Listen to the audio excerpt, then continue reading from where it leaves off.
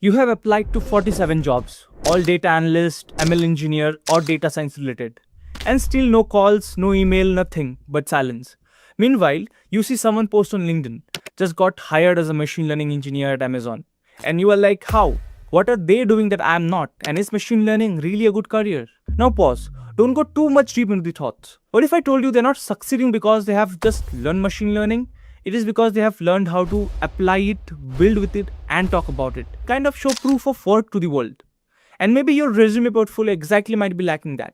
Maybe you yourself are just understanding ML from above, not intuitively. But don't worry, to change this scenario for you, we at Intellipaat have brought you this free machine learning full course. This isn't another boring YouTube video on ML with a lot of maths and zero relevance. This is the real machine learning course for 2025, designed to take you from I have heard of ML to have built and deployed ML models, and I know what I'm doing. Agenda for the day is to get you well versed with some of the most important ML algorithm. So without wasting any time, let's get started.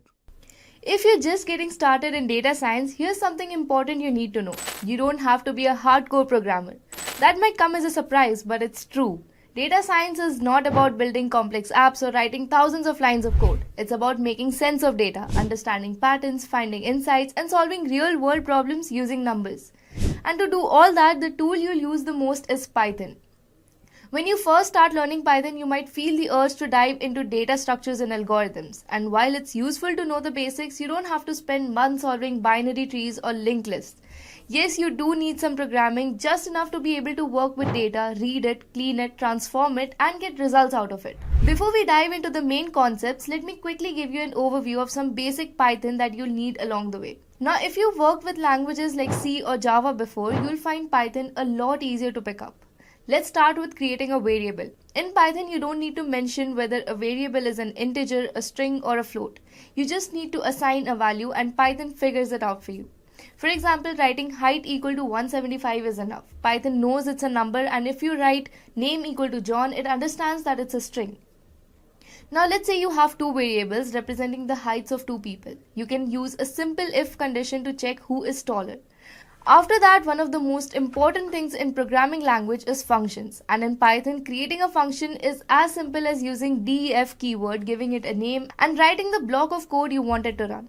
Then there's something you'll use a lot in data science, that is lists and dictionaries. In Python, a list is just a collection of items. It can hold numbers, names, or even a mix of different data types. You can add, remove, or change items easily, and Python gives you a lot of built-in tools to work with them. Next is the dictionary, a set of key value pairs. A dictionary lets you look up a word, the key, and get its meaning, the value. So if you want to know the person's age, you just use person and in the bracket you use the age and it'll give you the value. Now let's talk about NumPy, which stands for numerical Python. You might be wondering why use NumPy when we already have lists. Well, NumPy arrays are faster, take up less memory, and come with tons of built-in mathematical functions. Most importantly, NumPy allows you to create multi-dimensional arrays like tables or matrices, which are extremely common in data science, especially in machine learning. So instead of just a one-dimensional list, you can create something like this. This represents 2 rows and 3 columns in a matrix. You can also perform operations on entire rows and columns at once without any loops. NumPy is built for high-performance computing, which makes it perfect for scientific computing. So before we move ahead with pandas, I want you guys to understand the basic difference or the basic requirement why we need pandas. Alright, so basically we saw in NumPy how we were able to perform various numerical as well as arithmetic operations on our arrays. That was basically a data given to us in the form of arrays, right? So why exactly do we need pandas, or what is pandas? Alright, so in order to understand that, I am going to go ahead and show you guys an Excel sheet. So as you can see over here, I have some data. So once you guys get familiar with data analysis, you guys will be able to tell me that this is something known as house price prediction data set. But we need not get into the details of that right now. So for now, all you have to understand is that there are different features or different columns representing the features of a house, right? So we have the square feet, that is the area of the house. We have the city, we have the state, we have the condition, we have the waterfront, which basically is telling us whether there is a waterfront. So basically 0 and 1 is how our data is being represented. Okay, so the number of floors, the price, Alright, so we have all these features in our data. Alright, now if I were to represent the same thing in a NumPy array, I would have my array something like this. Okay, so say I'm just representing two houses, and these two houses have two bedrooms, two bathrooms, okay, and the other house has just one bedroom and one bathroom. Okay, this is what my NumPy array would look like. Okay, this is basically my house 1, my house 2, and this is my bedrooms, and this is my bathrooms. Okay, so do you guys agree with me or not? Would our NumPy array look something like this or not? Except we wouldn't have this information with us. We would just have an array that would look like this. So this is the major issue that comes in NumPy when we are dealing with data. Okay, so since we only have two columns over here, maybe we can try and remember that the first one is bedrooms, the second one is bathrooms. But in case we have 12 or say 50 columns, how are we going to remember what each and every column is representing? So this is where Pandas steps in. Pandas is nothing but a tabular format of data, just how we saw in Excel. It gives us a similar representation of data in our notebook. Alright, so before we go ahead and see the demonstration with Pandas, first we'll understand why Pandas. So here are some of the important features that Pandas provides us. So it gets very easy to import our data sets. It could be a CSV file, it could be an Excel sheet, okay? It could even be your SQL database. So you can import any sort of data set in your Pandas environment. I'll be using Google Colab in this video, but you can use Anaconda or even your VS Code. Alright. Then comes your data cleaning. So this is a very important step. Now what exactly does data cleaning mean? So when we say data cleaning, we are talking about missing values and majorly the invalid values. Okay. So when we talk about missing values, okay, let me go back to my Excel sheet. Okay, so this is the data that I have, right? So say in case of this particular value over here, 10500, what if I had a blank cell over here? That would represent my missing value. Okay, so that is basically what missing value means. So if we have a particular data set and some of the values in our data set are missing, so whenever we're dealing with that kind of scenario, we will be dealing with those missing values.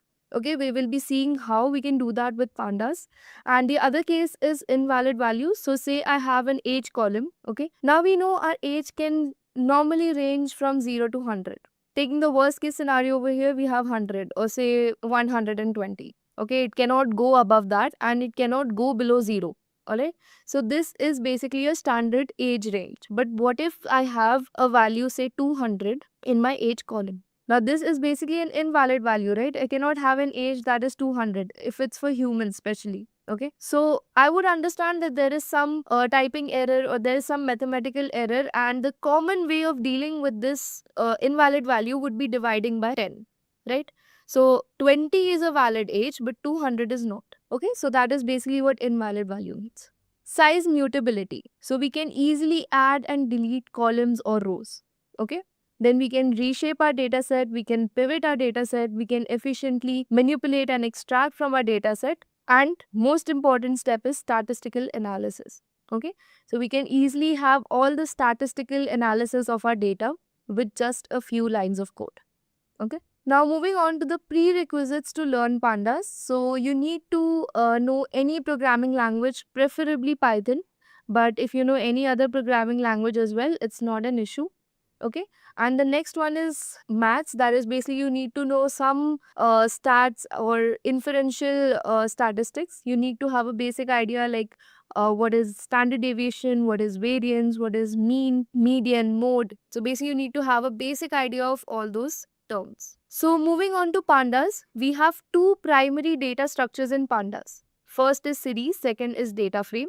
Okay, now what is data structure? Data structure is basically a collection of data types that provide the best way of organizing the items or the values in terms of memory usage. Okay, so series is going to be our one-dimensional data structure, whereas data frame is a two-dimensional data structure. Okay, now series basically represents only a single column from the entire data set, whereas a data frame is able to represent the entire data set. Okay, that's the basic difference.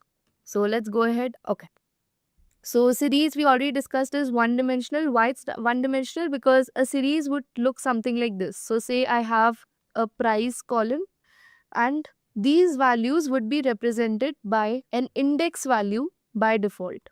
Okay, and remember our index is always and always going to start from 0. So this is our series. Okay, so over here you cannot say this is a two-dimensional or it has two columns. This is the index and this is our one and only column. Okay, so this is why series is a one-dimensional data structure, because it can accommodate only one column and you can extend it to as many rows as you want. Okay, so it is a one-dimensional labeled homogeneous array. Homogeneous array means it can accommodate only either integers or string values. Now, it's not that if I were to add, say, a string ABC, I would get an error. Rather, if I were to add a value like this, all of my integers would be converted to string. Okay, so this is why series is called a homogeneous array, because if I add a single string value into my series, all of my integers are going to be converted into string, and my data type of this series would be object. Okay, if I were to have only integers, my data type would be integers. Okay, so this is basically what it means. And very important property is it is size immutable. Now what this means is I cannot delete a particular row from here. I can only remove it, and when I perform the remove operation, basically I am going to be returned a new string. That is, my string originally is not going to get manipulated, rather I'm going to be returned a new string where my values would look something like this.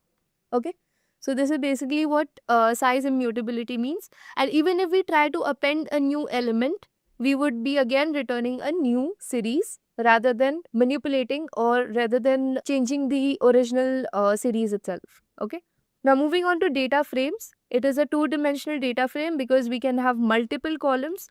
So we can have a price column, we can have number of bedrooms, number of bathrooms, and so on.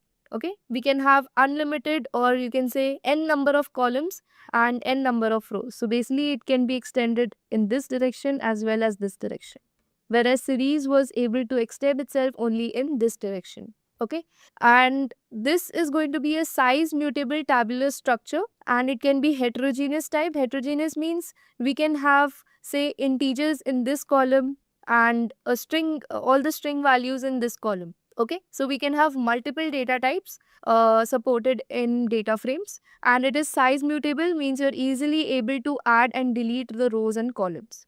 Okay, so I hope the difference between series and data frame is clear. So let's go ahead and look at the implementation in our notebook. But before we do that, I hope you guys remember you are supposed to install pandas using pip install command. Let me just show you guys quickly. So you can go to your terminal or any command prompt, and all you have to do is type pip install pandas. When you run it, you're going to have a few lines of code run for you, and then finally you're going to get your requirement is satisfied, and then after that you can proceed with importing pandas as PD. Okay, so again, this is an alias. Just like we used an alias for NumPy, we are going to use one for pandas, which is PD. Okay, so I'm going to run it. And if you guys remember, I told you guys in the NumPy video that NumPy is going to be used throughout your data analysis process. So right now we are going to focus only on the pandas features, but when we come to real data sets, which I'll be showing you, I'll be importing a real data set also using a CSV or an Excel file, and then I'm going to show you how NumPy and pandas both are going to be used to perform various operations on that data set. Alright, but right now we are going to be only focusing on pandas, understand the features and the implementation. Okay, so as you can see, I have successfully imported my pandas, and the green tick over here basically represents that the operation was successful. Okay, so now what I'm going to do is I'm going to create a basic series using pd.series, and I'm going to do so using a list. Okay, now if I go ahead and print it, so you can see my data type is int64 because all of these are integers, and by default I got an index value of 0, 1, 2, 3 and 4. Okay, so as I told you, my index is always and always going to start from 0. And now if I were to add another element, say a string value ABC, you can see now my data type is object, and all of these that were integers earlier have been converted into a string form. Okay, So I'm going to remove this for now because I want to show you guys some operations that we can perform in series. So I can go ahead and check the data type of my series. It's in 64. Then I can go ahead and check the values of my series. Okay, so you do not need any parenthesis. So these are the values of my series data structure. So you can use s.index to check the index of your series. You can see over here my starting value is 0 and my stop value is 5 and my step value is 1. Alright, so basically I have my index from 0 to 4. So here you can get an idea about your index as well. Okay, and lastly you have s.name. So it's not printing anything because it's none. So if I print s.name, you can see it's none because we have not given any sort of name or any sort of value to a column. Okay, in order to assign a value to our column, we can just say s.name and we can assign a value to our column, say those are just numbers. So I'm going to write numbers, and if I print my series, you can see this is what my series is going to look like. Alright. So that was it about the random functions. Now we're going to look at an important topic called indexing. Okay. So you can do indexing using square brackets like we normally do for lists, and we have also done for numpy arrays. So similarly, you can do it for your series in pandas. So if I want the first element, I'm going to say S0 and I get the first element, that is 10. Okay.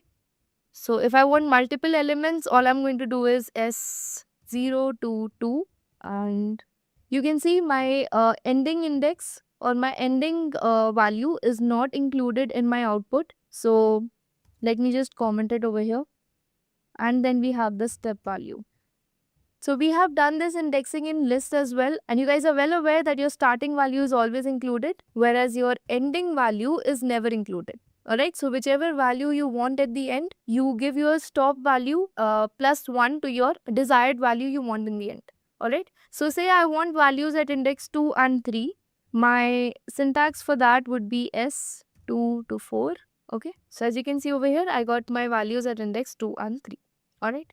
Now another way to perform indexing is by using a function called ilog, which basically does location based indexing. So what this means is it is going to use the indexes, that is the 0, 1, 2, 3, 4 that you have as indexes, and it is going to fetch the values at those particular indexes for you. So all you have to do is say s.ilog and value at 3, and I print it, and you can see I got 40. So at index 3, I have value 40 and it's giving me the correct value. Okay. Now, if I want multiple values, all I have to do is s.ilog and use double brackets and pass all the indexes that I want my values at. Okay. So I want value at index 1, 3 and 4. So as you can see, I got my output just as I intended. So this was all about location-based indexing. Now another important feature in series is that you can change the index according to you. Okay. So instead of 0, 1, 2, 3, 4, these numbers actually represent the calories. Okay. These are the different calories. So you can see I have changed the column name to calories. And now I want these calories to represent the fruit. Okay. So I'm going to create a list of all the fruits that are present in my carries. So you can see I've created a random list of fruits and I've stored it in the variable index. Now what I'm going to do is I'm going to say s.index and I'm going to pass my index variable, and then I'm going to print my series. So you can see over here, I am basically trying to say my apple has 10 calories, banana has 20 calories, grapes has 30 calories, and so on. Okay. So this is how you can change your indexes according to the information you are trying to represent. Now do not comment that I have put wrong calories for the wrong fruits. This is just a random data that I have created just to show you guys how indexing works. Okay. So now if I try to access any value using my indexes, so if I want to find the calorie of grapes, I can just say S grapes. Okay. In square brackets. Now can I use ilog function over here? Let's try it. Okay, so I get an error because this is not a location anymore, right? So when I had my numerical indexes, ilog was working absolutely fine. So I can still use ilog, but for my numerical indexes, right? The original indexes, that is, we have indexes in lists, we have indexes in numpy, we similarly have indexes in series as well, okay? So we can do that by ilog, but again, how will we remember what is index 3? right? So that is why we have another function called lock. This is label based indexing. Okay, so using lock we can go ahead and say, and you can see I get my value. Okay, now another important thing you need to remember is in label based indexing your start as well as stop value both are included in the output. Okay, now this is a very important thing that you need to remember, because unlike normal indexing or the indexing that we do in list, numpys and all, whenever we are using a normal list, our stop value is never included. Alright, now say I want my calories of banana, grapes and orange. Okay, so what I'm going to do over here, so you can see my banana, grapes and orange. So all three of them, that is my starting value as well as my ending value, both have been included. I hope label based indexing and location based indexing, that is your normal indexing, the difference between both of them is clear. Difference between lock and ilock is clear. Okay, so let me give you guys a quick recap. We learned how to create a series using a list. Okay, we saw the default indexes, we saw the default name, which is none of the column. Then we saw how to check the data type of the series, we saw how to check the values and the indexes of the series. Then we saw how to rename our column or the series. Okay, and then we went ahead and looked at indexing. We saw normal indexing, we saw indexing using ilock. Okay, then we went ahead and changed the index of our series. We gave a different set of indexes to our series using s.index equal to the new index. And then we went ahead and performed indexing on our labels. That is, we used the new indexes to index the values. And then we also looked at the label based indexing, that is using lock. Okay. Now, if I want to access multiple elements over here, multiple values, again, I have to give double brackets and I can say grapes and then I want apple and I can print it. So you can see I got my desired output. Okay. So that is all about indexing. Now let's also see how we can create a series using a dictionary. Okay. So I have already created a dictionary for you guys, which is basically fruit protein. So our keys are the fruits and our values are the proteins or the grams of protein stored in that particular fruit. Okay, so this is our dictionary. Now if I want to create a series out of this dictionary, all I have to do is say I'm going to name it S2 because this is my second series, and I'm going to say pd.series fruit protein and I'm going to print it. Okay, so you can see, and by default the name of our column over here that is representing the protein is 0. So I can go ahead and say name equal to protein. Let's run it. Now my series is giving us a complete information of what our data is representing. Okay, and you can see the data type over here is float. Okay, again you can go ahead and perform the similar kind of operations on this particular series. I will be sharing this notebook with you guys in the description below, so you can download it and do the necessary operations that we saw in our earlier series, that is our series S. So all those operations can be performed on this particular series as well. So I want you guys to pause the video, download the notebook and perform these operations. And if you guys face any doubt, comment it in the chat box below. I will respond to you guys at the earliest possible. Okay. Alright, so I'm assuming now you guys are done with the earlier operations. Now we'll be looking at something important and something new, which is called conditional selection. Okay. Now what conditional selection basically means is, now I want to fetch all the fruits over here that have protein greater than 1. Okay. I want to find out all the proteins that are greater than 1. So what I'm going to do is, I'm going to say S2 greater than 1. Now you can see over here I've got boolean values that are representing true and false. So wherever I have protein greater than 1, I got a true. And wherever it is less than 1, I got a false. Okay. But what if I want only those rows in my output that have the value greater than 1? So what I'm going to do is I'm going to put this conditional selection statement inside my series. So I'm going to pass it inside my original series and you can see I got the result. Okay, so all these fruits have protein greater than 1. Okay, so this is basically how conditional selection works. It is first going to provide you with a mask series, which is basically a series of Boolean values true and false. And if you pass that masked series into your original series using square brackets as we just did, you get your desired output. So our next topic is logical operators. Okay. Logical operators, we have and, or, and not. So I hope you guys are clear with what is and or not. Okay. If you guys are not, let me just give you guys a quick example. Okay. So say I have two values. One is true, the other is also true. Now if I do a and between these, if I perform an and operator between these, my result is also going to be true. Okay. Now if I have a true and a false, and I perform an and operation between these two values, my result is going to be false. Okay.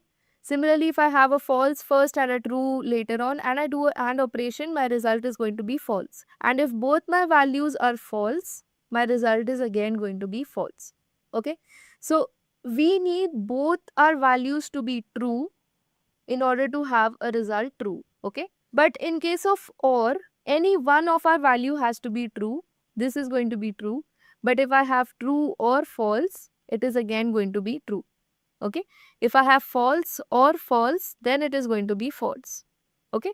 So this is basically and or. Okay. Now let's see how it is used in a series. So say I want to give a range. Okay.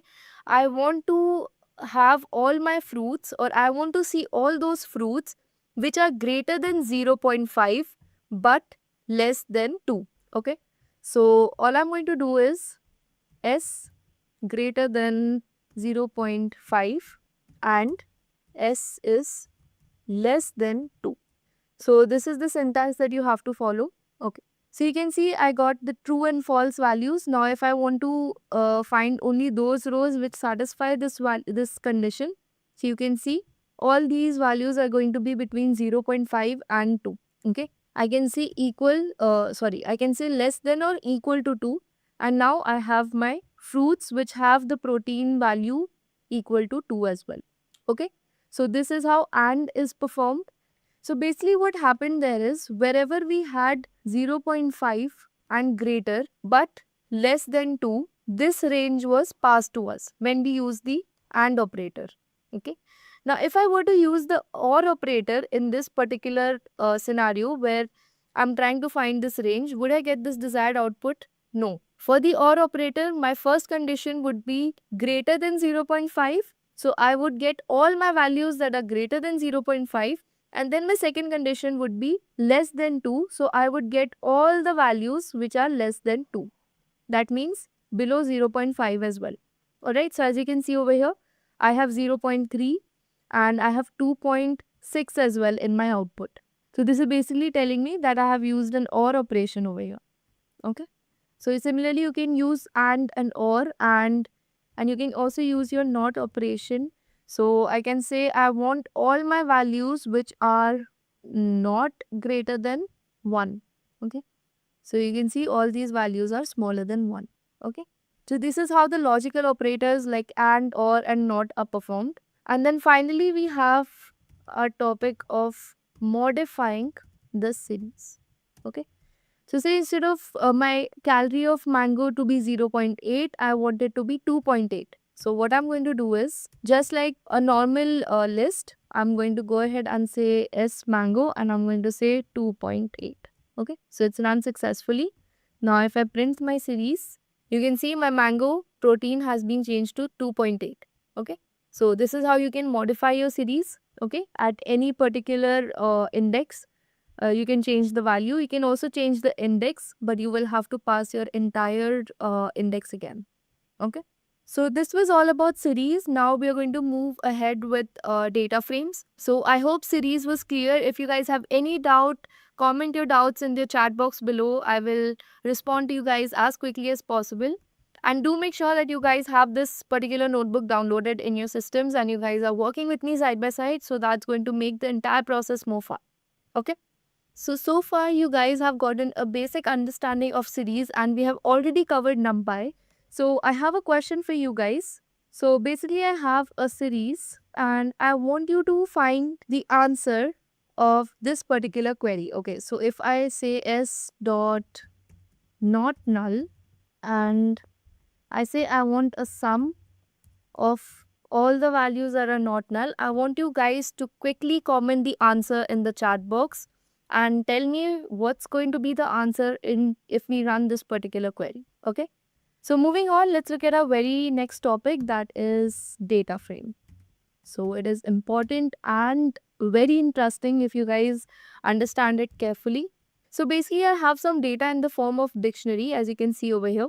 So I have some names, I have some ages, and I have some departments and salaries. Okay. And now I want to convert this particular. So if I print this data, it's going to look like this. Okay. It's not very neat and it's not very easy to understand. So what we're going to do is we're going to go ahead and convert it into a data frame, and let me just print the data frame for you. Okay. Alright, so I have this particular data set with me. So if I want to see just the starting values, I can just say df.head and say I want to see the first two rows. Okay, so I can do it using .head function. And if I want to see the last values, I can just say df.tail. Okay, so by default the parameter over here is 5, but if you want we can tailor it to our own needs. So I want to see the last three rows, so you can see 5, 4 and 3. Okay, so moving on, we can again use our log and ilog functions just like we did with our series. So say I want to fetch the first and second row of my data set.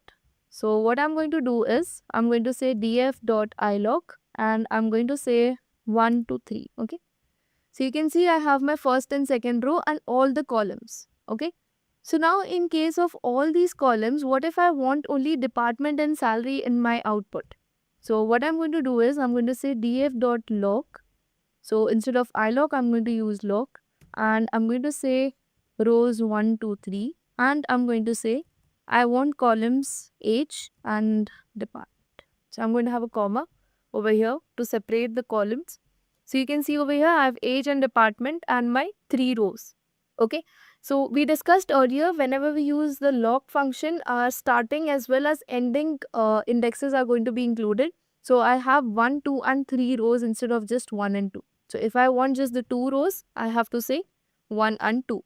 Alright, so I hope this is clear. Okay, so we can use ilog and log in this manner. But if I wanted to include my first and second column in my ilog column itself, so you can see I have my first 2 columns in my output. Okay, so basically when we're using ilog for data frames, we have to pass our rows and our columns, and the range for these are going to be separated by a column. Okay, so we can do that using ilog and log. So we'll be using this a lot. Okay, direct indexing in a data frame gets a little complicated, so that's why we'll be only using ilog and log functions. Okay, so you can go ahead and play around a little with ilog and log and try to access different rows and different columns. So now we'll be moving to accessing only an individual column. Okay, now if I want to access just one particular column, all I can do is say df_age. So this is how I get only the age column. Okay, now if I want multiple columns, I have to add another bracket and I can simply separate my columns and say I want age and department. So you can see this is how I get my output. Okay, now what if I want to drop this age column? Okay, so you can see I have a null value also over here. Now I want to drop this age column because I feel it's not very relevant to my data set. So how I can drop it is I will just say df.drop and I will say age. Okay, and I will pass axis equal to 1 because I want this entire column to be gone. Okay, if I want a particular row to be gone, my axis would be 0. Okay, so it is a particular row wise operation. But if I want a column gone, I want my axis to be 1. Okay, so if I run it, now you can see my age has been disappeared from this particular output. But if I print my data frame, you can see the age is still there. Okay, so until and unless we use the parameter in place equal to true, by default in place is equal to false. Okay, so in place is basically telling us to perform the operation in the original data frame. Okay, so if we want the changes to be displayed in our original data frame, we are going to use in place equal to true. Otherwise, by default, it is going to be false. And it is only going to return a new data frame and our original data frame is going to remain unchanged. Okay. So as you can see, it has been unchanged. Now this is a missing value over here, this and this. So we'll be dealing with these missing values later on. But first let's understand a few more functions. So we can go ahead and check the shape of our data set using df.shape. So this is telling us that we have 6 rows and 4 columns. Okay. 1, 2, 3 and 4. Okay. So again, the indexes are not counted as a part of a column, just like we did in series. Okay. So these are by default values over here. And we have 6 rows. Okay. So we basically have 6 samples. Okay. These are known as samples. This is the sample sets. Okay. So we can also go ahead and check the data type of our data frame. So we can also go ahead and check other information about our data set. So using info. Okay. So this is telling us that we have these particular columns: name, age, department and salary. Okay. And these are the data types in our column. So we have 2 columns having float data type and 2 columns having object data type. Okay. So name has object data type, age has float data type, department has again object data type and salary has float data type. Okay. Now over here we have a non-null count. Non-null count basically means that we have 6 non-null values, that is we have total 6 samples and all of these 6 samples are non-null. Okay. So basically in the name column we have 0 null values. Okay. And we move to the age column and over here we have 5 non-null values. That means we have 1 null value over here and over here also we have 1 null value. Whereas over here we have 0 null values. Okay. It is also displaying the memory usage to store this particular data set. Okay. And another operation that you can perform on your data set is describe your data set. So over here you get statistical information on your data. So over here we only have 2 data sets that are of type float or integer. Okay. So we can perform these particular operations, that is the count, mean, standard deviation, minimum value, and these 25%, 50%, 75% are basically the outliers in our data set. Okay. And the maximum value. Okay. So using the describe function, you get a basic information about your data, like you have 5 values in your age column and 5 values in your salary column that are present. Then the mean value of your age column is 28, whereas mean value of your salary column is 58400. Standard deviation is this. The minimum value of age is 25 and minimum salary is 50,000. Then you have other information about your data set. Okay. So in NumPy, we saw an important concept called broadcasting.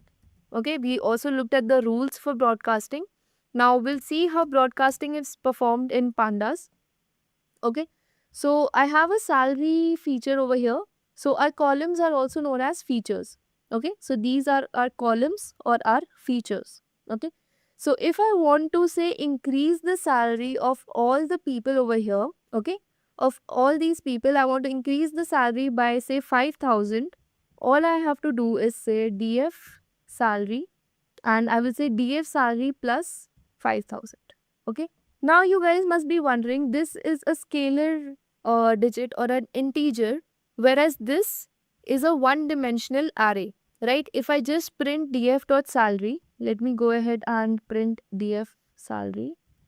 If I print this, you can see this is a one-dimensional array, right? This is basically an array having 5 rows and 1 column, right? And this over here is just a scalar value. Now I want to increase all these values by 5,000. So do you think if I perform this particular operation, I will get an error or will it successfully perform? So if you guys said it will successfully perform, you guys have understood broadcasting really well. So if I go ahead and print my salary now, so you can see it has been increased by 5,000. Okay. So what's happening over here is instead of treating this as a scalar value, it has been broadcasted to match the shape and size of this particular column. Okay. And then the operation has been performed over here. Cool. So moving on to the next concept, we have renaming columns. That is, we can rename the columns in our data. Okay. So if I want to rename a column, all I have to do is call df.rename and pass my columns. Okay. So I want my department column to be displayed as DEPT. Okay, and I'm going to say in place equal to true because I want this operation to be performed in my original data set itself. Okay, so if I go ahead and print my data, so you can see my department has been changed to DEPT. Okay, so this is how you can go ahead and rename your columns using dot rename function. So you can also go ahead and check the unique values in your data for a particular column. So I want to see all the unique salaries in my data set. So you can see over here, these are the unique salaries in my data set. Okay, I can check it for another column. So I can check the unique departments. So again, these are case sensitive. So if I check the unique departments in my data set, so I have 3 unique departments, that is HR, IT and finance. Okay. Now, if I want to see how many employees are in which department, I can go ahead and do the value count of these departments. So I will say DPT dot value counts. Now, as you can see over here, HR department has 3 counts, IT has 2 counts and finance has 1 count. Okay, so basically it's telling us that there are 3 people in HR team, 2 people in IT team and 1 in finance team. Okay, so this is how you can check the distribution of one particular column across your data set using value counts. Now, what if I want to create a new column called promoted salary? That is, I want to check the salary of all the employees after the promotion. Okay, so say some of my employees have been promoted and I want to create a promoted salary column in my data set itself. So if I want to do that, all I have to do is say df original salary, and after the promotion their salary is going to be say multiplied by 10.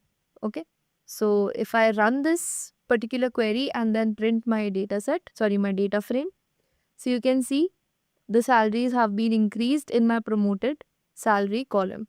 Okay, so they have been multiplied by 10. Again, this is a broadcasting rule again.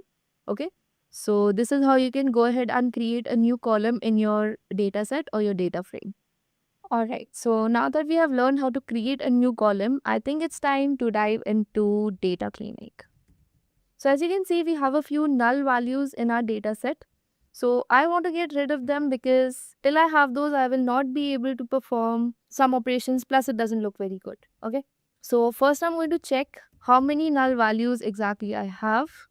So all I did was I checked for my null values inside the entire data set and then I did a sum of all those values. So as you can see over here, my name column has 0 null values, my age column has 1 null value and my salary column also has 1 null value. And so does my promoted salary column. Okay. So I have a few options over here. I can either just get rid of all the rows that have these null values. Okay. So I can do that by using df.drop na. Na stands for null values. So I'm basically dropping all the null values, and if I just run this prompt, if I just run this without any sort of argument or without any sort of parameter, as you can see, I'm just left with 4 rows. Okay, so basically any row that had null value has been removed. And again, I have not used in place equal to true, so my original data set is still untouched. Okay, so this is basically just a new sort of data set that has been altered and returned so that I can see how it's going to look.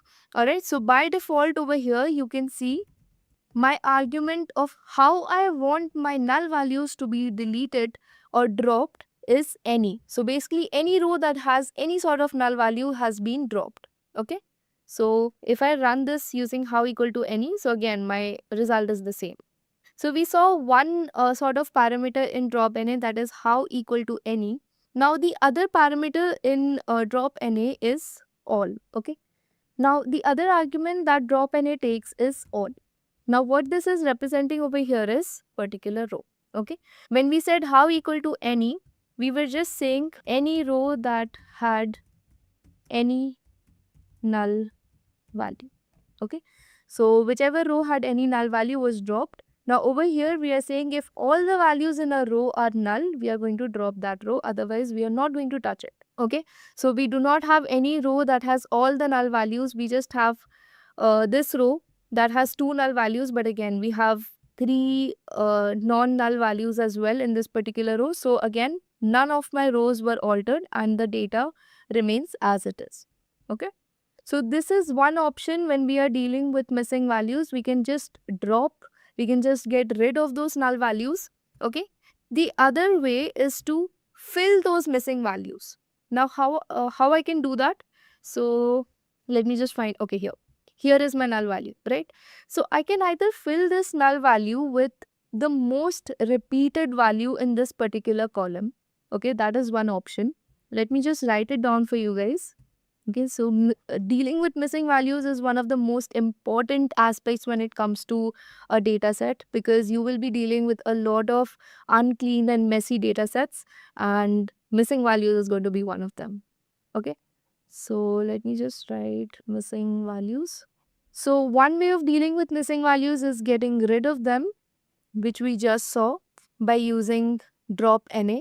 Okay, and the next one is by filling them up. And for filling those missing values, we use the function fill NA. Okay, so this is the second method. Let us see how it works. Okay, so all I have to do is say df.fill_NA. Okay, and let me just run it. So I must specify a fill value or method. Now I want to fill all the null values with say 0.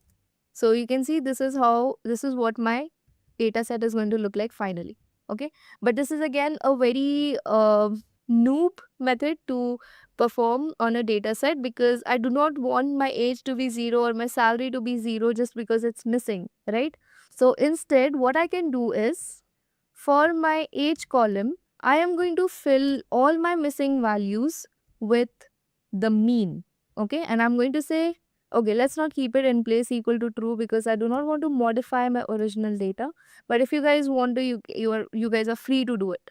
Okay, so I'm just going to replace all my missing values in the age column with the mean of the age. Okay, so initially my third row had a missing value and now it has been replaced with the mean. Alright. Similarly, for the salary column, what I'm going to do is, if I replace it with the mean, it's not going to be very technically or mathematically correct. So instead, what I can do is, I can replace it with the median, right? I can go ahead and replace my salary in my df column, and I'm going to say I want it to be filled with the median of my salary. So you can see over here, my fourth row was missing in my salary column, and now it has been filled with the median value. Okay, so this is another way that you can fill your missing value. Okay, now this is something that we can do mathematically, right? But what if I want to just randomly fill my value? So this was the missing value, right? So there is another method in fill NA. Instead of providing a default value, what we can do is something known as forward fill. So basically, when we use fill NA, we have two methods, forward fill and backward fill. So in forward fill, what happens is we move from top to bottom, okay, and say this was our missing value. So when we use forward fill, 35 is going to be replaced in our missing value. Okay, and similarly, when we do backward fill, 29 is going to be replaced for our missing value. Okay, so this is basically what forward fill and backward fill means. So let us quickly go and perform forward fill first. Dot fill NA, and in our method we're just going to pass forward fill. Let's run it. So you can see 35 has been replaced in our missing value column. Okay, so it has been done using forward fill. Similarly, I can perform a backward fill. So you can see 29 has been replaced in my missing column. Okay, now using these methods, backward fill and forward fill, can be a little tricky, and they can also give you errors in cases where your first or last value is null. Okay, so in case your first value is null and you try to do a forward fill, your first value will still remain null. Alright, and same goes for backward fill. If your last value is null and you do a backward fill, your last value will still remain null, because there won't be any value before that to replace it with. Alright, so in cases like that, we go for statistical operations like mean, median, mode, alright, according to what's more technically sound. Okay, So these are some of the methods to deal with your missing values. Okay, so now we saw how we can deal with missing values. Now we'll look at another operation where we can say replace a particular value randomly. Okay, so say instead of Charlie over here, I want to replace this name with another name. So now, just because we did not use in place equal to true throughout our queries when we were dealing with our missing data, does not mean we have not already dealt with them. We have already dealt with our missing data, and currently we shouldn't have any sort of missing values in our data set. Okay.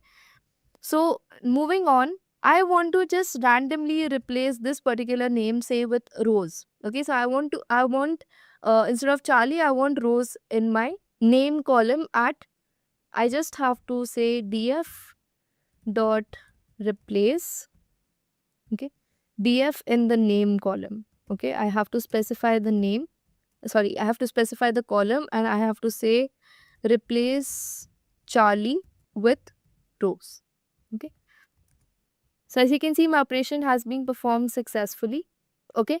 And again, if I wanted this change to be reflected in my original data set, I would have to say df name, and I would basically be storing the change in my original data set. And now I can go ahead and run it. So as you can see, I have changed the name from Charlie to Rose in my original data set as well. Okay. So this is how you can make your changes permanent. Okay. Alright, so let's look at the next concept when we're cleaning our data, that is dealing with duplicate data. Okay, so we already saw how we deal with missing values. Now we will see how we deal with duplicate values. Okay, so as you can see in this particular data set that we have over here, we have the entry Alice twice. Okay, and as you can see, the age, department salary, and the promoted salary, they match for both these records. Correct? So how do we deal with duplicate values? So we already have an inbuilt duplicated function. So in order to check for all the duplicate values, all you have to do is say df.duplicated and pass it in the data frame variable. And when you run it, and your output will be your second repeated record in your data set. Right? So we are not going to consider this as duplicate. Rather, we're going to consider this as duplicate. So let's see how duplicated works. Okay, so say I have a record over here of different countries. Okay, so I have Italy, France, Greece, and then Italy again. Okay, so if I go for duplicated method, what happens is we work our way from the top itself to the bottom. Okay, so first I'm going to check for Italy. So Italy is not present. No problem. I'm going to simply add it to my list, or a list where basically I'm keeping a track whether an element is duplicate or not, right? Then comes France, so it's not there, no problem, I add it to my list. Then we come across Greece, no problem, I add it to my list. Then I come across Italy, which is already present in my list. So therefore, this element is going to be marked as duplicate. Alright. So this is basically how the duplicated method works by default. Alright. So basically we can pass a parameter called keep, and we are going to say keep first. Okay, so let's see what happens now. So you can see our first element is not going to be marked as duplicate. So this is basically by default the parameter that duplicated takes. Okay, if I say last instead of first, you can see my first element is marked as duplicate.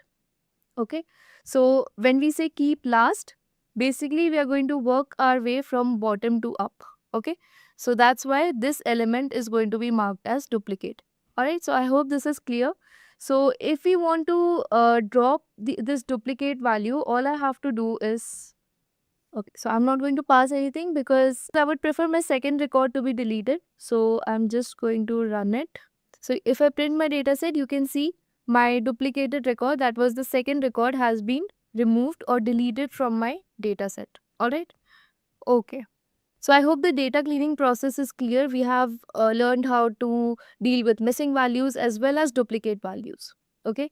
Alright. So let's see how we can deal with invalid values. Okay. So since I want to make the changes in my promoted salary column, I have simply written df and promoted salary in the brackets. And now in order to do these changes in the column of a particular data set, I will be introducing you guys to a very important topic or an important function called lambda. So you guys must have studied this in Python as well, right? So all we have to do is promoted salary, and I will say apply lambda x, and I'm going to say divide that x. X is nothing but the records of my column promoted salary. So this is my input variable x and this is my output variable x divided by 10. But I have a condition: if x is greater than 6,50,000, right? Else, if it is not greater than 6,50,000, I'm simply going to return x. Alright. So let me run it. Okay, so it has run successfully. I'm getting some sort of documentation, but I'm going to ignore it for now. Okay. So as you can see, the two records that I had that were greater than 6,50,000 have been divided by 10. Alright. So this is how you can deal with your invalid values using the lambda and apply function. Alright. So this is the syntax for that. So moving on, we'll also look at some string functions. So in this particular sample dataset that I have taken, we do not have any sort of explicit need to do these string functions. Okay, so maximum times whenever you have a string input, okay, so say the names. Over here, I just have the first name, but in case I had a name like Alice underscore, say, Fernandez, okay. So in order to deal with inputs like this, all I would have to do was df, and I would create two separate columns saying first name and last name, okay. And then all I would do was df, and I would split my name column. So basically right now I'm using name as this name instead of my column name because I do not have any sort of input like this which I want to demonstrate to you guys. Okay. So even though this is not a column per se, this is just a variable that I've created, and I'm pretty sure I'm going to get an error. Okay. So I am going to split it using string dot split method. Okay. And I want to split it based on underscore. Okay, so whenever I have an underscore, I want to split my string. Okay, so in case instead of underscore all I had was a space, I could use an empty string over here. Okay, but since I have an underscore between my first string and my second string, I'm going to split it based on my underscore. Okay, and let me see if I run it, what's going to happen. Okay, so I do not have any column name, but again, this is how you would split your data set.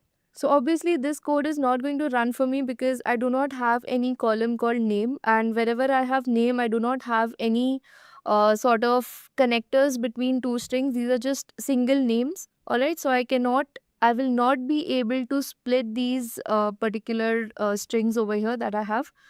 So this is just a demo for you guys, that in case you have a column like this is how you're supposed to deal with it using string.split method.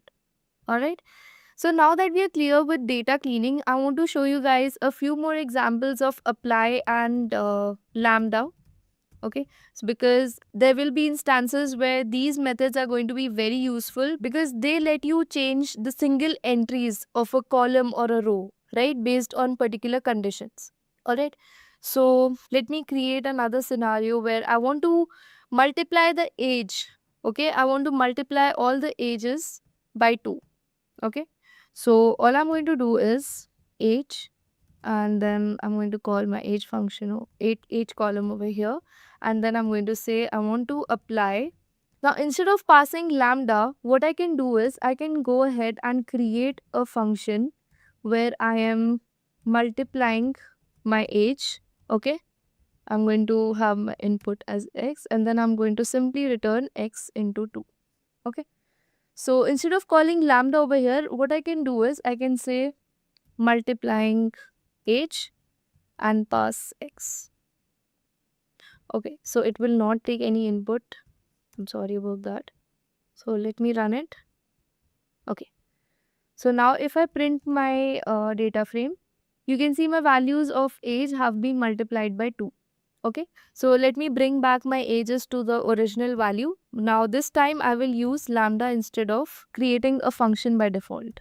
Okay, and I'm going to say apply, and I'm going to pass lambda, and I will say x, and I will say x divide by 2. Okay.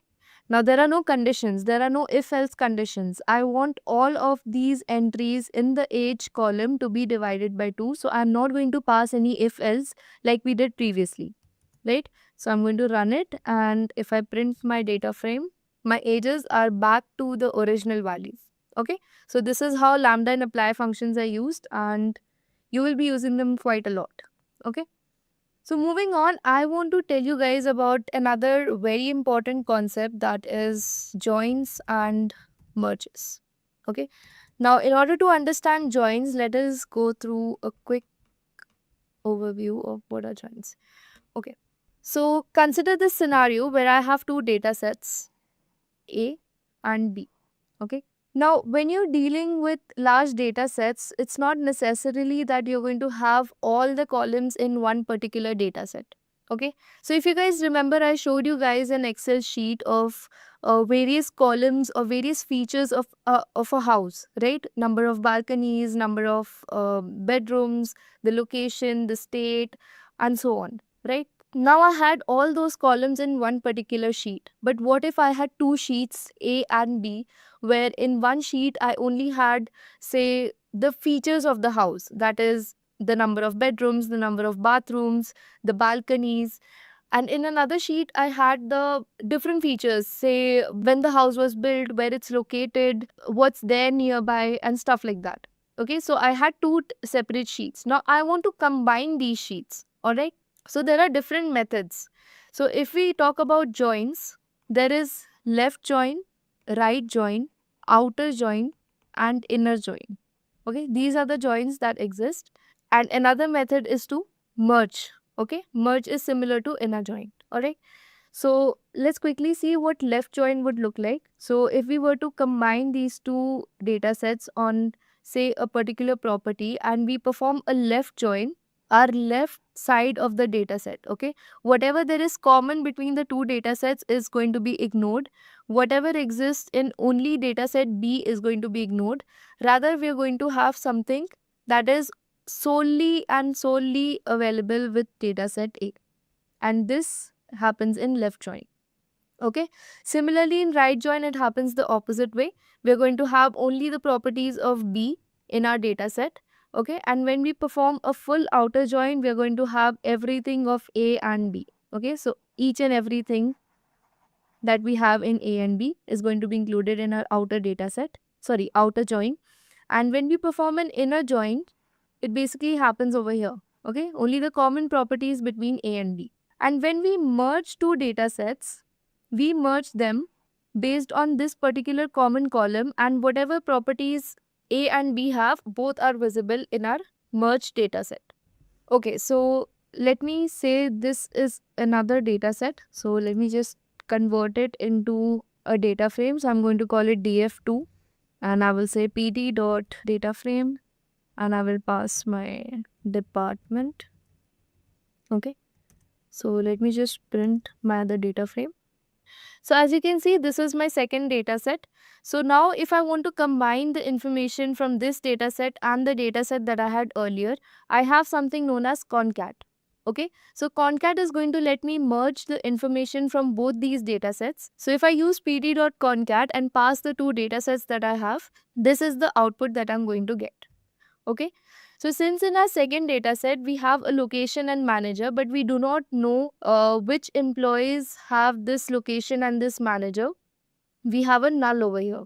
Okay. So by default, both my data sets are being combined in a horizontal manner. That is, they are being stacked horizontally, right? So wherever I don't have the names, I am getting null, and wherever I don't have the location and manager information, I'm getting a null. Okay. But if I were to do the same operation column wise, that is, if I were to combine these two data sets in this particular direction, I would have to say pd.concat, pass my two data sets df and df2, and I would say I want it to be joined on axis 1. So as you can see over here, wherever I have department HR, my location and manager is for the department HR, right? So this is how you can combine or merge two data sets using pd.concat. Okay. There is another function called pd.merge. Okay, so you can pass your data sets df, df2, and I want it to be merged on my column department because that is the common column. So as you can see over here, my department is being repeated twice. But if I do not want that to happen, I can use merge, and as you can see over here, my department column appears only once and my data is managed accordingly. So wherever I have HR department, I'm going to have my location as New York and manager is going to be Laura. Okay, it is, you can see it over here as well, New York and Laura. All right, so this is also how you can merge or combine your two data sets into one.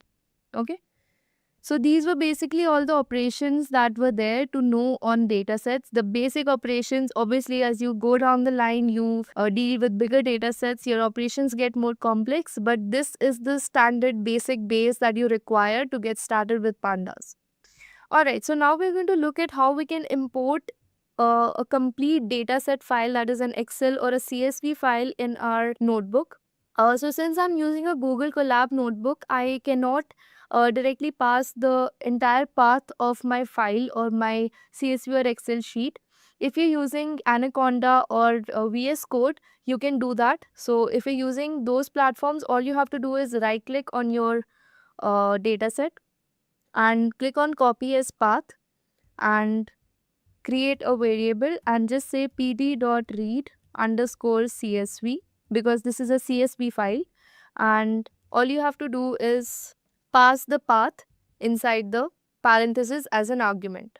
Alright, but since this is a virtual environment and it is not going to be able to access my local environment, what I have to do is I have to upload my data on Google Colab. Okay, so I'm simply going to select it. So as you can see, it's uploaded over here. Okay, so now all I have to do is, in quotes, I have to say data.csv. So you can see it's run successfully, and now I can do data.head. That is, I'm trying to get the first 5 rows of my data set. So you can see this is the date, price, bedrooms, bathrooms. So I can easily access all the columns and I can go ahead and perform the basic operations, like I can check the shape of my data set using data.shape. So I have 4600 rows and 18 columns. All right. So accessing such information in an Excel sheet would have been a much more difficult task. So this is why we use Pandas, which helps us gather information like this in a much more efficient and easy manner. All right. So I can also go ahead and check the information of my data using data.info. So you can see I have 4600 non-null values. That means I have 0 null values in my entire data set. I have 0 null values. Okay. So you can also check the data type of each and every column. Now you can see over here, this is an object data type, but date is supposed to be in a time format, right? You're supposed to be able to access the day, time, and year of a particular date in an efficient manner, but this is stored in an object manner. All right. So I'm just going to quickly show you guys how you can convert this date time from an object to a time. Okay, so this is the syntax that you have to follow. So I'm going to pass my date and then I'm going to use pt.datetime to convert my date from object to, okay, so it is data. Okay, so as you can see, it has been executed successfully. Now if I go ahead and check my information of the data, you can see it is converted to date time format. All right, so this is how you can convert your date time features into the valid format using Pandas. All right, so this is again only a one line code, but you should be aware that it can be done, and this is how you bring your data to the correct format. All right, so this was it for this video. I think we have covered almost everything there is to know about Pandas, and I'm sure you guys got a basic understanding of how you guys can implement Pandas on even a large data set. And I am going to give you guys this notebook link in the description, so you can go ahead and download it and practice on this data set, or you can download data sets from Kaggle. Let me show you guys the website. So you can go ahead and type Kaggle and click on the first link that you get. Register on this website and you get hundreds and thousands of data sets for absolutely free. You can download them and you can also go ahead and check out the discussions if you face any issues or doubt, right? In this video, I'm going to walk you through the basics of visualizing data using one of the most popular Python libraries out there, Matplotlib. And something important that I'll be discussing, which is often neglected while learning Matplotlib, is how to choose the right type of graph based on the kind of data you have. Not just that, we will also see how to read these plots and make sense out of them. But before we jump into it, let's take a moment to understand what data visualization actually means and why it matters. Data visualization is all about turning raw data into visuals using things like charts, graphs, or maps. These visuals help us quickly see patterns, spot anything unusual, and just get a better sense of what the data is telling us. Here's a quick example. Let's say you have a list of sales numbers for each month of the year. Sure, you could look at those numbers one by one, but if you plot them on a line chart, you'll instantly see how sales went up or down over time. That's the beauty of data visualization. It helps make data clear, simple, and easy to understand. Now coming back to Matplotlib, this is a Python library built specifically for creating visualizations. It's been around for a long time and is widely used in areas like data science, research engineering, statistics, and business management. What makes Matplotlib so powerful is its flexibility. You can create all kinds of plots like line charts, bar graphs, scatter plots, histograms, pie charts, and even 3D plots. And the best part is you can fully customize how your plots look, from colors and styles to labels, titles, and legends.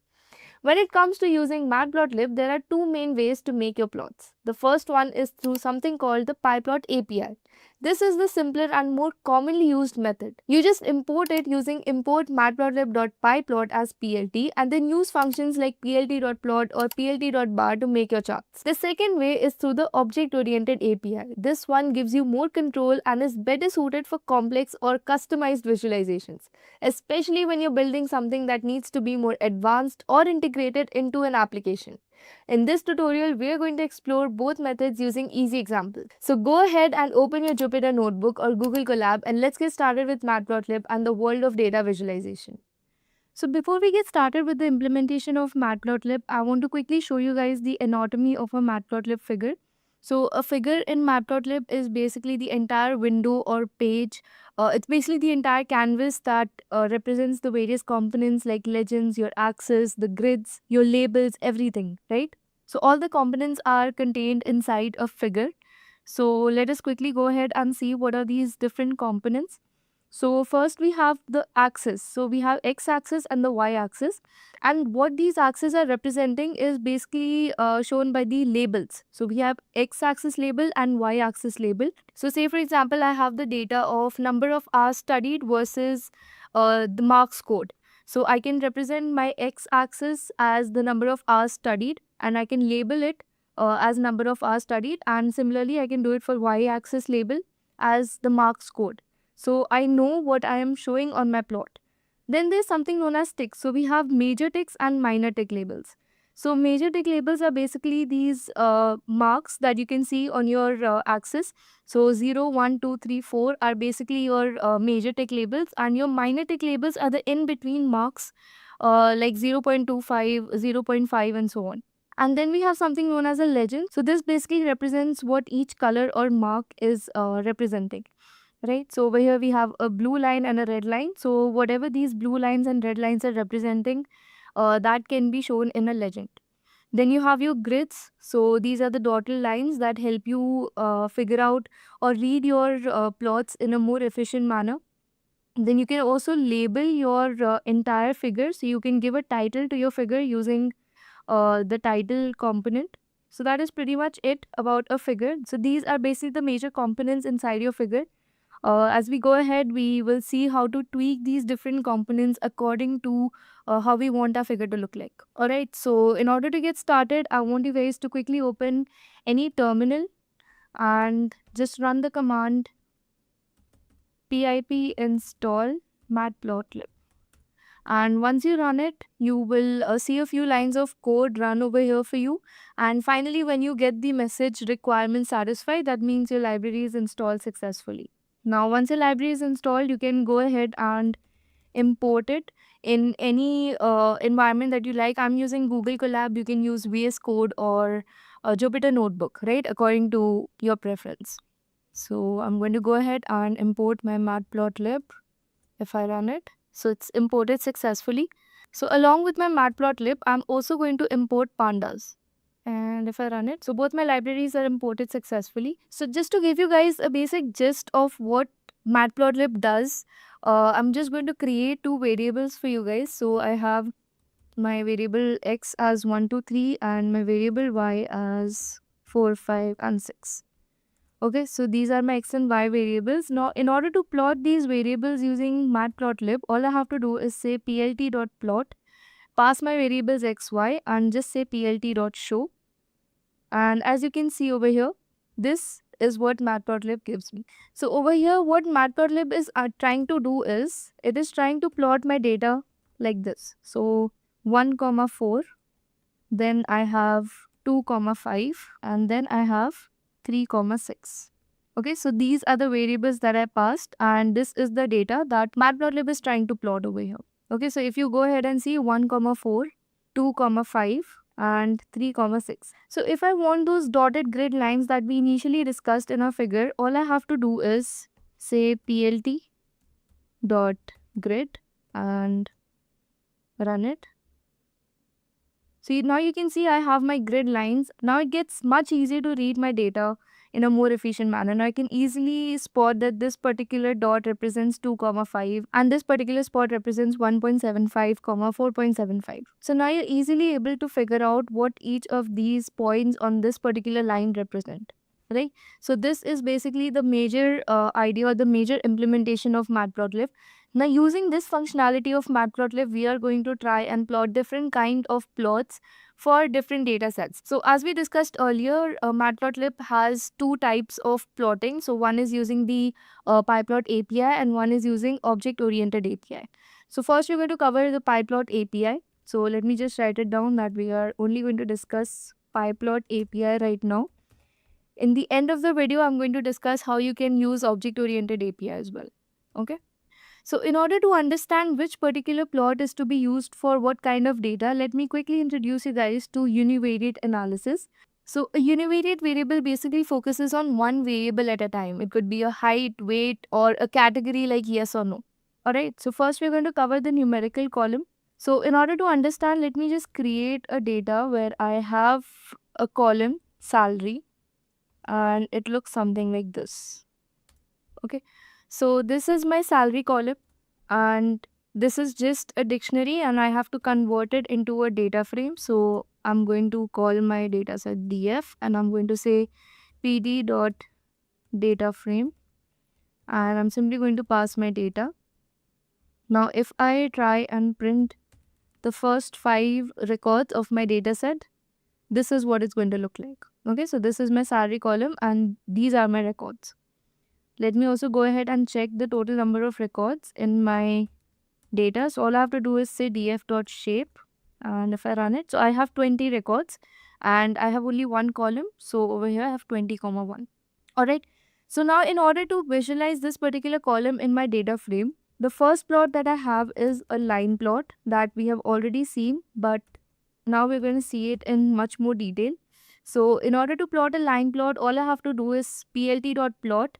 And in my parentheses, I just have to pass my column inside my df variable, that is my data frame, like this. So if I run it, so this is basically how my salary column is varying. Okay. So at some point it is really high, that is the highest salary is going to 55,000, whereas the lowest salary is somewhere around 25,000. Okay. Now what I can do is I can also go ahead and make some changes in my plot. Like I can say I want my color to be red and I want my grids to be shown, and I can also have my markers. So I can have my marker as letter O. Now what this marker is going to do is wherever I have a data point, it is going to be marked. So for example, over here, basically wherever I have a data point, it's going to be marked with the letter O. I can also go ahead and change the line width. Let me just run it. So as you can see, my color has been changed to red. I have grids in my plot and my marker is being represented with a dot over here, as you can see. Now instead of a straight line, I can change my line style to a dashed line like this. So now you can see my line is a dashed line, or I can also change it to a dot using the colon. So now you can see my line has been dotted.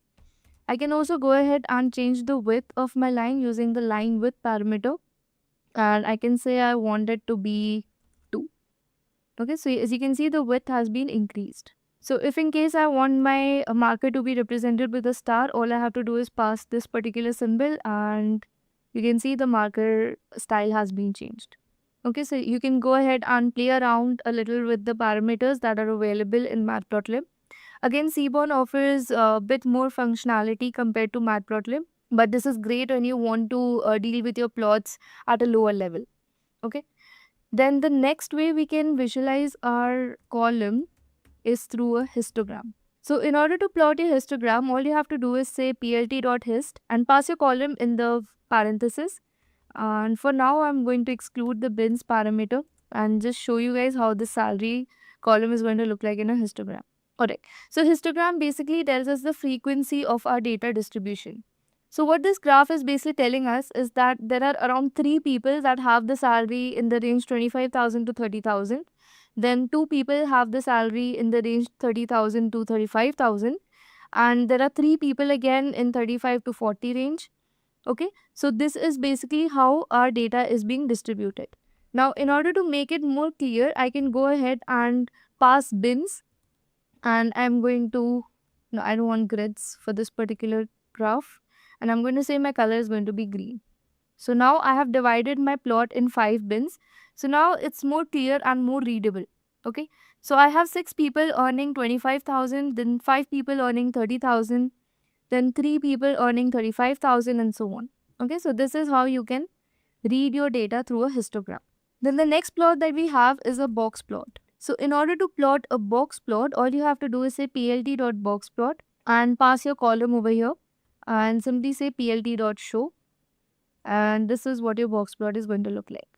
Okay, so whoever is not clear with what a box plot is exactly, let us quickly understand it with the help of this image. So a box plot has 2 endpoints. One represents the minimum value and one represents the maximum value. Then there's a line that is connecting the minimum value to the lower quartile, and it's called the whisker. Now your lower quartile is known as Q1, which basically represents 25 percentile. So basically 25% of the data is below this particular point. Okay, then you have your mean value and your median. Median is also known as Q2 and it's the 50th percentile. This represents 50% of the data is below this particular point. Then you have Q3, which is 75 percentile. So 75% of the data is below this particular point, and then you have your maximum value. Okay, so Q1 to Q3 is known as your interquartile range. And then you have something known as outliers. Now, outliers are basically the extreme values that are either lower than the minimum value or greater than the maximum value. Okay, so these are basically the extreme values and they are plotted outside the box plot. So, box plot makes it very easier to identify whether there are any outliers in your data or not. Okay, so as we can see in this particular plot over here, there are no outliers currently. But if I were to add a salary, so at index 20, I'm basically adding a salary 0. Okay. Now, if I run it, now I go ahead and plot a box plot. You can see over here, I got an outlier value which is at 0. So this is the value I just inserted, as you can see over here, through df.loc. So we have already covered LOC and ilog in my previous video of Pandas full course. If you guys have not watched it or you guys do not understand how I have added a new record in my dataset, I suggest you guys to quickly go ahead and watch that video before you continue with this video, because we will be using Pandas somewhere or the other throughout this video. Alright. So as you can see, I've got my outlier value over here, which is really far away from my entire box plot. So it's suggesting that whatever range my other salaries are in, this particular salary does not match that range. Okay. So I can simply go ahead and remove this value from my dataset in order to avoid any bias in my entire calculation when I'm going ahead with prediction models and all. Okay. So I'm just going to go ahead and remove this value. Okay, so I'm back to my original data set. Now this was all about when you have a single numerical column. Alright, so salary was something that contained all numerical values. But what if I had a column that had all categorical values. So now we're going to deal with a univariate categorical column. Okay. So in order to deal with a categorical column, let me just quickly go ahead and add another column to my data set called department. So now let me go ahead and check my data frame, what it looks like. So as you can see over here, I have a salary column and a department column. And my department column is a categorical column. I can also go ahead and check that using the info parameter. So you can see this is of type integer and this is of type object. So basically, all of the data that I have in my department column is of type string. Alright, now if I want to visualize this particular column, I cannot use a line chart or a histogram or even a box plot because those are used for a numerical column. So in order to visualize this column, I'm going to use something known as a pie chart. Now, in order to plot a pie chart, what I have to do is I have to create a count variable where I am simply going to count the number of unique values in my department. So this is what it's going to look like. So I have 8 HR departments, 6 IT and 6 finance departments. Okay. Now I can go ahead and plot this data in my pie chart using plt.py. Simply pass my count variable, and if I print plt.show, this is what it looks like. Now over here, I do not know what these different colors are representing.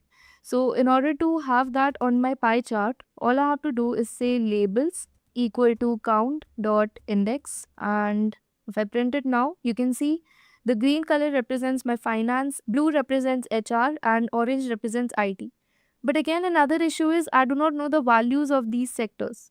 So in order to get my values printed in my pie chart, all I have to do is say auto PCT and pass 1.1% 1.1 F. So you can see I have 40% HR, 30% IT and 30% finance. Okay.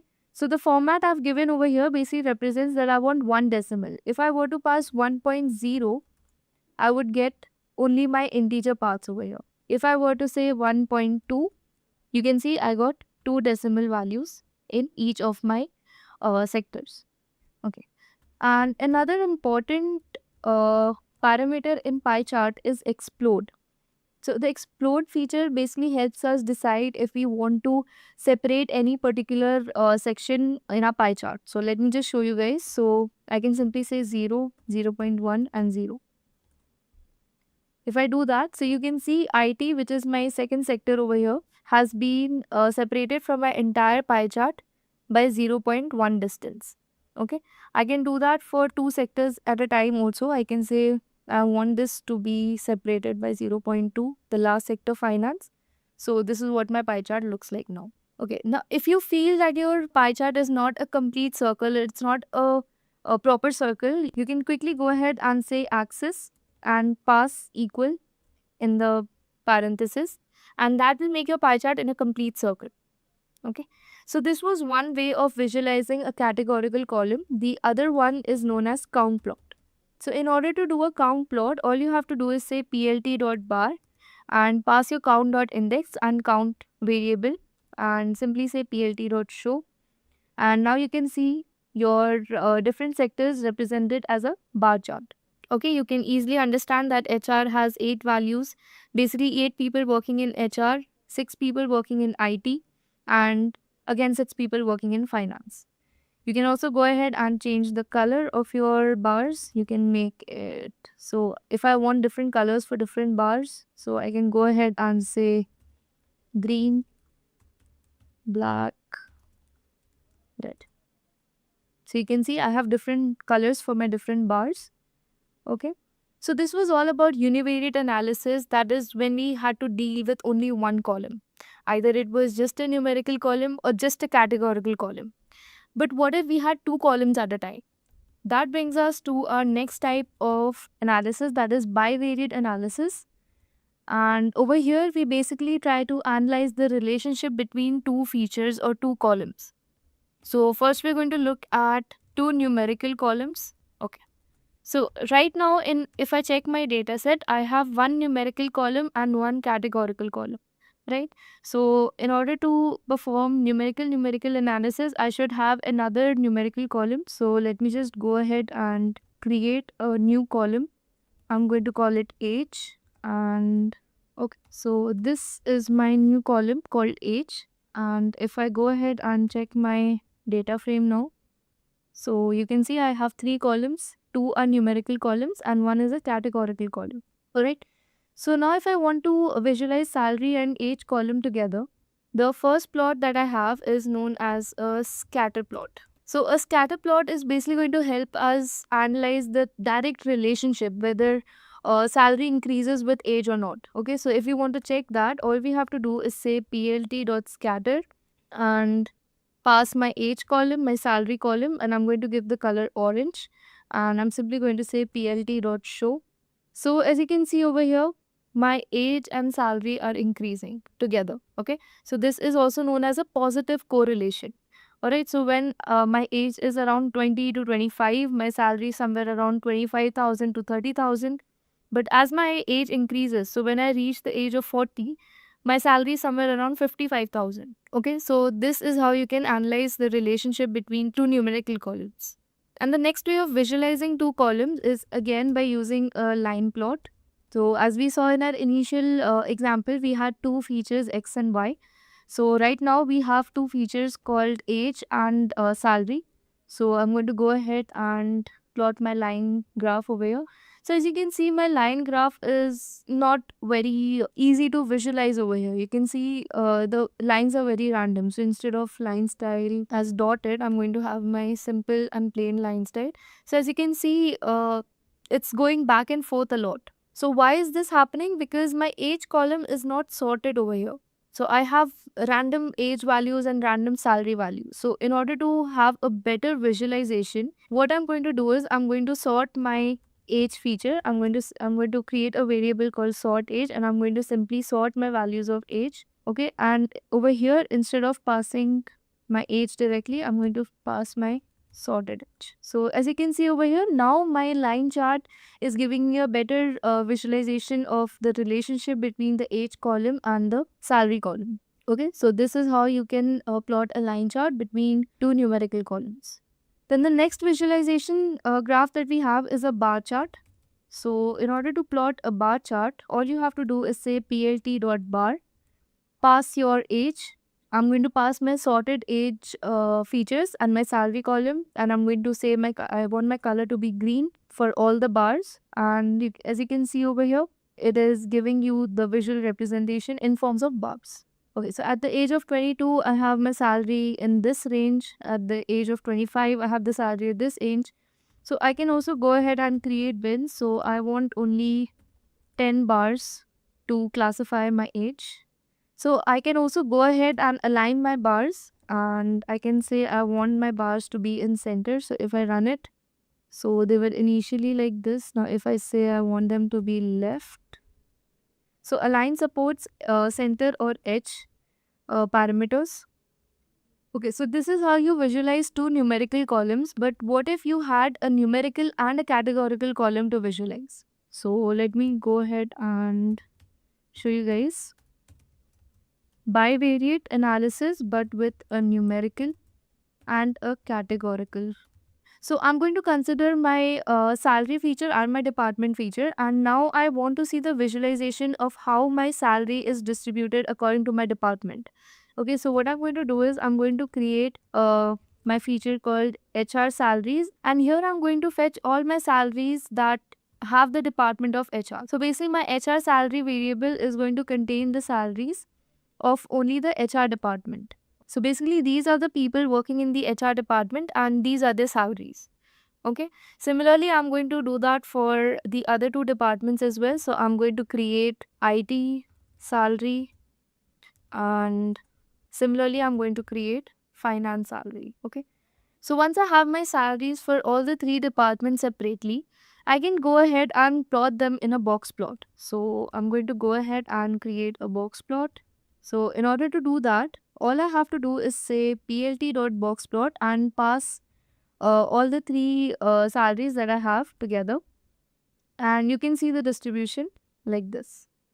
Okay, so I have one salary that is an outlier, that is 55,000, which is okay. So I need to also go ahead and label them. So I'm going to say label, and I'm also going to show the legend for my plots.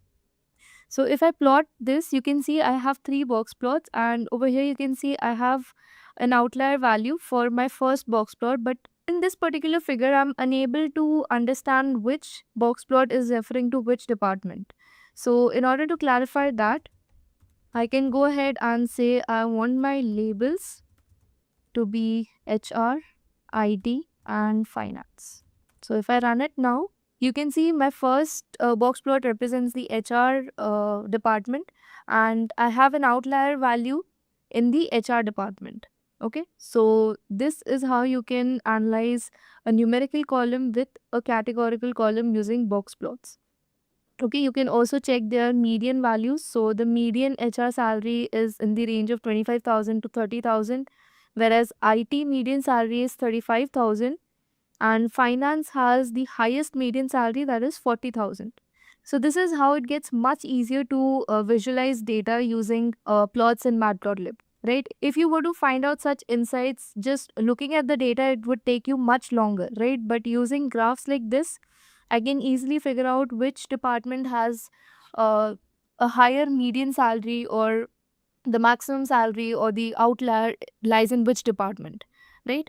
So boxplot was one way. Another way where you can visualize your numerical and categorical column together is pie chart. So in order to plot my pie chart, what I'm going to do is I'm going to sort, or I'm going to group my salary by department, and I'm going to say df dot group by department, and I want my salary to be grouped, and I'm going to use the sum instead of mean. So this is what it looks like. So I have a total of this number for my finance department. So basically all the people in finance together are earning this much salary, whereas all the people in HR are earning this amount, and in IT they're earning this amount. Okay, so now I can go ahead and plot it in a pie chart. I can say plt.py, and I can give my salary by department variable, and I can call my labels as the index, and I'm going to label them using auto PCT. And once I print my pie chart, so in my pie chart, I can easily see the distribution of salary in percentage for the three different departments.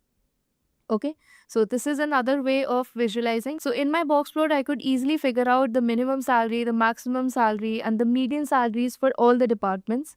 And over here, I can see the distribution or the percentage for each department, that is the total amount being earned by each department.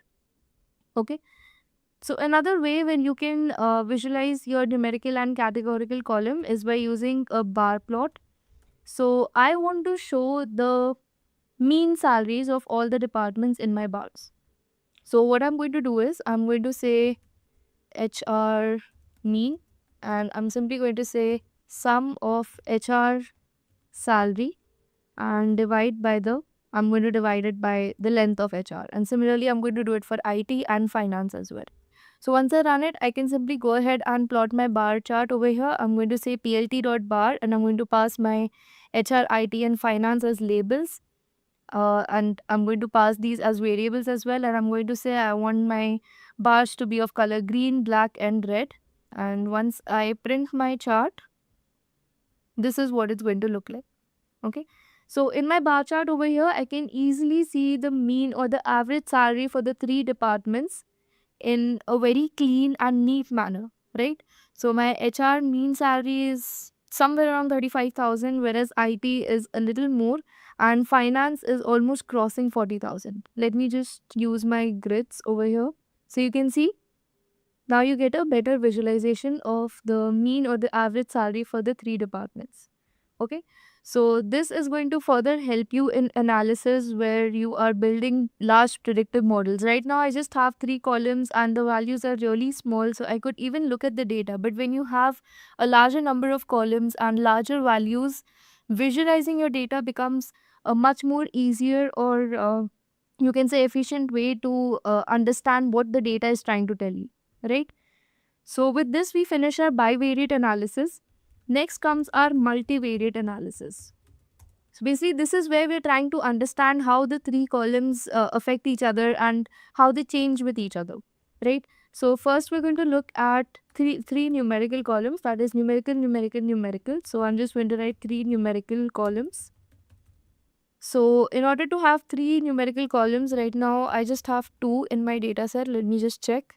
Yeah, so I have two numerical columns, that is salary and age.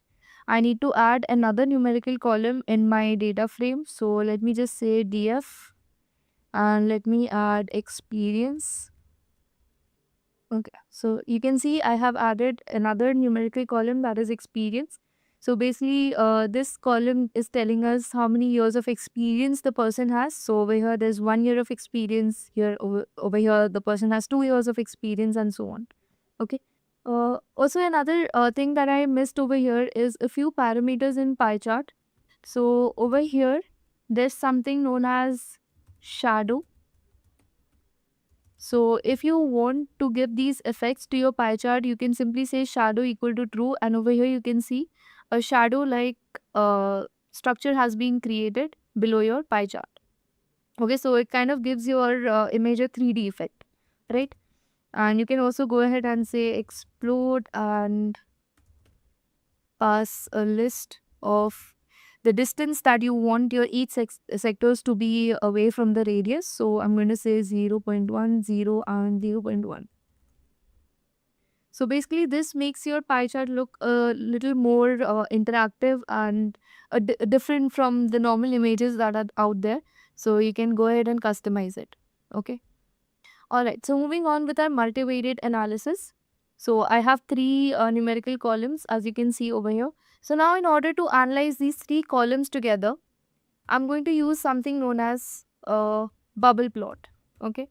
So a bubble plot is nothing but a scatter plot where your third numerical column, so in this case we're going to use experience as our third numerical column, and this experience column is just going to define the bubble size. Okay, so with that you get an idea of how much experience the person has. So basically the larger your bubble, the more the experience the person has. Okay, so let me go ahead and quickly create this plot for you guys. So I'm going to say plt.scatter. So basically I've passed my age column, my salary column and my experience column as the size of my bubble. And I'm saying I want orange bubbles. And if I print this, okay, so as you can see, the size of my bubble by default is very small. So basically the smallest bubble is representing 1 year of experience and the largest bubble is probably representing 5 years of experience. But in order to have a better visualization, what I'm going to do is I'm going to multiply this by 20. Okay, so now you can see the bubble size has increased and now it's much more easier to visualize this particular graph than earlier. I can also go ahead and increase the number of multiplication. Okay, and I'm going to give the color blue because that would give a better bubble effect. So this is what my bubble plot is going to look like when I have three numerical columns. Okay, so you can go ahead and easily visualize that person of age 27 is earning around 35,000 and again the experience is also good, right? So I'm simply going to give the color as sky blue and I can also go ahead and customize it as edge color. So I'm going to give my edge color as black so that I have a better understanding of my bubbles. Alright. So see, this is what my bubble plot is going to look like. Again, I can give a title to my plot. I can say plt.title, age versus salary versus experience. And my X label is going to be age, my Y label is going to be salary, and I do not need a grid. So now you can see my plot looks much neater and easier to read, right? So this was when we had three numerical columns. But what if we had two numerical and one categorical column? So in this case, we are going to again use a scatter plot. So the two numerical columns are going to be our age and salary. And our categorical column is going to be the department column. Now, in order to plot this on a scatter plot, instead of using a bubble plot, we're going to use a scatter plot again. But for the different departments in our department column, we are going to use different colors. Okay, so what I'm going to do is I'm going to say plt.scatter and I'm going to pass my age column, my salary column, and I'm going to say I want my colors to be of the different departments, that is DF department, and I'm going to say I want the colors of a rainbow. So I want different colors in a rainbow, okay? Or if I didn't want rainbow, I'm going to show you guys how I can customize the colors in my own way. So I'm going to say X label, and my X is going to be age, then Y label, plt.x label, and plt.y label. My Y label is going to be salary, and I'm going to give a title to my plot, and I'm also going to print my legend. Okay, so I cannot use a rainbow color. Rather, what I'm going to do is I'm going to say df.map, and I'm going to map the different departments. So if I have an HR department, I'm going to map it with, say, color yellow, and similarly, I'm going to map my other two departments as well. So I'm going to say IT, I want to be mapped to color blue. And finally, I have finance, say orange. Print it now. So as you can see over here, I've tried to print my legend, but I am not really getting an output. So I can resolve this by simply saying labels equal to df department. So as you can see over here, I have tried to print my legend using plt.legend, but I am not really getting any output for that particular line. So the reason being, I have explicitly defined what colors each of my departments are going to get, and Matplotlib is unable to read that. So I have to explicitly define the labels using label, and I'm going to say HR, IT, and finance. So if I print it now, so as you can see over here, even though we've passed the plt.legend parameter, our legend is not getting printed. So the reason is because we have explicitly defined the colors over here, and even if we try to get the label parameter as df department, so you can see it is not going to work for us. So we cannot use this particular strategy. Rather, we have to follow a different kind of format over here where we explicitly define our color using a variable. So I'm going to say my HR is going to be linked with yellow, IT is going to be with blue, finance is going to be with orange. Okay, now I'm going to iterate through each of my color and my department. So I'm going to say for DPT and color in color.items, and basically I'm going to classify each of the departments separately, and then I'm going to print my scatter plot of age and salary. I'm going to say my color is going to be the specific color for each department, and I'm going to label my department. And if I run this and I go ahead and print my legend, so now you can see I've got my legend successfully, because now Matplotlib knows which department is representing which color. Alright, so that is why it is able to generate a legend successfully. Earlier in this case, Matplotlib had no idea about it. So this is how you can create a legend when you're plotting two numerical and one categorical column in a scatter plot.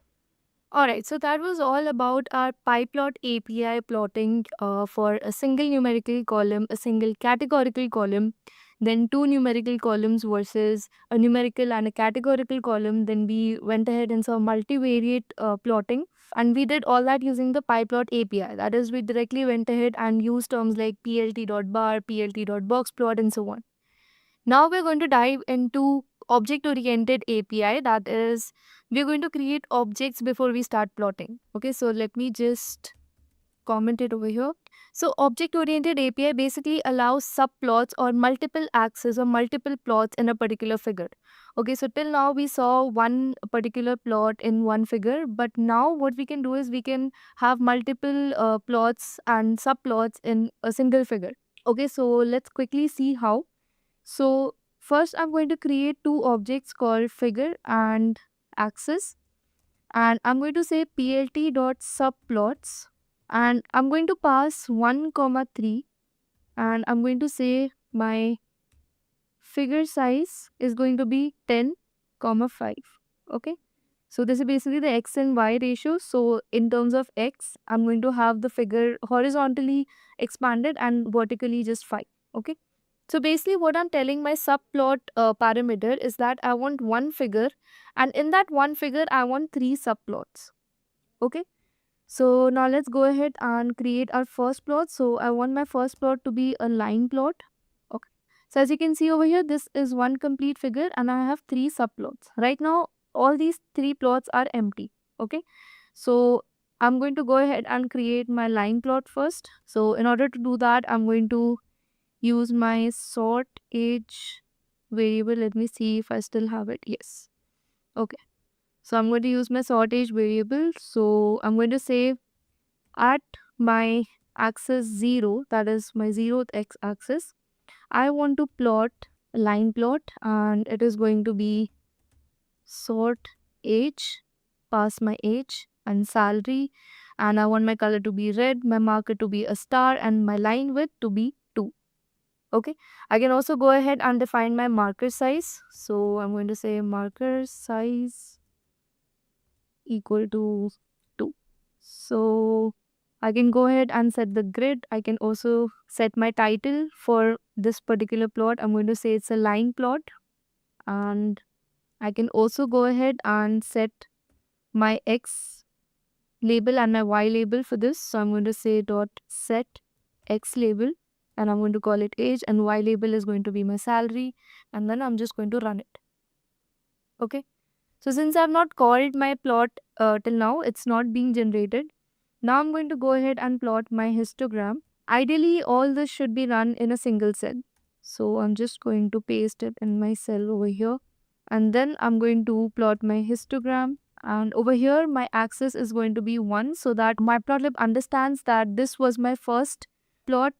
And I'm going to use axis 1 over here throughout histogram, so that Matplotlib understands that this is the second figure, while the earlier where I use 0 for axis is going to be my first figure. Alright, so basically I'm referencing to my first figure and my second figure over here.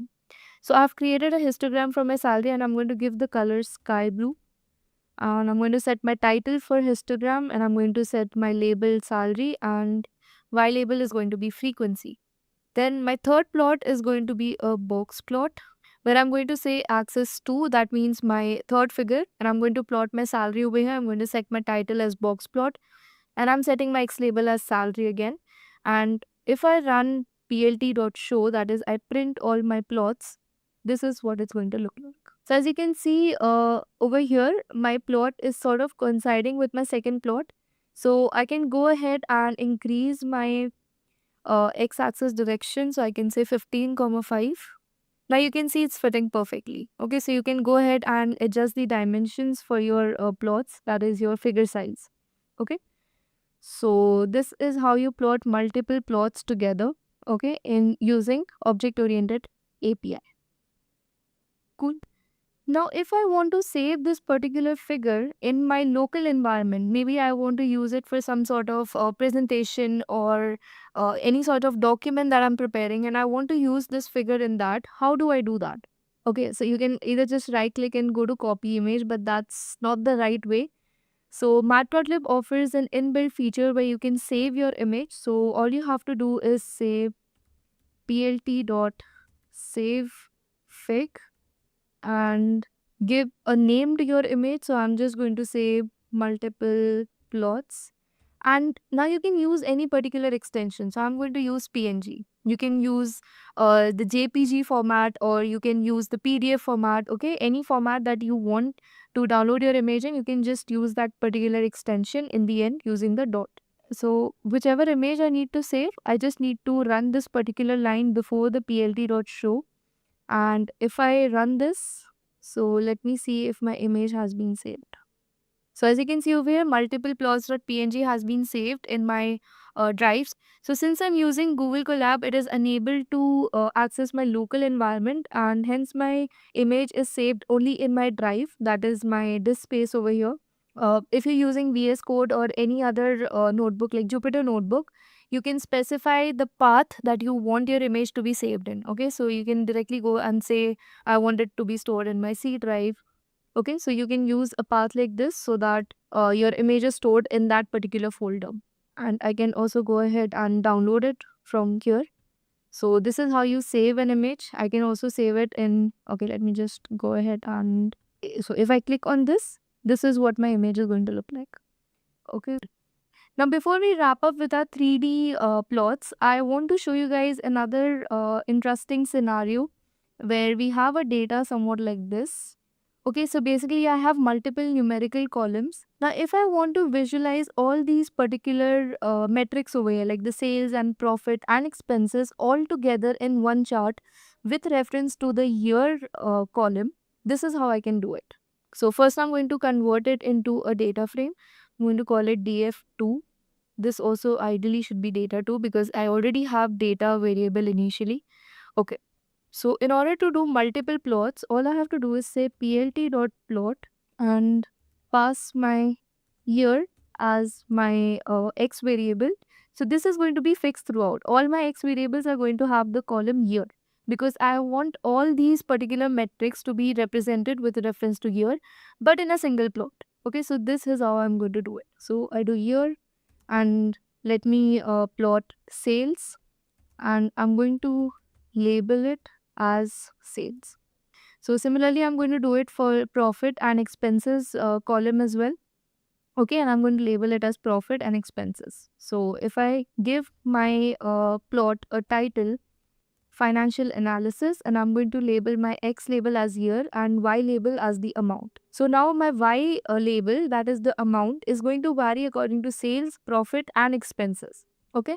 So if I run this, okay, so as you can see over here, I have my profit, my expenses and my sales. Now how do I know which line is representing what? I can see it through the legend over here. And my x-axis is representing the year and my y-axis is representing the amount. Okay, so basically we had lesser profit and our expenses were greater than our profit throughout the years. So basically the company is in financial loss. So that is something that we can easily predict through this particular graph. Although our sales were pretty high, we are not generating the required profit, right? So this is how you can analyze financial data in just a few lines of code. All right. So now coming to the last topic for this particular video, that is a 3D plot. So let's plot a 3D plot for this particular data frame that we have. Okay, so in order to do a 3D plot, all you have to do is create a variable. So I'm going to call it AX and I'm going to say plt.figure and I'm going to say projection equal to 3D. Okay, and now I'm going to create my scatter plot and I'm going to pass my variables. So I'm going to pass my age, salary and experience column and I'm simply going to say df plt.show.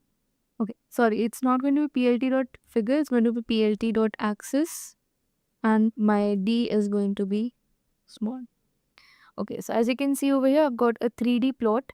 So in order to clarify what each of these axes is representing, I'm going to label these axes. And in a 3D plot, I'm going to use set X label, set Y label and set Z label. Alright, so once I run it, so as you can see over here, this particular axis represents age, this represents salary, and this one over here is supposed to represent experience, but I'm not really getting the label over here. So this code is going to perform better if it was run on a visual code or Jupyter notebook. Okay, Google Colab does not really support a lot of 3D animations. So if you were to run this particular code in VS Code, you would be able to rotate your graph on different axes and be able to visualize the data better. So if you want to achieve the same functionality in Google Colab, all you have to do is import plotly.express as px, and if you run it, so it's run successfully. And then you can simply go ahead and create your figure, which is going to be your scatter plot 3D. So it directly comes with a 3D scatter plot and you can pass your data frame and your variables are going to be age, salary and experience. So what I've done over here is I've created a figure variable and I've used px.scatter3d. So it's directly going to plot a 3D scatter plot and I've passed my data frame, my age, salary and experience variables and I've titled it as 3D scatter plot. Okay. Now all I have to do is say fig dot show, and if I run it, so as you can see over here, now I am able to rotate my graph. I can visualize the data on a 3D level. Okay, so this is how you can do it using Plotly library. Okay. Matplotlib also offers this particular option, this particular functionality, but just not in Google Colab. Okay, you can do it on Visual Code or Jupyter Notebook. So this was it for this video. I hope you guys were able to understand Matplotlib, the functionalities, and most importantly, which plot is supposed to be used for what kind of data set. So we've discussed univariate, bivariate, and multivariate analysis along with PyPlot API and object-oriented API. Just a quick info, guys. Intellipaat offers an advanced certification in machine learning and AI in collaboration with Microsoft. Through this course, you can learn all the important concepts of Python, machine learning, deep learning, NLP, computer vision, and much more. The course features live classes with IIT faculty and industry experts, campus immersion at iHub IIT Roorkee, and includes certification from both Intellipaat, Microsoft, and iHub Divya Sampal IIT Roorkee. With this course, we have already helped thousands of professionals successfully transition into careers in AI, ML, and data science. You can check out the testimonials on our Achievers channel. The link is given in the description below. With the 24/7 support, placement assistance, and EMI payment options, this course can definitely set your career on the right track in the field of machine learning and AI. So visit our course page link given in the below description and take the first step towards your career growth in ML and AI. All right, so let's get started now. Now I'm assuming that all of you have a basic understanding of Python, NumPy, Pandas, visualization. Now, till now, you can assume that you have had, so let's say if you wanted to do something on a computer, right? If you, let's say, wanted to use Microsoft Office, MS Word, and things like that, the first thing that we need to do was what? That we had to familiarize ourselves with a computer, right? So till now, what you guys have done is that you guys have actually uh, familiarized yourself with Python, right? What is Python? Python is a tool which will help us in creating these machine learning models that we are going to study about, right? So we have familiarized ourselves with the tool. Now that we are familiar with the tool, we will move on to the machine learning part of the course, wherein we will be picking different kinds of machine learning models that we have, and we will be implementing them through Python, right? What is going to come now is what exactly machine learning is, right? So let's get started. Machine learning using Python. This is just a basic visualization which we'll be covering. Let's get started with machine learning around us, right? Now, there is a lot of machine learning, there is a lot of data science that we are able to perceive around us as well, right? If you go back 10 years from today, maybe not as many companies, maybe not as many websites and applications were using data science, were using machine learning per se, right? But now you can see that every platform, right? Because there are so many users, there is so many data that they are collecting, right? There is so much amount of data that they are collecting that they cannot do without the implementation of, let's say, data science in their application, website, whatever system they have, right? Now we are going to go through some of the common examples that we have of machine learning around us, right? Some examples from personal life: Alexa, recommendations on Netflix, reel suggestions, Instagram, Facebook, YouTube, Spotify, yes, Google Ads, Siri. The way we use our phone changes the way battery charges. That's a very specific example. YouTube, songs, autoplay. Autoplay, it will, let's say you go ahead and you select one song, and then on the basis of that, let's say that song was a Kishore Kumar song, right? It will go ahead and it will start selecting old songs, right?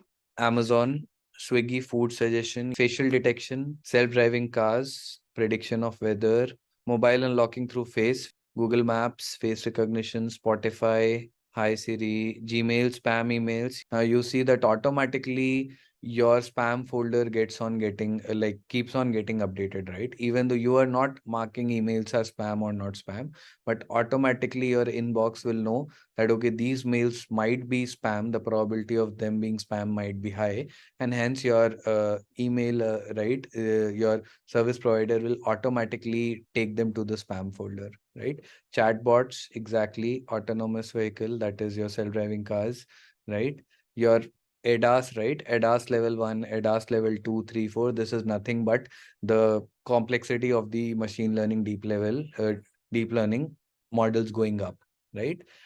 Ad suggestions, smartphone cameras, YouTube ads, chatbot, traffic signals.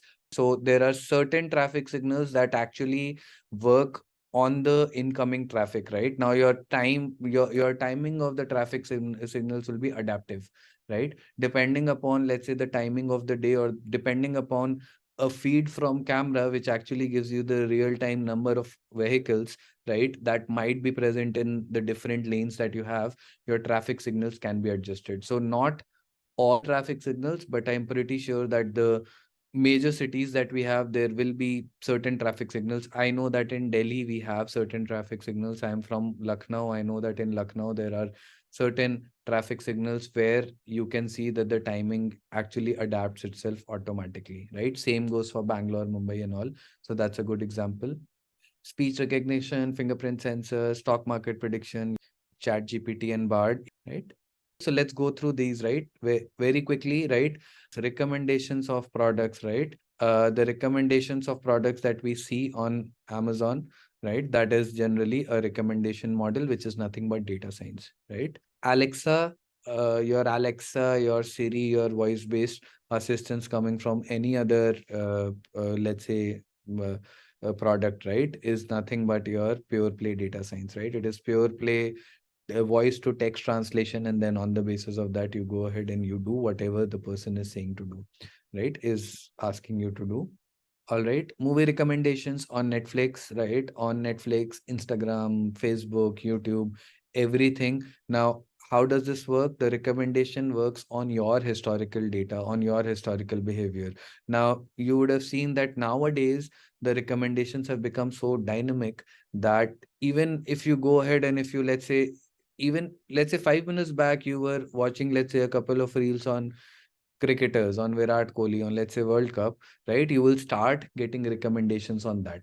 And the moment that you start not watching those, right? So, see, when you are watching the reels, you are being exposed to every content that is out there.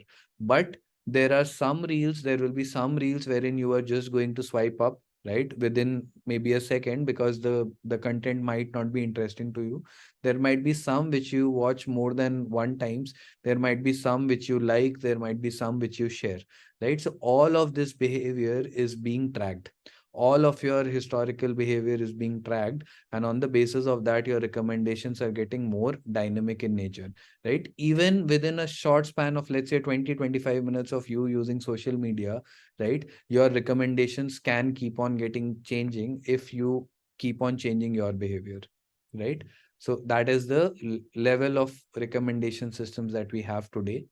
Traffic prediction in Google, right? So if you want to go from point A to point B, so Google comes up with an estimated time, right? So that estimated time is not a random time. It is not, because see, the estimated time from point A to point B will change depending upon what time of the day is, what day of the week it is, right? Is it a holiday? Is it not a holiday? And lots of factors, right?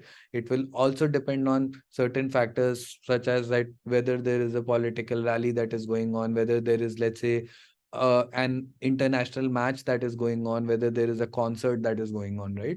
Now, all of these things actually, so what they do is that they take historical data, they take real-time data, and they merge both of these data sources and come up with an ETA, right? Generally, you will see that the ETA that they give is generally precise, right? It depends upon the way you drive. You can drive as fast you can as you can, you can drive as slow as you can. At the end of the day, there will be a difference of maybe plus minus 5-10 minutes only, right? Because it takes into account all the conditions, it takes into account the traffic conditions, it takes into account the weather conditions, everything is taken into account, and then an ETA is given from, let's say, point A to point B, right? So these were just some general slides on what are some of the examples of machine learning data science around us. All right. All right. Now moving on to introduction to machine learning. Now, what is machine learning, right? Let's try to understand what machine learning is. We know that there is enormous amount of machine learning products and let's say solutions that are around us. But what exactly machine learning is? Let's try to understand that, right? All right. So what is machine learning? Now, machine learning is a subset of artificial intelligence, gives machine the ability to learn without being explicitly programmed, right? I'm going to explain all of these textbook definitions to you. But before that, let's try to understand what machine learning exactly is, right? All of you just think of a skill that you would have developed, right? Maybe in your childhood, maybe playing the piano, maybe playing a particular sport, maybe driving a car, anything, right? Was it something that you were able to perfect right in one attempt, or you had to, let's say, practice, and then you were able to, let's say, perfect that? Obviously, let's say I take playing the piano, for example, right? If you play the piano, or let's say let's take something more common, let's say driving a car, right?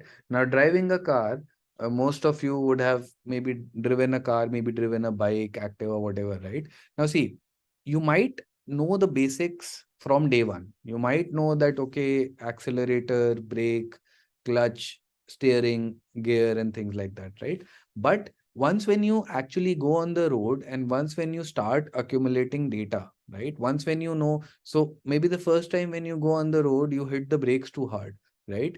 What is it that you learn? You learn that, okay, my brakes might be sensitive. So if I want to, let's say, stop the car in the next 5 meters, this is the amount of pressure that I need to apply. If I want to stop the car, let's say immediately, right? This is the kind of pressure that I need to apply, right? Maybe the second time when you take the car out, you realize that, okay, for the steering wheel, when you have to take a U-turn, right? Maybe you make some space towards your right-hand side, only then will you be able to make a U-turn in only one attempt. Otherwise, you might have to reverse the car and then you have to adjust and then you would have to do that, right? So there is a lot of learning that you do, right? And on the basis of that, finally, maybe let's say an year down the line, maybe a couple of years down the line, you can say that, okay, I am a skilled driver, because there are so many aspects. And historically, taking whatever experiences you have had, right, taking whatever data you have collected, you have actually gone ahead and you have perfected the process of driving, right? So just like this, machine learning is what? Machine learning is that creating let's say, I'll talk about models, right? What models are and all. Right now, just let's just think that a model is a machine learning framework, right? Creating a model which takes in historical data, right? And tries to do a specific task. So let's say I want to create a model which can effectively predict which customers of mine are going to leave my store, and or let's say, take a simple example, a model which will predict which customers of mine will buy a protein shake, which customers of buy will not buy a protein shake, right? A simple question. I want a model that will predict that will give me the probability of customers buying, let's say, a protein shake, right? Now, what I will do is that I will give some data to this model, right? Now, this model is not, it is not magic, right? It is not Harry Potter in real life, right? That it will go ahead and it will know everything. I need to give some historical data to this. So if I go ahead and I give, let's say, for the last 1 year, I give the historical buying behavior of all my customers. Maybe I have, let's say, 1 million customers walking into my store in the last 1 year. And out of these million, let's say I had 50,000 customers who were buying, who actually went ahead and bought a protein shake, right? Now, I have this data. This is my target variable. That is for all the customers who have gone ahead and bought in the protein shake, my target variable will become 1. For the customers who have not bought this particular product, the target variable will become 0. What do I mean by the target variable? The variable that I want to predict, or the thing that I'm wanting to predict. I want the model to predict, right? Now, along with this, can you guys think of any other factors which will help me in finding out whether my customer will buy a protein shake or not, right? I want you to think of factors such as age, factors such as what other products they are buying. What features can you think of which will help me in telling whether my customer is interested in buying a protein drink or not? Gender, income, exercise, are they exercising or not? Are they going to a gym or not? Now I want you to I want you to think from a retail store perspective. If you're a big bazaar, will you know things such as whether my customer goes to the gym or not? Will you know the profession? No, right? Then how can I identify whether these are people who might be interested in a protein shake? See, physique, appearance, all of these things are what? This is manual data. You cannot input. See, when I'm talking about a million customers, will you wait for a million customers to step into your store and take a look at them and tell them that, okay, this one looks fit, this one might buy a protein shake or not, right? This is not effective. I want you to think of data that we can collect easily. Other food item choices, right? Maybe those buying milk bought related products, right? History, previous purchases, number of times, location, similar products, right? Other products, buying preferences. So the gist of this is what? The buying preferences. See, how can I differentiate between someone who is interested in a protein drink and someone who is not, right? Let's say I as a customer go to the store and buy Maggie. I as a customer go to the store and I buy cake. I buy, let's say, chocolates. Do I look like the kind of a customer who will go for a protein shake? No, right? Maybe if I'm a customer who is buying, let's say, granola bars, who's buying oats, who's buying, let's say, healthy stuff, right? Maybe the probability might be higher there, right? Now, if let's say I'm able to collect this data, let's say for every customer, I'm able to collect data about the kind of products that they have bought in the last 1 year, right? Do you think that for people who have gone ahead and bought in, let's say, a protein drink, the products that they have bought along with this, will they be different for those from those who have not bought a protein drink? The patterns will be different, right? People who are buying the protein drink, they might also buy oats, they might also buy, let's say, fruits and vegetables and paneer and chicken and whatnot, right? People who have not bought in a protein shake, maybe they are buying chips and wafers and Maggie and whatnot, right? Right? So if I pass the correct data to the model, right? If I pass the target variable along with that, if I pass the correct data, if I have a model, a mathematical model, which is able to extract these patterns out from the features and relate them to the target variable, just like when we were learning how to drive, our human brain, right? Our brain was the model over here, which was able to extract these patterns, right?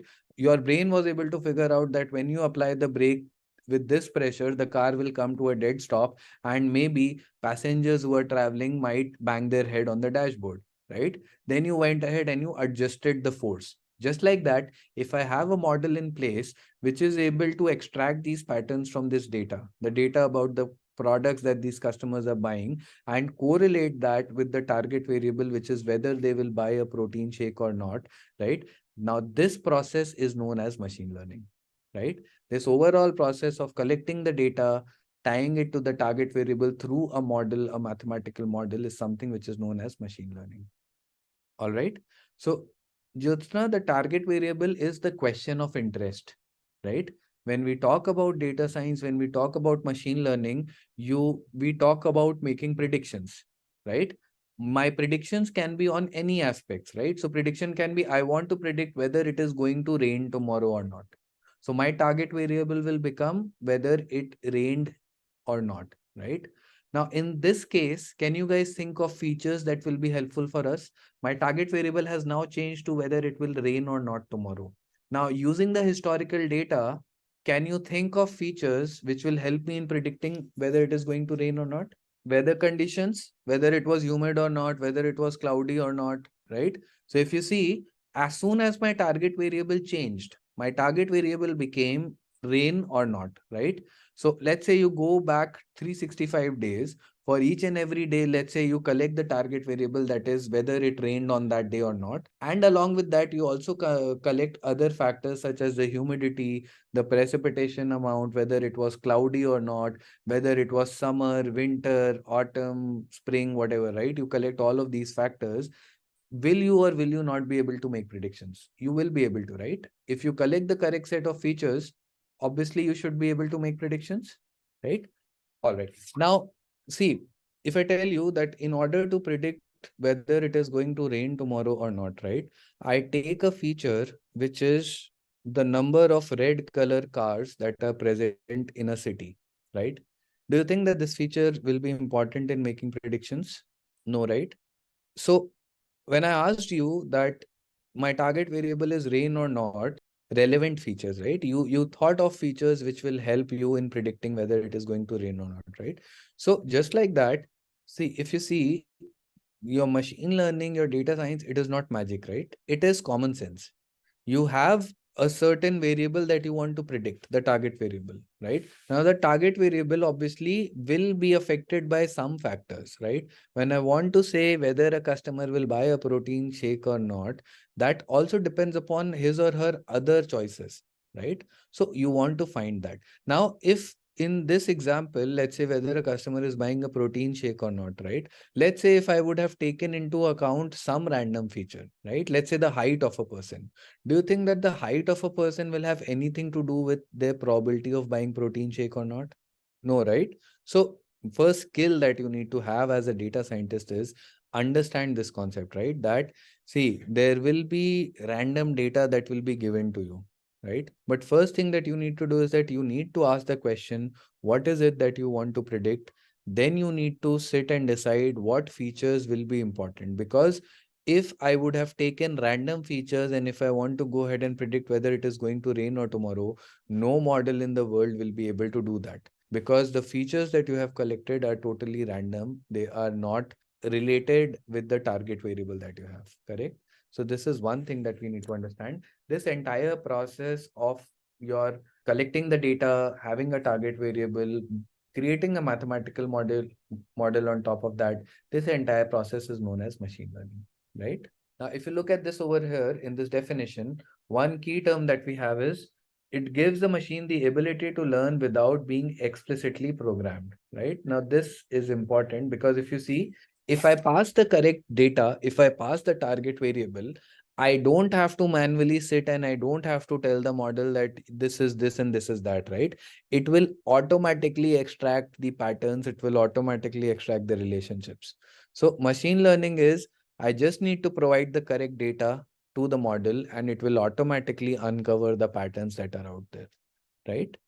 All right. So machine learning is not this. Do not imagine a set of robots studying in a class. This is just Intellipaat being humorous, right? So how does a machine learn? If you look at this over here, right? This is an example. If you look at this, right? How can you just focus on these images, right? Just focus on these ones of a chihuahua and a cookie, right? Muffin, right? How are you able to identify which images are of a dog and which images are of muffins? What are the things that you are focusing on? Placement, maybe the texture, right? Muffins can be rough. Dogs are mostly smooth, right? The shape of the head for a dog, it is kind of triangular. For a muffin, it is kind of round, right? The dog will only have 3 black spots, 2 eyes, and 1 nose, whereas the muffin in some cases can have more than three, or in some cases can have less than three as well, right? Now, if I'm able to understand these differences, right? I should be able to make out the difference between, let's say, a dog and a muffin, right? Correct. So this is exactly how your machine also learns. If I pass all of this data to my models, right? Those models which are able to deal with image data, right? They will try to extract these features. They will see that, okay, all the dogs, they have 3 black spots, right? They might not know that these are the eyes and the nose, but they see that, okay, these are 3 black spots. All the images wherein I'm saying that it is a dog, it is kind of a triangular structure, right? But if I move to the image of muffins, in most cases, it is kind of round, right? In the case of muffins, I can see that the black dots can be more than three or can be less than three as well, right? So it will try to extract all of these rules and then it will tie them up together, right? So this is exactly how your machine learning model learns, right? So just like that, if you see the right side example as well, we have a dog, and then we have the Kentucky, we have a fried chicken, right? But so this is how it learns. Once when we move on to complicated models which deal with images and all, right, then we'll be talking about this more. But I hope for now you are aware of how machine learning models work through the examples that I have talked about at least. Okay, all right then. So let's move forward. Now see, the example that I took, right, when we were collecting historical data, do you think that that example will work if I don't have any target variable?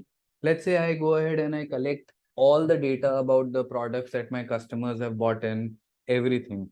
And I want to predict which customers have, let's say, bought, like which customers will buy a protein shake or not, right? I want to predict that.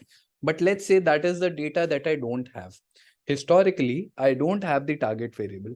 Do you think that my model will be able to go ahead and make predictions, or will my model be able to learn which customers will buy, which customers will not buy? No, right? So without the target variable, there is nothing that we can do. No, right? All right. So now let me give you an example. Now you remember CAPTCHA? We used to do this a lot. Nowadays as well, we are doing this a lot. Now, see, there are millions and billions of images that are being uploaded on Google, correct? And if you go ahead and if you want to search with, let's say, image of a dog, image of, let's say, something, anything, Google will automatically come up with thousands and thousands of options for you, right? The search result will give you thousands and options. Do you think that someone is manually going ahead and labeling those images? Do you think that that is possible for them to do? What Google did was, and what almost all of these platforms do, is that if you remember from the last 10 years, we have been manually creating target variables for all these tech giants, right? How? Because if you go ahead and if you see, there are cases for these captcha like things, right? Google will ask you, what are the images of a fire hydrant, right? What are the images where you can see, let's say, a traffic light, right? So you are manually creating the target label for them. Now, if there are millions and millions of users on Google, every user is, let's say, tagging 9 images. If you take this, these are 9 images, right? So when you say that this image contains a fire hydrant, this image does not contain a fire hydrant, right? You are manually creating target labels, correct? So it's a two-way street. For them, they are authenticating whether you are a robot or not, right? Initially, when we used to do this, right, maybe for the first year, we were only creating labels for them, right? They were not bothered. They just, because let's say if you go back to 2010, 2011, our technology was not so advanced that a chatbot can go ahead and can tick which ones are, let's say, fire hydrant, which ones are not, right? So we are going ahead and we were actually manually creating these target variables for Google, right? Now, when Google had, let's say, millions of images, and in front of that, they had the target variable, which you were actually creating for them. They went ahead and they trained the models. And you fast forward to 2017, 2018, your Google Photos app, it automatically goes ahead. You search with photos with car, you search with photos with dog, it will automatically give all the photos in your Google Drive, in your Google Photos, which have a car or a dog. So you can see how they have used your input to create a model to give you an application which is helping you to do things easily. So creation of the target variable becomes very, very important. Data, obviously, your features, historical data is important, but along with that, the target variable creation is also very important. One more example, go back 8 years from today, Facebook, right? You remember we used to manually tag photos. Okay, this is me, this is my mother, this is my friend, right? Manually, we used to tag profiles. Remember? These days, we do not do that. Why? Facebook was asking you to create the target variables for them because it doesn't know that the image contains you, your mother, your father, your sister, brother, friends, and all, right? So we were actually creating target labels for them. Now, let's say after a year, Facebook had, let's say, 50 samples of your photo, maybe 50 samples of your friend's photo, because maybe 10 samples are coming from your profile, 30 samples are coming from his profile, another 10 samples are coming from some other profile, right? So when you had enough number of samples, you go ahead and you train a model, and now automatically for any user that who has been on Facebook, Instagram for a long amount of time, it will automatically be able to label them, tag them, right? Okay. It will also ask you, is this you, right? For images which are blurred, for images wherein maybe your face is not visible completely, maybe a side face is there. So if you see, it is constantly improving the model. It is constantly trying to better the model that is there, right?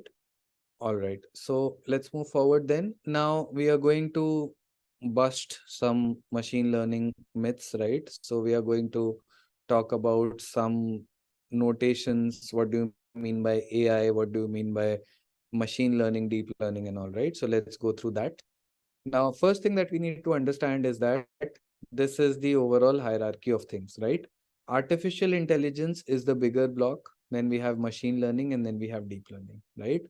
Now, let's try to understand one by one, what do all of these things mean? Artificial intelligence, I want every one of you to pay attention, right?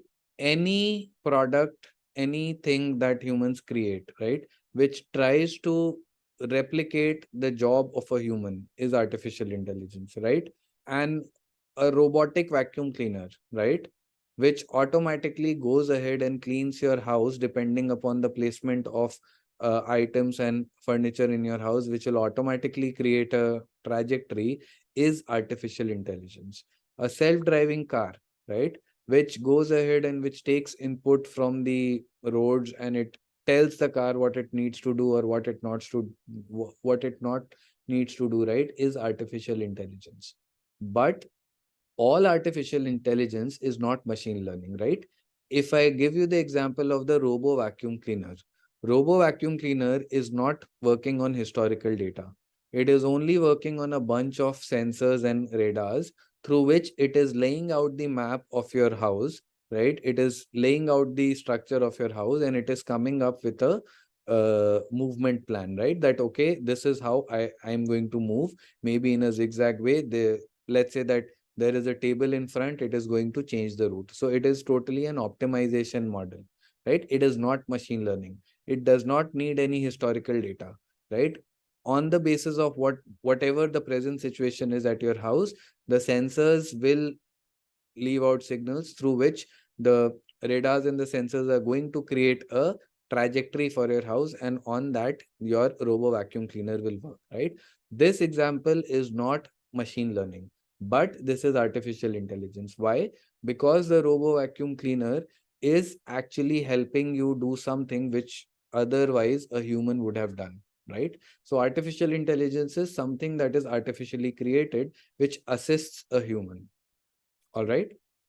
On the other hand, a self-driving car is also artificial intelligence, but a self-driving car cannot work without historical data, right? Now, a self-driving car will come under deep learning or machine learning, because so artificial intelligence, there can be two kinds of outcomes. One, you can have products which are artificial intelligence products, but they are not using any historical data, just like a robo vacuum cleaner.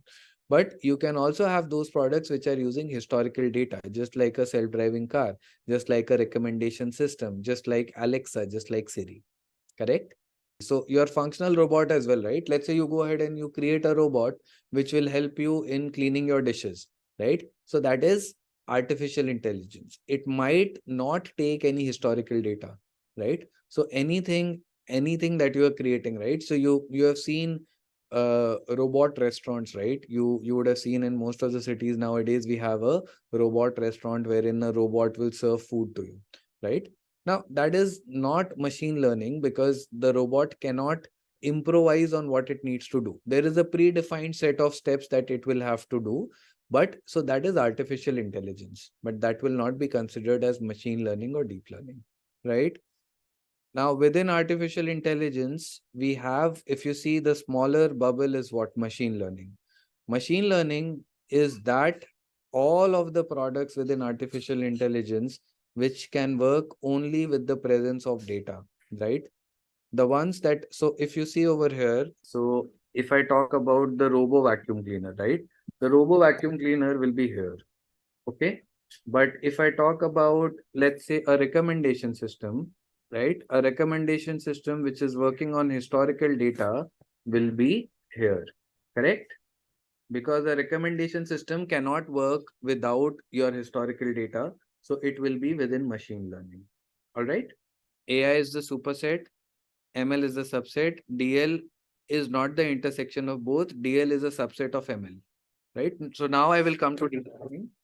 Within machine learning, right, there are certain advanced models, right? There are certain machine learning models which try to imitate the functionality of a human brain, right?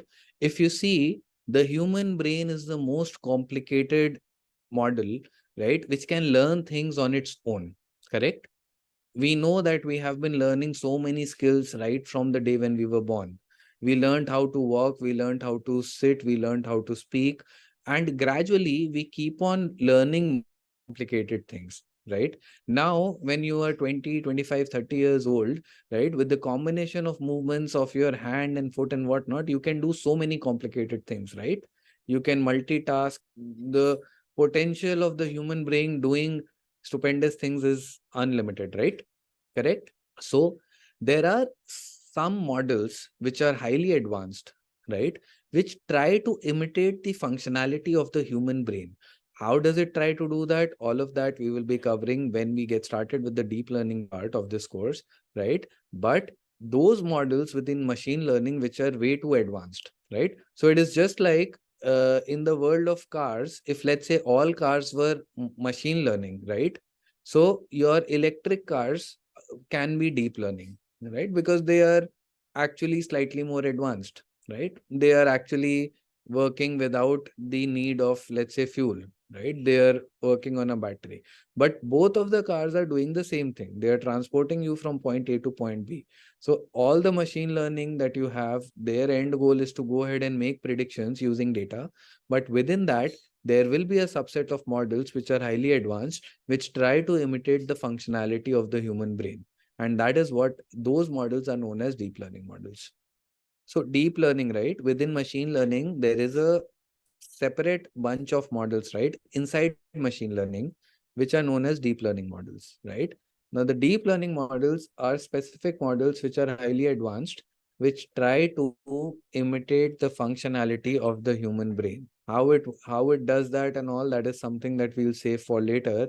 Right now, all you need to understand is that you would have heard of models such as neural networks, right? Artificial neural networks, deep neural networks, recurrent neural networks. And have you heard the word neurons in a human brain? Presence of perceptrons, neurons in a human brain, right? So just like the neurons work in the case of a human brain, right? When you do something, there is a certain part of your brain, there is a subset of neurons within your brains that actually fire, that gives signals to the different body parts that you have to do this, you have to do that, right? Just like that, there are certain deep learning models which try to imitate the functionality of the human brains. They try to create artificial neurons. These neurons only fire when the need is, right? Right now, it's not the time to go ahead into the technicalities. All you need to understand is that these are complicated models which try to imitate the behavior of a human brain, all right? And that is deep learning. So now if you see, if I talk about chat GPT, now chat GPT is something that will come over here, right? So chat GPT is if you see, chat GPT exactly behaves like how a human will, right? You ask something and it comes up with an immediate response, right? A dynamic response.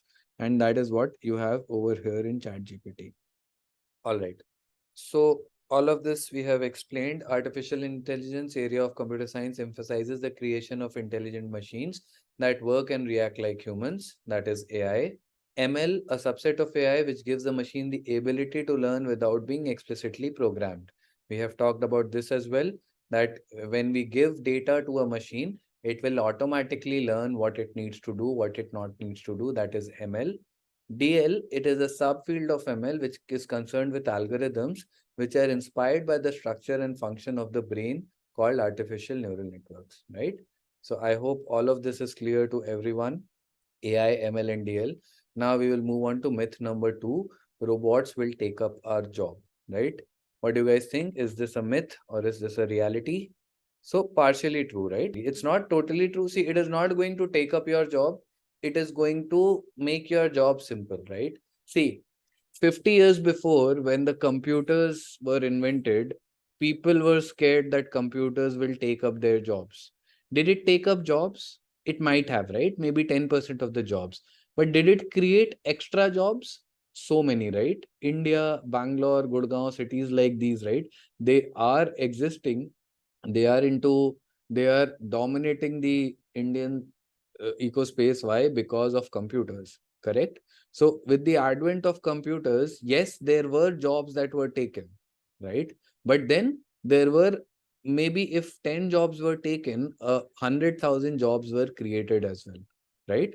So yes, there will be certain recurring jobs that might be taken away.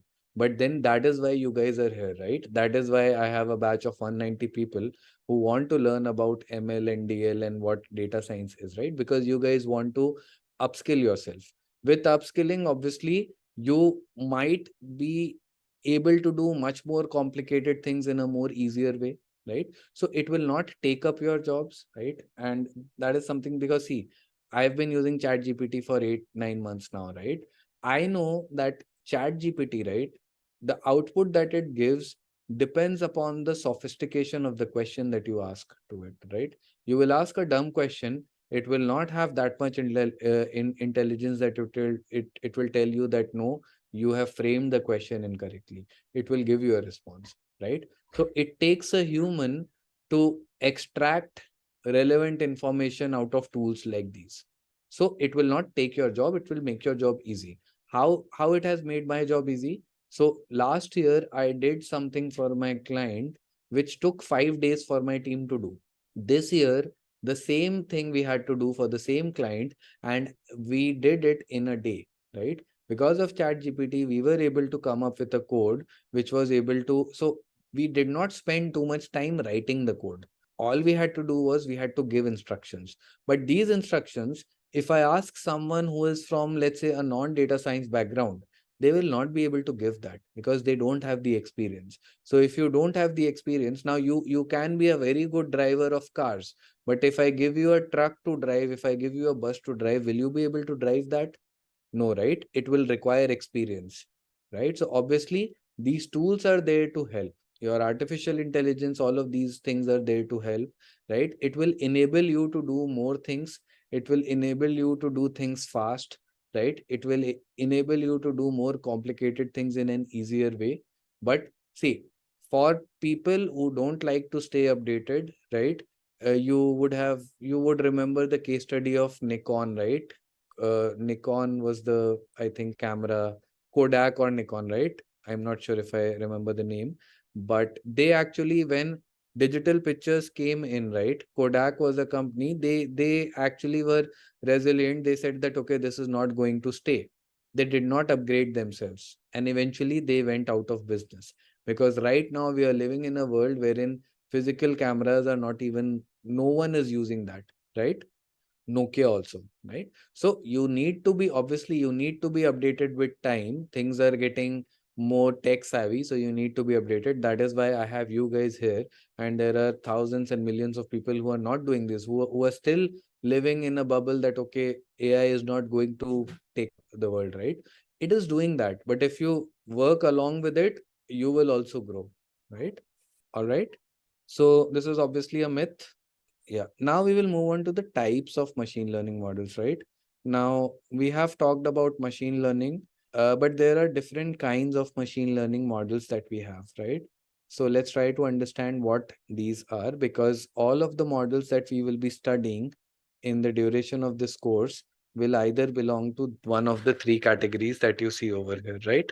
So there are three categories that we have within machine learning, the kind of models, right? The first is supervised learning. Now, what is supervised learning? The examples that I have taken, right? If you see in those examples, we had some data and we had a target variable, right? So there are a bunch of models within machine learning which are known as supervised learning models. These are the models that work with the presence of a target variable. So these are the models which are very similar to the example, that is, let's say I tell you that this is what your target is, right? Let's say your father, he comes and sits next to you and he keeps on telling you that, okay, this is the target, you have to do this. Let's say the next thing that you have to do is this. Next thing you have to, let's say, drive on a highway, you have to change the gear from third to fourth and all, right? You know the target, you know what you are given with, right? And you go ahead and you try to come up with a solution for that, right? So supervised learning is that branch of machine learning wherein you pass a set of features to the model, your data to the model. Along with that, you also pass the target variable. The target variable will tell you that historically, this is how your customers have behaved, right? Go ahead, take the target variable, take the data and try to come up with patterns that are there, right? So that is known as supervised learning. In supervised learning, we will have the input as well as output variable, right? So your target variable will also be there and your features will also be there. Now we also have another sets of models which are known as unsupervised learning, right? Now what is unsupervised learning? As the name suggests, there is no target variable over there, right? There is only features, right? Now there can be cases when you don't have a target variable, but you have lots and lots of data, right? So these are models which do not require a target variable to work with. Now, let's say if I go ahead and I give my customer data, all my historical customer data, that how many customers I have, what are the products that each and every customer has bought in the last 1, 2 years, whatever, right? And if I apply such models without any target variable, what these models do is that they try to come up with general trends and patterns. So a very common unsupervised learning model is clustering, right? What clustering does is that it tries to identify customers who are buying similar products. Now, see, for clustering, I don't need any target variable.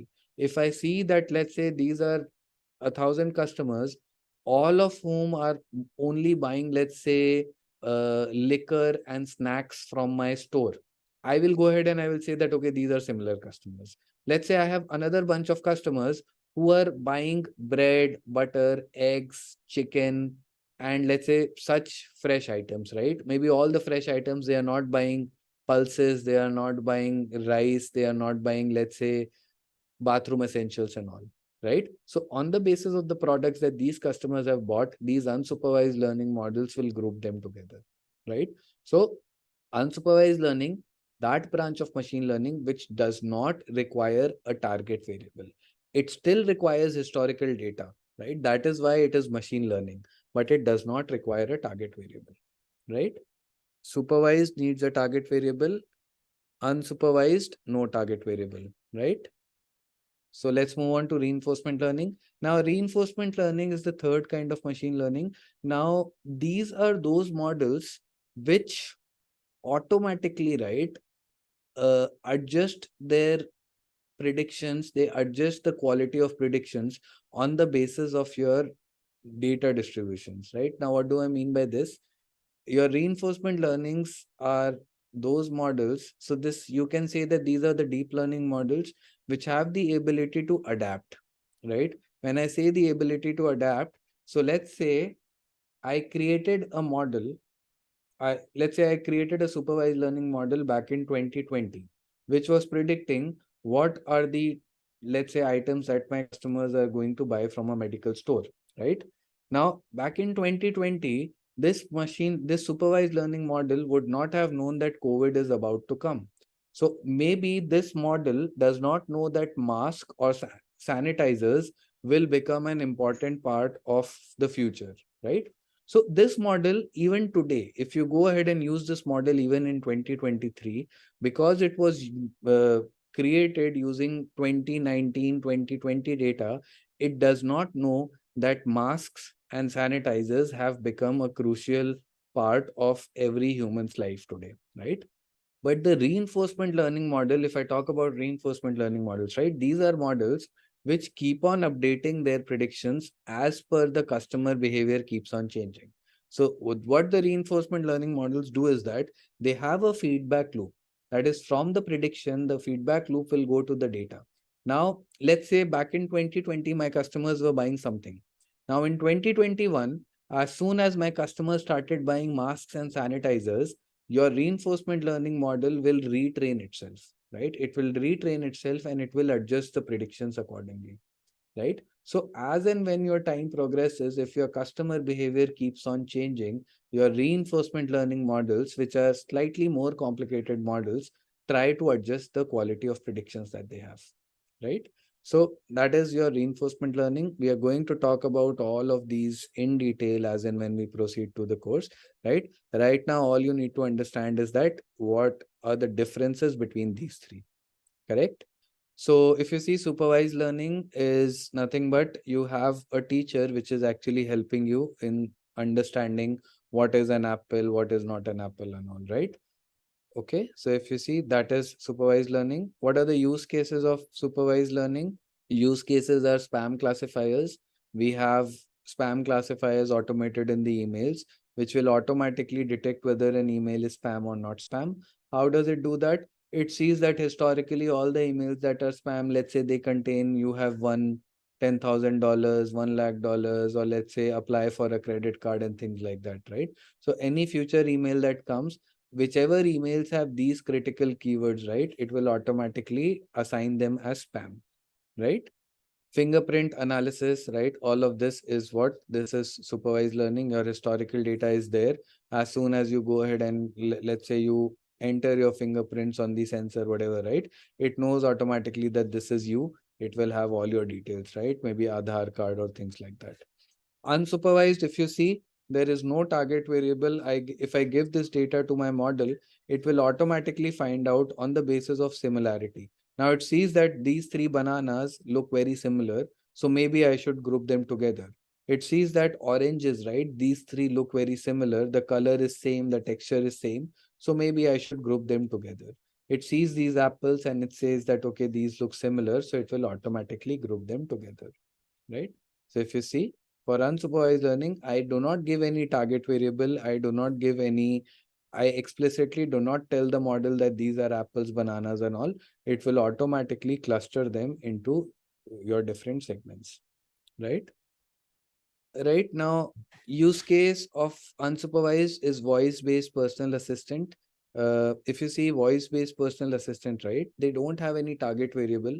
Their objective is to just take an audio data and convert that into text, right? So that is unsupervised learning. How all of this works, we are going to understand later. Netflix recommendations, if you see, if I'm able to group the movies which are similar together, right? Let's say I group all the fictional movies, I group all the action movies, animated movies, right? And let's say you as an end user, you went ahead and you watched animated movies. Now I can start recommending any animated movies from that cluster to you, right? So your recommendation systems are nothing but unsupervised learning, right? All right. So supervised learning, unsupervised learning, clear to everyone. Now we'll move on to reinforcement learning, right? Now reinforcement learning, as I've discussed in this case, right? We observed select action using policy. This is nothing but we collect data and we select a model, right? And the model will go ahead and give us the predictions. The predictions are nothing but action, right? So when it goes ahead and gives the predictions, then we collect. So let's say if I have 100 customers, right? Now for 100 customers, let's say for 60, the model gave the correct prediction, and for 40, the predictions were incorrect. So accordingly, we will either reward or penalize the model. Now, in an ideal situation, the model should be able to score 100 points. Let's say one customer, correct prediction for one customer attributes to a single point. Ideally, the model should collect 100 points, right? But let's say if it gives 60 correct predictions and 40 incorrect, let's say there is a +1 point for a correct prediction and -1 for an incorrect, the model will end up gathering only 20 points, right? Because 60 plus 60 minus 40 will be 20. Now the model tries to optimize, or the model tries to maximize the points that it can achieve, right? So if you see after that, in step 5, it will update the policy. It will try to update the rules. That is because something that it is doing is incorrect, right? Because of which these 40 predictions are coming out to be wrong. So it will try to improvise on that, right? And then this process will go on and on and on until it is able to come up with the maximum number of points, right? So that is what reinforcement learning is, right? And if you see, this is something that we can showcase through this example, right? Now, let's say before conditioning, there is a dog, and this dog, let's say, goes ahead and whenever this dog sees food, it starts to drool, right? Now, reinforcement learning is forcing something to do something which you would want this person or this object to do, right? Now, let's say the next time, whenever you give food to this dog, you ring a bell, right? Every time you keep on doing this, whenever you give food to the dog, you ring a bell. And finally, let's say that you have done this process for many number of iterations. Now, one day, if you just go ahead and ring a bell, you don't even give any food, the dog will automatically start drooling, right? Now, this is kind of reinforcement training that usually people do, right? In order to train dogs, in order to train, let's say, animals and all. This is not very close to the example that we have taken, but this is just an example of how Pavlov was maybe a scientist or something, how he actually trained his dog using reinforcement learning, right? So this is just a general example of how exactly reinforcement learning works, right? Now, the typical use case for reinforcement learning is self-driving cars. How? So now all of these cars that you are seeing, right? XUV 700, the self-driving cars, right? With ADAS level 1, ADAS level 2 and all your Teslas and all, right? Do you think that these cars are straight away made and then just rolled out for public? No, right? There is years and years worth of testing and training that has already happened. When let's say if I take an example of an XUV 700, when it is, let's say when it was rolled to the public, right? The model that it is using, that would have that would have been trained on using years and years of data. Maybe XUV 700, the inception of the car would have also not been thought of at that point of time, but the model training would have actually commenced, right? Because you can train the model on any car, right? Now, what is this training? This is, see, let's say when I want the car to apply a brakes, right? Let's say in the first iteration, it does not go ahead and it does not apply the brake, and maybe it rams into an object, right? Now, what will happen? I will go ahead and I will give a penalty to this particular action, right? Now, the next time the model that is running the car will try to update the policy, and on this basis it continuously, we expose the car to different scenarios, we expose the car to different let's say locations and different situations, right? And we expect the car to train automatically. Why do we want to do this? Because when I don't want to create a model which is limited by its learning capability, right? As and when, because see, when, let's say, I buy an XUV 700 and I am, let's say, an aggressive driver, right? Some other customer buys an XUV 700 and this person is a safe driver, right? Now, the ADAS that you have, right? It needs to adapt as per the driver, right? Now, if the driver is aggressive, then maybe the reaction time needs to be slightly fast, right? Now, right now, we are not at a stage wherein we are actually able to see such level of autonomous driving, but eventually, once when these models keep on training, right? Just like in the case of Facebook, now that it is automatically able to tag photos, just like that, eventually when we would have collected enough amounts of data, right? We will reach a situation wherein this automated driving can actually be made seamless in, if not all, then probably most of the driving situations, at least in India, right? But this is the, at the back end, the model that is working is nothing but a reinforcement learning model, right? So this was supervised, unsupervised, and reinforcement learning, right? So now moving on to what we can do with machine learning. So if you see what kind of questions we can solve, right? Now, we can answer any kind of questions using machine learning, right? Questions such as, is the email spam or not spam, right? Questions such as, what is the price of a house, right? Questions such as, will my customer buy a product? Questions such as, how much spend my customer is going to do in total, right? So there are any kind of questions that you have, we are able to answer those through machine learning. But depending upon the type of questions, we again go ahead and we divide these models into the different categories. Let's try to see what these mean actually, right? All right. Now, if you remember the supervised learning models, right? So if you remember when we talked about supervised learning models, right? Now, supervised learning models were what? They'll have a target variable, right? The difference between supervised and unsupervised was that there should be a target variable. Now, see, what if my target variable is a yes or no thing, right? Let's say whether the customer will buy a product or not. Should I give a loan to this customer or not, right?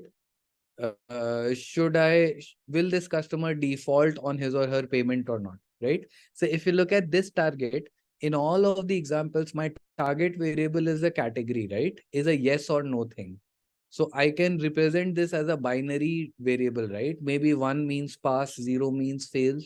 Maybe 1 means rain, 0 means not rain. Maybe 1 means pass the loan, maybe 0 means do not pass the loan, correct? So the supervised learning models wherein the target variable is categorical in nature. Categorical meaning that the target variable is a category, right? Those models are known as classification models. What can be some real life examples that we can have? Just like predicting spam or not spam, predicting loan default or not. Exactly, right? So all such problems wherein your target variable is a category will be known as your classification models. So within supervised learning, we have something known as classification models. Classification models are those models which have a categorical target variable, right? Okay, now moving on, what are the examples of classification? If you see, one example is whether the transaction is fraud or not, someone trying to hack our network or not, right? So this will be one example. Clustering algorithm, which type of house lies in this segment, what type of customers buys this product, right? Here as well, if you see, this is not exactly clustering, but you can use classification to, let's say, group customers who are buying protein shake, customers who are not buying protein shake, customers who are buying healthy, customers who are buying not healthy, customers who will buy the product on an offer, customers who will not buy the product on an offer, right? If you see, in all such cases, my target variable can be categorical in nature, right? Now, moving on, the second kind of supervised learning model is a regression model. Now, if classification is categorical, what do you think regression will be? Second option that we have is what? Either my target variable can be category or it can be a continuous numeric value, right? So when your target variable is a continuous variable, right? Then those kinds of supervised learning models are known as regression models, right? Can you think of any real life, real world problems which might be regression problems? So height prediction, price prediction for houses, weight, BMI, COVID numbers, stock prices, predicting the exact stock value is regression, weather forecasting. So your temperature forecasting, predicting the age can be regression. If you group the age, then you are actually creating categories, right? How many runs will Virat Kohli score? Yes, that is a regression problem. Air quality prediction, if you are looking at AQI index, right? Exact AQI index, that is regression. Share market, number of employees leaving my company, that can be regression. Road accidents, blood pressure, taxi demand and supply, right? So if you see regression, wherever my target variable is continuous in nature, my supervised learning models will be known as regression models, correct? All right. All right. So now supervised learning, if you remember, we can divide it into two types, right? One when my target variable is categorical in nature, one when my target variable is continuous in nature, right? How do we name those? What are those models? Within supervised learning, what will we call a model which has a continuous target variable? And what will we call a model which has a categorical target variable? So classification and regression, right? So classification will be what? Classification will be those supervised learning models where the target variable is categorical in nature Regression will be those supervised learning models where the target variable will be continuous in nature, correct? Now, the kind of model that we are studying is a linear regression model. So when I say linear regression, can you tell me something about the kind of target variable that we will have over here? Continuous, right? So now, since the model name is linear regression, so by the name itself, you should be able to understand that this is a regression model. And if this is a regression model, this is a supervised learning model which takes into account continuous target variables, correct? Okay, so let's get started with this model. Now, linear regression, what is linear regression? Now, if you look at the name, right, linear regression. Now, what do you understand by the word linear?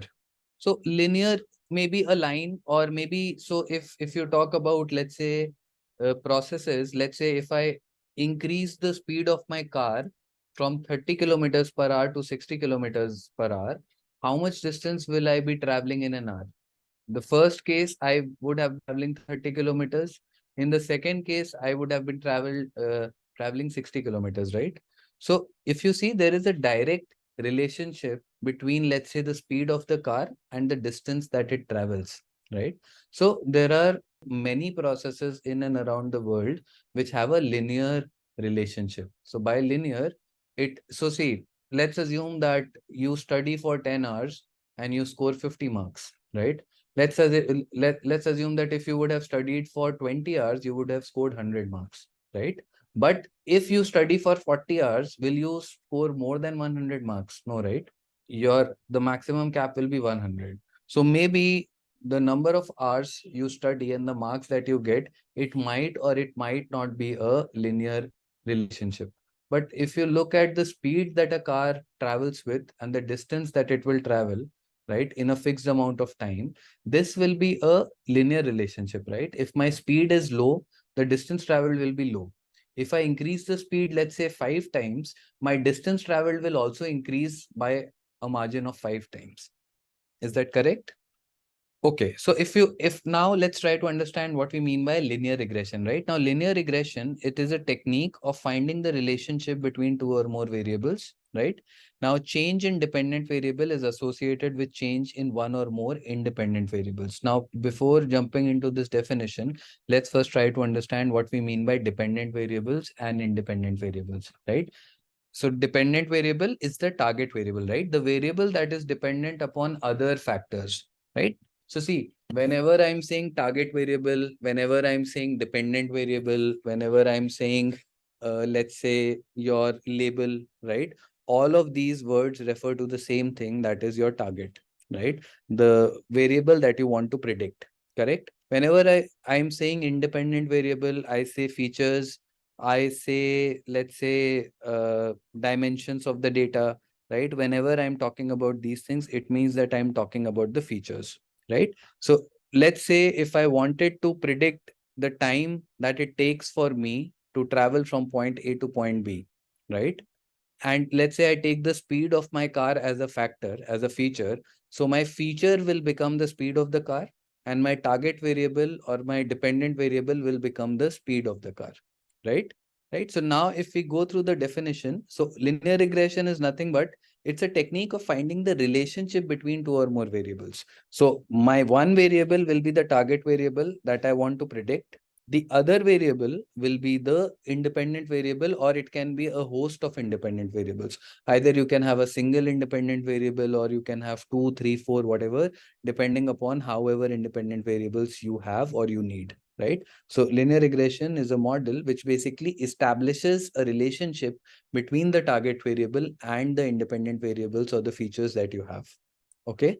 Now, change in the dependent variable, whatever change we have in the dependent on the target variable is actually dependent on all the features that you have. So that is why we are including these features in the model, right? If you remember, when we were trying to predict whether it is going to rain or not, we were taking independent features such as what will be the humidity, is it cloudy or not, right? What is the temperature and things like that, right? So we know that target variable is actually related to the features that we have, and the linear regression model is a model which helps us in finding out this relationship, right? This connection between the two, right? That is what the linear regression model does. Now, if you look at the definition, it only tries to capture the linear dependencies, right? So if you have two features which are varying with each other in a linear fashion, that is, as one increases, the other also increases by the same amount. As one decreases, the other also decreases by the same amount. If you have such relationships in your data, then linear regression model will be able to go ahead and will be able to map the relationship and create a model for you, which you can go ahead and use for future predictions. All right, so let's move forward. Now, if you see, regression is a technique that displays the relationship between variable y based on the values of variable x, right? Now, if you see, there is one more notation. Now, let me just write this down. Now, whenever I say target, whenever I say dependent variable, whenever I say predictor, right? Whenever I say y, right? All of this means your target variable, right? Whenever I say features, independent variable, right? Or your, let's say, dimensions or your x, right? All of these are your features. So don't get confused by these. Target, dependent, predictor, y, all of this will generally be y. I am saying y because once when we'll be working on Python, generally the target variable we denote by the variable y, right? Generally the features we denote by the variable x, right? This is a notation. This is a general kind of a thumb rule, you can say, that we use. So that's why just don't get confused by all of these, right? Now, if you see, regression is a technique that displays the relationship between variable y based on the values of variable x, right? So if you see over here, let's say this, which is your temperature, right? Your temperature is the independent variable. The number of, when your temperature is your independent variable, that is your feature, and the number of clothes that a person needs to wear is your target variable or the dependent variable. So you can see over here that as the temperature will go down, the number of clothes that a person is, let's say, supposed to wear or wants to wear will obviously keep on going up, right? So as and when it becomes colder, maybe you start wearing more layers of clothing, right? As and when it becomes hotter, you decrease the layers of clothing, right? So if you see, both of these variables will have a linear relationship. Does this have a inverse relationship or does it have a direct relationship, these two variables? Inverse, right? If you see, when one is decreasing, that is when temperature is decreasing, your number of clothes that you are wearing is actually going up, right? So it will be inverse relationship. Okay, so let's move on. Now, some examples, let's say temperatures versus number of cones sold at ice cream store. Now, what do you guys think? Will this have a direct relationship or an indirect relationship? These two variables, temperature and the number of ice cream cones sold. Direct, right? Why direct? Because let's say just try to take some examples, right? Assume that the temperature is 40 degrees. Obviously, you will sell more ice creams. When the temperature is, let's say, 10 degrees, obviously ice creams will not sell as much, right? Okay. What about the second one? Do you think that there is any kind of a relationship? No relationship, right? There is no direct relationship that we can see. Maybe, let's say, there might be a certain percentage of people who might be planning to buy cars, let's say. So it's not, buying a car is not dependent upon whether it is going to rain or not, right? Maybe you are buying a car, maybe you are planning to buy a car and you decide to buy a car during the rainy season. But if you are someone who knows about cars, you will definitely not want to purchase a car during the rainy season, because then it might catch rust and things like that, right? So ideally, there is no direct relationship. There can be some hidden relationship over here, but there is no evident relationship with the inches of rain and the number of cars that are sold, right? All right. Now the last one, daily snowfall versus number of skier visits. It will be direct. As snowfall increases, the number of skiers who are visiting will obviously increase, because more the snowfall, more people would be interested in skiing, right? Now there are different kinds of regression model. We are studying about linear regression, right? Now, if you see, in case of linear regression model, the output that we have from the model is the equation of a straight line, right? In case of linear regression, the output will be the equation of a straight line. We also have a different kind of a model, which is known as logistic regression, right? Let's just look at the differences between these two. Now, linear regression and logistic regression, right? These are two models which might have a similar name, because if you see, both are end with regression, right? But there is a very basic difference between the two. The linear regression model is a regression model, whereas the logistic regression model, right, the name is a misnomer. It is not a regression model. It is actually a classification model, right? Why this is called a regression model? This is something that I'll talk about once when we start with logistic regression. But this is ideally, right? This is a regression model, right? Linear regression. But this, on the other hand, is a classification model, right? This is the essential difference. Now, if you see over here, this works on a target variable which is continuous in nature. Logistic regression works on a target variable which is categorical in nature. Solves the problem of regression, solves the problem of classification. Output is a straight line. The output is a S-shaped curve over here, right? Don't get worried about what logistic regression is right now. The only thing that you need to understand is that logistic regression actually comes from the linear regression model only, right? It is a slight variation of the linear regression model. That is why the name remains the same. But at the end of the day, logistic regression is a classification model. The name is a misnomer, right?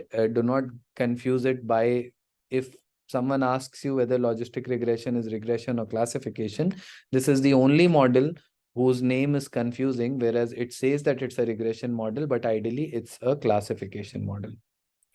All right, so let's move on. Okay, now moving forward, simple linear regression is useful for finding relationship between two continuous variables, right? Now, obviously the model is trying to find out relationships between the target variable and the and the features that you have. So this model will help you in establishing the relationship between, let's say, two variables or howsoever many variables you have in your data, right? One is predictor or independent variable, and the other is response or dependent variable. If you see, there are so many terms: predictor or independent variable, or you have response or dependent variable or target variable, right? Now, simple linear regression is the most simplest form of linear regression model, where we have only one independent variable and we have only, obviously the target variable will remain one, right? In case of simple linear regression, I am limited by only a single feature. Only a single feature is used to predict the target variable, right? So let's try to first understand how simple linear regression works. Once when we are able to understand that, then we will move on to the complicated model, which is multiple linear regression, wherein we will be using more than one independent variables, right? All right, so let's look at an example, right? So let me give an example from, let's say, a separate example, right? Okay, so let's assume that I have an x-axis, something like this only. Let's say I have the x-axis here, right? Let's say I have the x-axis and I have the y-axis. On the x-axis, I have my independent variable, which is the, let's say, the quantity of products bought, right? Let's say the quantity of milk purchased, right? How many units of milk someone is purchasing, right? On the y-axis, which is my dependent variable, I have the target variable, which is the overall spend, right? So this will be your, right? This is your overall spend. This is my target variable, spend. I have on my x-axis, I have the independent variable, which is quantity. Now let's assume if I start marking this, right? If I mark this, so this is 0. Let's say 1, 2, 3, 4, 5, 6, right? And let's say on the y-axis, you have your spend. So I will take, let's say I start with, this is 100. Let's say I have 90, 50, 70, 40, 30, 20, 10, and 0, right? Now let's say I have one customer who comes in and buys one packet of milk, right? One packet of milk, and let's say a packet of milk costs 20 rupees, right? Half-liter milk costs, let's say it costs 20 rupees. So if I want to mark this customer on this graph over here, where will I mark him or her? Quantity bought is 1. The price or the overall spend that this customer has done is what? Is 20. So this cross, do you think that this cross represents the customer correctly, right? Let's say I have another customer. This customer bought 3 units of milk, right? For 3 units of milk, this customer spent, let's say, 60 rupees, correct? I have another customer who bought 2 units. This customer spent 40 rupees. Another customer who bought 4 spent 80 rupees. Another customer who bought 5 and spent 100 rupees, correct? Now let's assume I also have customers who actually had some existing points and they went ahead and they took some discount, right? Now let's say I have one customer who bought one packet of milk, but this customer did not spend 20. This customer spent slightly less than 20, maybe 18 rupees, right? Now let's say I have one more customer who bought 3 units of milk, but this customer paid, let's say, slightly less. And I had one more customer who bought 5 units of milk, but this customer, let's say this customer also bought membership, some kind of a membership along with the milk, and this customer paid slightly extra, right? Maybe this customer slightly extra, right? Now, if you look at this, can I draw a straight line that can pass through all of these points? No, right? So what is the best alternative that I have in that case? If I'm not able to draw a line that can pass through all the points, what is the best alternative for me? I have 7 points over here, right? You cannot remove the points. That is your data. So the best option is what? The best option is that I will take a line which is passing through the maximum number of points, right? So if I look at these 5 points, so the 5 customers who did not avail any kind of a discount, if I look at that, that is actually something that is giving me the general trend in my data, correct? If you look at this is actually giving me the general trend in my data. And what if I go ahead and I plot this regression line, right?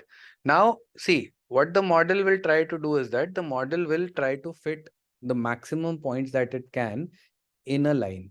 Obviously, there will be some customers who are paying extra. There will be some customers who are paying less. But if you see, for majority of the customers, this is a linear relationship. And this is what the model tries to do. All of this we'll be trying to understand later as well, right? All right. But this is exactly what linear regression model actually tries to do, that it tries to come up with a linear relationship, right, between the target variable and the independent variable. The target variable over here is the spend. The independent variable over here is the quantity of milk, correct? All right. Now, if you see, let's go through some examples of the relationships that we can have, right? Now, if you see over here, I hope this is clear to everyone. What is the independent variable? What is the dependent variable? All of you would have studied y equals to mx plus c in school, right? School, college, wherever. So a line which has a positive slope, that is such an angle, it means that there is a direct relationship, right? As and when my independent variable is increasing, the dependent variable is also increasing, correct? Examples from real life of such a relationship, just like the one that I had given to you, distance traveled and the speed of a car, that will have a positive relationship, right? Can you think of other examples as well, which might have a positive relationship? Ice cream and temperature, student score and our study, experience and salary, petrol price and tax. Yes, that will have a linear relationship. Engagement versus productivity, oil price and flight ticket, that can have a positive relation, because as the oil price increase, right, the ticket price will also increase. I hope you are able to understand this, right? So there will be some variables which will have a positive relationship, right? So this is the one that we are seeing. For the variables which have a positive relationship, the line that you have will have a positive slope, right? Or if you don't understand slope right now, don't worry. The line will be just like this, right? It will be an increasing line. As one variable is increasing, if you see, as my independent variable is increasing, the dependent variable is also increasing, correct? So now what can you say about this? This is a negative relationship, right? If you see, as my independent variable is increasing, my dependent variable's value is going down, right? How will you identify that? If you see over here, let's say I take any random point over here, right? Let's say I take a random point over here. For this value of x, the value of y will be this. If I increase the value of x, the value of y will actually go down, right? So this shows a inverse relationship between the independent variable and the target variable. What are some examples? Less trees, more temperature, speed versus time, winter and ice cream consumption, amount of fruits in market versus price. Okay, pressure versus area, price and demand, demand supply, distance covered versus fuel, marks versus spent time for studies, altitude and oxygen level, cost and demand. Demand will increase, so the cost will decrease. Demand will decrease, cost will increase. Okay, I hope all of you are able to understand this. There can be certain variables which might have a negative relationship with each other, right? All right, so let's move on. This is the same, nothing different in this slide, almost the same. Now this line, right, whatever this line you're seeing, this line is known as the line of linear regression, right? So we have talked about this earlier as well. Now let's take a look at some examples how we actually plot this line, right? So let's go through that. Now these are observations. I've explained this already, that depending upon your independent variable value and your dependent variable value, you will get some observations which we need to plot, right? Now, let's assume that this is the data that we have, right? Let's assume that I have some target variable, right? Let's say if I pick some examples, right? So let's take the example of child's age and child's height, right? So let's say on my x-axis, you have the age, right? And on the y-axis, you have the height, correct? All right. Now let's assume that these are the actual distributions. These are the actual data points that have been distributed, right? Now, there will be different children. So let's say I have a child whose age is whatever this represents. And according to that, this is the height, right? So you will have all the whatever data points. Now, can you tell me how many data points we have in this graph? How can I identify the total number of data points? Is there a way to identify that? 11, right? If you just count these dots, if you just count these circles, these are the observations. Each and every circle, right, is an actual observation, is a student. Let's assume that it is a student, right? Now, if you look at age and height, generally with age, height will increase, right? But there can be some children for whom the height increase is exponentially higher, right? And there can be some for whom the height increases, let's say, slightly lower as compared to the normal, right? Not exponentially high, but let's say if a couple of years, if let's say the age, if let's say the height increases by 6 inches, maybe there can be some children for whom it increased by 7 inches or 8 inches. Maybe there can be some for whom it increased by 4 to 5 inches only, right? Okay. But if you see the general trend, as and when my age is increasing, my general trend is saying that your height will also increase. There are outliers that are present in this data, and outliers will be present in every data, right? If you see this is an outlier, right? If you see this one is an outlier, if you see this one is an outlier, to a certain extent, the points that are far apart from this particular line are outliers, right? But then we have gone ahead and we have created this particular regression line, right? Why have we done that? What do you guys think? Now, see, obviously, in your in your real world data, right, your relationships will not be purely linear. There, you can estimate them as a linear relationship, but it will not be purely linear, because obviously there will be certain outliers. There will be slight variations that might be happening in the data, but that is fine, right? When I'm creating a model, I'm predicting the general range, right? I might not be able to predict for outliers, but at least for, let's say, 90% of my population, I will be able to go ahead and come up with a decent prediction value, right? See, now we will try to understand how do we arrive at this line of best fit, right? I hope you guys are able to understand what this graph is talking about. What are these data points? What is this regression line? Now, the next topic that we'll be talking about is how do we identify this regression line? Because, see, if I talk about this data, I can have n number of regression lines that can pass through this data, right? I can have, let's say this is one line. I could have had also one line which might have gone through this, right? I could have had one line which would have gone like this. Why did I go ahead and why did I create this as my final regression line? Why did I not create the other brown lines that you are able to see on the screen, right? Because the model will have the option to go ahead with n number of lines, but from those n number of lines, it will choose the best fitting line. How does it identify the best fitting line, right? How does it arrive at the equation of the best fitting line? That is something that we will try to find out now. Okay. Okay, so let's move on. Now, if you see, when we are trying to find out the line of best fit, right? Let's try to understand certain things about this, right? Let's go back to this particular graph and let's try to understand some things or how we actually work with this data, right? Now all of these blue points, right? All of these blue points are your actual data points. If you remember, I have talked about training and then I have talked about once when you will train the model, after that you will go ahead, you will use the model to make predictions. So having that thought in mind, just remember that these points that you are seeing, right? These blue points that you are seeing, these are the training data samples. Imagine that these are 11 children in your class for whom you have gone ahead and you have just taken their age and you have taken their respective heights, right? That is it. Okay. I'll just write this down once again. This is age over here and this is height over here, right? So imagine that these are your current students in your class, these 11. For them, you have gone ahead and you have plotted the age and height, right?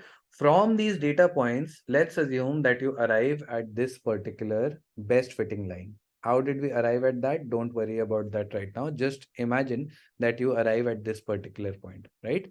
Now, this regression line will become your final model, right?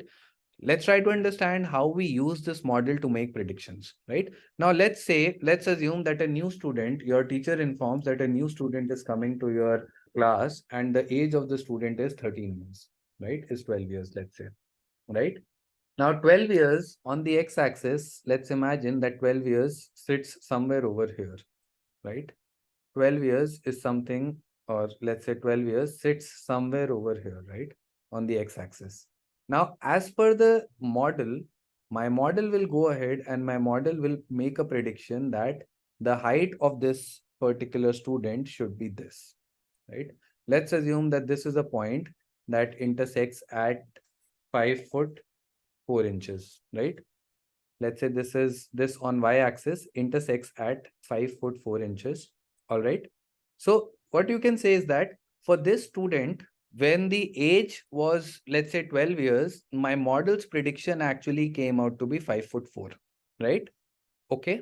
Now let's say that once when this student walks in my class, right? Once when I see this student, I realize that the height of the student, the actual height of the student is actually, let's say over here only, right?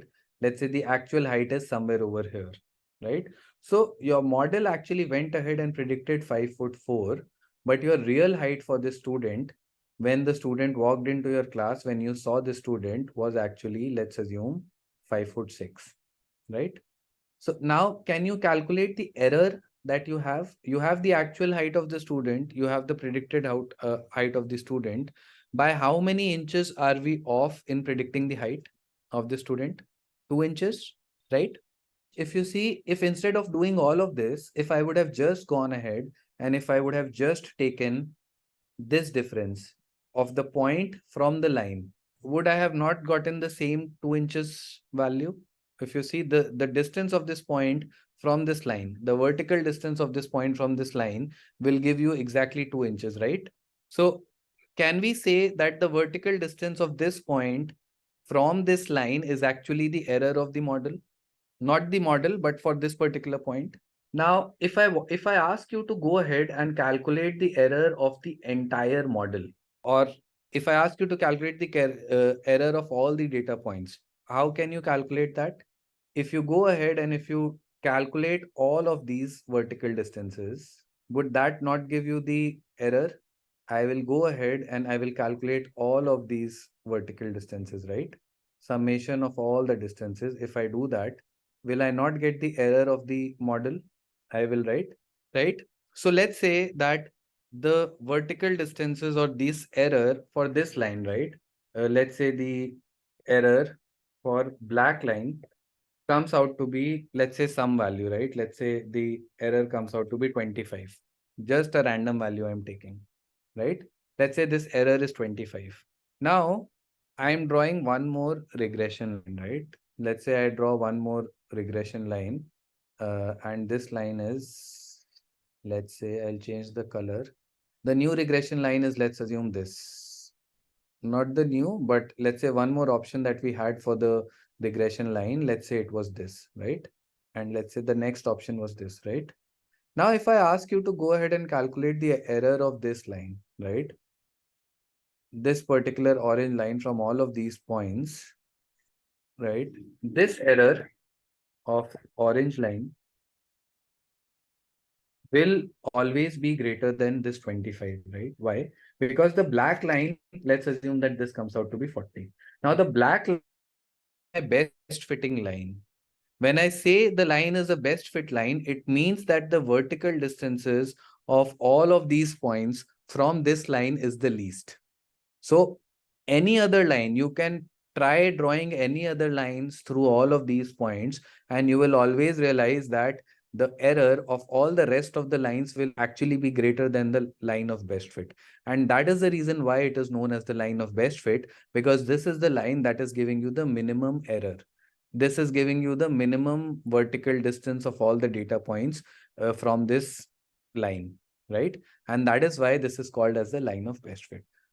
All right. So if you see, this is what they're explaining over here. The error is what? The error is this vertical distance, right? Your estimated value was the red point, whereas let's say your actual value was this blue point. So this will be the error, right? This will be the error over here. If you go ahead and if you calculate the error of all the data points, your objective is to minimize this error. When your objective is to minimize this error, you will need to find a line of best fit, which is actually giving you the least value of this error, right? So that is what we are trying to do over here. These are some examples. Speed and distance, they have a positive relationship. Distance and speed, right? If you see, y becomes your target variable, which is distance. X becomes your independent variable, which is your speed of the vehicle. M, which is the slope, right? M is the slope, that is the angle that this line will have, right? That is your M. And C is the constant value, that is when X equals the value 0, then what will be the value of the target variable, right? So y equals to mx plus c. You can see that y is the target variable, x is the independent variable, m is the slope of the line, and c is the constant. All right. So now if let's say there is a negative relationship, let's say I take time and speed, for example. So when I will take time and speed, in that case, your y remains the same. Let's say y becomes time. My x becomes the independent variable. Over here, if you see in this example, your slope will become negative, right? As soon as the relationship of the target variable with the independent variable becomes inverse, the slope of basically the coefficient that is involved with the independent variable will actually become negative, right? If you look at this over here, right? When my speed is, let's say 10 kilometers per hour, the time taken will be more. When my speed is, let's say 60 kilometers per hour, then the time taken will be less, right? So let's start with one example, right? One mathematical example as well. So now let's assume that I have two variables, x and y. The value of x is such 1, 2, 3, 4, 5, and the value of y corresponding to the value of x is 4, 3, 4, 2, 5, right? Let's go ahead and let's plot these data points on this line, right? One by one. First point is what? X is 1, y is 4, correct? So when x is 1 and y is 4, it will be plotted somewhere over here, right? Similarly, I plot all of these points. You can go ahead and you can check. First one is 1, 4. The second one is 2 and 3. The third one is 3 and 4. Fourth one is 4 and 2. And the fifth one is 5 and 5. Now let's move on. Let's see what happens. If I calculate the average of x and if I calculate the average of y, right? the average of x will come out to be 3, and the average of y will come out to be somewhere around 3.6 something, right? 3.6, 3.8, whatever. So if I just plot these vertical and horizontal lines, so we are just plotting the averages of y and x for now, right? Because that is something that will give me the slope in a way, right? That will give me the slope of the line. So we need to find out the average. See, first of all, guys, you don't need to do all of these things manually. These are just examples. We are just trying to explain how internally linear regression works. Once when we'll move to the hands-on, you will see that all of these things, right? This is something that Python will automatically do for you. All you need to do is that you need to pass a set of independent variables and the target variable, call the model, take the model, run it on the data, take the output and use it as your predictions, right? This is just to understand what internally happens, right? Now, if the average of x was 3 and the average of y was 3.6, then your line of best fit, right? This will pass through this 3, 3.6. Now, this is mathematics. This is something that, because your slope is nothing but y minus y average and x minus x average, right? No need to get into the definitions and all. No need to get into the mathematics. But generally what happens is that your line of best fit will pass through the average of x and y both, right? That is what you can see over here, right?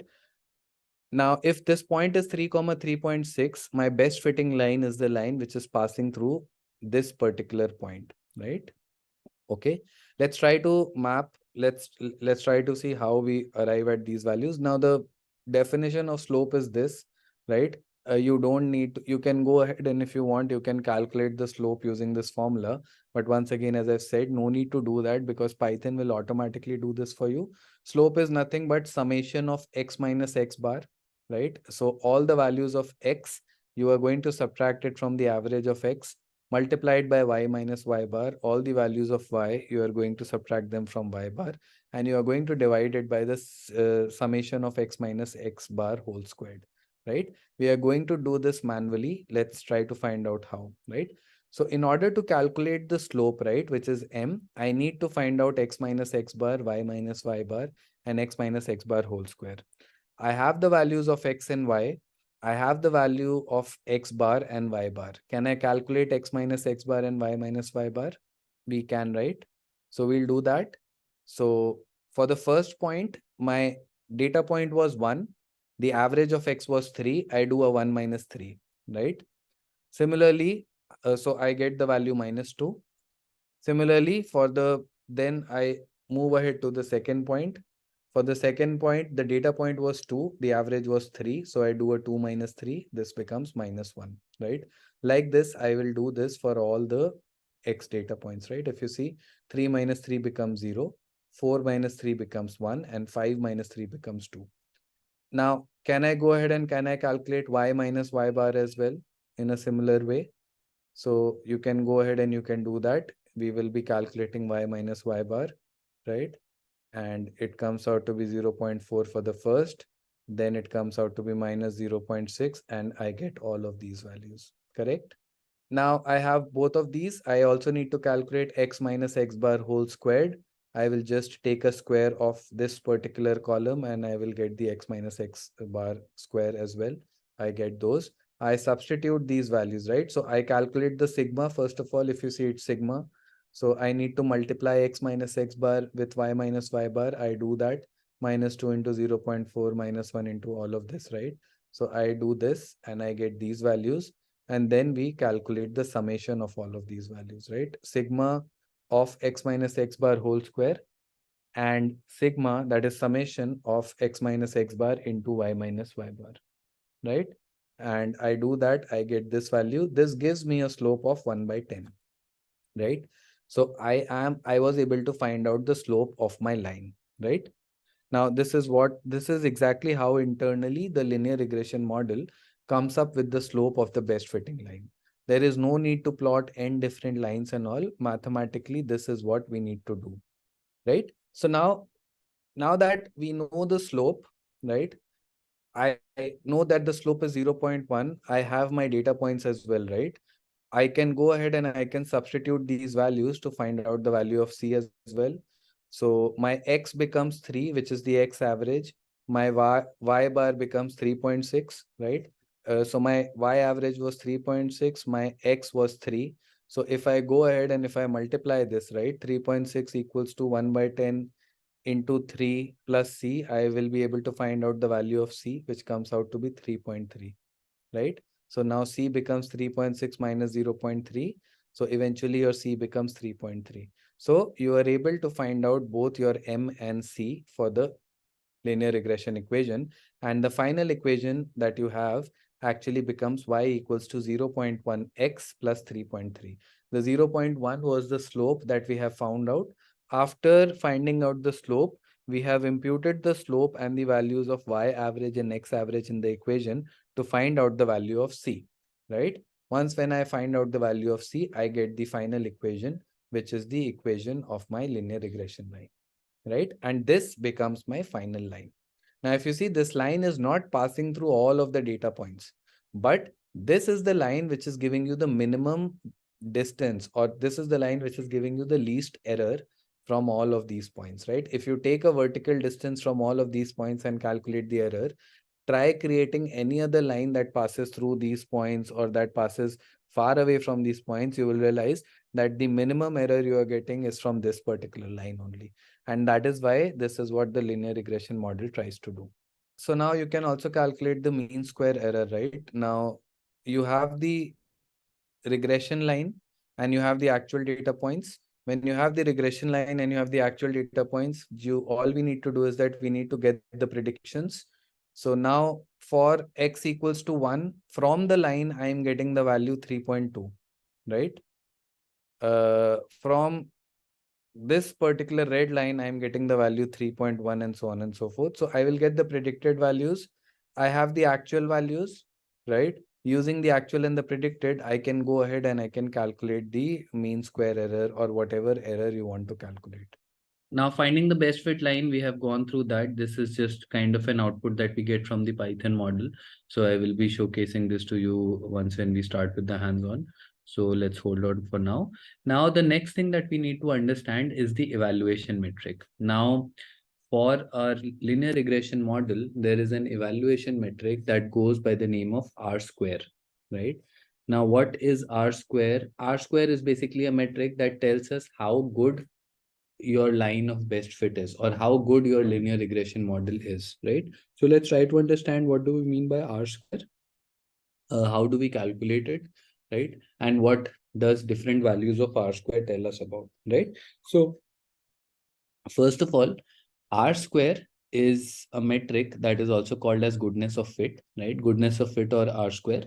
And this is a value, nor this is a metric that you get after running your linear regression model, right? In Python, you will be getting outputs, and in the output, you will be getting the R square value as well. Now, R square value ranges from between 0 to 1, right? So first thing that you need to understand about R square is that it ranges between 0 to 1. The second thing that you need to understand about this is that let's say I have a model A, right? So let's say model A has R square of 0.5, right?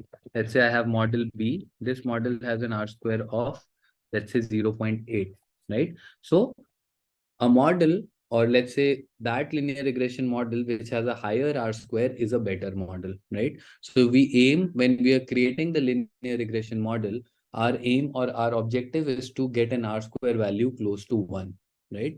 So generally any model which has an R square of, let's say, greater than 70%, right, is considered to be a good model, right? Anything less than that, it means that you might probably need to add more features to the model, right? You might need to, let's say, do some feature engineering. Maybe you need to look at whether the variables that you have included are actually correlated to the target variable or not, right? So an R square value of anything less than 0.7, 0.6, that is not a very good R square value. Anything which is greater than 0.7, 70% means that you have created a decent, or you have created a good model, right? Right. Now let's try to understand what R square is, right? Now, let's say, let me take an example, right? So let's say I have the target variable of customer spend, right? And I take my feature, I take one feature, which is, let's say, the age of customer, right? I take only one feature, the age of customer, and using this, I get an R square value of, let's say, 0.5, right? Now let's talk about a second model. In this model, my target variable remains the same, but now I am using the age of the customer. I am using, let's say, whether the customer is a member of my store or not, right? I am using what is the income of the customer, right? Let's say now I'm using three features. In order to predict the same variable, that is customer spend, now I'm using three features: age of customer, whether the customer is a member or not, and the income of this customer. Now let's assume that my R square increases to 0.8%, right? 0.8. Now what does this mean? Now, how do we interpret this value, right? How we can interpret this value is R square of 0.5% means, or 0.5 means that given whatever features you have used in the model, you are able to capture 50% variation of the target variable, right? The 50% variation that is happening in the target variable, you are only able to capture that, right? As soon as you added more variables which are important, right? If you see, if I add the whether the customer is a member or not, what is the income of the customer, my R square increased to 0.8, meaning that now I am able to explain 80% variance of the target variable, right? Using these three features, right? So you can understand that you need to include relevant features in your model, right? Your independent variables should be relevant. If you are including garbage variables, let's say where you go ahead, you include 20 different variables, but all of these 20 variables are random variables, they are in no way related to your target variable, your R square will not increase, right? Only when you add significant variables to your model, your R square value will increase, right? That is the only way to increase the R square value. All right. So R square signifies how good the prediction of the model will be, right? So the more relevant or the more significant features we will have in our model, the better the model's R square value will be, right? Now the formula for R square is the one that you can see over here at the bottom, right? That is the predicted value, right? Whatever your predicted value is, subtracted by the mean and divided by the actual, whatever your actual data point is subtracted by the mean, right? So this is just a formula. Don't worry about this. You don't, if you remember the formula, that's okay. No one is going to ask you the formula and all, but you should just understand what we mean by R square and how the R square varies when we are adding significant or insignificant variables to our model. How we find YP, Yatharth, I assume YP, you mean the predicted value. YP is the predicted value, right? That you will get from the model. Just what we have done over here, this substitute the values of X in your equation and you will get a predicted value, right? So this is just an example of how we can calculate R square. But once again, there is no need for you to do this. We'll go through this, but at the end of the day, Python will do all this calculation. Now, if you see, if my Y predicted was 3.2, right? And my average of Y, if you remember, that was 3.6, right? So you will calculate all of these values, right? Then you have your actual Y, it is 4, and you will subtract it by your mean of Y. You will get all of these values. You will square these values up. And after doing this, if you look at the R square of the model, if you substitute all these values, right, you will find out that the R square of the model, if you see, they're just calculating all the values, yp minus y mean whole square, y minus y mean whole square, all of this is calculated and we get an R square. I get sigma 1.9 and 5.2. I substitute these values and I get an R square of 36%, right? So 36%, you can see that this model is actually not a good model because the data points are actually way far off, right? Hence the R square is coming out to be a smaller value as well. right? Now, see, the linear regression model cannot do anything. If you are giving in data points which are having a non-linear relationship, over here, if these data points do not have a linear relationship at all, right? These are distributed in a random way. Obviously, linear regression model will not be the best fitting model, and hence that is why you are getting an R-square value of 36% only. So what is good R-square value? I told you that just now, Arundhati, right? Anything above 70% is generally good. Anything below 70%, it means that you can add more significant variables, right? So see, R square gives you an intuition of how many relevant features you have included.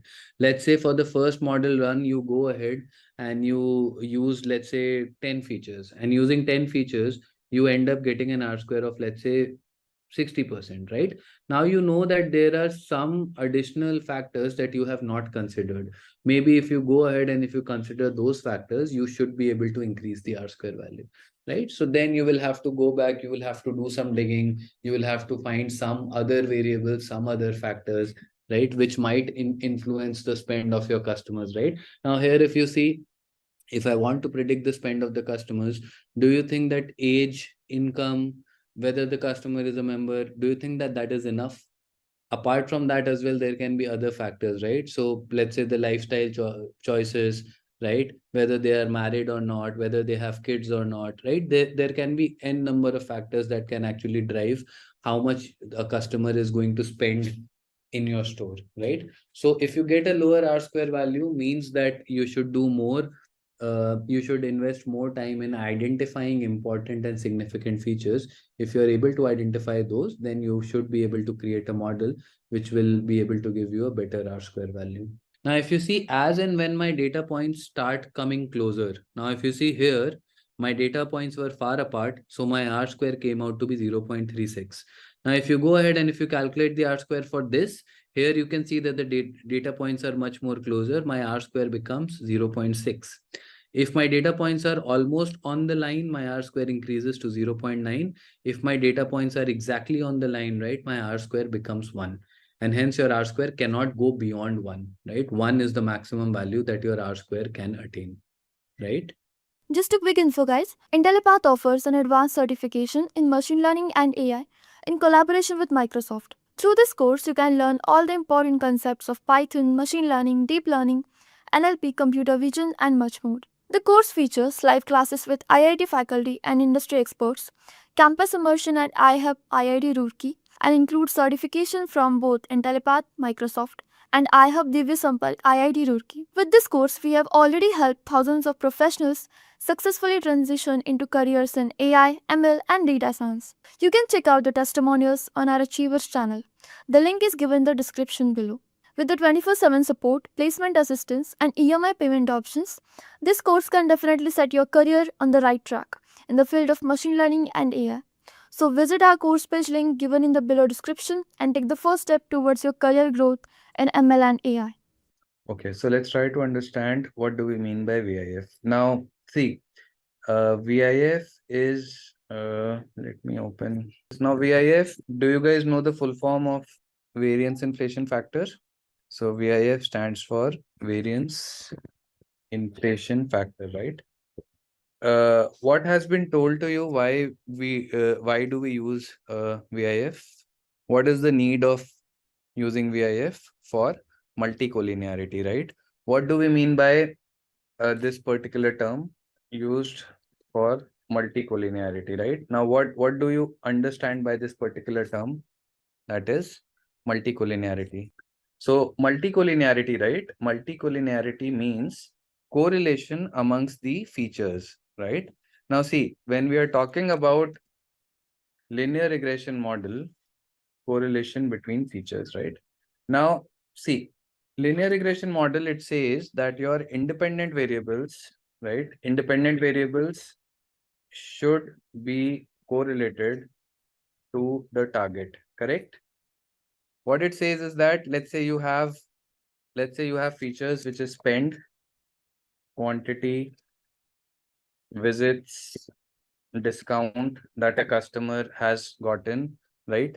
And then you have the target variable, that is whether the consumer buys a product or not, buy or not buy, right? So these over here, if you see, these are my features, right? Spend, quantity, visits, and discount. And this is my target variable. Is everyone able to understand this? Now, what is the objective when I'm building the linear regression model? The first objective is that uh, the first objective is that each of these variables, right? Now, spend should be correlated to my target variable, correct? So my first requirement is that this spend should have a correlation with the target variable. Quantity should be correlated with the target variable. Visits should be correlated, and discount should be correlated, right? That is the first assumption, or that is the first rule of the linear regression model that we have. Now, the second rule says that your independent variables should not be correlated, right? This is what the second rule says over here. Independent variables should not be correlated. What does this mean? This says that I want the independent variables, or I want my features to be correlated with the target variable, but I do not want these variables to be correlated amongst themselves. Spend should not be correlated with quantity. Spend should not be correlated with visits. It should not be correlated with discounts. Similarly, quantity should not be correlated with visits or discounts, or visits should not be correlated with discounts, and vice versa, right? Now, first of all, let's try to understand why do we have this particular assumption, right? Now, let's assume that I give you two variables, right? I give you a variable which is spent in dollars, right? And I give you a variable which is spent in rupees, right? And I have the target variable, which is whether the customer will buy a product or not buy, right? Now, these two variables, do you guys think that these two variables will be correlated to each other? The spend in dollars and spend in rupees. Now, see, spend, let's say you spent 100 rupees.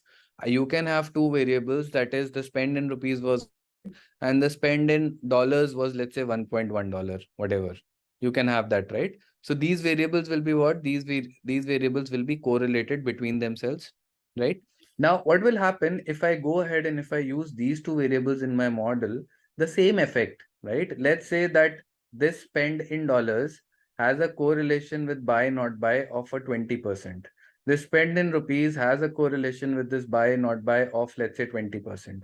Now, if I'm using both the variables together, I am using the same effect twice, or I am calculating the same effect that spend in dollars and spend in rupees is giving. I am calculating that effect twice. So if, let's say, I was to predict whether the customer was buying or not buying, right? This, using these two features, I might be able to capture the same effect. Whatever information these two variables contain is exactly same. So I'm feeding similar data to my model, but it's just, I'm saying that the name of the columns is different, right?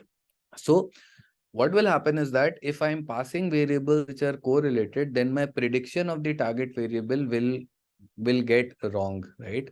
Because you might be calculating the same effect more than once. If you're calculating the same effect more than once, obviously your predicted value will become way more off, right? So that is why the second assumption that we have is that your independent variables, your features should not be correlated between themselves, right? And in order to find that, the method that we use is known as VIF, that is Variance Inflation Factor. So now let's try to understand what do we mean, like how do we apply VIF, right? First of all, do you guys know the formula for VIF? So the formula for VIF is 1 minus 1 divided by R square, right? I hope everyone remembers R square. What was R square?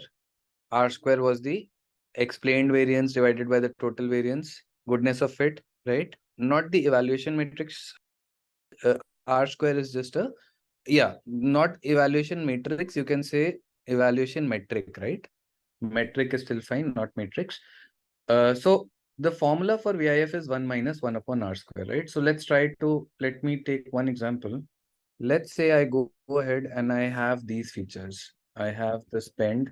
I have the spend in dollars. I have the spend percentage. I have quantity, and I have quantity ratio, right? Now, or let's take only two of spend in percentage and spend rupees, right? Now here you should be able to see that your spend percentage and spend dollars will be related to each other, and your quantity and quantity ratio will be correlated to each other, correct? Now see, one simple way of dealing with highly correlated variables is what? That you go ahead and you either select one of each, right? Let's say you go ahead and not use spend dollars, or you go ahead and not use quantity ratio. You just go ahead, use spend percentage and quantity, and that's it, right? That is one way to do so.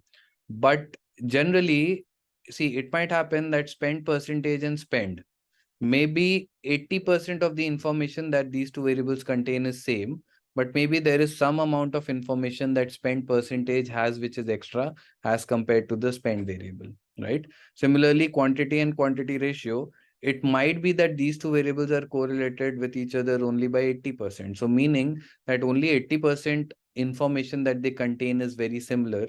The remaining 20% might be dissimilar. So if you're going ahead and if you are directly dropping spend dollars and quantity ratio, you might be missing out on some critical information that you might have wanted to feed to your model, right? So generally, we don't do that. We do not try to get rid of correlated variables manually. If you see that there are 2-3 variables which are such highly correlated that you're getting correlation values of 90, 95, right? 80, even greater than 80, then you can go ahead and you can exclude those. But in the real world, this will not happen. In the real world, you can have variables which are correlated by, let's say, 30, 40%. So if you get rid of one variable, the 30-40% correlation aspect that was about to get doubled, you have dropped, but the remaining 50-60% information that was new in this variable, that also you have dropped. So you might have dropped some important information from the model, right? So that is where the application of VIF actually comes into play, right? Now, if you see VIF, when we apply VIF, right, you remember, if you would be remembering what you would have realized, that they would have applied the VIF function only on your feature space. They would have not applied your VIF function on your target variable. So now, let's say what I do is that now I am assuming that one of the variables, or there are some variables in these which are highly correlated, right? So what if I do one thing, right? I take one of these variables as a target variable, right? Let's say I take spend percentage as the target, right? I take this as a target and I build a model, right? I'm just explaining to you how VIF works, right?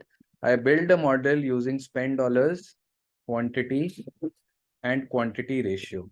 Now, just answer me one thing. If assuming that this spend percentage has variables which are correlated with itself, right? A spend dollar, quantity, quantity ratio, do you think that the R square of this model will be high or low? R square is the same metric, right, that we have talked about. If we have variables which are correlated with spend percentage, the R square of this model will be high, right? Okay. So if my R square will be high, can you tell me what my VIF value will be? VIF value will be small or large in that case? VIF will also be large, right? Because if you see 1 upon R square will be small, but if you do if you do 1 minus 1 upon R square, it will also be large, right? Deepak, it is R square, not R. Goodness of fit, we have, right? So just try to understand this thing, that if I go ahead and if I try out different combinations over here, right? Let's say the next combination that I try is spend dollars. I regress it with the remaining features, which is spend percentage, quantity, quantity ratio, right? Similarly, I take quantity, I regress it with spend percentage, spend dollar, and quantity ratio, right? And I take quantity ratio and I regress it with, let's say, spend dollars, spend percentage, and quantity, right? Now, let's assume that what happens is that the R square for this model, right? R square for this model is high. Let's assume the R square for this is medium, for this is low, and for this is also low, right? If my R square is high, correspondingly, what will happen? My VIF value will also be high, because you can see that the formula for VIF is 1 upon 1 minus R square, meaning that your VIF value will also be high, right? Here VIF will be medium, here VIF will be low, and here VIF will also be low, right? Now, out of all of these variables, which variable would you want to remove from the model? Is it the variable which has a high R square, or is it the variable which has a low R square? The variable which has a high R square, it means that it has variables which are correlated with itself, right? Because if the variables are correlated, only then your R square will be high. So what I'll do is that I will go ahead and I will exclude this first variable from my model, right? Okay. Now I will repeat this process again and again and again. I will only get rid of one variable per iteration, right? Now in the second iteration, I will be left with only these three features, right? Now with these three features, I will run the VIF code once again. If let's say I get a VIF value of high for any variable, I will exclude that. Let's say I get VIF value as low for all three, right? I will go ahead and I will use my model, or I will build my model using only these features. Now for VIF, right, the general principle is that, see, your VIF value will never be negative, right? If you look at this over here, 1 minus 1 upon R square, the formula, right? Your VIF value will always be in the range of 0 to infinity. It can go from 0 to infinity. Let's assume that your R square value is very small, right? Right, so this is the formula for VIF. Right, now if you see, if your R square will be high, that is close to 1, then 1 minus a value which is close to 1 will be a small value. If you divide that by 1, so this overall VIF will be a very large value, right? If your R square is close to 0, then your 1 minus 0 will be 1, and 1 divided by 1 will be equal to 1, right? So for those variables which are not correlated to the rest of the features, your R square will be low, and hence your VIF will be close to 0, right? Not 0, close to 1. So your VIF can range between 0 to infinity.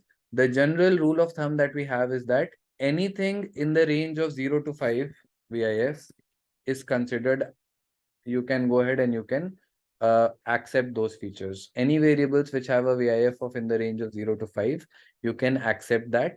Anything which is greater than 5, right, or greater than equal to 6, right? Any variable that has a VIF value of greater than equals to 6, you have to remove that from the model, right? That is the general rule of thumb that we have.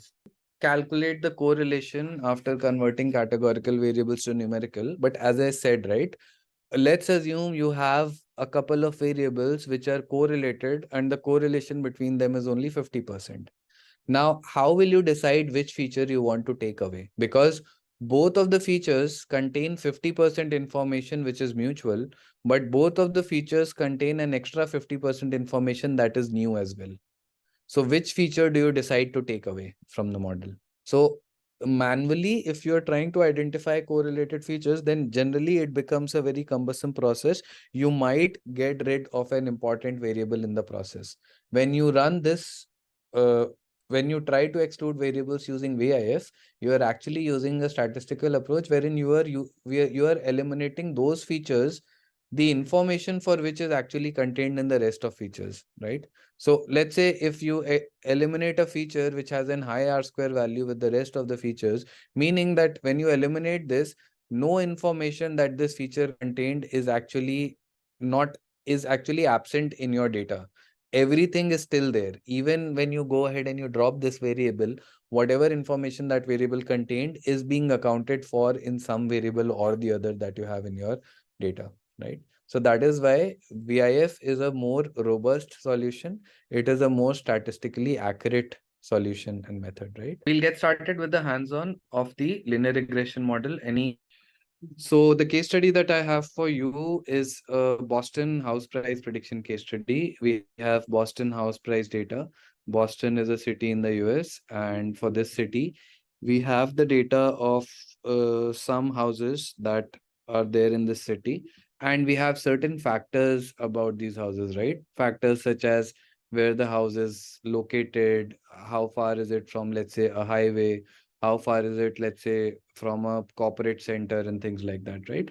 And using all of this data, we will try to go ahead and we will try to predict the price of the different houses that we have, right? So that's the objective. We are working on collab. I am working on collab. You can work on anything, Mohammed Ansari. This is collab, right? So see, the only thing that is different, this is Google Colab, right? Now most of you might be using Anaconda, Jupyter notebooks and all, which is nothing but your locally hosted uh, Python versions, right? Now, this is a platform that is by Google. You can also use this if you have a Google Drive. If you are able to save your data on your Google Drive, you should be able to use Google Colab as well. The only thing that is different in Google Colab, now the interface is Python ID, everything is Python. Now, the one thing that is different here is that while reading the data, if you remember in your usual Jupyter Anaconda notebooks, right? All you have to do is that you have to do a pd.read_csv and you just have to give the path of the file, right? Wherever that file would be in your local system, you have to give that, right? Over here, because we are working through Google Drive, our data needs to be in our Google Drive. So here, if you see, this is my Google Drive. And if I go to my drive, if I go inside Collab Notebooks, Intellipaat, Weekend Batch, Linear Regression, this is where you will find my data, right? Now, if I want to read this data, I will have to set up my Google Drive. This is a predefined syntax, nothing, you don't need to change anything. You need to give permission to Collab to access the drive, right? So from google.collab, I'm importing drive and I'm mounting the drive. When I mount the drive, you will get a request to authenticate this. And once when you authenticate that, just like I would have done a minute back, you should be able to go ahead and you should be able to establish the connection. Now, if you see when I do this, this is the path of my file on my Google Drive, right? As soon as I do this, I am able to read this data, right? And that is the only difference. Other than that, every syntax that you are able to run on Python, on your Anaconda Jupyter notebooks, the same things you will be able to run here, right? It is essentially Python and nothing is different, right? It uses your Google Drive only, so your data should reside on your Google Drive. Most, I would say 70 to 80% of the corporates that you have, right? They are using either Google Colab or a similar platform. So if you will be comfortable with Colab in your resumes, in your CVs, right? You can add this as a skill as well. Generally, people are familiar with your Anaconda Python notebooks and all your locally hosted machines. But when you're working for large corporates, you're not working on locally hosted systems, right? You might be connected to GCP, you might be connected to cloud distributed computing and all. And in those cases, Collab or similar platforms are much more easy to use. Audrey content drive will remain the same. And then from here, so till content drive and my drive, everything will remain the same. Even collab notebooks will remain the same. After that, you will have to create your folders. Wherever your data is present, you will have to add that. So we have been able to read the data, and this is how my data looks like, right? So let's first try to understand what does this data contain? What is our problem? What is the objective? Let's try to understand all of these things, right? Now, if you see over here, I have the description of all the variables, right? This is the description that we have for all the variables. Let's try to understand this. Now, see, each and every row over here in this data is the data about a particular house, right? So if you look at this, this is the data for a particular house. This is the data for maybe, let's say, some other house located in Boston. This is the data for some other house, right? Let's focus on one row. Let's focus on the first row. If I focus on the first row, the first variable that I have is what? Is the variable which is crim. Crim is nothing but crime. So this variable gives you the per capita crime rate by town. So wherever your house is located, right? For that particular location, for that particular pin code, what is the crime rate? That is what the crim variable talks about. Okay. Second variable is Zn. Zn is what? Proportion of residential land zoned for lots over 25,000 square feet, right? Now, imagine that you are living in a sector where there are lands over 25,000 square feet, which are, let's say, uh, given to industries or let's say given to societies, right? So Zn is a variable that actually talks about that. That is the proportion of the land in that particular area, right? That is given to, or that is zoned for lots over 25,000 square feet. Now, for over 25,000 square feet, it can mean that there is a factory that is coming up, there is a mall that is coming up, there is a society that is coming up, anything. But this is talking about the proportion of land, right? Now, an area which is, let's say, located in an industrial area, it will have a higher proportion of land which has greater than 25,000 square feet of an entire land given to one single unit, right? So if you see over here, it says 18% of the land for wherever this particular house is located is given to lots which are greater than 25,000 square feet. Moving on to the third variable, Indus. Indus is proportion of non-retail business acres per town, right? So Indus will basically tell you what is the non-retail business acres in that particular area. So when I say non-retail business, once again, you can have retail specific businesses which can be there around your house, right? You can have malls, you can have a big bazaar, a Spencer, and things like that. But let's say when you start having industries, right? Let's say when you start having the shop for a footwear, right? Or let's say you start having the shop for, let's say, some other thing, maybe for a car showroom or things like that, right? So it is talking about that. It is talking about the percentage of non-retail business acres. Now you can imagine that an area which is a proper housing society, all of these percentages will be low, right? Zn and Indus and all. For a house which is located in an industrial area, or let's say for a house which is located in a corporate area, right? For those houses, all of these proportions will be high, right? Moving on to the fourth variable, it is CHAS. It is the short form for Charles River dummy variable. It is a binary variable. It just says that whether or not your house is situated along the Charles River. Now, Boston as a city, it has a river that flows through it, which is the Charles River. So this is a binary variable which tells you that whether your house is situated on the banks of the river or not. Now, do you guys think that this is an important variable in predicting the price of a house, or all the variables till now? Do you think that these are important? These are important, right? Because a house which is situated on the on a river bank, obviously it should have a high cost. A house which has a low crime rate, it should have it should have a high cost, and so on and so forth, right? NOx is your pollution related variable. So it talks about nitric oxides concentration. So if NOx percentage will be high, then it means that this house is situated in an area where pollution is high. Maybe this house is situated next to industries, next to malls, right? And hence the pollution content might be high. So this once again talks about the uh, quality of living that you might be having if you choose this house, right? RM is the average number of rooms per dwelling. So RM is, let's say if I talk about a particular area, let's say if I talk about South Delhi, in South Delhi, let's say if I take, if on an average, each and every house, if I take the average of all the houses, the average of the rooms, let's say it comes out to be 2.5. So I'm saying that on an average, a house that is located in Saket will have 2.5 rooms. So just like that over here, your RM says, when it says 6.5, it means that the houses over here are pretty big. And on an average, they contain 6.5 rooms in this particular area. The age is proportion of owner occupied units built prior to 1940, right? Now, age is a variable which tells you about those percentage of houses in this area which were built before 1940. So in this case, it is saying that 65% of the houses in this area are historical and they were built before 1940, right? So this talks about whether the houses that are there in this area are new or old.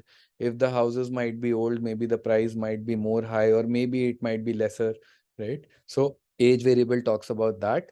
Moving on to the DIS variable, this is the weighted distances to 5 Boston employment centers, right? DIS variable. So this gives you the, so let's say if you want to purchase a house, right? Now, if you're aware with Gurgaon, a house which might be situated closer to Cyber Hub, which is a corporate hub which has all the companies, will probably be the best option for someone who works in a company, right?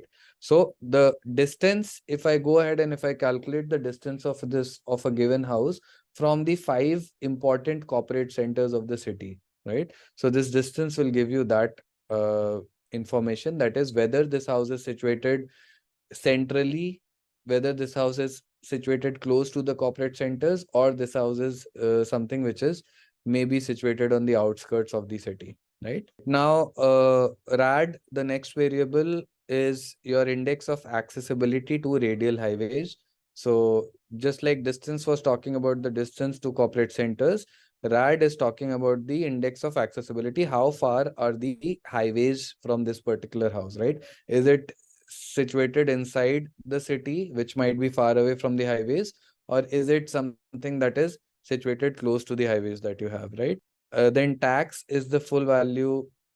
What would weighted mean in distance? So weighted is if you have 5 corporate centers, right? Let's say the distance from one is 5 miles, the second one is 10 miles, third is 20 miles, and so on and so forth. So you'll just take the average of that, right? Now, tax is the tax that you are paying for that particular house, right? So that is the tax amount per $10,000, right? So per $10,000, you are saying you are paying $296 for this house. PT ratio is pupil to teacher ratio, right? What do we mean by this? So PT ratio tells me that in this area, if there are 15 students, then there is one teacher, right? Now this tells you about the number of schools that you have in and around this particular area. Do you think that a PT ratio of a high PT ratio will be a good thing, or a low PT ratio will be a good thing? Low is good, right? Low means that there are more number of schools in and around your locality. So low PT ratio will actually give you tell you that this area contains more number of schools. If there are more number of schools, then obviously you have more options to put your children in, right? Then black is the percentage of black population. If you see, black will be the proportion of blacks in this town, right? So this, once again, not the proportion of blacks, but count of black people per 10,000 people in total, right? So if you see 396 and all, so this is now generally in the US, if let's say a locality contains more number of black people, maybe there is a high chance of uh, let's say robberies and all, right? So maybe the price of the house might not be very high there, right? So this is talking about that. L stat is the percentage of the lower status population that is living in that particular area, right? So L stat is, if you see 4.98, so 5% population belongs to the lower status, 10% belongs to lower status, and so on and so forth, right? And then medv is the target variable that you have, that is the median value of all the houses that are there in this particular area, right? So if you look at this, medv becomes your target variable. So our objective is to go ahead and predict the medv variable. Ideally, your crime rate should be correlated to, let's say, the proportion of, or the black variable, or maybe the lower status variable as well. So this is something that we can check once when we are checking the correlation matrix. So Saurabh, if PT ratio is high, it means that there are low number of schools. If there are low number of schools, then see, when you go to buy a house, right? The important factors are what? That your house should be close to highways, your house should be close to malls, your house should be close to schools, hospitals, and all, right? So if it is high, it means that schools, there are not many schools which are around there. So probably the price of the house can be low, right? All right. So this is the data that we have, and the target variable that we have over here is medv. So let's move forward then. So this is, I have done a data dot head over here. So these are the top 5 rows. I also have a function which is known as data dot tail, right? Tail, what it will do is that it will show you the last 5-10 rows. If you don't give any value, it will automatically show you the last 5 rows. If you want to, let's say, see the last 10 rows, you go ahead and you give a 10, and it will show you the last 10 rows. Correct? So now from here, we can see that there are 505 rows over here in this data in total. Okay. Let's look at the shape of the data. We'll do some basic data exploration now. So my shape of the data is, I have 516, I have 506 rows, and I have 14 columns, right?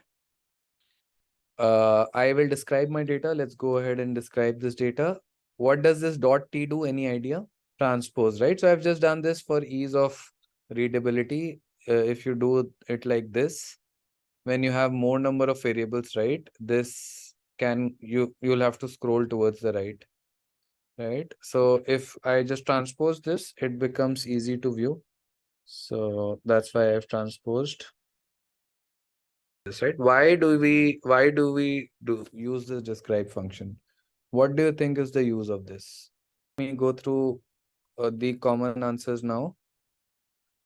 So first of all, I had insights on crime rate and ZN, right? If you see crime rate, there are areas wherein the crime rate is close to 89%, right? Meaning that these are very unsafe areas. So within Boston City, you have areas wherein the crime rate is as low as 0%, and you also have areas where the crime rate is as high as 89%, right?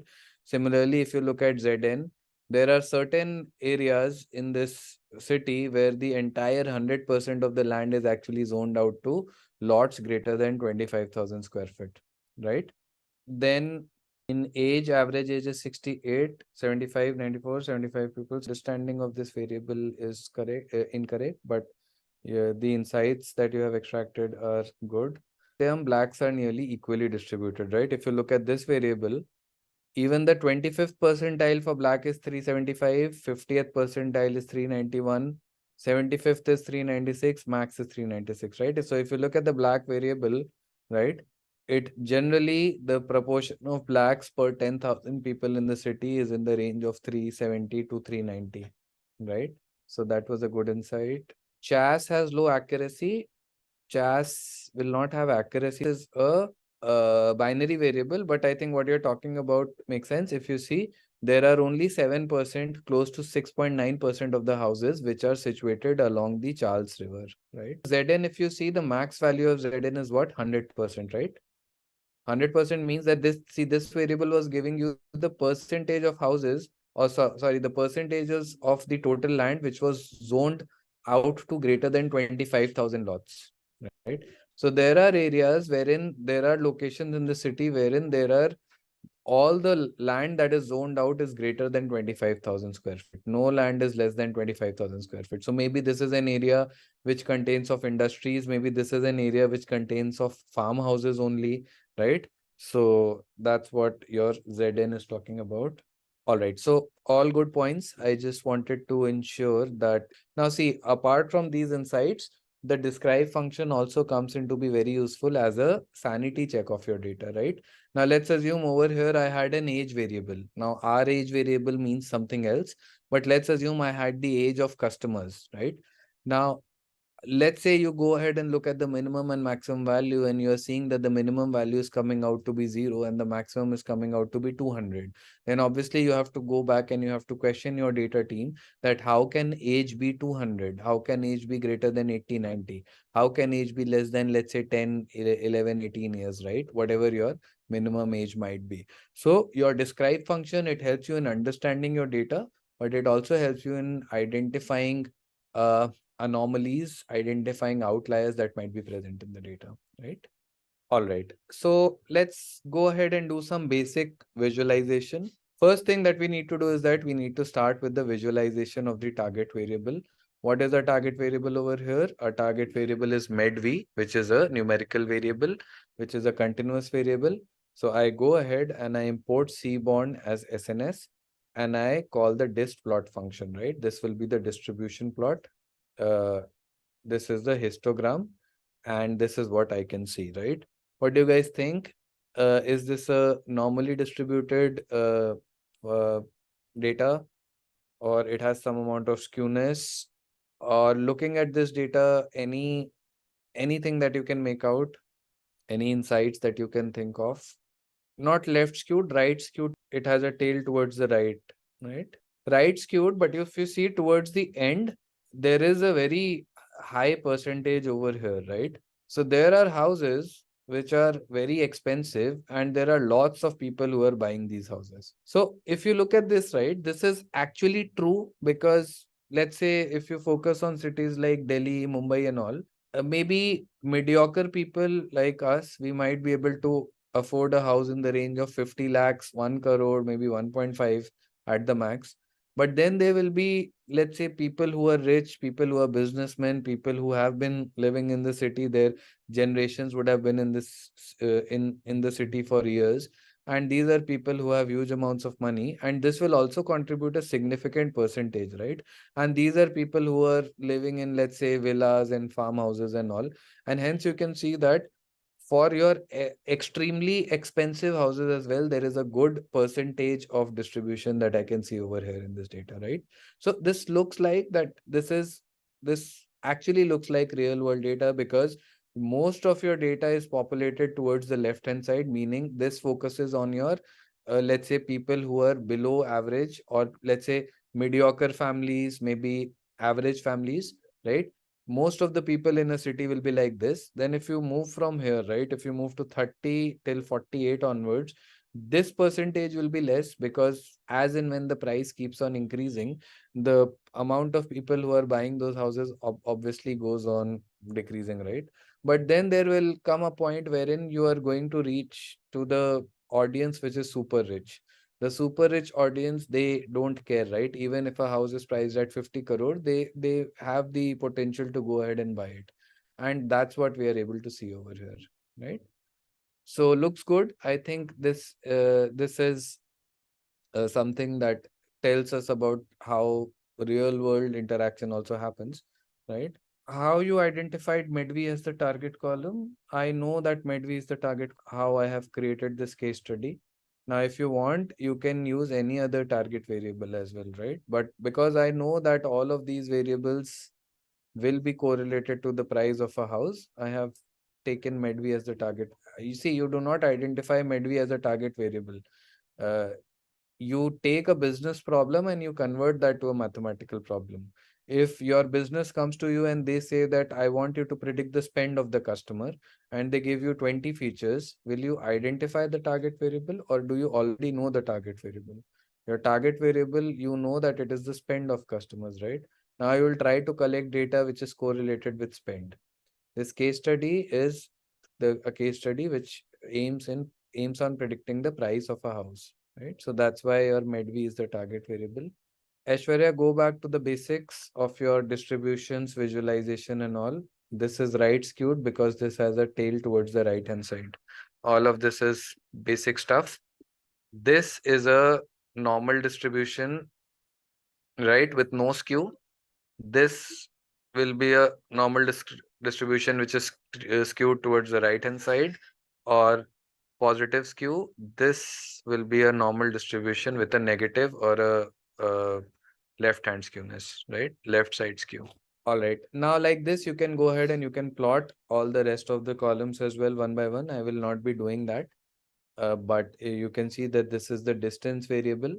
Now for the distance variable, this was the distance from highways. So you can see that most of the houses that you have are actually situated very close to the highways in the city.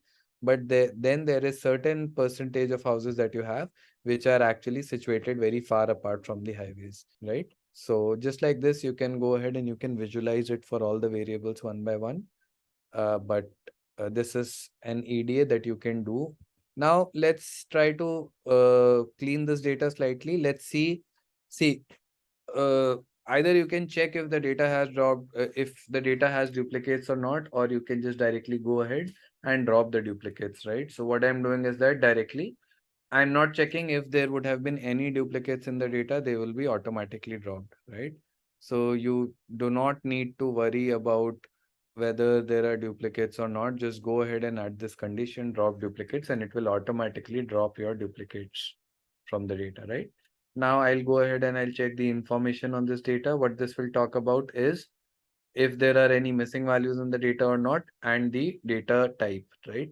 So there are no missing values. All the variables have exactly 506 values populated, and the data type is either float or int, right? So there are no categorical values over here.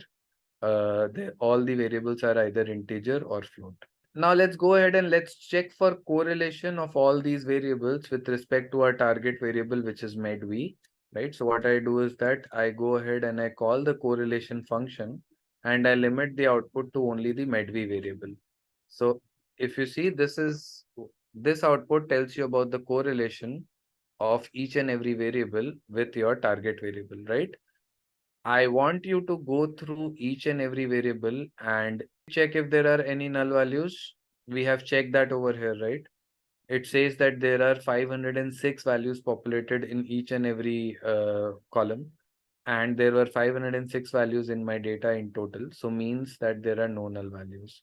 What is the difference between dist plot, hist plot? Both seems to be histogram. So there is not a very big difference. See, dist plot and hist plot. Hist plot is the histogram directly. Dist plot, in case of dist plot, right, you can also have a distribution along with this. There are certain parameters that we have. I don't remember. Just let me check. So, bin range. There was one parameter which is different in his plot. I'm just trying to find that out. Otherwise, there is no difference between his plot and dist plot as well. Okay, so this is his plot, right? This was this plot. So let's look at this. Yeah, so here I think you can also play around with the kind, right? So kind, if I give as, let's say, there are options which I can give. I'm not sure what options are there. But in the kind, actually, you can change this histogram to a kernel density estimation as well, I think. Let's try KDE.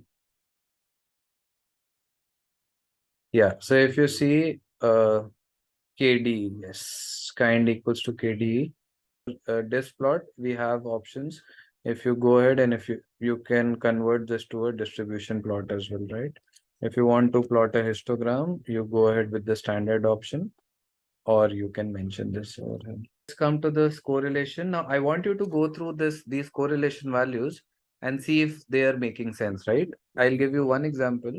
So if you look at this over here, my crime rate has a negative correlation with medv, telling me that if crime is higher, then the price of the house will be low and vice versa. And this is something that makes sense, right? This is something that is expected.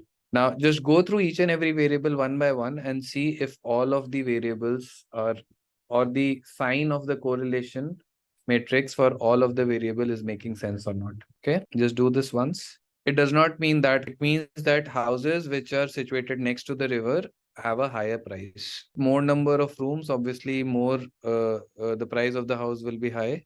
So for the black one, the correlation looks out to be counterintuitive, right? That is, where there are more number of blacks, the price of the house is high, right?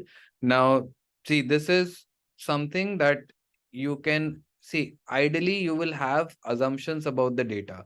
Now, Boston as a city might not be that much affected by, let's say, blacks in a negative way, right? So this is what our data is telling me. So although the correlation value looks out to be counterintuitive, ideally from a normal point of view, maybe if there are more number of blacks, then the crime rate should be high and all. But as you see in our data, for 10,000 people living in an area, there are only blacks in the range of 350 to 400, which is what? Which is only 4% or 0.4% of the population, right? Just 0.4%. So that's a very low value. So hence, over medv has a negative correlation with tax. So that means that if tax will be higher, the price of the house will be lower. So maybe the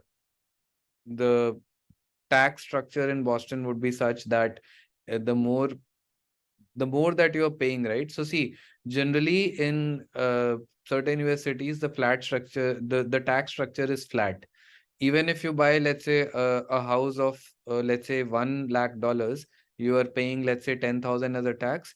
Even if you buy a house of $5 lakh, you are paying the same 10,000 as a tax, right? So maybe they have a flat structure for tax. That is why we are seeing a negative correlation. So LSTAT is negative, right? So LSTAT says that lower status population.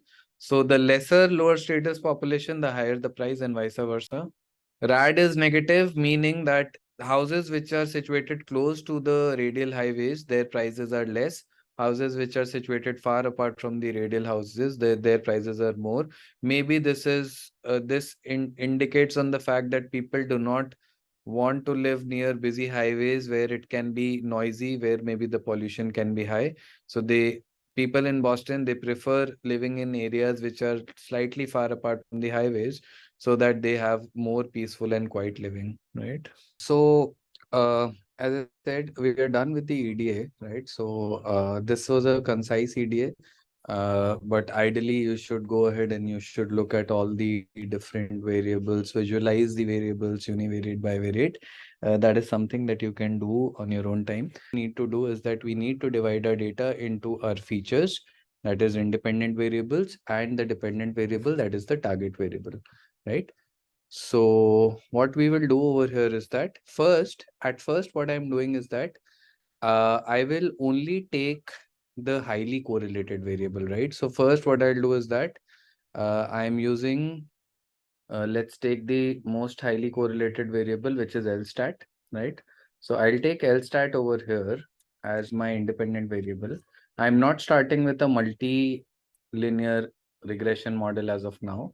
As a first step, I'm just starting with your single model, simple linear regression, wherein we will have one single variable and one target variable, right? And for that, I am picking the most highly correlated variable. If you look at this over here, your L stat is a variable which has the highest correlation, right? Followed by RM, and then there are other variables as well. So I'm just taking L stat as a variable and then medv as the target variable. Now, if you think about, let's say, if you have to eliminate 50 variables, you will be running 50, you will be running this loop 50 times. So that is, if you have 100 variables in the first iteration, 99 in the second, 98 in the third. So you can do the maths that. So as a first step, first, what we are doing is that we are building a model using only one single independent variable, which is LStat, followed by the target variable, which is medv. If you look at this becomes my data. X is my feature and Y is my target variable. Okay. All right. So what is it that we need to do next? We will look at the size of both X and Y. My X contains 506 elements, Y contains 506 elements. Next thing that we need to do is that we need to divide our data into training and testing. Why do we need to divide our data into training and testing? Then what is test for and to test, right? So train data will be used for training the model. Test data will be used for testing the model's performance, and this will tell us whether the model is overfitting, underfitting, whatever, right?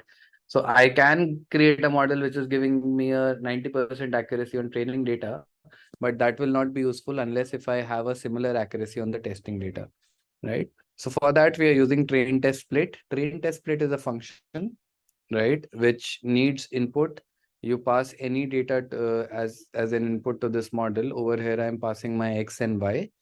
I pass a test size parameter mark at 0.2.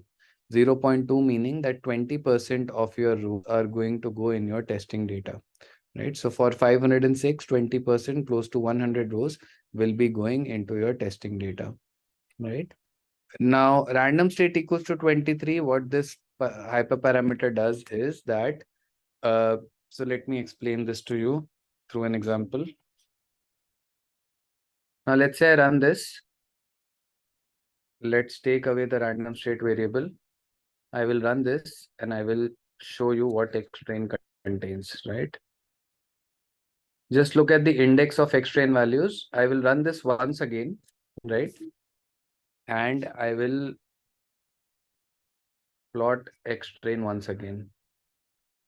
Now compare this xtrain with this xtrain. Do you see the indexes to be same or different? Different, right? So if you do not specify any random state, then what will happen is that each and every time random values will be going into training and testing, right?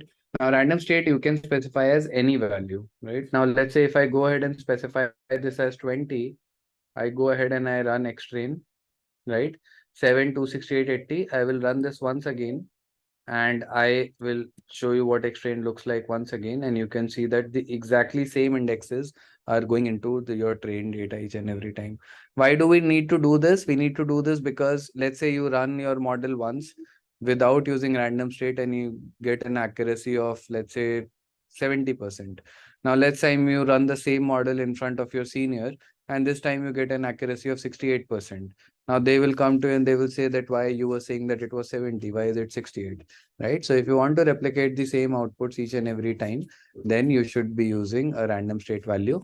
It can be anything, Kaushik, it can be any random number. As long as you are taking the same random number each and every time, it does not matter. It will select the same number of rows.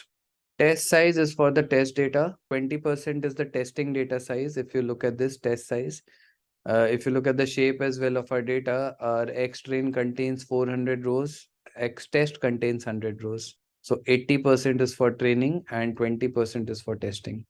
And then we go ahead and we build our model. In order to build our model, I have my training data, I have my testing data. I will import the model from sklearn library, sklearn dot linear model. I import linear regression. I instantiate the model object linear regression in a variable named as regressor. I do a regressor dot fit. When I do a dot fit, it will train the model, because here I'm passing the training data, that is X train and Y train, right? If I run this, now your model training is complete, right? If you look at this, the model training is done. It can be 70-30, it can be 80-20. As in, when we proceed during this course, I will be talking about instances when it can be, let's say, 70-30, when it should be 50-50, right? But as of now, for 90 to 95% of the use cases, 70-30, 80-20, anything between this will work fine. Fit means that, yes, as soon as you fit it, it will go ahead and give you the coefficients for the best fitting line, right? So now, once when the model has been trained, you can see that I can go ahead and I can find out things such as the intercept value. Intercept was what? It was the constant. And I can find out the coefficient of the model. Now, because I have one single feature, this will become my coefficient.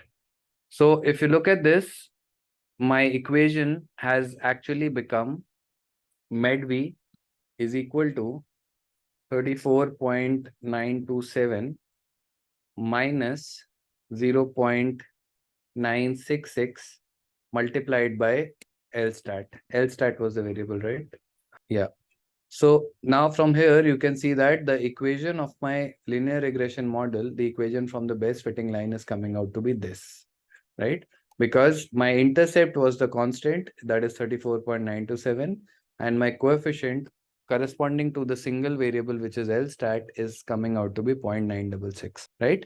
So this becomes my equation. Although you don't need to use it manually, you will still be able to arrive at this equation, right? Usually you will take more data points on training and a decent size on testing.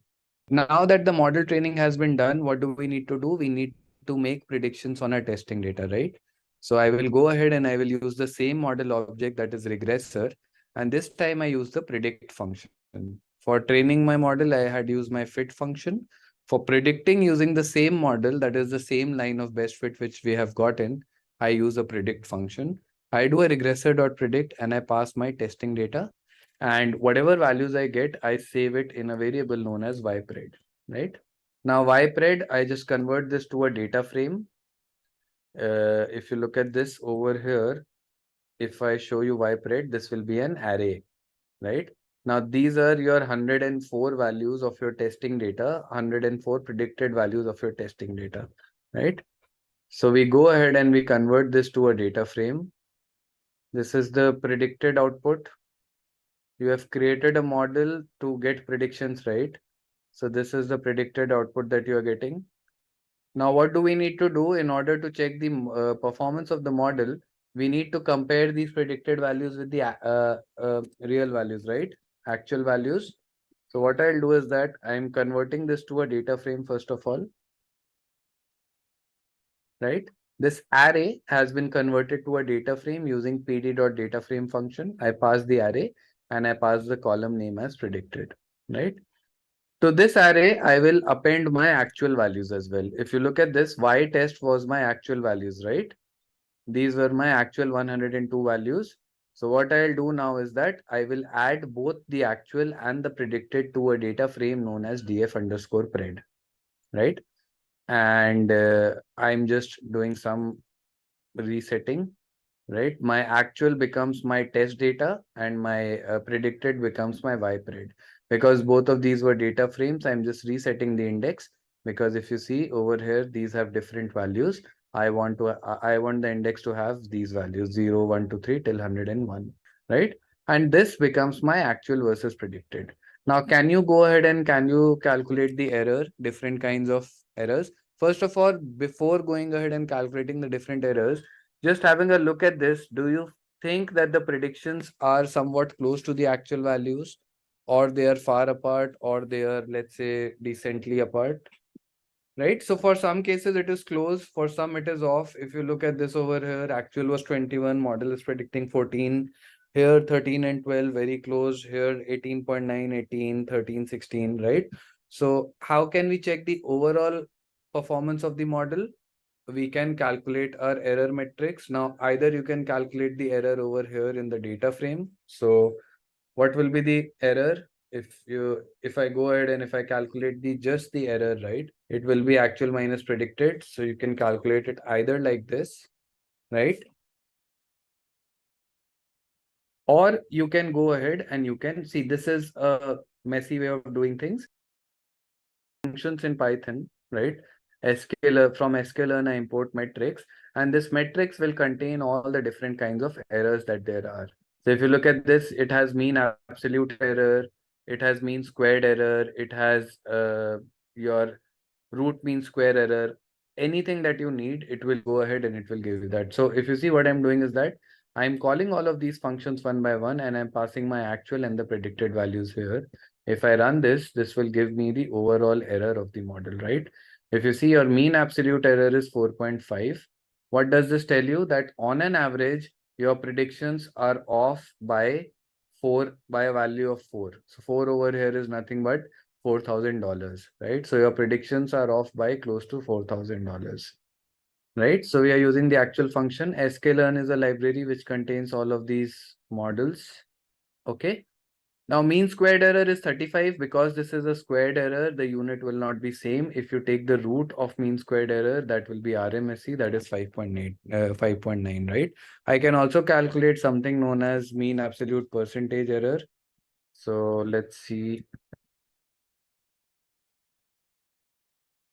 So if you see mean absolute percentage error, if I pass the same y test and ypred, I will get on an average, my predictions are off by what percentage, right? So if you look at this, so it says that on an average, my predictions are off by 21%, right? So the model is doing a decent job. It is not doing a very good job. But why is that happening? Because I'm using only one single feature, right? If you see over here, I'm using only one feature, which is LSTAT, and using only one feature, I am still able to create a model which is giving me a percentage error of around 21% only. So obviously, if I increase the number of features, my model accuracy or my model error should decrease, right? Okay, let's try to get the R square score, R square. For R square as well, sklearn.metrics, it has a function which is R square score. All we need to do is that we need to pass y test, ypred and all, and it will give me the R square score. What is the R square score coming out to be? 44%, right? Meaning that these three variables, sorry, this one variable is only able to capture 44% of the variation of your target variable. Features will be significant. You will get more accuracy. Not aware of these errors. I think this should have been completed in your.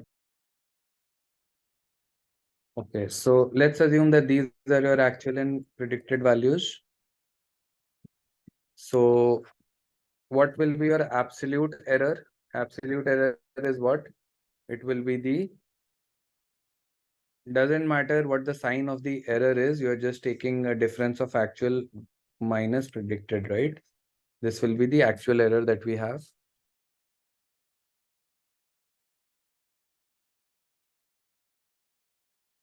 If I take the average of this, that will be what? That will be mean absolute error, right? So this will be MAE. Okay. If I take the average of my actual values, all the actuals, and then I just calculate a percentage, right? That is error divided by the actual average of actual. This will give me mean absolute percentage error. Because here, if you see, I'm converting this error to a percentage with respect to my actual average. Okay. Now there is also something known as MSE. MSE is what? MAPE is percentage error. This 4.86, what percentage is that of your total average of actual value? If you calculate the percentage, this is 4.86 divided by 36 is what? Is around 14%. Now we have something known as mean squared error. Over here, what we do is that we take the square of the error first, right? So if this was my error, I'll do this into the same value, right? Okay. And then if I take an average of this will become your mean square error. Right? This will become your MSE. This is the squared error. And if you take a root of this, if you take a under root of this, that will become your RMSE, root mean square error. Why root mean square error? The logic of root mean square error is that the values which are more away, the predicted values which are more far apart than the actual, you want to penalize them more. If you look at this over here, this absolute error squared becomes 1. Square of 0 becomes 0, but the square of 9 becomes 81. So it means that you are giving more weightage, or you are penalizing those data points more, which are far apart from the actual value. All right. So these are your standard errors and how they are calculated. You have the Excel. Actual value is the actual value, right? You will have the actual value for the data, whatever your target variable will be. Right now my R square is coming out to be 44.4%. So now what can we do next? Next, let's do one thing, right? I will add the second highest correlated variable, and ideally through the assumption, my R square should increase, my errors should decrease, correct? Does that make sense? So what I'll do is that over here only, right? I will repeat the same process, and I will add one more variable, which is RM to this. I hope that makes sense. So here what I'll do is that I will add the RM feature as well, because RM you can see is the next variable which has close to 70% correlation, right? So let's add RM and LStat. Now my features become two, LStat and RM. Target variable remains the same. I divide my data once again into training and testing. You can see that now the shape of your training data becomes 404,2. Why? Because now you have two variables. I fit the same model.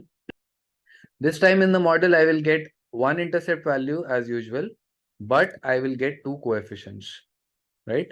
If you look at this, I am getting two coefficients. My equation will be what? My final equation will be equation that we'll get from this model. What will be the equation? Med V equals to, give me the values, right? You're able to see the values of coefficients. My intercept is 0.24, coefficient is 66 and 4.98. So it will be minus 0.24. That's my coefficient. Minus 0.66 into LStat, because that was my first variable, plus 4.98 into your RM variable, right? Now here, if you see, the signs are actually telling you whether the variable has a positive influence or a negative influence on your target variable.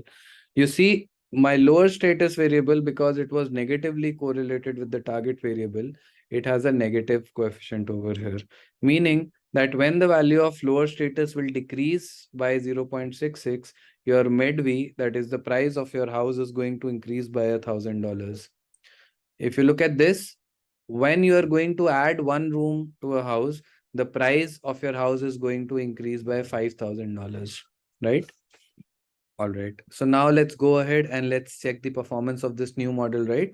So let's get the predictions. So these are the new predictions. I will once again do the same things. I will convert this to a data frame. I will take my y test. I will calculate the overall data frame, right? Now here you can see that this prediction, which was way more off earlier, we were getting a value of somewhere around 20, right? Now I'm getting a much more closer value, right? Let's look at these errors, although this is just the overall error. I'll calculate now in a new line, I will calculate the new errors, right? Now I want you to compare the errors from above to below, right? This one was the errors when I used only one single variable. These are the errors when I use two variables. Do you see for each and every error metric, do you see the error value going down?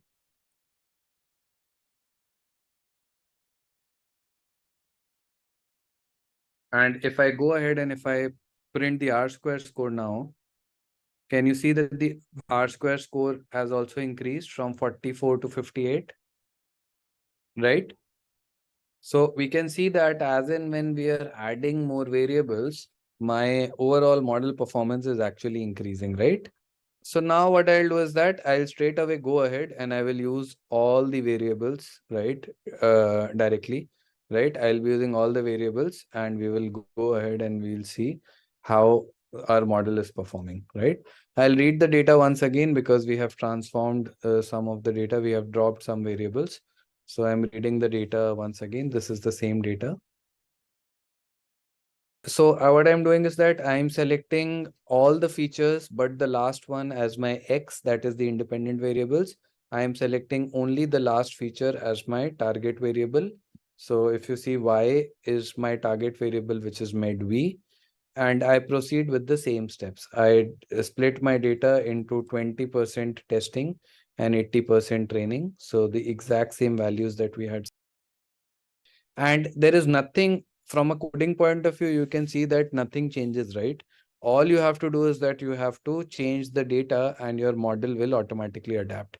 Now, if I'm passing all the features, I'm still passing the same model, calling the same model, nothing has changed, right? So if you see over here, I fit my model linear regression, but this time I will be getting many coefficients. Why do I get so many coefficients this time? My intercept will remain the same. Intercept will be the single value only, but I am getting these, right? Exactly, because we have so many features. So for each and every feature, I am getting a coefficient value. So let's go ahead and let's see what are the coefficients for the different features that we have. So what I do is that I create a data frame of my coefficient values. I create a data frame of my column names, right?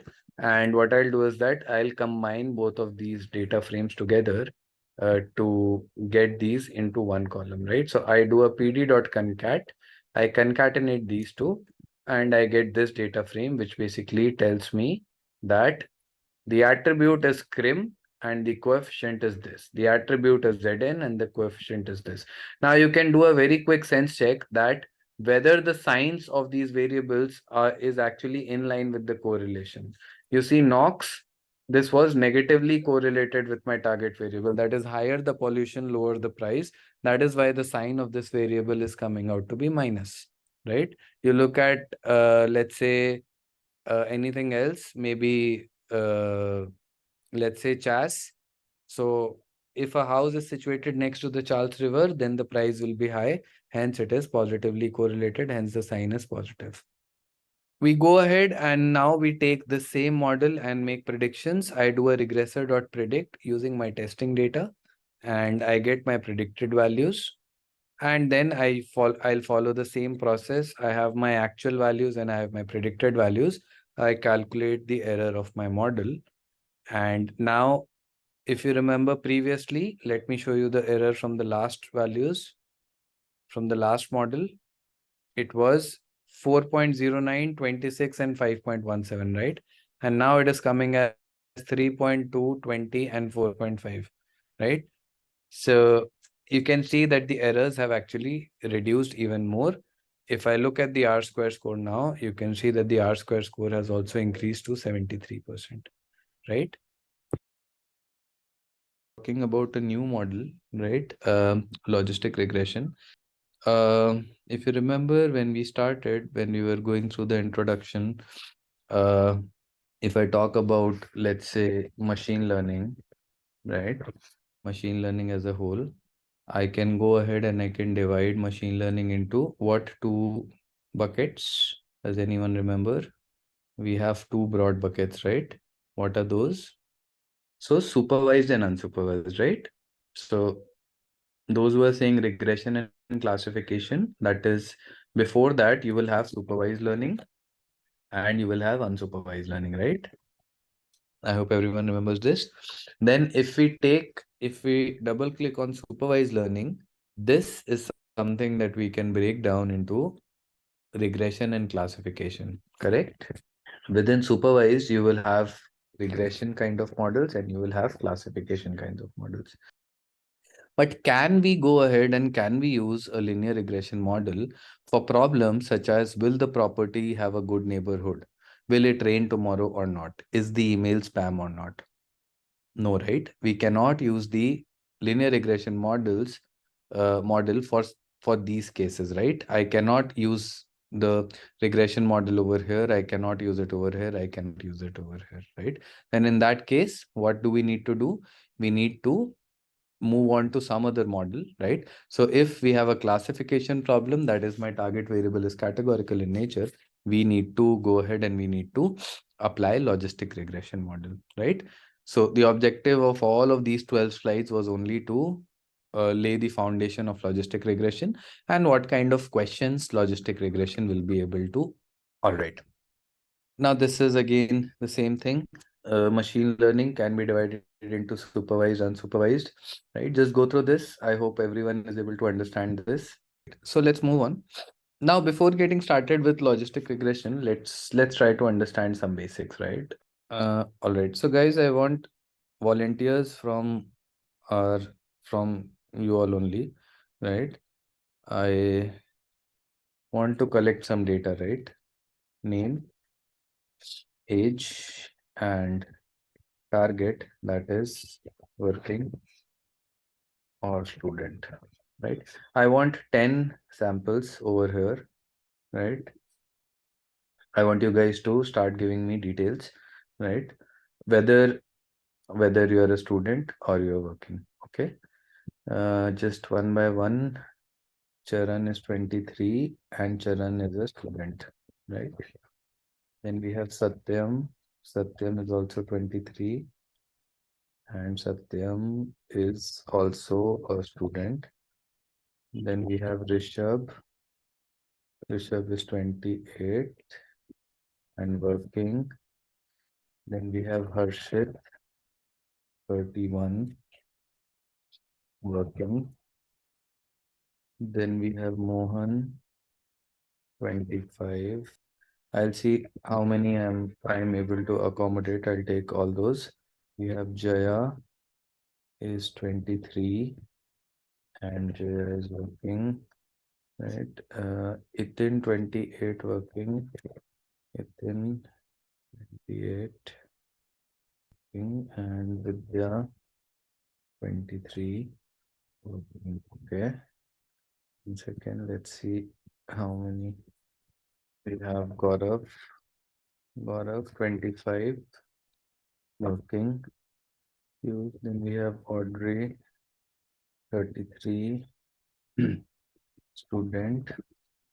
Then we have Praneeth 21 student. I'll take some student examples now. Nandini 18 student, right? All right, so I'll stop here only, or let's take one more. This is the data that we have, right? We have around 12 data points, right? Now let's try to plot this data. What will we have on my, what will I have on my x-axis? What will I have on my y-axis? If I start plotting this data. So let's say on the x-axis I have age, right? And on the y-axis I have the target, that is, let's say, status, right? I'll just write it as status. I'll start my age from 18. I think we have the minimum age as 18, right? So 18, 19, 20, 21, 22, 23, 24, 25, 26, 27, 28, 29, 30, 41, 42, 40, right? I think 33 is the maximum that I have in my data as well, right? Yes. Okay.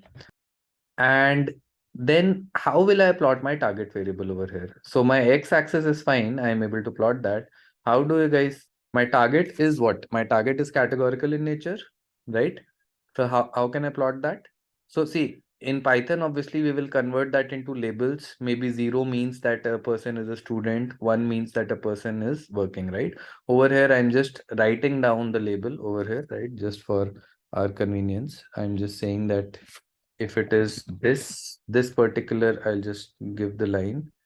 This is a student and this is, let's say, working, right? So I'll draw two horizontal lines which will just tell me whether the person is working or whether the person is a student. Does this make sense? There are just two lines wherever a person will be working. So I'll just give you one example. Let's start from the smallest, that is Nandini, right? The youngest in our batch or in this example. So we have Nandini. Where will we plot her name? She is 18 and she is a student. So I need to mark Nandini over here, right? Does this make sense? X-axis is on 18 and the Y-axis is on student, right? Now let's move to the next person. After 18, we have Praneeth, who is 21, right? Do we have anyone else in the range? No, right? So Praneeth is 21 and Praneeth is also a student. Then we have 23, we have 3 people, right? Or 4 people. So 23 is interesting, correct? So if you look at 23, at 23, we have, we'll start from the top. We have Charan, who is a student, right? Then we have Satyam, who is also a student. So I will just give 2 crosses over here, right? Slightly above. Okay. Then we have Jaya and we have Vidya, both of whom are working, correct? So for Jaya and Vidya, we will have 2 marks over here, right? So this I will just mark slightly above so that you are able to see. Then who's next? After 23, we have 25, right? We have Mohan, who is 25 and who is working. So this is Mohan. Then we have after 25, what do we have? We have Gaurav as well, who is working. Yes. So we have Gaurav at 25 who is working. Then who's next? 28, right? We have 2 people who are 28, Rishabh and Nitin. And Rishabh and Nitin both are working. So we'll have 2 crosses here, correct? Just let me know if I'm missing out someone. 28 is done. Then we have 31, Harshit, right? Who is working. And then we have Audrey, who's 33 and who's a student, correct? So Audrey will be over here. I think we are done, right? We have 5 over here. So 4 and 5 over here. All right, yes, 6 and 7 over here, right? 12 are done. Okay. So this is how our data looks like, right? Correct? Now, all of you know how linear regression model works, right? If let's say, can you try, first of all, can you try fitting a line of best fit which will cross through all of these data points or which will be closer to all of these data points? Or let's try to apply the linear regression model using the mathematics that we have understood. What will the model try to do over here? See, you can still apply the linear regression model over here, but the how will you try to get the best fitting line is the question, right? Now see, if I try to, let's say, fit a line which passes through all of these data points or which is, let's say, closest, what I will get as an output will be something like this, right? Because if you have a line which is something like this, then what will happen is that if you calculate the vertical distances, right, the vertical distances will be somewhat the minimum in for this particular line, correct, right? Let's assume that we went ahead. Let's say that we actually went ahead with a linear regression model. Now, can you tell me what will my line predict between student and working? So this student, let's say this student is signified by 0, right? By the label 0, and this working is signified by the label 1, right? Let's say this is what we get, right? Now, my linear regression model will say that for someone, so let's say I take this example 31, right? For someone whose age is 31, my linear regression model will say that the output is this, right? This might be the value, let's say 0.8. But what is 0.8? Is 0.8 a label that we have given? No, right? It is nothing. So it is near to working, but see, 0 and 1 over here are labels. I am saying that 0 is a student and 1 is working. But my linear regression model is giving me a value which is somewhere in the center. So how do I know what 0.8 is? It is close to working, that is fine. But then that is not the correct value, right? So do you guys think that linear regression model, first of all, this is the linear regression model is not appropriate over here because one single line cannot fit through all of these data points, right? Second point is that even if I go ahead and even if I apply the linear regression model over here, I'm not, if you go ahead and if you run the model in Python, it will work. But the predictions that you will get from the model, do you think that the predictions will be correct? In this case, you cannot say that as a probability, right? Probability is something else, right? This is just a linear value. You can still, so the best interpretation will be that this value is close to 1. So it means that the probability of, let's say, this person working will be slightly higher. You can say that. But this 0.8 is not a probability that you're getting. Correct? Ordinary linear and logistic both can work with more than one variables, right? I'm just giving an example with one single variable because that is easy to understand and explain. But both of these models can work with multiple independent variables, right? Independent features is not a problem. Now, let's say that what if I went ahead, and I changed this output to, let me change the color. Let's say I went ahead and I changed this output to a curve which looked like this, not like this, sorry, to an S-shaped curve, right? Something, just imagine that this is a smooth curve, but something like this. What if I went ahead and I told you that this is I'm not fitting the line of best fit, but I'm fitting a curve of best fit, right? An S-shaped curve. If you look at this, this looks like an S-shaped curve, not exactly an S over here. But what if I get this? Will this fit our data points? Most of our data points, there is one data point which we are not able to fit, obviously. But the general data points that we have, the data points which are basically which are depicting the general trend in your data. If I go ahead and if I use this curve, do you think that it will fit the data points much clear? I will add one more data point. This is a random person, right? XYZ. And this person's age is also 23, right? And they are also working, let's assume, right? So I have added one more data point with 23, and this person is also working, right? Just to support this example slightly more. So let's assume I have one more data point over here, right? Now you have 3 points which are saying that at 23 you are working, and you have 2 points which are saying that at 23 you are a student, right? Now if I go ahead and if I try fitting a curve of best fit, right? Maybe I get an output which looks like this, right? Right? And this, if you see, this is an S-shaped curve.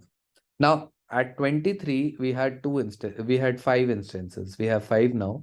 3 people at 23 are working.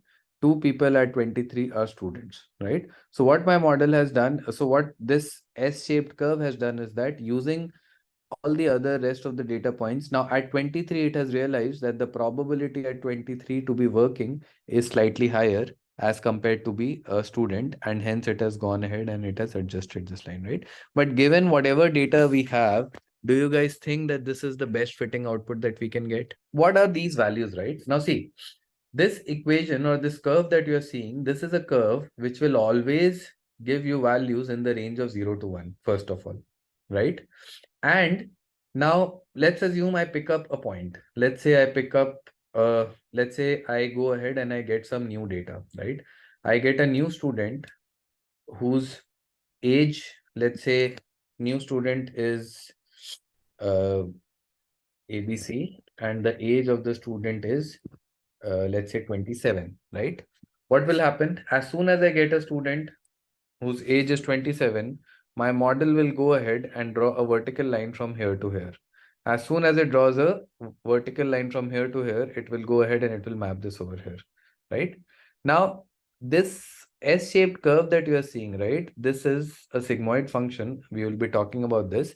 And the output of this function is always a probability. So if you look at this over here, when I drew a vertical line from here to here at 27 and a horizontal line from here to here, I might get the probability as 0.99, right? Or maybe equal to 1 as well, right? So what this curve does is that it gives me output. It will tell me that what is the probability of someone working or what is the probability of someone being a student, right? And this overall, this example that I've talked about, this is what we will be understanding in the next 30-40 slides. And this is what logistic regression is. What logistic regression does is that it basically, it evolves the output of the linear regression model. In case of a linear regression model, we are getting a continuous output. In case of the logistic regression model, we are just changing the equation of a straight line to the equation of a S-shaped curve. This S-shaped curve is a curve which gives us probability of a class either being, let's say, true or false, either being, let's say, a student or a working professional, right? So from this S-shaped curve, I will get probabilities. So my logistic regression model will give me probabilities. If it says that the probability of you being a student is 99%, it means that you are lying somewhere over here on the top. If it says that the probability, if the probability of you being working is 99 or 1, then you are on the top. If the probability of you being, let's say, you working is coming out to be 0, right, then it means that you are a student. 22, if you see this curve, if you draw a vertical line, this is cutting somewhere over here.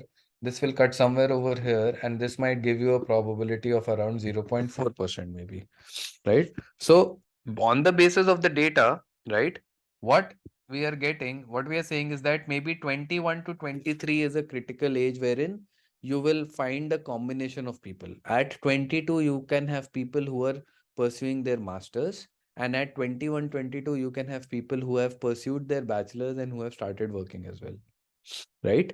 So using only age as a variable, probably you cannot go ahead and you cannot just for the age of 21 to 23, the probabilities might be confusing.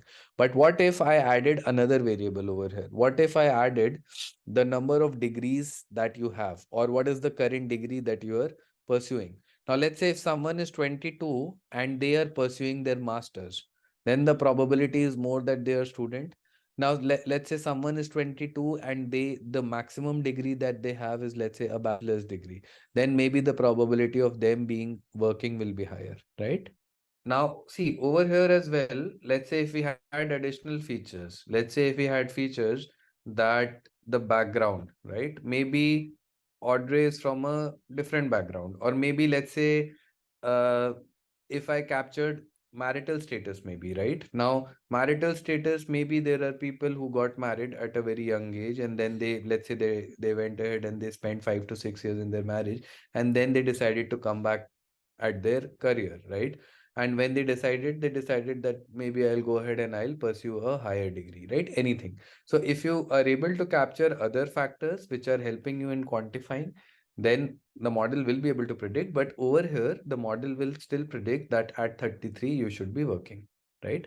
Now, there can be cases, or see, the model will just try to find out the general pattern. The general pattern is that generally 18 to till 22, right, you will be a student.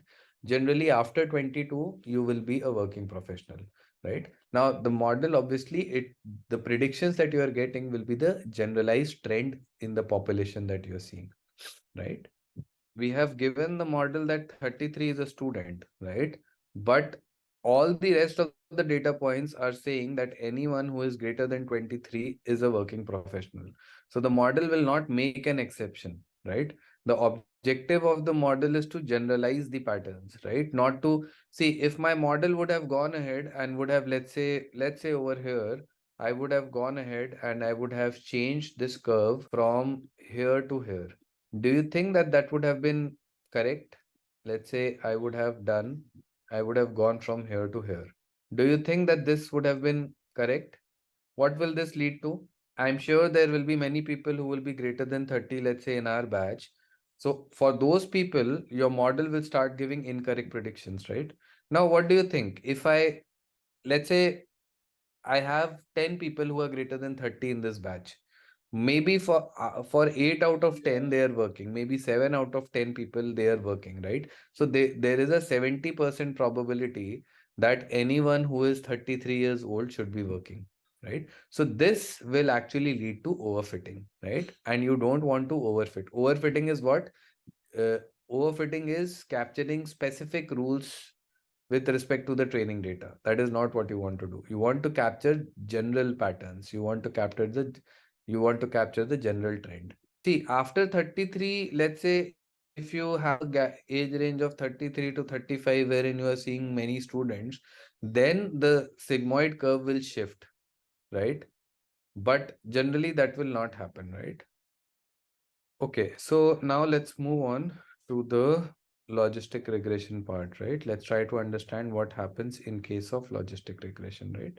Now, logistic regression is a classification model, a statistical classification model, deals with categorical dependent variables. Your target variable can be binary or dichotomous, right? What do we mean by dichotomous? Dichotomous is again a similar word for binary. It means that your categorical variable can have uh, categories. It can be true, false, it can be yes, no, it can be rain, not rain, whatever, right? So that is what you mean by dichotomous or binary, right? Could be multinomial as well, right? So your target variable can be multinomial as well. That is, it's not that only logistic regression will work only for binary variables, right? It can also work for variables which have, you create a model which will predict the designation of an employee, right? Maybe the designation is a data scientist, maybe senior data scientist, maybe junior, maybe lead, maybe principal, right? So in this case, your target variable can assume, let's say, 4 or 5 different values. So your target variable can also be multinomial, right? Your input data can be both continuous or categorical, correct? What do you mean by it can be both too? At 33, you are saying that people can be both, right? Student or working professionals. So that's what, right? Now, see, if I would have gone and I would have collected more data, if I would have asked each and every 150 people of you, your age and whether you are a student or a working professional, do you think that there would have been many instances of people who are greater than 30 and who are student? You thought just like linear regression did, just like that, logistic will also be able to take any categorical data will be converted into labels, and then those labels will be converted into numeric values 0, 1, 2, 3, and that can be plotted, right? Now, what is logistic regression? It's a tool for applied statistics and discrete data analysis. All of these are just definitions. It gives outcomes in terms of probability. You have seen this. In turn, helps in classifying the given data, right? When you start getting probabilities, right, you can go ahead and you can arrive at a cutoff, right? You can say that anything above 0.5, let's say any probability above 0.5 that I'm getting in the model, I will consider that person to be a working professional. Any probability which is, let's say, less than 0.5, I will consider that person as a student, right? You also know that, okay, so let me give you an example. I have two cases. For one, the probability of being a working professional is 99%. For the other, the probability of being a working professional is 55%, right? Do you think that the model is confident in both the cases? The model is confident is only in only one of the case, that is where the probability is 99. Where the probability is 55, As soon as you see 55, you should also know that this is a critical age range, right? Because this might be somewhere in the 21 to 23 age group, right? So there, if you are getting a probability as 55, you can go ahead and you can say that this is still this prediction might not be correct, right? But anything, let's say above 90-95%, you can be very sure on those predictions, right? Okay, so let's understand this with an example. So this is an example. Take a look at this example. So I have email. My email can be spam or it can be not spam, right? Let's try to understand how logistic. Now this will be a very similar example that I've explained. So you should be able to understand this with ease. We will understand the variable, plot the data, draw the curve, and then we will find out the best fitting line, right? Let's get started. The independent variable that we are taking over here is the count of spam words, right? Now, in order to predict whether an email is spam or not spam, what do you guys think is the most important thing? The most important thing is that your email can be containing, let's say, thousands of words. But if in those thousands of words, let's say there are words such as lottery, right? Or let's say $1 million, right? Or let's say free gift, things like that. Do you guys think that these words are trigger words for something being spam or not spam? Correct. So let's assume that I have 100 emails, and for all the 100 emails, through some tool, I'm able to count the total number of spam words that are there, right? Now, obviously, mails which are coming from your known contacts, they might not contain these words a lot, right?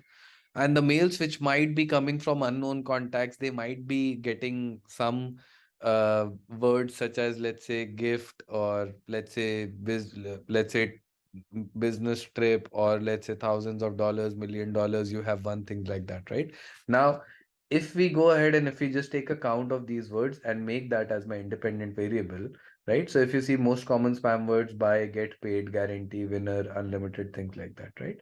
So what I can do is that I can plot the data. Now, this, if you see, is the data that we have, right?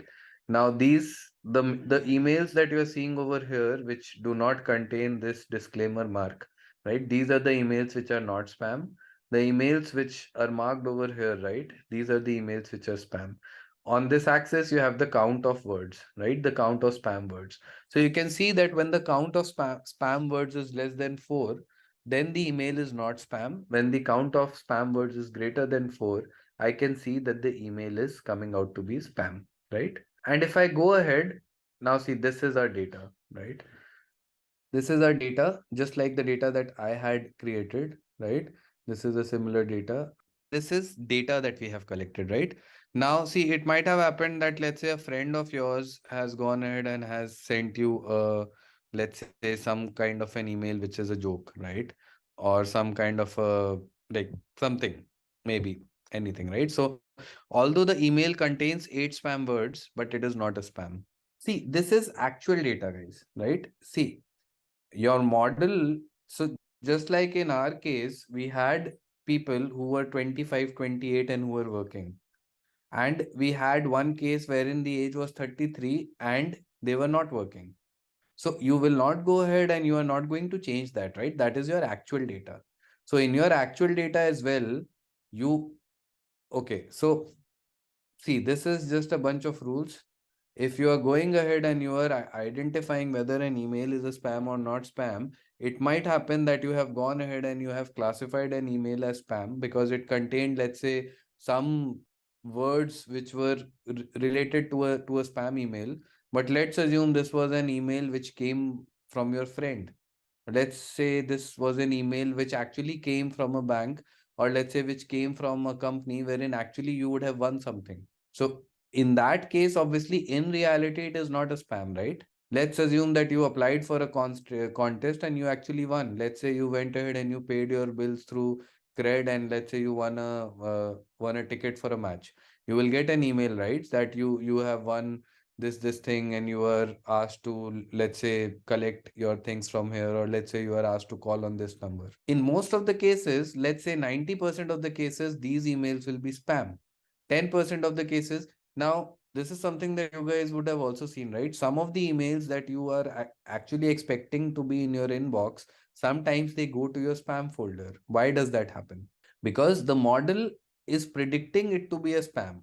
That might be a genuine email, right? But the model is predicting it on the basis of whatever content that email has. It is predicting that it is a it is a spam email. The probability of the words, because of the words, the probability of this email being spam is high.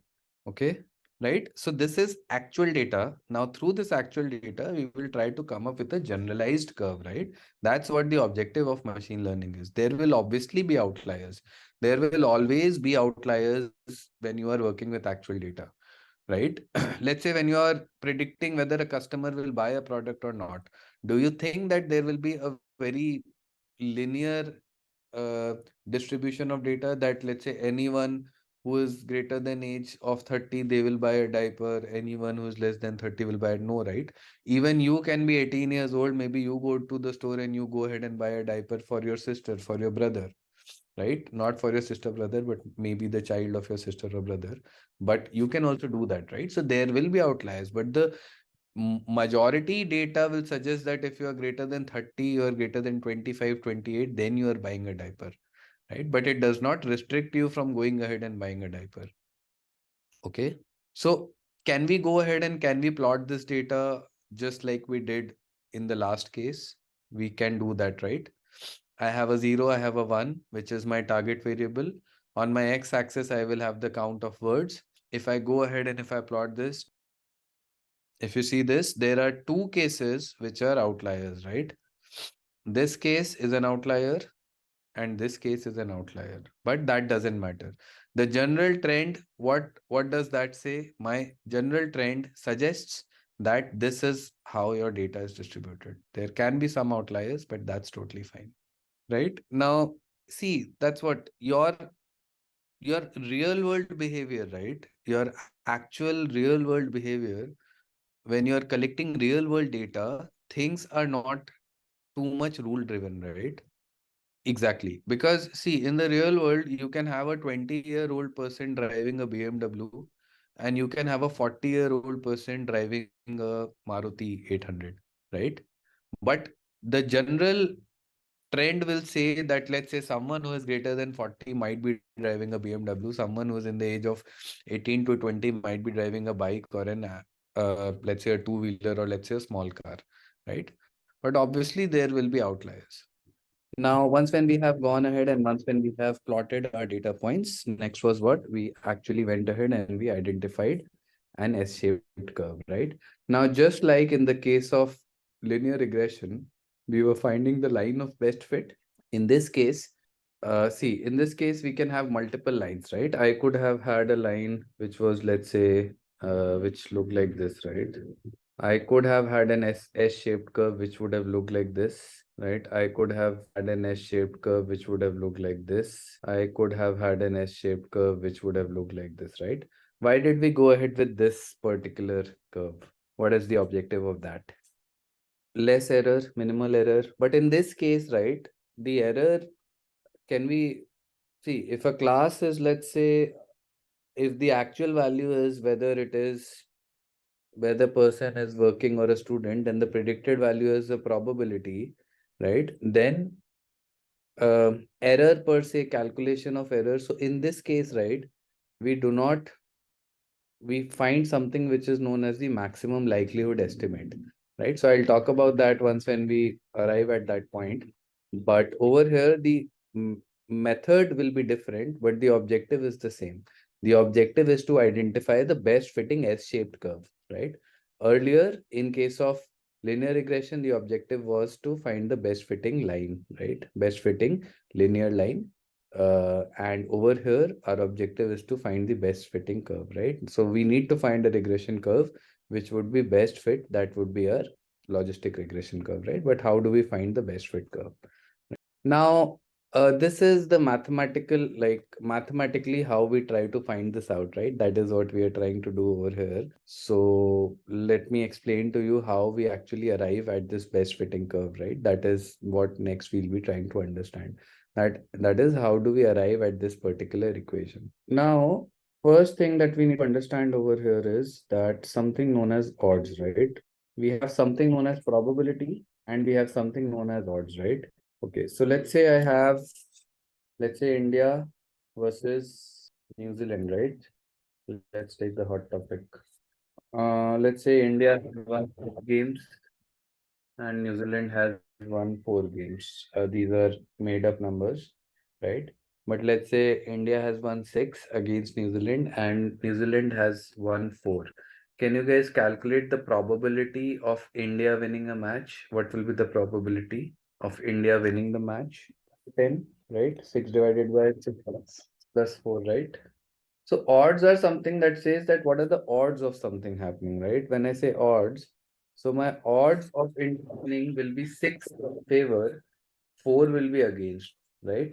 So when I say odds, the odds of India winning will be 150%, right? So in case of odds, right, we are not dividing this by the total number of combinations, right? So if you see in probability, we are dividing the favorable events by the total number of events. But in case of odds, we are saying that, right, whenever India plays New Zealand, 6 times India has won, or 6 times India will win, and 4 times New Zealand will win. So the odds of India winning against New Zealand is 3:2 or is 6:4. Does that make sense? Right? This is just the basic definition of how odds are calculated, right? Now, this is the mathematical process of how we actually go ahead and how we find out the best fitting curve, right? So I'll just take you through the process. Uh, Obviously, once when we are building the model, all of these things you don't have to calculate, right? Just like in the case of the linear regression model, we had gone through the mathematics, we have gone ahead and we had understood all the concepts of how we get the best fitting line and all. So see, in case of logistic regression, the first thing that we do is that we calculate the odds and we calculate the log of odds, right? Now, don't ask me why we are doing this. See, at the end of the day, what we are doing is that in order to calculate the probability, all of these things we are doing because we want to go ahead and we want to calculate the probability using the sigmoid function, right? So that is why the first step that we do is that using this particular input, this data that we had collected, if you remember, this was the data, right? So we go ahead and we calculate the log of odds, right? For each and every event, right? So what are the log of, first of all, what are the odds of an email being spam or not spam when the count of words is 5? What are the odds of an email being spam or not spam when the count of words is 10, right? If I go ahead and if I calculate this log of odds is a value which can fluctuate between minus infinity to plus infinity, right? Any log, if you take, right, your log of any particular number, right, it can fluctuate between minus infinity to plus infinity, right? So that is why this log of odds is also something that will fluctuate between minus infinity to plus infinity. And this generally is a straight line, right? That is what we get as an output of this particular thing. But do you think that this is the output that we need? This is first of all a straight line, and this is giving me values in the range of minus infinity to plus infinity. So this obviously is not what we need, right? What we need is an S-shaped curve which gives us values in the range of 0 to 1, correct? So somehow I will go ahead and we will try to convert this line, this straight line, into an S-shaped curve, right? That is what the model tries to do. Now, the objective over here, if you see, is this input. This is something which is varying between minus infinity to plus infinity, right? I want to convert this from which looks something like this to an output which looks like this, right? If you see over here, I am getting my outputs in the range of 0 to 1, correct? And this is something that we do through the use of a sigmoid function, right? Now, a sigmoid is the function that we are basically using in our case in order to go ahead and in order to convert this equation of a straight line, the one that you're able to see over here, into an S-shaped curve. The sigmoid function takes any possible input, right? You can give any possible input to the sigmoid function in the range of minus infinity to plus infinity, right? The output of the sigmoid function will always be a number in the range of 0 to 1. Okay. Now, if I talk about the sigmoid function, for sigmoid function, the definition or the function is 1 plus e to the power minus x, right? This is the formula, or this is the definition of the sigmoid function. Now, if I give you an example, right? You can calculate this as well, right? You can give any value. So let's say I give a value which is a very large value, right? If you go ahead and calculate the output of this, right? If you look at this, the output of this, let's say if I give 100, right? Output is 1. The greater value I give, it comes out to be 1. Let's say I give minus 10. If you see this, the output is still in the range of 0 to 1. If I give, let's say, something like this, it becomes 0. Let's say I give 100, it will become 3.72 into 10 to the power minus something, right? So if you see the value, the output will always fluctuate between 0 to 1 for the sigmoid function. You can try it, right, for any given range of values, and it will always be in the range of 0 to 1. So what we do over here is that after calculating the log of odds, we apply the sigmoid function. Okay. So that's what we will be doing over here. Let's move forward. See, this is your likelihood is nothing but odds, right? We will calculate the individual likelihood is basically the odds of an email being spam or not spam when the count of words is, let's say, 2, 3, 4, 5. Through that, we will calculate the log likelihood. So wherever you are seeing likelihood actually refers to odds, right? Through my data, I will calculate the individual likelihood, that is the individual odd of anything happening. So let's say, if I give you an example, let's say when my count of words were 5, right? When my count of words were 5, I had spam emails as 4, and I had not spam emails as 1, right? So what will be my log of odds? What will be my odds for spam is to non-spam? It will be 4 is to 1, right? 4 is to 1, correct? So we need to calculate this for all the possible values. That will be the individual likelihood. Through this, we will be calculating the log likelihood. So my output will be 4 over here. This will not give 4 is to 1. The output will be equal to 4, right? So we are going to go ahead and we are going to take the log of 4. Now, obviously, as and when if you see the log of odds of, or the odds of something happening will increase, the log value will also increase. As and when the odds of something happening will decrease, right? The log of that value will also decrease, right? So that is what we do over here, right? Once when we have calculated the likelihood or the odds, we will go ahead and we will calculate the log likelihood, and then we will go ahead and this value, whatever this value is coming out to be, we are going to take it through the sigmoid function, and this will give me the S-shaped curve. That's what the objective is. More than 2 labels, what happens is that in case of multi-classification models, right, there will be multiple equations that will come out as an input, right, as an output. So let's say if your target variable is, your target is, let's say, high, medium, low, right? Let's say first value is high, second is high, third is medium, then fourth is low, then this is medium, then this is low, right? So you are actually creating 3 separate models. First will be, let's say, target 1, right? Or let's say target high. Over here, all the values which are high will be 1, rest all will become 0, right? Second will be, let's say, target medium. Over here, all the values which are medium will become 1, rest all will become 0. Third will be target low, and everything which is not low will become 0, right? Now this, you will go ahead and you will fit 3 different logistic regression models, right? You are not going to do that. The model is going to do that internally. But through this, the model will give you 3 probabilities. So let's say it gives you the probability of high as 70%, the probability of medium as 20%, and the probability of low as 10%, right?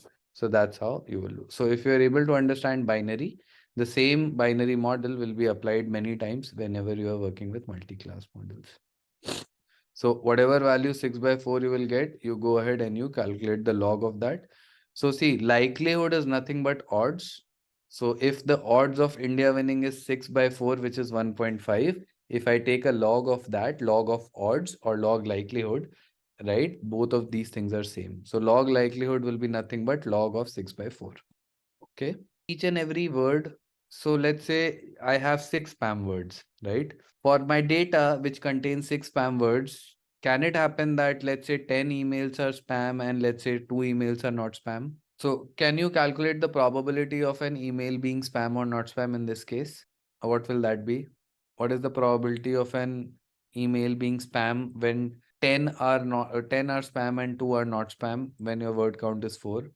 What is the probability that you will get? 10/12. What will be the odds that you will get? Odds in favor 10/2. So that's what we are calculating, right? Now this we will calculate for each and every word count, right?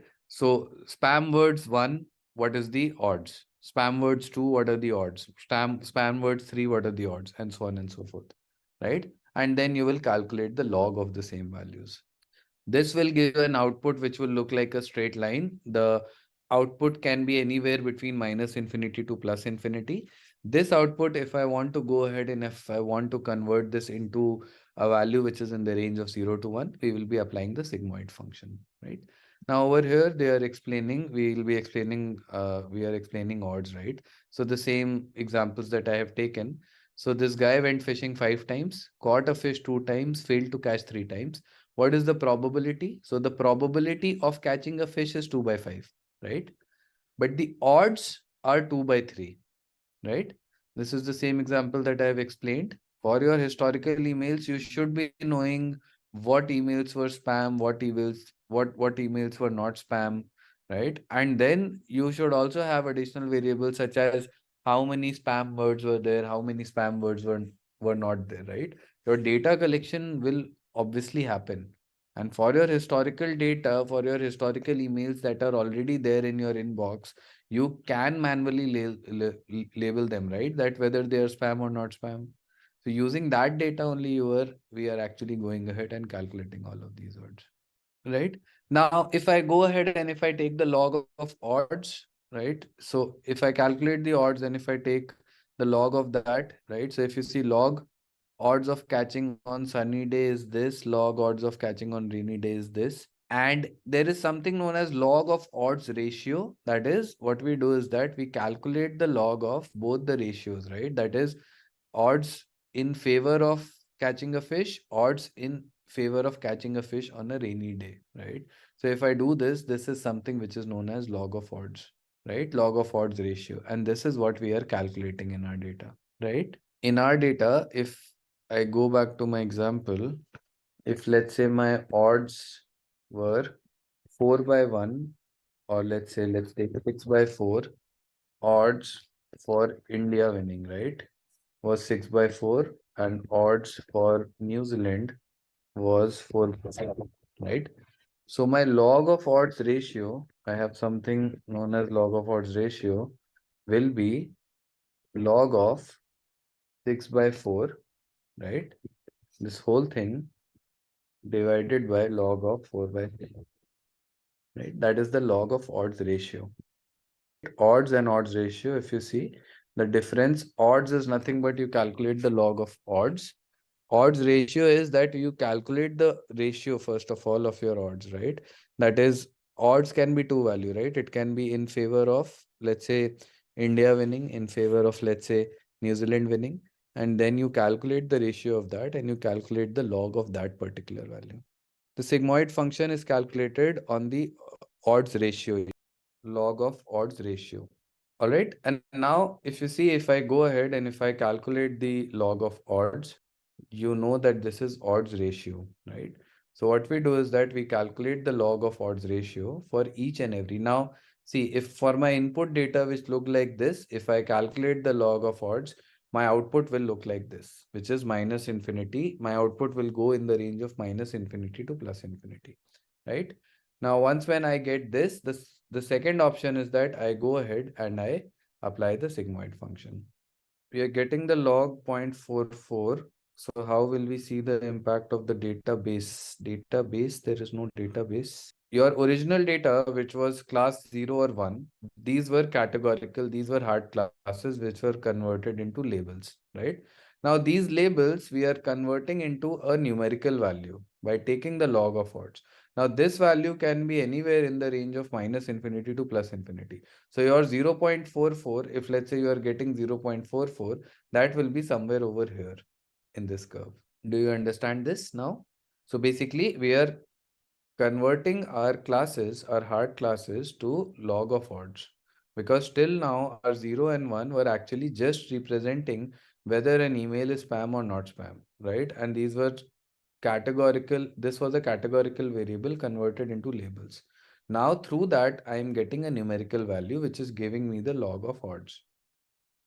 Now, this is just an explanation of why your log of odds can be minus infinity to plus infinity. Now, see, log of anything divided by 0, right, will always be infinity, plus infinity, because this will be a non-defined number, right? So, whenever in the cases when the probability of an email being spam is high, right, this will be 1 by 0, right? And your 1 by 0 will be tending to infinity, right? Similarly, if you look at this over here as well, this will be 1 by 0 and all of this will be tending to plus infinity, right? Once again, don't other case when let's say it is the probability of not spam is 0. So this will become log of 0 by 1, which will be log of 0 minus log of 1, which will become minus infinity, right? So this just tells us, this is just a mathematical proof that the log of odds ratio will be a value which will be in the range of minus infinity to plus infinity. Now, this is the output that we are getting, right? When we go ahead and we take the log of odds ratio, this is the output that we will be getting, that is in the range of minus infinity to plus infinity. Now, this is what we get, right? When I take the log of odds, I get values in the range of minus infinity to plus infinity, right? And now for each and every email, these are the log of odds which we can get, right? With these values only, we have plotted this equation of straight line, right? Now, if I apply the sigmoid function on this straight line, which was the log of odds value, right? If I apply the sigmoid function, I will start getting something which looks like this, right? My output will become an S-shaped. This is a standard, this is the property of the sigmoid function, that any input, it can be any value minus infinity to plus infinity, it will convert that in the range of 0 to 1, right? And this is how we actually get the probability using the logistic regression model. That's what I'm saying, right? This is just to explain why the log of odds will be in the range of minus infinity to plus infinity. So these slides are slightly confusing. Can take values in the range of minus infinity to plus infinity. This is not what we are taking in case of logistic regression, right? Then a probability close to 1 will tell you that the mail is non-spam. A probability close to 0 will tell you that a mail is spam. Now, what does the sigmoid function mean? All of this is same, right? Sigmoid function is the standard function that we use in the case of this model, logistic regression, right? The sigmoid function is this, e to the power x plus upon 1 plus e to the power minus x. If you will simplify this, it will become 1 upon 1 plus e to the power minus x, right? Something like that. Once again, no need to go into the mathematical details, right? If you look at this, it can either be, you can represent it as e to the power x plus upon 1 plus e to the power minus x, or if you divide this whole thing by e to the power x, it will become 1 upon 1 plus e to the power minus x, right? Now, a sigmoid function, the property is that it approaches 0 as and when your x approaches minus infinity, right? And it approaches 1 as in when your x approaches plus infinity. This is the property of a sigmoid function, because of which we are using it as a transformation in the logistic regression model. When we calculate the log of odds, after calculating the log of odds, we use the sigmoid function, right? So if you see in our example as well, if we go ahead and if we apply the sigmoid function after calculating the log of odds, we will get an S-shaped curve which looks like this, right? It takes any real valued number and maps into a value between 0 to 1, helpful while solving classification problems. Now, what will happen on this particular output, we will apply the sigmoid function and it will give me this particular output, right? It will give me the equation of the S-shaped curve, correct? Now, the important part that we need to understand is, now just like in the case of line of best fit, we were calculating the sum of squared errors, right? Now let's try to understand what will happen in this case.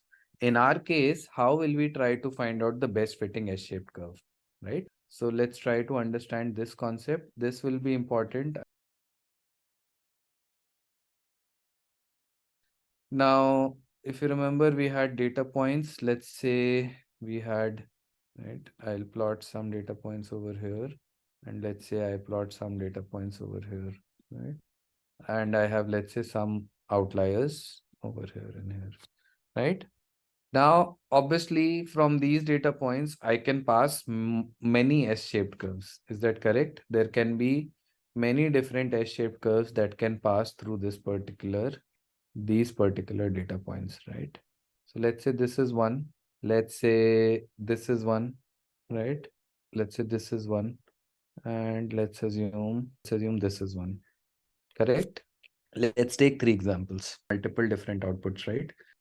Right now, let's try to see. Now, see visually, can you tell me which is the best fitting S-shaped curve out of these 3? Is it the red one, the blue one, or the green one? Visually, it is green, right? But over here, can we apply any concepts such as calculating the vertical distances from the line? And because this is not a regression problem, right? This is a categorical problem. It is green, right? Because green, if you see, is passing through the majority of the data points correctly. The red one is not passing through these 4 and these 2, 6. The blue one is not passing through these so many data points, right? So the green one is the best fitting one. Now see, in this case, what if I do a simple thing, right? I want that S-shaped curve which maximizes the probability of each and every data point, right? So let's say when I say the probability of point 1 till the nth point, right? That sigmoid curve. Now see, look at this look at this green curve that we are talking about. All the data points that you're seeing over here on top, what will the probability be for these data points? In what range will the probability be for these data points? The red ones, close to 1, maybe 0.99, right? So let's say there are how many? 1, 2, 3, 4, 5, 6, 7 data points. So for these 7 data points, let's say the probability is 0.99, right? I'll not take 1, let's say it is 0.99. And for the bottom data points, that is these 7, these are 7 top data points, these are 7 bottom data points. What is the probability for them being spam? So this is spam, right? And this is not spam. That will be close to 0, right? 0.001 maybe. So if the probability of spam is 0.001, what will be the probability of not spam? 0.99, correct? Now, if I multiply all of these data points, right? Now see, for these 2 data points, the probability will be incorrect, right? So let's write those as well. 2 data points, the ones that you are seeing over here, the probability will be close to 0. Is that correct? For these 2, the probability will be close to 0, right? Because my model is saying that these 2 data points actually should not be spam. And for these 2 data points, the probability will be close to 0.99 for these 2, the bottom 2. The probability of spam will be 0.99. So the probability of not spam will once again be 0.01. Now, if I go ahead and if I multiply all of these probabilities together, right? Let's assume I go ahead and I multiply all of these probabilities and I get some value, right? Multiplication of probability. Let's say I get this value as, I will obviously be getting a value in the range of 0.99 something. Let's say I cannot have a value which is greater than 1. Let's say I get a probability of 0.9, or let's say I say probability red, right? I get this as 0.99. Now, if I calculate the same for the Probability, if I multiply all of these probabilities with each other, let's say I get a value of in the range of 0.99. Now, if I calculate the same probability for red, will this probability be greater than 0.99, less than or equal to? Calculate the mispredictions, calculate the total number of correct and incorrect. Now, if you see for the red line, there are 5 data points at the bottom which will have probability of 0.99, and it will have 7 on top which will have 0.99. So 12 will be 0.99, but there will be 6 data points for whom the probability will be 0.01. So 0.99 to the power of 12 in this case. In the first case, it was 0.99 to the power of 14, correct? If I calculate the same probability for the blue one, what will that be? So let's say for this probability of red, I get 0.98, right? If I calculate the same thing for probability of blue, the probabilities for blue will be in the range of 0.99. Can you give me a count? One is on the top, but at the bottom as well, you will have 0.99 as well, right? So 6, 7, 8, 9, right? So I will have 0.99 to the power of 9 and then 0.01 to the power of 7, 8, whatever, right? So let's say I get probability of blue as 0.96. Which line is the best fitting line? The green one, right? Because it is actually, see, the green line is the line which is accurately predicting most of the probabilities. So obviously, if I multiply all of these probability values, whatever value I'm getting will be the largest possible value, right? And this is what is known as maximum likelihood estimate, right? Maximum likelihood estimate.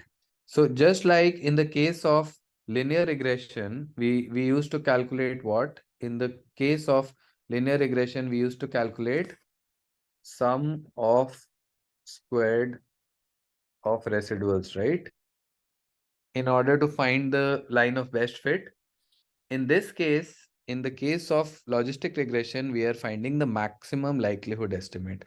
The maximum likelihood estimate is that S-shaped curve, which is giving you the maximum probability. Okay.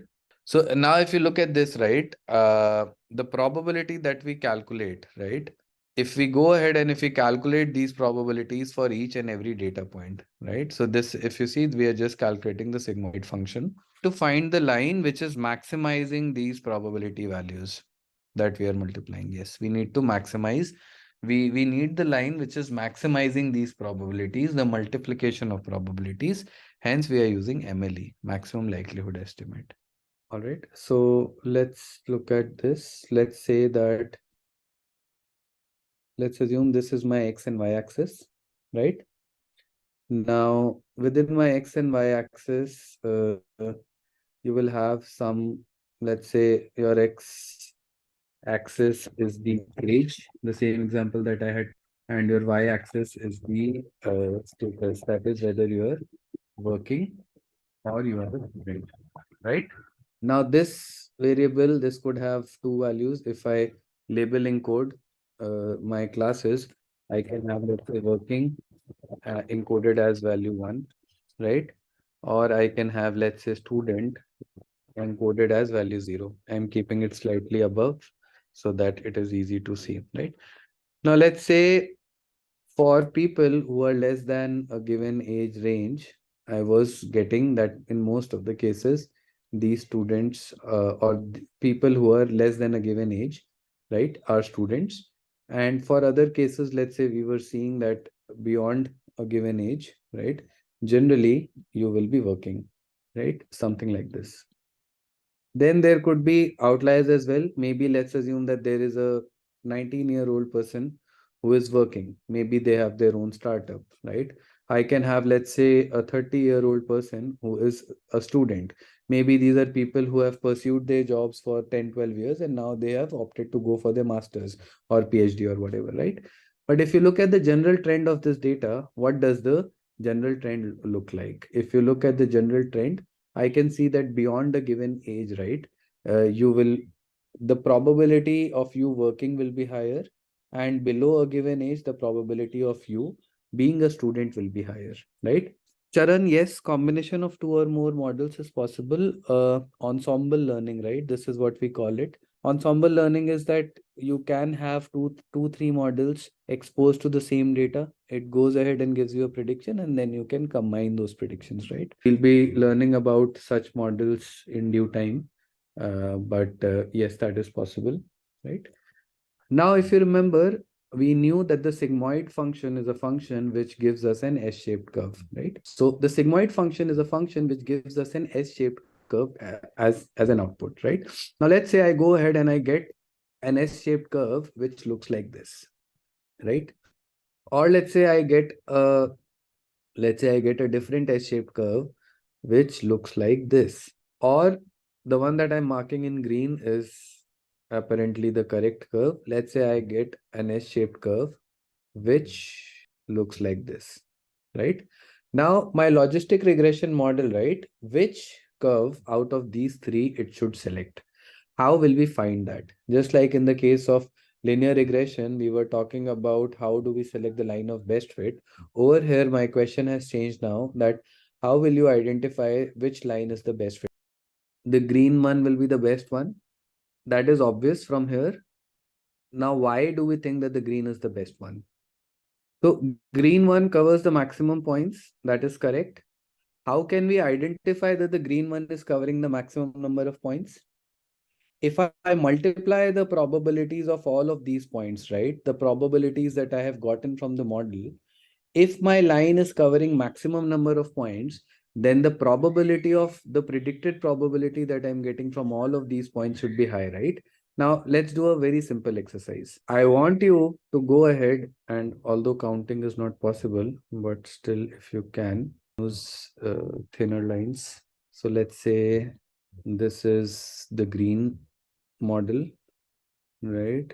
Let's say this is the red model, right? And let's say I have a blue, which is this one, right? Let's say these are three lines. Now, can you go ahead and can you tell me how many classes will be predicted accurately by the green line? You will have to count. For the green one, how many are predicted accurately? At the bottom, we have 9, and on the top, we have once again 9, right? So we have 18 correct predictions for green. And how many predictions for green? Incorrect for green will be 1. Is it 1? No, right? It will be for green, you have 1, 2, 3, 4, 5, 6. 6 will be incorrect, right? What about red? The red one looks to be doing better, right? If you see the red one, it is giving us 19 correct predictions and only 5 predictions which are incorrect, right? And what about the blue one? Blue one incorrect and 10 incorrect, right? Now, which line do you think will be the best performing line? Is it the green or the red? Red, right? Why is red? Why will red be the best performing line? If I go ahead and if I multiply all the correct probabilities, right? Now the correct probabilities, the 18 ones that you are seeing, the ones that are there on the top will be close to will be close to 1. So let's say I take 0.99. So I will have 0.99 to the power of 18, correct? This will be multiplied by let's say I say the incorrect probabilities are coming out to be 0.01, right? So this will be multiplied by what? Multiplied by 6, right? This is for the green one. Similarly, for the red line, what I will have is that I will have this to the power 19 and this to the power 5. And for the blue line, we will have this to the power 14 and this to the power 10.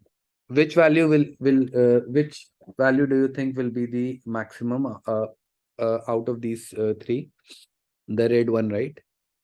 Right. So this is what we mean by a maximum likelihood estimate. We are trying to identify a line which is giving me the maximum probability. When I multiply all possible probabilities that are coming out, it gives me the maximum probability, right? All of these points are very close to the line. So I am taking the probability as 0.99. But obviously the points which will be closer to the line, the probability will be might be greater than 90%, 95%. This is just to explain to you how maximum likelihood estimate works. That for an incorrect probability, if you look at these points, right? If you look at these points, my model is predicting a probability of somewhere around, or let's take this point. For this point, my predicted probability should have been 0.99, but my predicted probability will be somewhere down below, right? So down below, I'm assuming that it will be close to 0. Okay. Now the same concept has been explained in the examples on this slide, right? So we had done till here. If we go ahead and if we start getting the predicted probabilities now, right? Now, if you remember, this was the log of odds.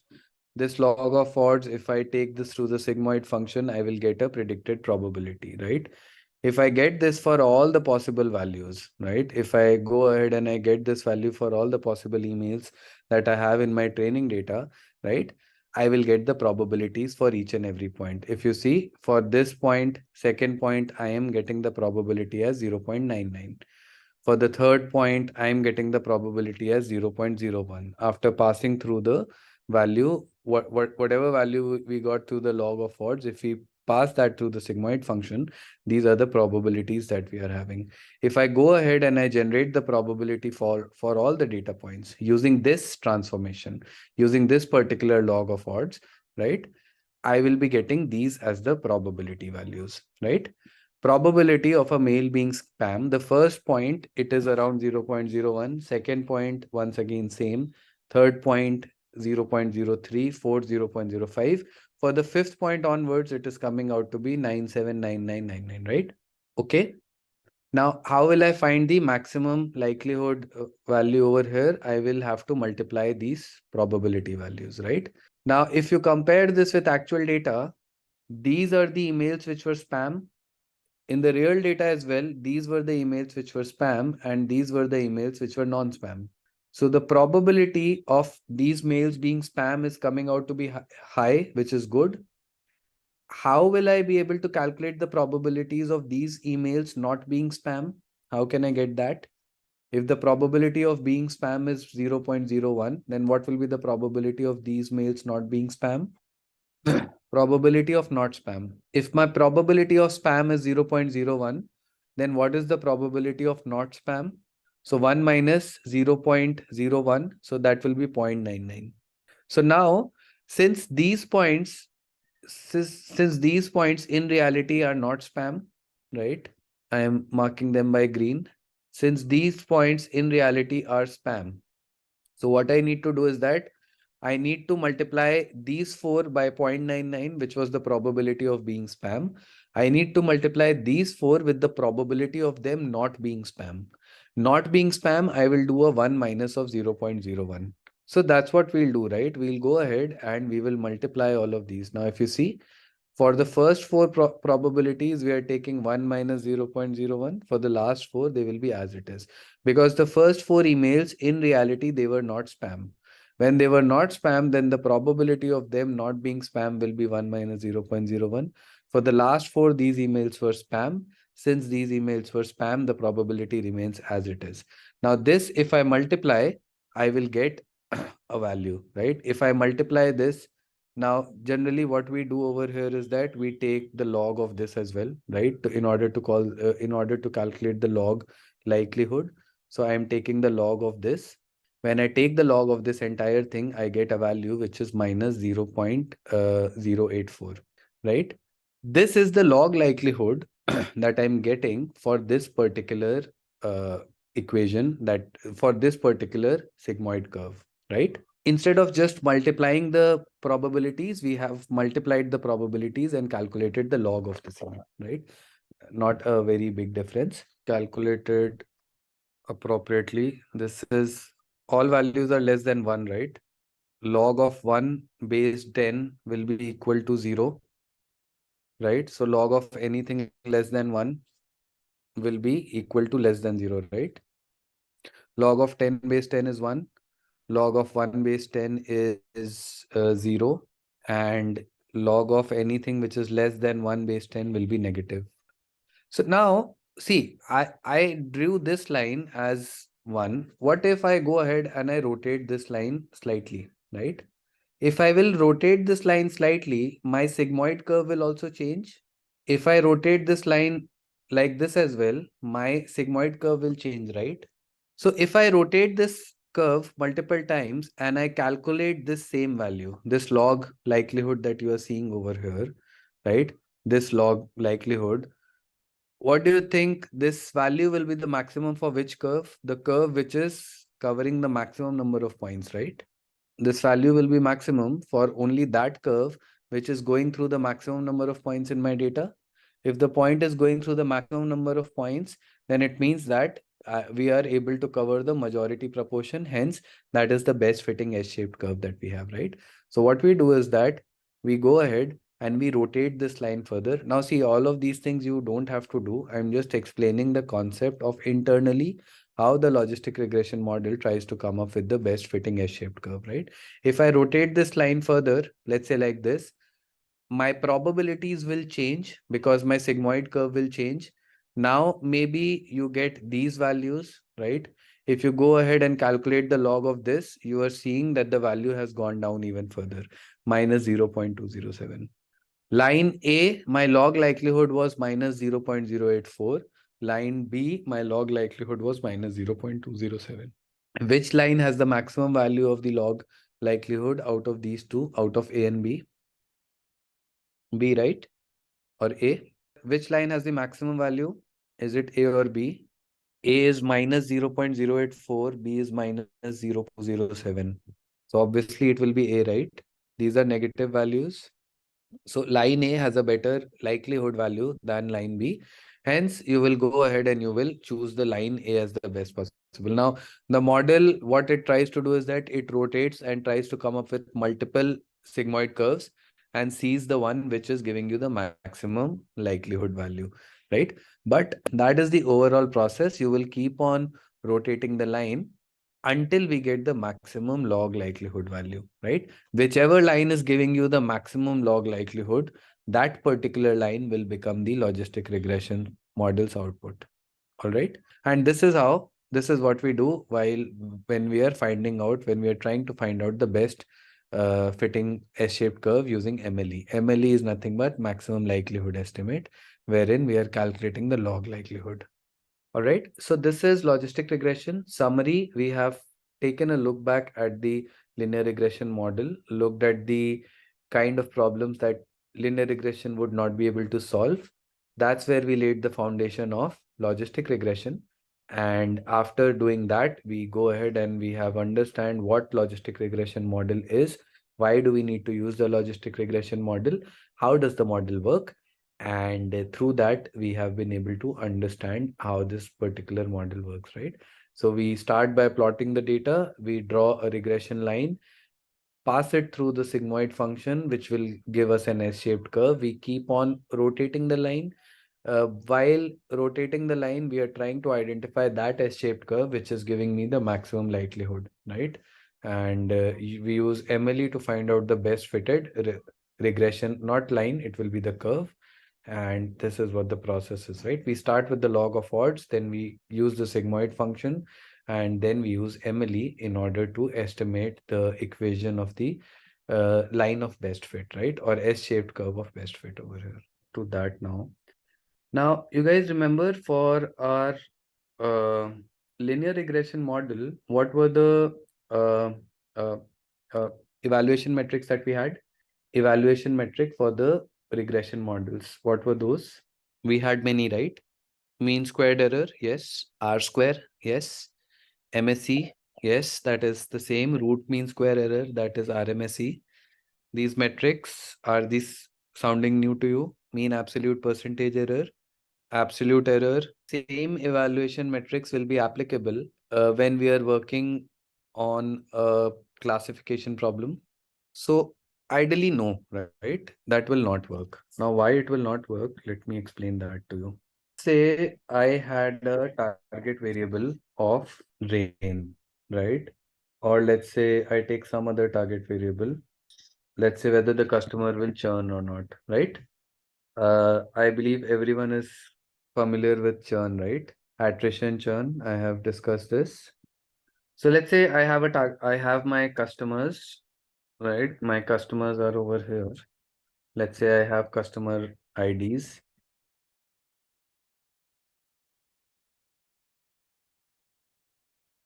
Right? I'll have 10, right? So 10 are fine.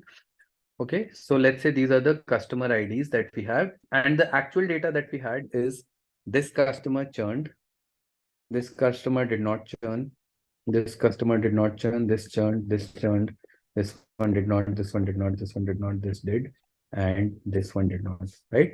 This is my actual data. Okay, now let's assume that I build a logistic regression model, and from this I get a predicted churn.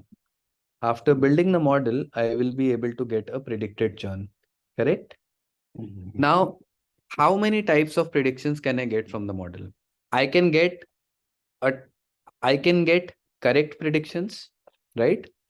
Correct predictions will be what? Correct will be, let's say, actually my customer churned and my model also predicted the same. Or let's say, actually my customer did not churn and my model also predicted the same thing, right? So these will be the correct predictions. Okay. I can also have incorrect predictions, such as my customer churned, but my model said that no, they are not going to churn. Or my customer did not churn, in this case, my customer did not churn, but my model said otherwise. Or I can have the vice versa case as well. That is, the customer churned, but my model said that no, your customer did not churn. Do you think that these are the 4 kinds of predictions that we can get from a classification model? Does this make sense? The first 2 are correct predictions. If you look at this, whatever my model is predicting is actually correct. And the second 2 are incorrect predictions. Does this make sense? All right. So let's do one thing, right? I will go ahead and I will generate this entire data randomly. So let's say this value, this is correct, this is correct, this is incorrect, this is correct, this is correct, and this is also correct, right? Let's say these were the actual and the predicted values, right? Now, can you calculate the accuracy of this model? How can we calculate the accuracy of this? We cannot do actual minus predicted over here, right? That is not correct because these are classes. What I can do is that I can, let's say I create a flag variable, that is whether the predictions are correct or not, right? Okay. So let's say this one, actual and predicted both are correct. This is correct prediction. This is correct prediction. This is not correct, right? This is also not correct, right? This is correct. This is correct. This is not correct. This is correct. This is correct. And this is correct. Does this make sense? I have just listed down the predictions which were correct and the predictions which were not correct. If I go ahead and if I take a sum of this should be this is not a binary variable. So let me do 1, 0. This 1 is for correct predictions, 0 is for incorrect, right? This is 1, this is 1, this is 0, 1, 1, 1, right? Now, if I take a sum of this will give me how many predictions were correct for me, right? And what were my total number of predictions? My total predictions were 10, right? Now, can you give me the performance of this model? How can I calculate the performance? Accuracy will be what? It will be this divided by this, right? Which will be 70%. Okay. Now, this is the accuracy, right? But if you look at the incorrect predictions, right? If you look at the incorrect predictions, there are 2 kinds of predictions that we have in incorrect as well. Even in the correct predictions, there are 2 kinds of predictions we have. This over here is known as a true positive, right? TP. What is TP? TP is that your actual value was also positive and the predicted value was also positive. This is a true positive prediction from my model, right? If I look at this one, that is 0 and 0, these are true negatives. That is, my actual value was also a 0 and my predicted value was also a 0. Both of them were 0. Both of these are true predictions, but Between the correct predictions as well, I also have two types. One are the positive predictions, that is people who are churning out, right? The model is able to predict them correctly. People who are not churning, the model is also able to predict them correctly. So the true positives and the true negatives, these are the two kind of correct predictions that your model will be able to give. Now let's come to the incorrect predictions, right? If I come to the incorrect predictions, this one over here is what?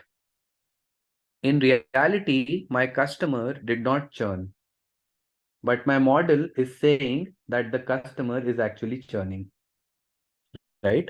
So this is something which is known as a false positive. My model is incorrectly predicting that this customer is going to churn. So this will be a false positive prediction. And similarly, this one over here will be a false negative. Why? My model is incorrectly predicting that this customer is not going to churn, right? I think I'm looking at the flags. I had to look at these two, right? So let's focus on these two. This is true positive, right? Because my actual is also 1 and my predicted is also 1. These ones 0 and 0 are your true negatives. Why? Because your actual is also 0 and the predicted is also 0. This one over here is what? This one is a false positive. Why? Because this model over here for this row, the model is incorrectly predicting that this customer is going to churn, whereas in reality the customer did not churn. Similarly, this last one is a false negative, right? My model is predicting that this customer is not going to churn, whereas this customer has gone ahead and this customer has churned. Does this make sense to each and everyone? Any questions? Now, can you go ahead and can you tell me the labels for the rest of the classes? What will this be? This will be TP.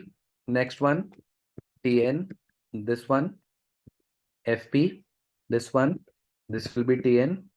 This will be TP. And this will also be TN. Correct? All right. Now, what if I go ahead and I now do something which is, so if you look at this, right? If I take the model predictions over here, and if I take the actual values over here, right? I can have my true positives over here. That is, my model was predicting correct, and actuality as well, my outputs were correct. I can have my true negatives over here, right? I can have my false positives over here, and I can have my false negatives over here, right? I'll explain what this is. This is something which is known as a confusion matrix, right? Now, what is a confusion matrix? I'm just trying to explain that to you. So if I go ahead and if I populate all of these things like this, right? I have my model results on the row. I have my actual results on the columns, and I just populate. If I go ahead and if I populate these numbers, right? Let me do that over here and see what happens. Now, can you give me a count of true positives that are there in this data? How many true positive predictions are there in these 10 values? 3. So true positives are 3. What are the true negative values? How many false positives? 2. How many false negatives? 1. Right? Now, this is something which is known as the confusion matrix. You have the model predictions here. You have the actual values over here. And let's try. This is how we, first of all, calculate, or this is how we create the confusion matrix. Right? Now I will tell you what the use of this confusion matrix is, right? Now, from this confusion matrix, we can calculate many different metrics which will be used for any classification model, right? First, we'll start with accuracy. Can you give me the accuracy from this confusion matrix? What are the total number of correct predictions that we have? 7. What is 7? If you look at 7, 7 is nothing but TP plus FP, right? TP plus TN, right? Your correct number of predictions are what? Nothing but TP plus TN. If I divide this by the total predictions, right? Total predictions are what? TP plus FP plus TN plus FN. Correct? So your accuracy of the model will be this. Make sense? Now there is something known as precision, right? Now precision, the formula is TP divided by TP plus FP. Let's try to understand what this means. First of all, can you give me what the precision of this model will be using the count of values that we have? What will be the precision? What is TP? TP is 3. And what is FP? FP is 2. TP plus FP will be 5. So your precision will come out to be what? Your precision will be 60%, right? Now, what does this mean? If I only limit my model's predictions to the positive predictions, right? If I only go ahead and I limit the predictions to the positive ones. All right, so let me just color code this. So if I just limit my model's predictions to the positive predictions, that is the ones which have where my model is predicting a 1, right? This, let's say this, right? This, and this, right? My model in total is giving me 5 positive predictions. Out of these 5, how many predictions are correct? 3, right? Only 3.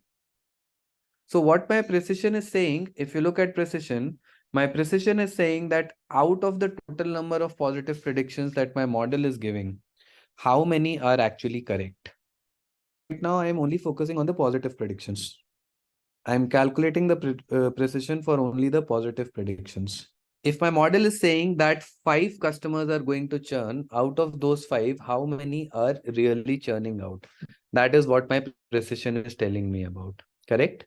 Now, I have also one more metric, which is known as recall, right? Now, recall is TP divided by TP plus Fn. Can you calculate the recall for this model, first of all, before we move forward? Recall for this model will be what? 3 by 4, 75%. Now, what does recall mean? Now, recall over here is telling me that out of the total positive predictions that were there in the actual data, let's try to mark this, right? What are my TP plus Fn in my data? My TP plus Fn are nothing but, if you look at this data, right? All of the predictions that were positive or that were 1 in the real data. In the actual data, how many predictions were positive? If you look at this, in the actual data, there are only 4 predictions which were positive, right? Out of these 4, how many my model is correctly able to identify? If you look at the first one, the model is able to correctly identify. If you look at the third one, the model is correctly able to identify. If you look at the last one, the model is correctly able to identify. So my recall becomes 75%, right? Now see, a very simple, let me explain this through an example, right? Let's say you have 100 patients, or let's say you have patients 1,000. Out of these 1,000, you have uh, 10 patients who have cancer, right? And you have no cancer. You have 990 patients who don't have cancer, right? Okay. Let's assume I create a model which goes ahead and says that all the 1,000 patients do not have cancer. What will be the accuracy of this model? My model is saying that all 1,000 patients, they do not have cancer. What does this mean? Can you give me the accuracy of this model? So if my model is saying that all 1,000 people have cancer, these 990, for these 990 patients, the prediction will be correct, right? Because they don't have cancer. But for these 10 patients, the prediction will be incorrect. But if you calculate the accuracy will be what? It will be 990 divided by 1,000, right? Because 990 predictions are still correct. So the accuracy will come out to be what? 99%, right? But do you think that this is a good model? So you might have killed these 10 people for whom you were not able to predict that they have cancer. Maybe they went ahead, they did some tests, and through the tests, you were able to say that, okay, you don't have cancer. But in reality, these patients actually had cancer. So do you think that this model with an accuracy of 99% is going to help you? No. So the first point that I was making, that I have made over here, is that accuracy will not always be the key performing indicator for you, correct? Because depending upon the uh, seriousness of the predictions, right? It might happen that only 1% people have cancer. It might happen that only 1% people have COVID. Your model can go ahead and say that all 100% don't have COVID. Still, your accuracy will remain 99%. But that does not solve your problem, correct? So this explains the fact why accuracy is not the best performing evaluation metric for classification. Now let's come to the second aspect, right? Now, if not accuracy, then what, right? So let's try to understand this through another use case. Let's say in this data only, right? Let's assume I give an example from a similar domain. Let's say I have 1,000 customers. Out of these 1,000, let's assume that the customers who have churned are 50. Yeah, right? The model that you create, right? It predicts, model churn says that 100 customers are going to churn, right? Your model says that 100 customers are going to churn, but in the 100 customers that your model is saying that are going to churn, only 30 customers who have actually churned are there, right? Only 30 from the actual base are there, right? Does this make sense? See, your model can go ahead and can say that 100 customers have churned. Or 100 customers will churn, right? Or let me take another example, right? Let's say my model is saying that 20 customers are churning, and through this, it is able to capture 15 customers who had actually churned. Or let me make this simple. Let's say all the 20 customers who are churning, your model is able to identify those 20 correctly, right? I'll make this simple. In reality, there were 50 customers who were churning, but your model is only able to identify 20, right? Now, can you go ahead and can you calculate the precision of this model? What will the precision be of this model? My model is saying that only 20 customers will churn, and those 20 are actual customers who have churned in the data, right? These 20 in reality have churned. So my precision will be what? The true positives, that is 20, divided by true positives, which is 20, plus false positives. Are there any false positives? My model is not making any incorrect prediction. For all the 20 customers to whom it is, for whom it is saying that they will churn, they are actually churning. So this will be 0, right? So your precision will come out to be 100%, right? But do you think that this is a good model? Your model has not been able to identify 30 customers yet. If you calculate the recall of this model, the recall of this model will become 20 divided by 20 plus 30, because there will be 30 false negatives that will be there in the model, right?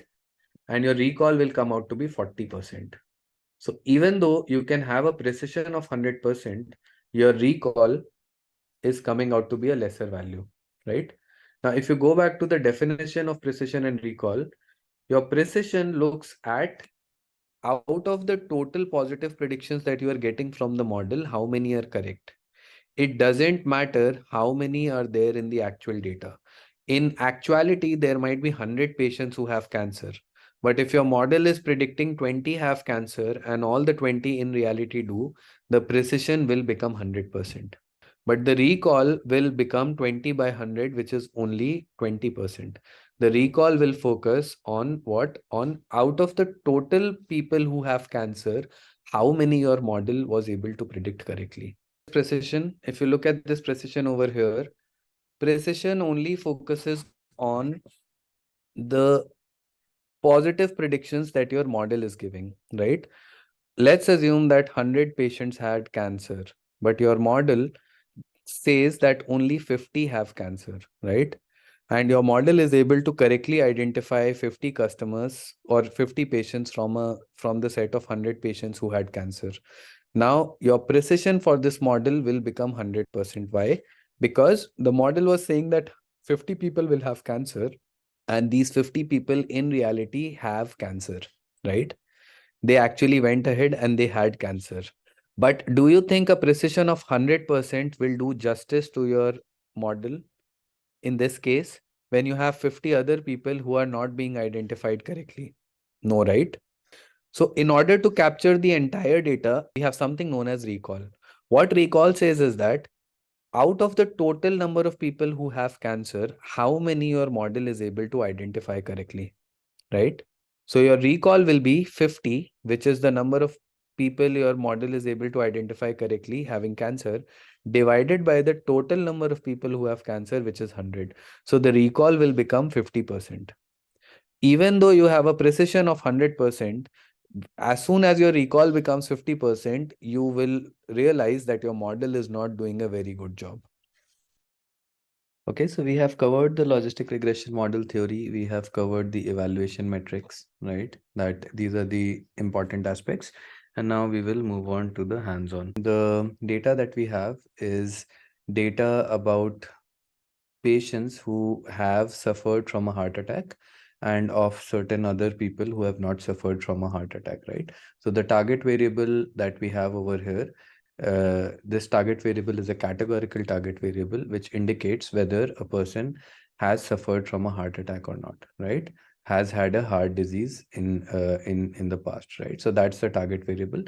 Now we want to predict this target variable by using a bunch of factors, right? By using a bunch of medical factors that we have collected about these patients, right? So we have the age of a patient, right?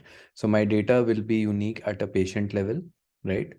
For each and every patient, my target will say whether the patient has had a heart attack in the past or not. And then I will, let's say there is a patient who had a heart attack. I will talk about the aspects such as what is the age of this particular patient, right? That will be one. So the age, what is the sex of the patient, right? Male, female. What is this CP? So CP is the short form for chest pain type, right? So there can be different kinds of chest pain that a person can have, right? So if you see, these are 0, 1, 2, 3. These are medical terms. Someone who is familiar with these will be able to explain or understand these. But even if you're not familiar, that's okay. Then we have the rest BPS. This is the resting blood pressure of the patient, right? What is the resting blood pressure of the patient? So you will have that metric, right? Then we have cholesterol. That is the cholesterol level of the patient. We have FBS, which is fasting blood sugar. We have rest ECG. So this stands for resting electrocardiographic results. So your tests that we have, right, with respect to heart, ECG. We have THALAC. This refers to the maximum heart rate achieved by the patient during an exercise test.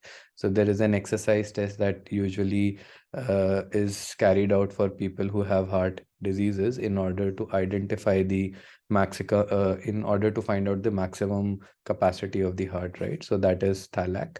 So, right. Exang is once again, this is once more a kind of a test, whereas exercise, when a patient does exercise, right? When you are, let's say, running, there will come a point wherein you start feeling some kind of a pain in your chest, right? So that is your exang variable. Old peak, this represents the depression induced by exercise relative to rest. Slope refers to the slope of the peak of exercise. So now if you see, all of these are highly specific, highly technical terms. CA stands for the number of major vessels colored by fluoroscopy. So basically this tells you how many vessels are blocked, right? That will be that we will get to know by CA. Finally, we have the target variable, that is whether or not the patient has had a heart attack in the past, right? So this is the data that we have. Now, what do you guys think? Do you think that the features that we have are important, are significant features which will help us in predicting whether a patient might suffer from a heart disease or not, right? So looks good. So let's go ahead, let's read this data. So the data that I have explained just now, the same data is contained in the CSV. This CSV, if you see over here, this heart1.csv is the one that we are reading. And you can see over here that This is all the variables that we have talked about. They are present over here, right? And we have the target variable, which is whether the person has had an heart attack or not, right? So looking at the target variable, looking at the features, do you guys think that logistic regression is the best suited model for this? Yes, right? All right, so let's get started with the EDA, right? We'll commence with the EDA of this model. So EDA, first we'll try to find out the distribution of the target variable, right? Now the distribution of the target variable, that is how many patients suffered a heart attack, how many patients did not in this data. Let's try to find that out. I have 303 rows in total over here. So there are 303 patient records that we have. Now, if I go ahead and if I call the value counts function, right? So either you can do datasets.target or you can do dataset colon, in double quotes, you can give target, right? So if you look at this here, I can see that 54% of the patients in this data have had an heart attack in the past, right?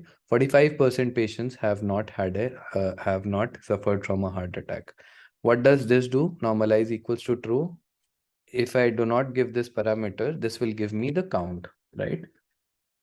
This will just give me a count. If you want to see the proportion or the ratio, you will give normalize equals to true, right? So this gives me 0.54, 0.45. If you want to look at the percentage, you will multiply this by 100, right? As simple as that. Shape of the data, 303,13. This we have already seen. So 303 patients in total. So that's good. We have seen the value counts, so no need for this. I will eliminate this. We can go ahead and we can plot the target variable distribution as well. So I'm using a count plot, passing my target column. Data becomes data set. I give a palette. If you want to change the color, you can give a specific color. If you exclude this, it will take the default color of, I think, blue and orange, whatever that has, right? If you see blue and orange, right? So if you want to change the color, you can give the palette as well. Any color that you want to give, you can give that.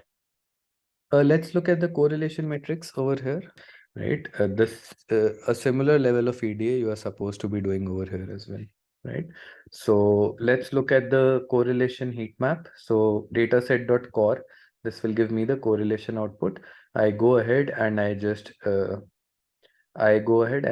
plot this in a heat map, right? And this is what my output looks like, right? Now you can either look at this heat map or you can also look at the tabular output as well, right? You have to give the figure size. Try figuring that out. Yeah, figure size is there, right? Now, if you want to look at this, you can see this. Now let's focus on the target variable at the bottom, right? Let's look at the target variable at the bottom over here. You can see that the target variable that we have, just go through this and see if you feel that this target variable is correlated with the variables that we have or not.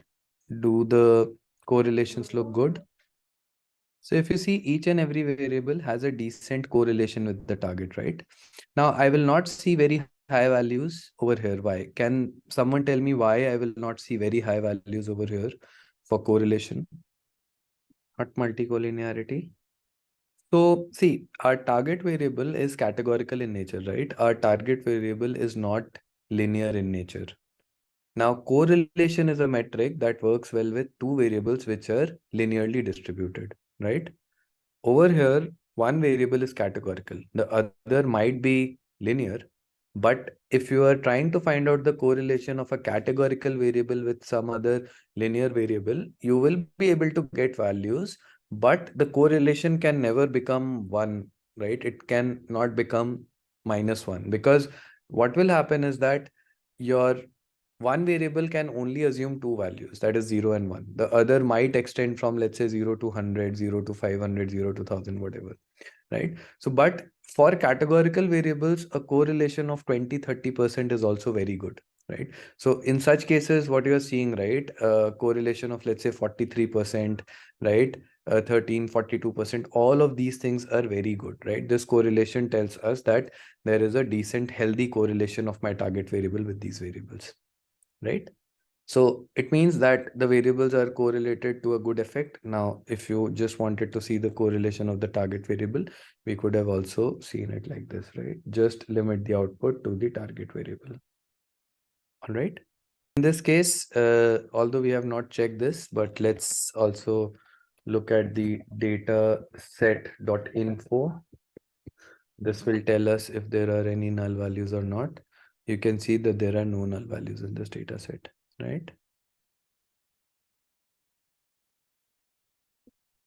We'll go ahead and we'll describe the features that we have, right? Have a look at this. What do you see over here? Can you come up with some generic insights? Anything which is out of the ordinary that you're able to see over here? Just go through just do a basic sanity check of each and every variable and see if it makes sense or not. If I eliminate t, this is the output. If I keep t, this is the output. And this is just for transpose. Okay, transposing it, if you have more number of features, it is easy to look at the output then, right? Otherwise, you'll have to scroll towards the right hand side. So everything looks good, right? Age minimum is 29, maximum is 77, right? Similarly, this is your heart rate, right? You can see that heart rate is minimum 94, maximum 200, right? You have all your thallic and all of these things, right? So everything looks good. So I think the data that we have is good. There are no funny values, there are no incorrect values that are there in the data. So I think we can get started with model building, right? Shall we get started with model building? So first thing that we need to do is we need to divide our data into features and target, right? So I will divide my data into X and Y. So for that, I'm selecting all but the last features in data frame X.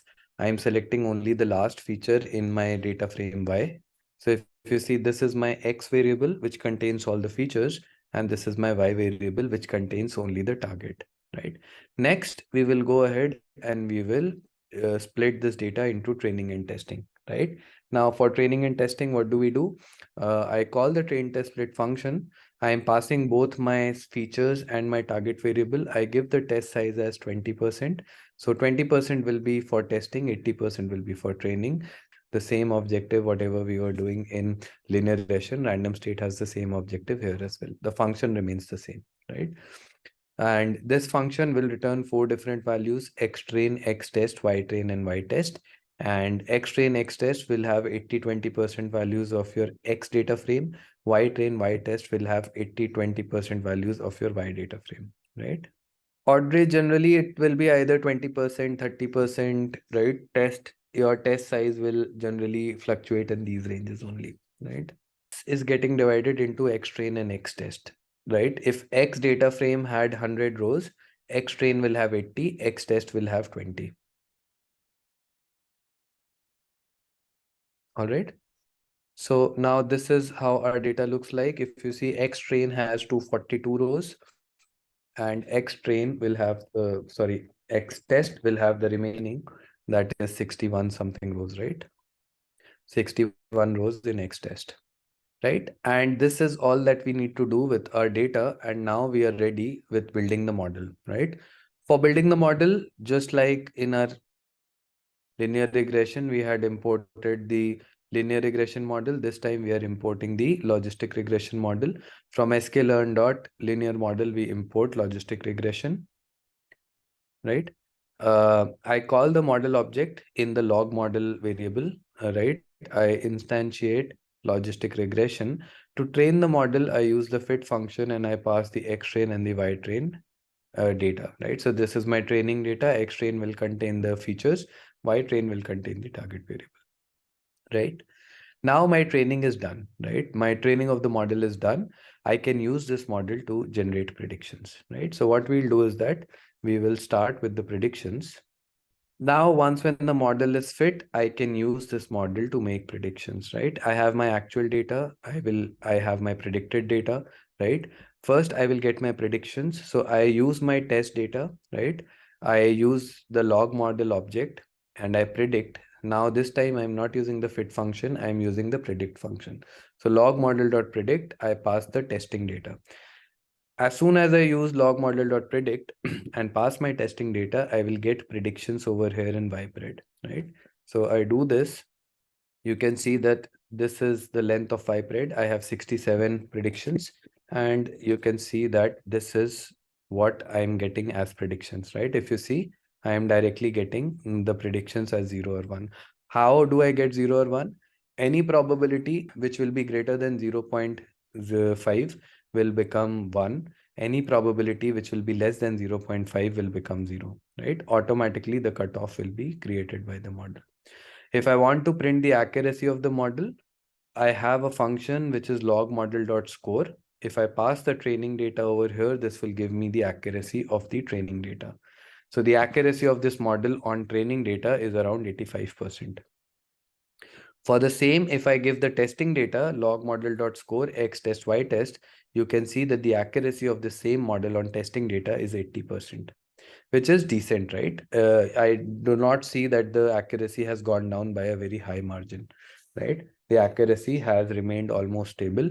85% on training and 80% on testing. This is a good enough number, right? All right. But now we know that accuracy obviously is not everything that we have to focus on, right? In this case as well, if you remember, we have heart patients. Now, it might happen that my model is incorrectly predicting someone to be not having an heart attack when they have a higher risk of getting an heart attack, right? So do you think that accuracy will be the metric that will help me, or do we need to go with any other metric? If yes, then which metric do you think we should use? Recall, right? So we will be using recall, precision recall together, but recall will have the higher weightage, right? So for that, let's try to generate the confusion matrix. So for the confusion matrix, what I do is that I call from sklearn.matrix, I import the confusion matrix function, right? This is a pre-built function that we have. You can see over here that this is your confusion matrix function, right? It's there in the sklearn.matrix library only. I call the confusion matrix function. To this function, I need to pass the actual values of y train and the predicted values. So actual is y train, the predicted is log model.predict x train, right? Either you can save it in a variable and pass that, or you can directly get the predictions, right? I run this, and you can see that this is the confusion matrix that we are getting, right? Now for the confusion matrix, you can see that this is for your 0 class, this is for your 1 class, right? Similarly, this is for your 0 class and this is for your 1 class, right?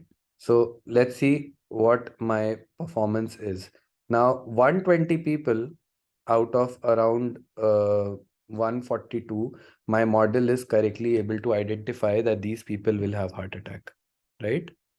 14 people, it is incorrectly classifying that they will have heart attacks. 22 people, the model is not able to classify that they will have heart attacks, right? Now, if you want to identify the precision recall, I have a metric. Now, confusion matrix will just give me the TP, FP, TN, FN values, right? It will not give me precision recall and all. So if you want to generate the precision recall accuracy, I have another function known as classification report. Now the classification report, I call this function on the same training data, the actual Y and the predicted Y. I run this and you can see that these are the precisions and recalls that your model is giving for the class 1. Now, if you see for the class 1, that is people having heart attack, the precision is 85% and recall is 90%. This is decent, right? My model is covering 90% of heart attack patients. In reality, 90%, if there are 100 people who had a heart attack, my model is able to cover at least 90 of them, which is good, right? My model is doing a decent job over here. I can also generate the same confusion matrix for my testing data. This was for my training data, and this is the same for my testing data. And I can also generate the classification report for my training data. Sorry, for my testing data.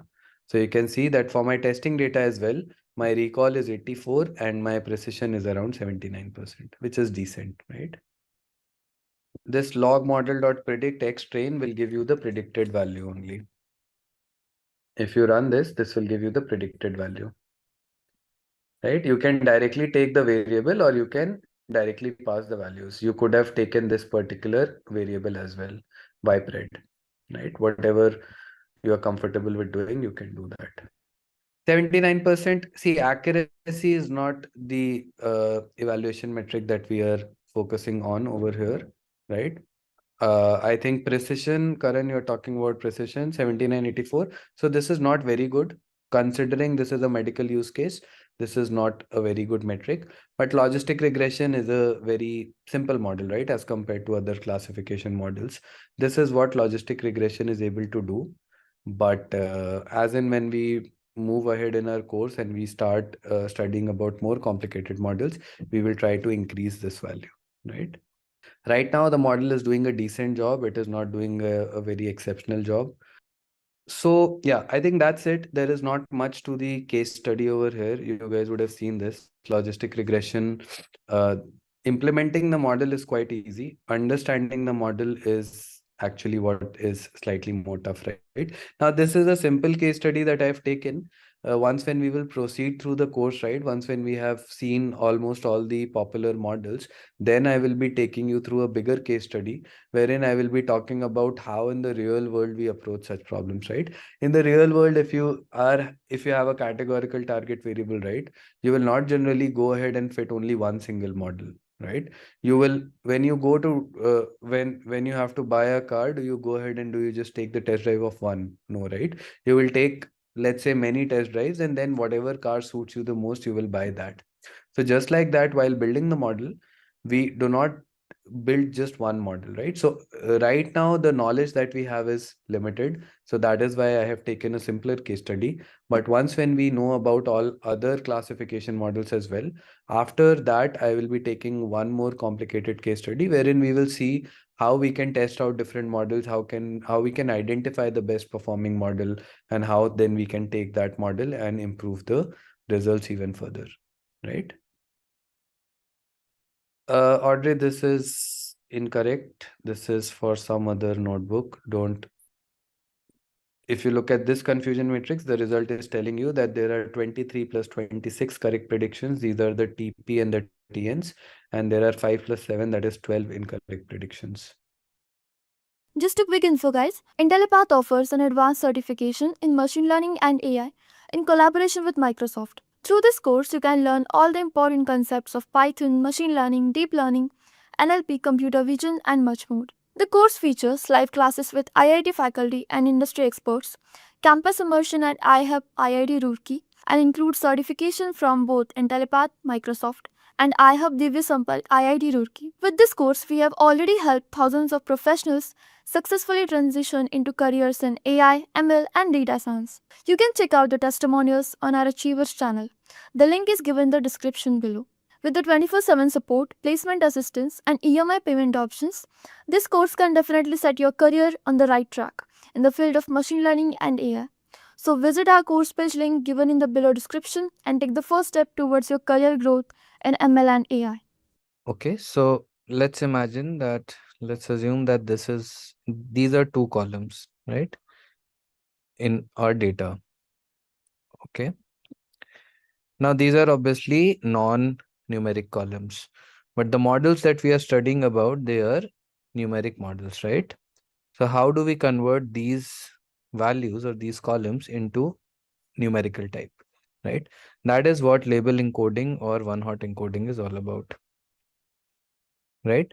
Now let's first look at label encoding. Now what is label encoding? If I was to go ahead and if I was to convert this data into labels, right? I have to convert this into a numeric form, right? How can I do that? Let's say I go ahead and the same two variables, the most easiest thing for me to do is what? The most easiest thing for me to do is to assign numeric labels to these columns, right? Let's say same data, I have gender, right? I have designation, right? Same data. Now what I say is that male, right? All the values which is male will become 1, right? All the value which is female will become 2, right? So let's say I go ahead and I take this as an example. So male becomes 1, female becomes 2, 2, 1, 1, 2, 1, right? This will become your data, right? Now this is what label encoding is, right? Similarly, if I take designation, let's say data scientist becomes 1, senior data scientist becomes 2, data scientist 1, lead data scientist becomes 3, data scientist 1, then 2, right? So this is how I can convert my data to a numerical form. Okay. But if you look at these two variables, right, these two variables are categorical, but in categorical as well, right, these variables are slightly different. See, for designation, there is an order, right? A data scientist is the junior most position. Then you have a senior data scientist, then you have a lead data scientist, right? Over here, the values are related to each other, or there is a sequence, there is an order in the values.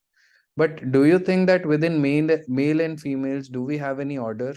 It's not that a male is greater than female or a female is greater than male, right? Such kinds of variables, categorical variables, where the values are not related to each other or do not have a specific order, are known as nominal categorical variables, right? I'll say nominal only, nominal variables, right? The second variable, if you look at this designation has an order, right? What is the order? I know that data scientist is junior, senior data scientist is one level up, lead is one level up, right? These kinds of categorical variables are known as ordinal variables, right? Now, now that we understand the difference between nominal and ordinal, now see, when I convert this gender to a numerical value of 1, 2, my model will automatically assume that 2 is greater than 1. That signifies that female is greater than male. Is that true? Do we have any implication wherein we know that female is greater than male or male is greater than female? Male is greater than female. Obviously, people have those thoughts, but let's talk about facts, right? These are things that you cannot have an order, right? We cannot say, let's say if I have data about countries, right? I cannot say that, let's say country A is greater than country B. Obviously, on the basis of certain economical aspects and all, you can say that, but with respect to whatever problem you're solving, it doesn't matter, right? So do you think that converting this gender to these labels makes sense? This is incorrect, right? Because if I'm making male as 1 and female as 2, I am automatically inducing bias. I am introducing bias in my model. I'm saying that female is greater than male. If I do vice versa, I will say male is greater than female. So that's incorrect, right? And if you look for the second variable, designation, do you think that this label encoding makes sense for the second variable for designation? Second makes sense, right? Because 3 being assigned to lead data scientist, 2 being assigned to senior, 1 being assigned to data scientist, that's correct, right? So if you see, label encoding over here in this case was incorrect for the gender variable, but it was correct for the designation variable, right? So then how do we treat variables such as gender, right? How do we treat variables which are nominal in nature, right? Now let's move to another thing, which is known as one-hot encoding. Now what one-hot encoding does is that it takes the same data and it transforms it in a slightly different way, right? I'll take all 3, all 2. So this is for, let's say, the gender. This is for designation. I'm giving you examples of both, then we'll decide which one is correct, which one is incorrect, right? So now when I will do one-hot encoding, right, there are functions in Python that will automatically do all of this. But let's say this variable becomes gender underscore male, right? I'm just writing G because there's no space. This will become gender underscore female. This will become designation underscore DS. This will become designation underscore SDS, which is senior. this will become designation underscore LDS, which is lead, right? I'll explain what this means. Now let's focus on the first variable, which is gender, right? Now what one hot encoding does is, one hot encoding is this one, right? It creates binary variables for every nominal variable that you have, or any categorical variable that you pass, right? Now for the first row, it's a male, right? When it's a male, this will become 1 and this will become 0, correct? For the second person is a female, so male column will become 0, female column will become 1, right? Same for this one, right?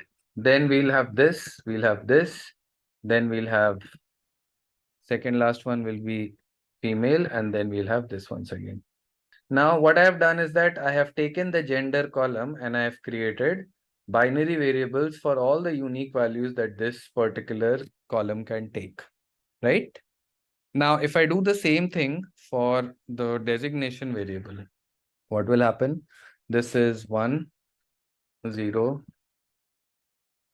0, right?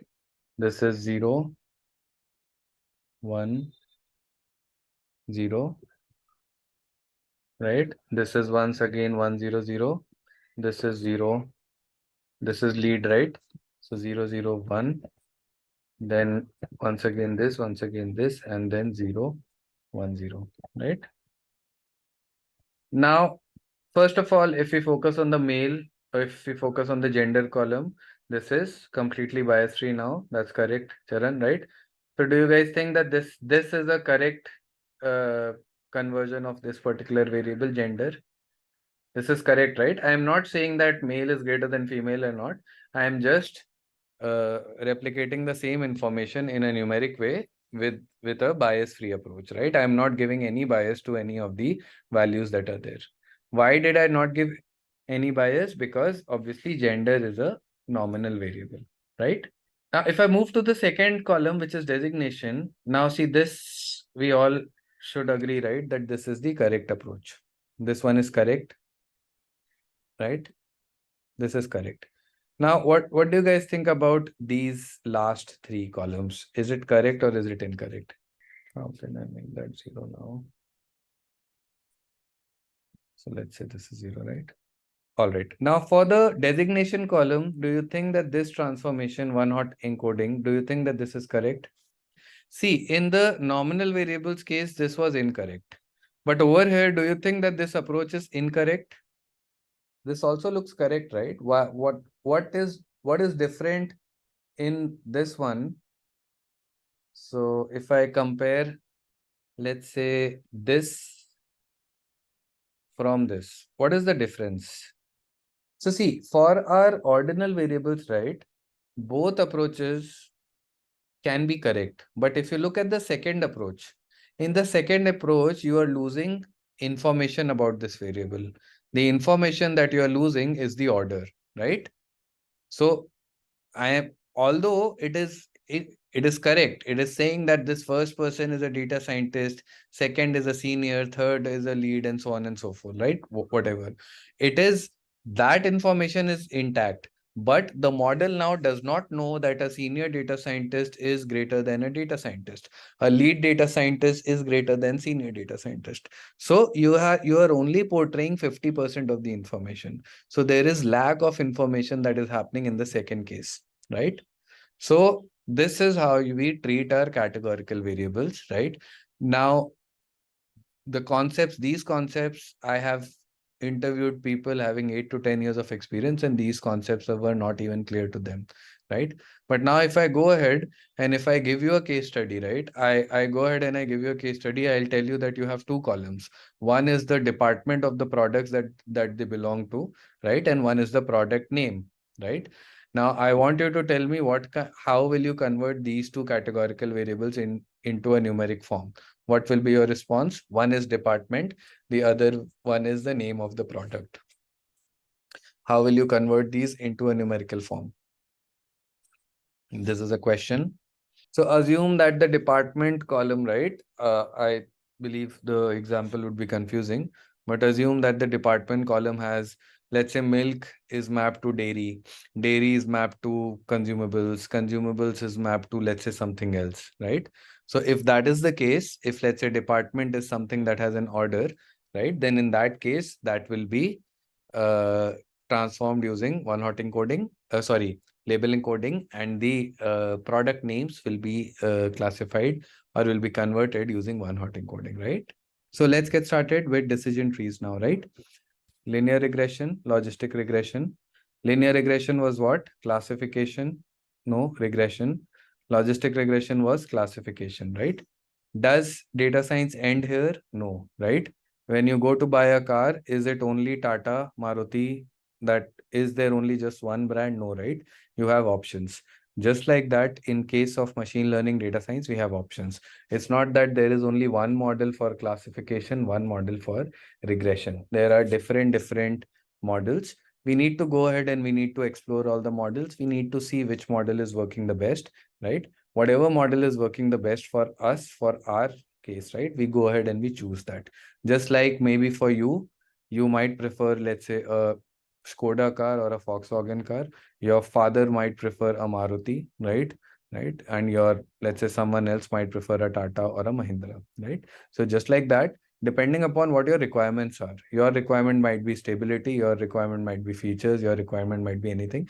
Just like that, from a model as well, your requirement might be a simple model, your requirement might be a non-linear model, your requirement might be explanation of the factors that are driving the model, right? On the basis of that, we actually select the model. Even on top of that, not every data will fit to all the possible models that are out there. Every data distribution is different, and every model that we are studying, the inherent architecture is also different, right? So when the architecture is different, then when we are exposing different distributions of data to the same model might respond well to one kind of a data and might not respond well to another kind, to which, let's say, some other model might actually do a better job, right? So hence, it is not only linear logistic that we use. There are other models as well, right? When I say other models, this week we will be focusing on decision trees and random forests, right? These are very common models in the world of data science, these tree-based models. So we'll first try to understand what a decision tree is. Then a decision tree, once when we understand decision trees, then we will move on to random forest, because random forest is nothing but it is a variation of the decision tree model. Decision tree, your random forest, they can be used for both classification and regression tasks, right? So the linear regression model that we have studied till now, it was only limited to regression, right? Logistic regression was only limited to classification, right? Whereas our decision tree models that we are studying are models which can do both the things, right? It can also help you with a target variable which is categorical. It can also help you with a target variable which is continuous in nature, right? So let's get started with the theory. Now, tree-based models are said to be the most used supervised learning models. They can be used for both classification and regression problems. We can create highly accurate and stable predictive models using these tree-based models, right? Now, tree-based models are very, very popular. Why? They are easy to use, right? They are explainable, and this is something that we have been doing a lot, right? So they are easy to understand as well. When I'll be talking about the concepts, right, you will find that you are able to relate with these tree based models, because generally that is what we also do in our life, right? That's what our objective also, whenever we have to do something, right, we go ahead and we apply a bunch of rules, right? We apply a bunch of conditions, right? So let's say I take a very simple example. Let's say that you need to hang out with your friends, right? And you need to decide on a place where you have to go and meet and eat, right? Is it a straightforward process? First of all, let's say you have 5 friends, and let's say one friend comes up to you and they say that, okay, we'll go and we'll meet, we'll have dinner in, let's say, a particular restaurant, right? Let's say Burger King, right? Not even a restaurant, a fast food joint. But does that happen this way? No, right? There will be so many factors. So let's say 5 friends, you get together, you go ahead and you decide that you have to finalize a restaurant, right? Now, can you guys think of what factors can be there which might affect which restaurant you might go or you might not go to? What factors drive food? What kind of food you want to eat? distance, proximity, ambience, is it dinner, is it lunch, season, cuisine, price, so many factors, right? So let's do one thing. Let's try to build a decision tree and see how the decision tree will actually help us in making certain decisions about the population, right? Now, let's say this is my entire data. This is my entire data. I will take restaurants in NCR, right? Delhi NCR, taking this as an example. You can extend this to your city. Let's say that the total number of restaurants in Delhi NCR are 1,000, right? Just for example, let's say I go ahead and I take this, right? Okay. Now let's try to identify. Okay, so what according to you guys will be the most important aspect over here? When 5 friends are meeting, let's assume one is from Noida, one is from Gurgaon, one is from Faridabad, one is from Ghaziabad. Then what is the first thing that you will have in your mind? Distance, right? Let's assume that the first aspect or the first condition for everyone is distance, right? So a very simple rule, let me go ahead and let me apply a very simple rule over here in this data. I will go ahead and I will say that, let's say every friend is saying that I don't want to travel more than 20-30 kilometers. The friend who is situated in Noida, if he has to go to Gurgaon, he or she might have to travel 50-60 kilometers, right? Similarly, Faridabad has to go to Ghaziabad 40-50 kilometers, right? So let's say the first condition that we apply is distance less than 25 kilometers, right? What are all the restaurants, right? What are all the possible restaurants which have the distance of less than 25 kilometers or greater than 25, right? Now let's assume that distance less than 25 kilometers, out of the 1,000, there are only 200 restaurants, right? Which will have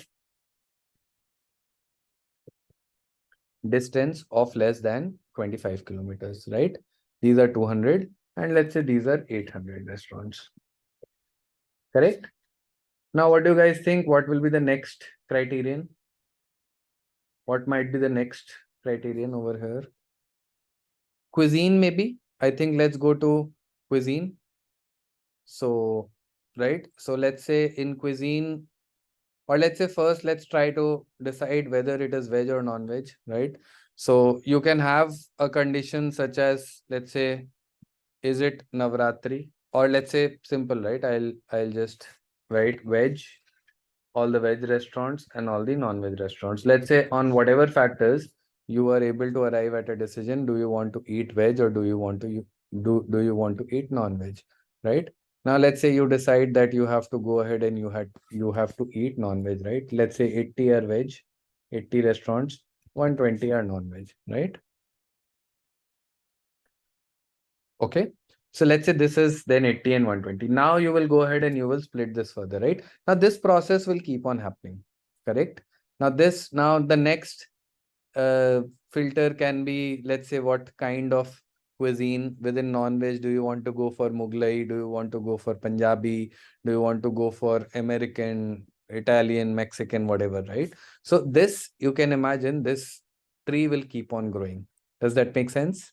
Right? We can keep on growing this tree to any extent possible, but as long as we are keeping features which are important, right? As long as we are keeping features which are relevant, our decision tree will stay relevant and significant, right? Now let's assume that I take a case of 5 friends who are in college who want to select the best possible or a place wherein they can eat, right? So for them, what will happen? This decision tree will come from here to here, right? This will then come from here to here because they decided that they have to eat non-veg. And then let's say on the basis of all the rest of the conditions, they finalize that they are going to go to these, they have these 5 restaurants as the option. Now they will go ahead and they will decide these 5 amongst themselves, right? Now see, this decision tree can also serve a purpose for other cases as well, right? Now let's say in the same area, we have a group of friends who want to eat at a restaurant which is less than 25 kilometers, but they are looking for a veg option. Now, within the wedge option as well, if you keep on growing this tree further, right, you should be able to identify the best options for you, right? Even over here towards the right hand side, if you would have grown this tree forward, you would have seen that, okay, greater than 25 kilometers, maybe you travel to Gurgaon, maybe you go to Murthal, whatever, right? But if you see, if you capture all possible outcomes, right, out of all the 1,000 restaurants that are there in Delhi NCR, you can go ahead and you can divide each and every restaurant to each and every condition or a combination of conditions, right? And this is how we generally create a decision tree, right?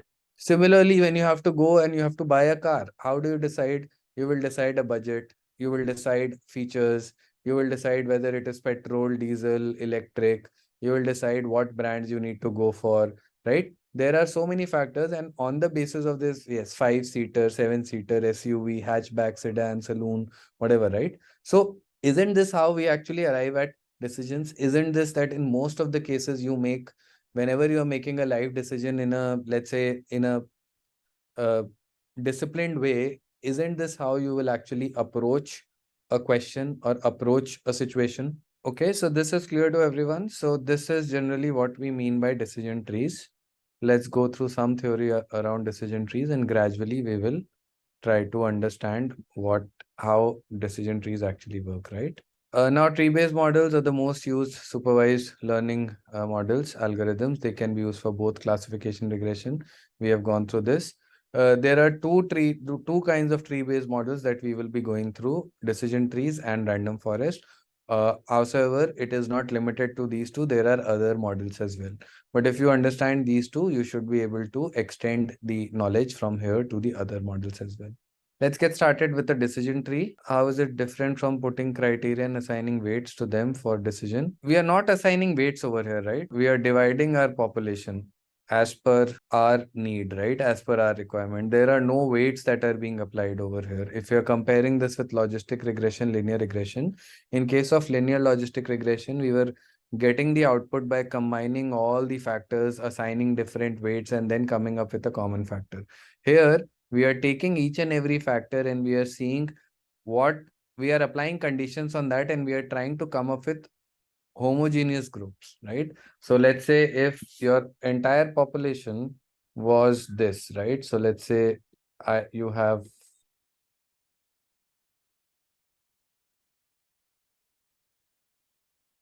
so let's say these are the different options or the different, this is how your data is distributed, just an example.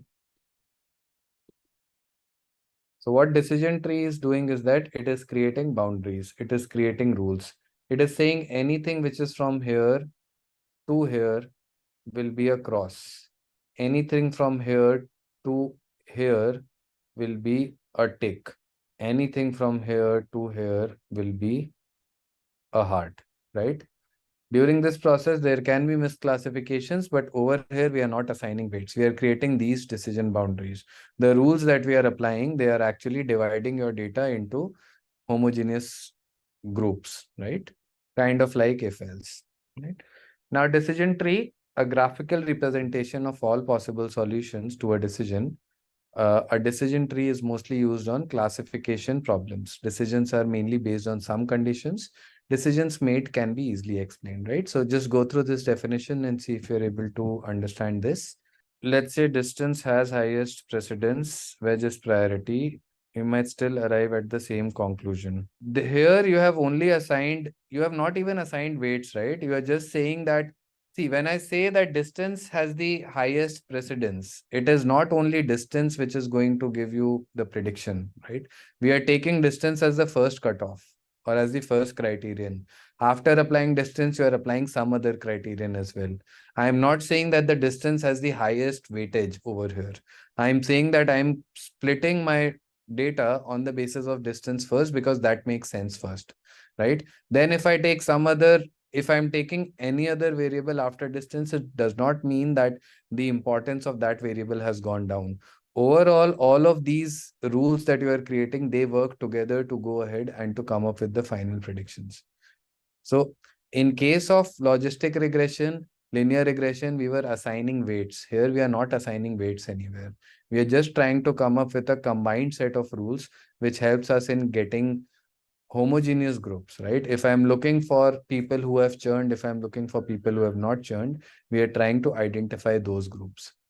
Random forest builds multiple decision trees and merges them together to get a more correct and stable prediction. These types of models, right? Random forest is something that is called, these models are actually called ensembles, right? Ensembling is a technique wherein you combine multiple learners together, right? So if you see where a group of weak models combine to form a powerful model, right? Now this is trained with the bagging method. What is bagging? Bagging is nothing but you create a bag of models. All right, now let's try to understand. Let me give you one more example about decision trees, right? Now, let's come back to a data science problem, right? The most common data science problem that we have been seeing is the problem of churn, right? Let's say we have a look at this, or let's take something relatable, right? Everyone would be following cricket, I'm assuming. Let's say India versus England, right? I'm going to make up these numbers, but I think this should be, you should be able to relate to this. Let's say India versus England. Let's assume that India has played, the total matches that have happened are 100. I'm just taking a random example, right? These are not actual values. And let's assume the matches that are won by India are only 10, right? So the win percentage comes out to be what? The win percentage comes out to be 10%, right? Correct? Okay. Now let's see how can we, let's try to break this data down, right? Let's try to build a decision tree on top of this data, right? Now see, when we are building the decision trees, the objective for us is to increase the purity of the of the nodes of the decision tree. What do I mean by purity, right? Let's try to understand what we mean by purity first, and then we will move forward. Now see, this particular, or let me change this to, let's change this to 50%. India versus England. Matches are 100. One are 50, right? So the win percentage becomes 50%, right? Now, if you look at this root node, this has 50% observations of India winning and 50% observations of India losing, right? Now, can you guide what can be some factors which can help us in identifying when does India win against England, right? Any idea? What are some of the factors that you can think of? What might be the most important factor over here? So most important factor is where are they playing? Are they playing in India or are they playing in England? Correct? So let's say if I divide my data, let's say if I apply the condition playing in India, right? And playing in England. Let's say when I do playing in India, out of these 100 matches, let's assume that out of these 100, India has played 40 matches in India and India has played 60 matches in England, right? Out of these 40, let's assume that India has won 30 matches, right? And over here, out of these 60, now the remaining are what? Remaining are 20, right? India has won 20. Okay. Can you calculate the percentage of winning now? What is the percentage of India winning when they are playing in India? It is 75%, right? 30 by 40 will be 75%. The percentage of win when they are playing in England is what? Is 20 by 60, which is 33%. Does this make sense? Now, essentially, what I have been able to do is that I have been able to increase this 50 from 50 to 75 over here. And I have been able to decrease this 50 from 50 to 33 over here, right? What if I also see there will be n number of factors? How do I know that this is the most important factor? Let's say I take one more example, or I take one more factor. Let's say the second factor that I take is, let's say, pitch spin friendly, right? And pitch is, let's say, fast bowler friendly, right? Okay. Now let's say using these conditions, if I divide the same data, let's say that India has played England in 60 matches when the pitch is spin friendly, right? And out of these 60, let's assume that India has won 40 matches, right? 140. And let's say when the pitch was fast bowler, it was a fast wicket. Over here, India has won how many? 10. Correct? Now, if you see the win percentage will be how much? Over here, the win percentage will be what? 40 by 60 will be 66%, right? And over here, it will be how much? It will be 25%. Correct? Now, you have been able to increase this 50 from 50 to 66 and decrease this 50 from 50 to 25. Out of these two, which one will you select? Both will matter, but which one will have a which one will be used as the first variable for split? What do you think? Now see, in the first case, the what I have, see, when I do 75 and see the 50% I was able to increase to 75. So basically 25% increase, and the 50% I was able to reduce to 33. So that is a 17% decrease. So if I add these two up, the amount of information increase or decrease that I'm getting over here is what? Is 42%. Right? Does this calculation make sense to everyone? See, I get 75 in one as compared to 50 in other. So that gives me a 25% increase. And for the second one, I get 50 minus 33, which gives me a 17% decrease, right? Overall, if I sum this up, I get 25 plus 17, which is how much? Which is 42% increase or decrease in the purity, right? This is the first case. If I look at the second case, I'm getting how much? I'm getting 66 minus 50, which is equal to 16%. And in the second case, I'm getting 50 minus 25, which is equal to 25%. If I sum this up, I will get how many? 41%. Which approach is giving me a higher increase or decrease in purity? Is it the first one or the second one? First one, right? Even though it is close, but it is the first split that is actually helping me in a, or it is, see, at the end of the day, I will be satisfied if all of the matches that India have won was over here on the left hand side. All of the matches that India lost were over here on the right hand side, right? So what I'll do is that I'll go ahead and I'll take this first variable as the split, right? So I'll say playing in India, right? Or I will say playing in England, right? When I divide this data, I will delete this now, right? Now, when India is playing in India, then my stats were what? I had played how many? 60 matches, 60 or 40? 40 matches, 131, and percentage was 75%, right? And when India was playing in England, I had played 60 matches, I had 120, and my percentage was 33%, right? Make sense, everyone? Now let's take this further, right? I'll split this particular node even further. Let's say now the second condition that we apply is spin friendly pitches, right? Now this is, let's say, spin friendly pitch, and this is, let's say, fast bowler pitch, right? Let's assume if I had gone ahead and if I had divided this, right? Let's say from here to here. So let's say that out of 40, there were 30 matches which were spin friendly, right? And out of this, India won all 30, right? Just an example, so don't go on actual numbers. Let's say 10 were fast bowler friendly, and out of this, India lost all, 0-1. Now, you can see that the win percentage becomes 0%, right? Does this make sense? Now, let's say over here as well, similarly, if I apply the same rule, right? That is whether the pitch was spin friendly or not. Let's say this was spin friendly and this was fast bowler friendly. And let's say spin friendly, there were, let's assume 25 matches in spin-friendly pitches. India won 20.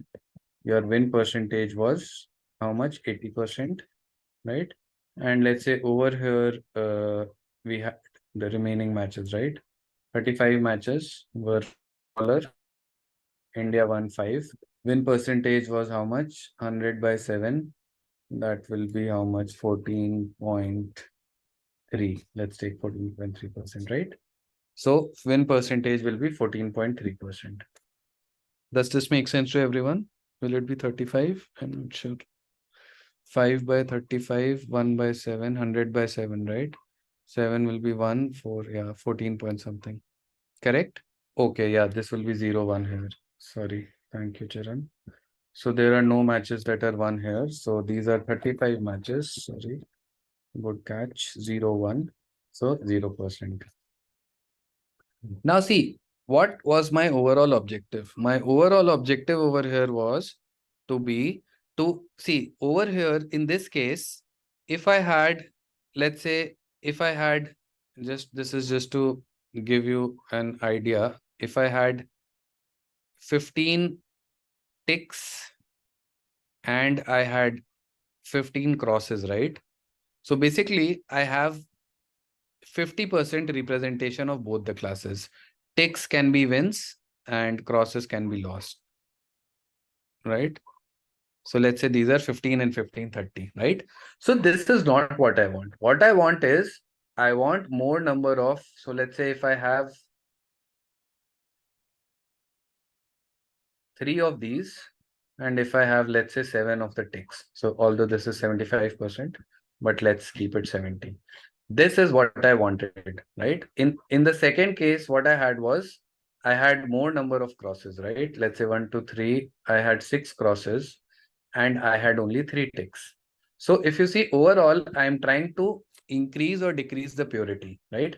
In the final case, if you look at this particular output, I have all ticks, right? Whatever number are there, all are ticks. In this one, all are crosses, right? So the objective of the decision tree is to increase the purity of the resultant node. Either it should have all the matches which India had won, or it should have all the matches which India has lost, right? Now, if you see after doing all of this, now if someone comes to you, right, they say that India is playing a match against England in England and it is a fast bowler friendly pitch. What will you say? What will your prediction be? Will India win or lose? India will lose, right? If you say India is playing England in India and the pitch is, let's say, spin friendly, right? You will say 100% India will win. Now, these are just two variables. Obviously, you understand that India winning or losing will be a function of so many factors, right? But this is just to explain to you how exactly decision trees will work, right? All right, then. So let's proceed with the theory of decision tree. So now I want you to go through this example on your own. I've given you a couple of examples and see if you're able to understand this or not. Your target variable over here is label. Using the target variable label, they are trying to create a decision tree, right? Now just go through this and see. I think the example should be clear to everyone, but go through this example in detail. You should be able to understand each and every step.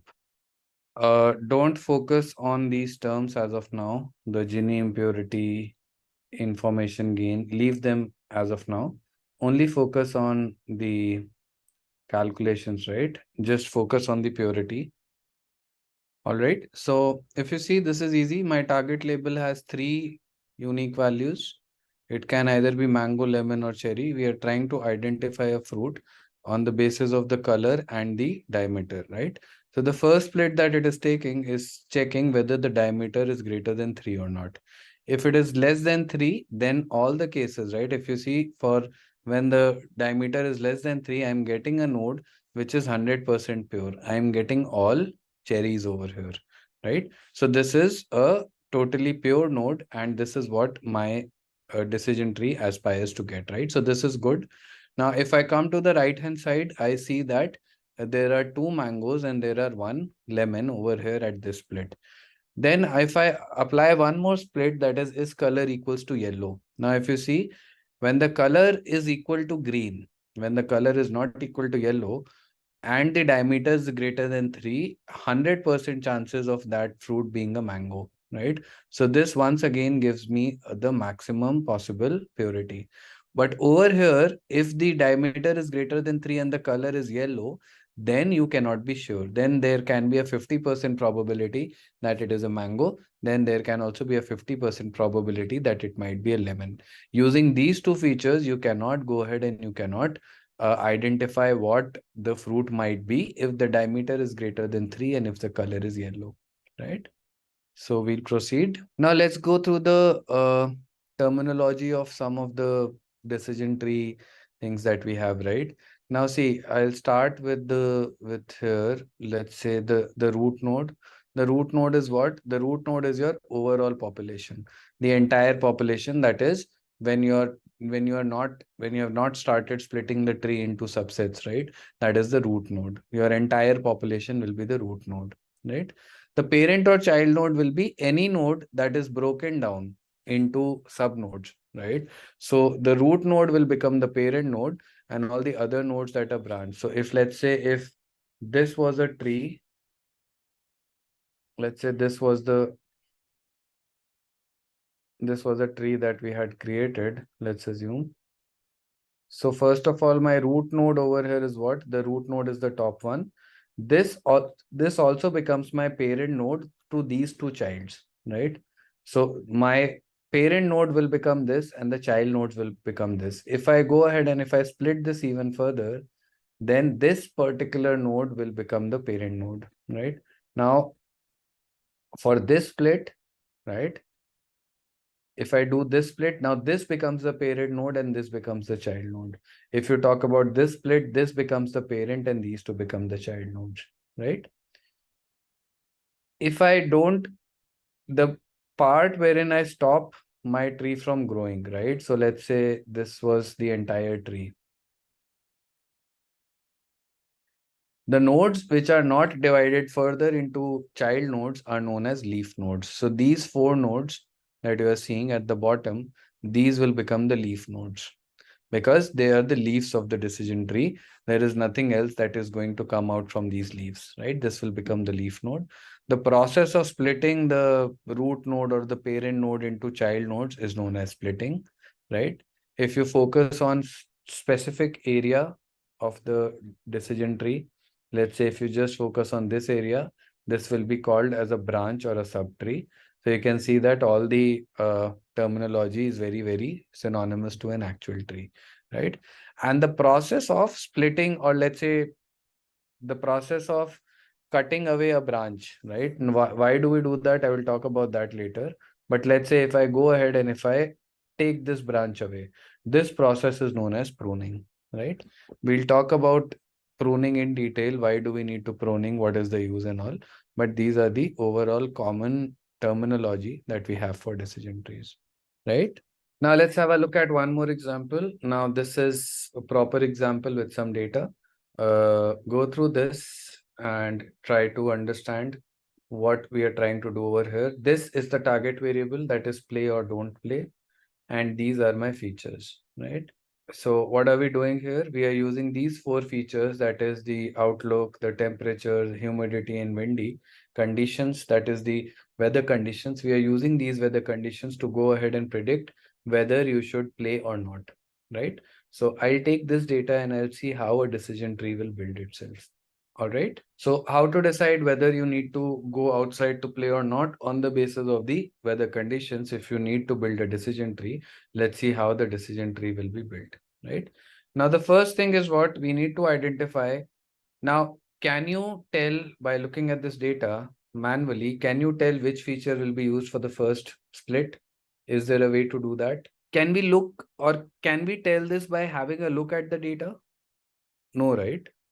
We will have to, just like in the previous case, I was taking examples of, let's say, India playing in England, playing in India. What was the purity like? I took the second variable, whether the pitch is spin friendly or fast bowler friendly. And then I went ahead and I actually found out that whichever split is giving me a more purity increase, I will go ahead and I will take that, right? So I cannot manually decide this. I need to decide which variable will be selected as the first variable by looking at the purity of the split, right? So all of you who are saying outlook, temperature, now see manually by having a look at the data, we can never tell. Now see here we have only 10, 12 rows. In the real world, you might have thousands and millions rows, right? Will you have a look at the data and say that this is the column that you need to use? No, right? We need a statistical way of identifying this. Make sense? Let's try to find out how does this exactly happen. Now, a decision tree, right? There are 4 criterions that we can use, right? Not all 4 together. One of these 4 can be used to go ahead and to identify the best split, right? Which feature needs to be accounted for the best split. So we have entropy, we have information gain, we have reduction in variance, we have Gini index. All of these 4, the objective is simple. The objective is to identify how pure the resultant nodes are. If you remember from our previous example, when I had started with India and England, the overall distribution was 50% matches India had won, 50% matches England had won, right? Then when we went ahead with the splits, I was trying to manually identify which split is giving me a higher increase in purity, right? So instead of manually doing that, these 4 metrics, one of these 4 will help you in identifying which feature is giving you the best split, right? So entropy, information gain, reduction in variance, Gini index, these are the 4 options that you have. While building the models, you can play around with any of these options, right? Overall objective remains the same. It's just that the approach will be slightly different, right? So let's have a look at entropy, right? I'll give you an example of entropy, how entropy works. I'll give you this example with the actual data, and you will have a look at, you will be able to understand what or how entropy is actually used to calculate the best feature for the split, right?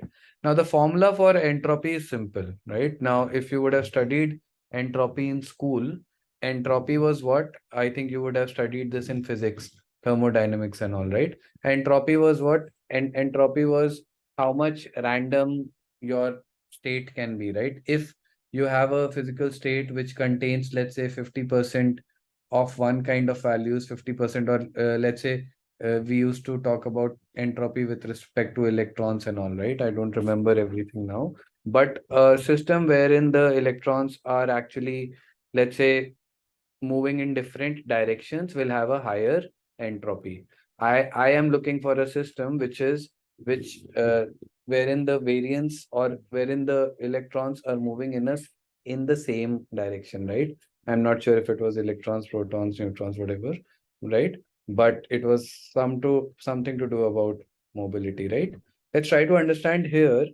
Entropy is nothing but the randomness of a state, right? The randomness of a given state. So here, if you look at this in our example, let's go back to our data. Let's calculate the entropy. The formula for entropy is simple. The probability of yes into the log of probability of yes minus probability of no into log of probability of no. Both of these values are coming out to be minus, right? Now, first of all, can you tell me from this data what is the probability of getting a yes and what is the probability of getting a no? How can we find that? Probability of yes is 9 by 14.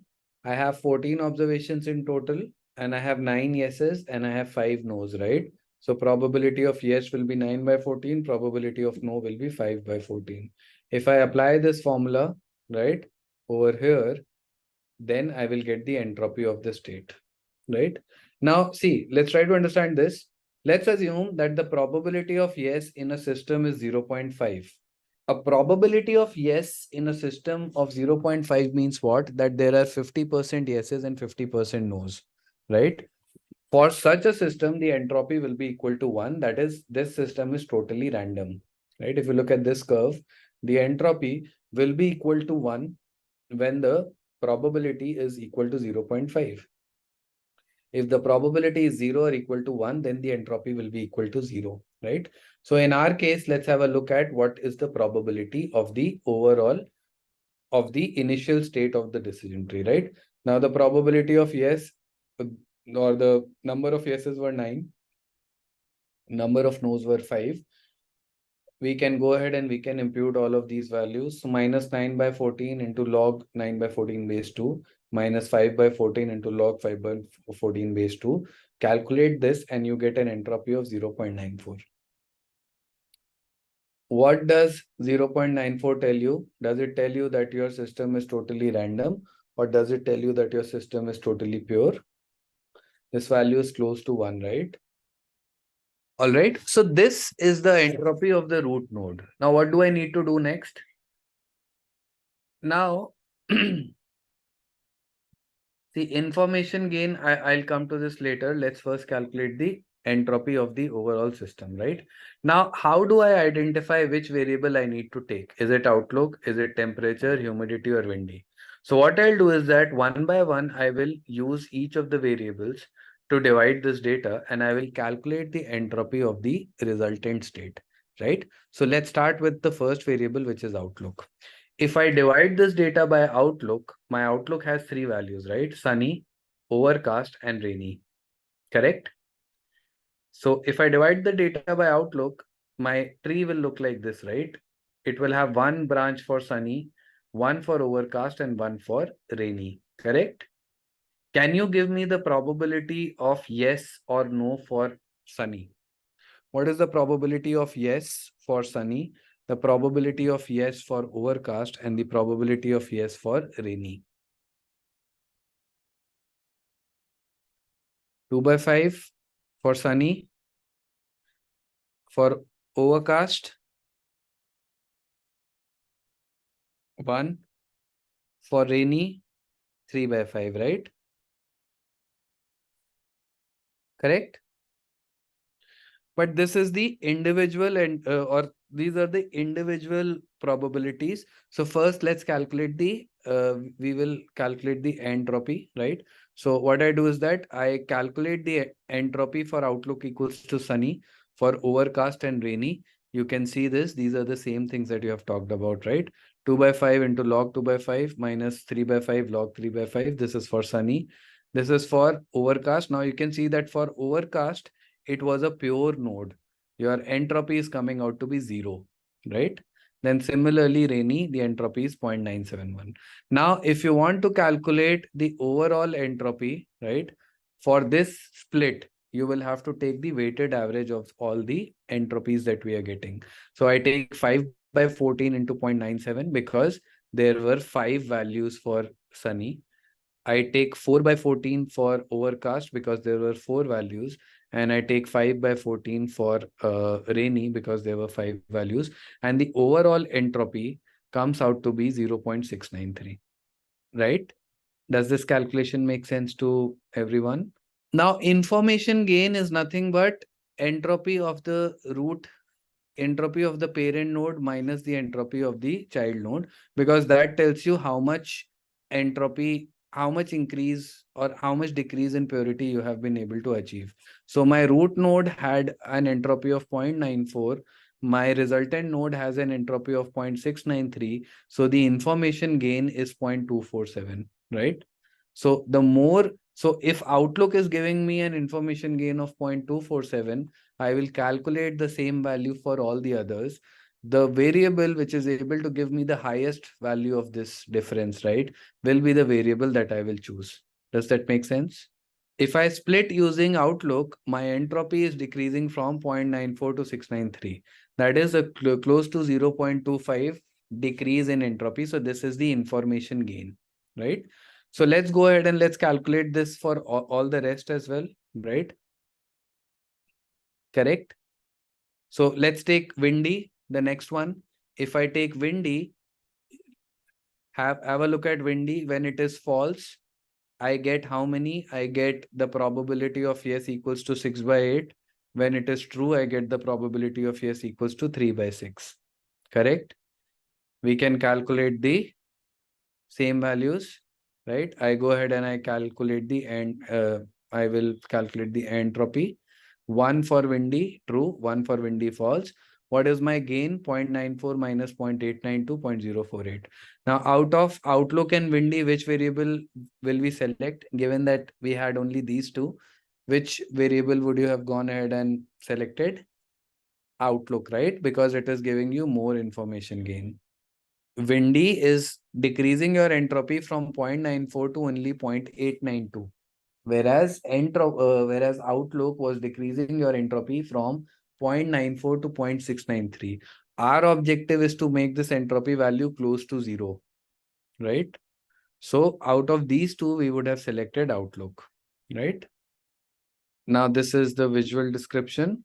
Now, if you go ahead and if you do this for all the possible variables one by one, right? I have done for Outlook, Windy, you do this for temperature, humidity and all, you will realize that Outlook is the one which is giving you the highest entropy value, right? Can you do this for temperature and give me what the entropy value will be? Let's do this for temperature as well.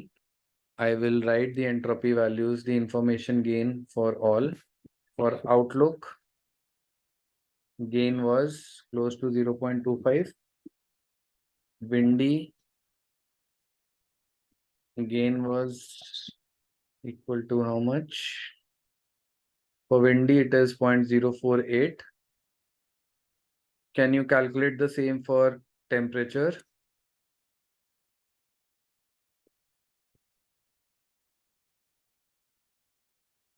Information gain should be high, Akshay. Entropy should be close to 0. So my information gain is parent node minus the entropy of the child node. So this is the gain, right?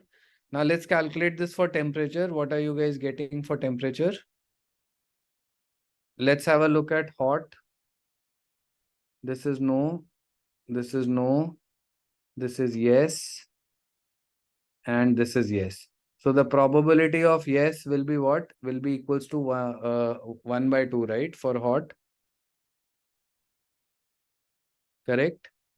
Similarly, if you look at mild, this is yes, this is no, this is yes, and this is yes, and this is no. Right? So over here, the probability of yes will be 3 by 5, no will be 2 by 5. If you look at cool, this is yes, this is no, this is this. Okay, one more mild was there, and this is yes, right?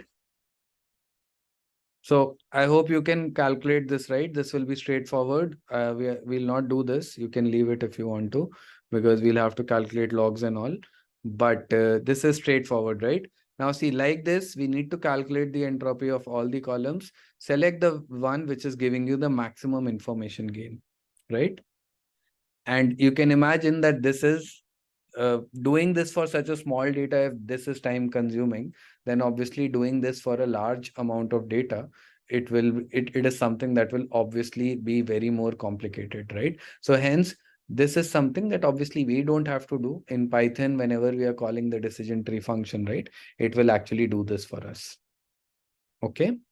So now we will move on to random forest. So let's move to the theory of random forest now. All right. Now, random forest, we have understood the basics. Now, decision trees have been around for a long time and also known to suffer from bias and variance. We will have a large bias with simple trees and a large variance with complex trees, right?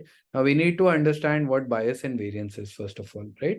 Now, see, a decision tree, right? If I let the decision tree grow, right, to the maximum possible extent, a decision tree does not have any limit, right?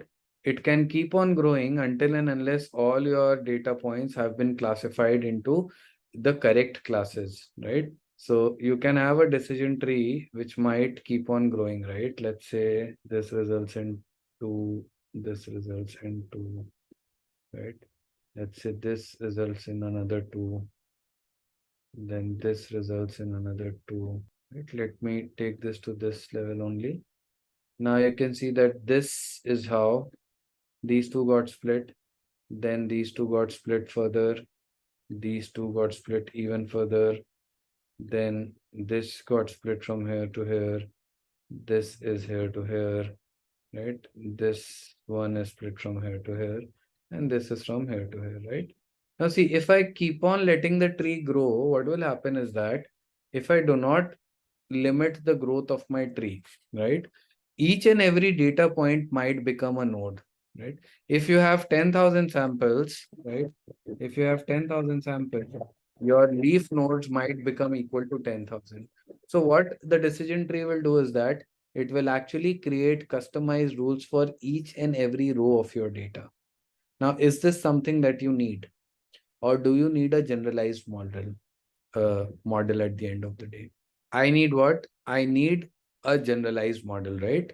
One split will result in only two. Yes, Vishal. If you have only only two unique values in the target variable, even if it is a regression problem. So these are binary decision trees, right? They will always result in two, right? So if I keep on letting, if I let the tree grow to the maximum possible extent, the tree will overfit, right?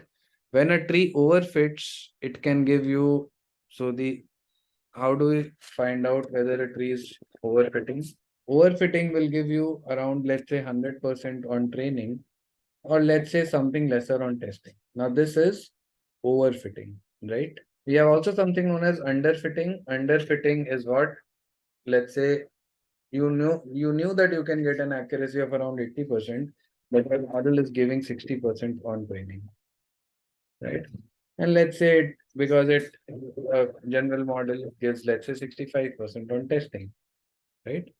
So this is overfitting and this is underfitting. Now, if you look at this, bias is this, right? Bias is basically the how much your model is giving the accuracy on the training data, right? So the training data accuracy is known as bias. And the testing data accuracy is known as variance.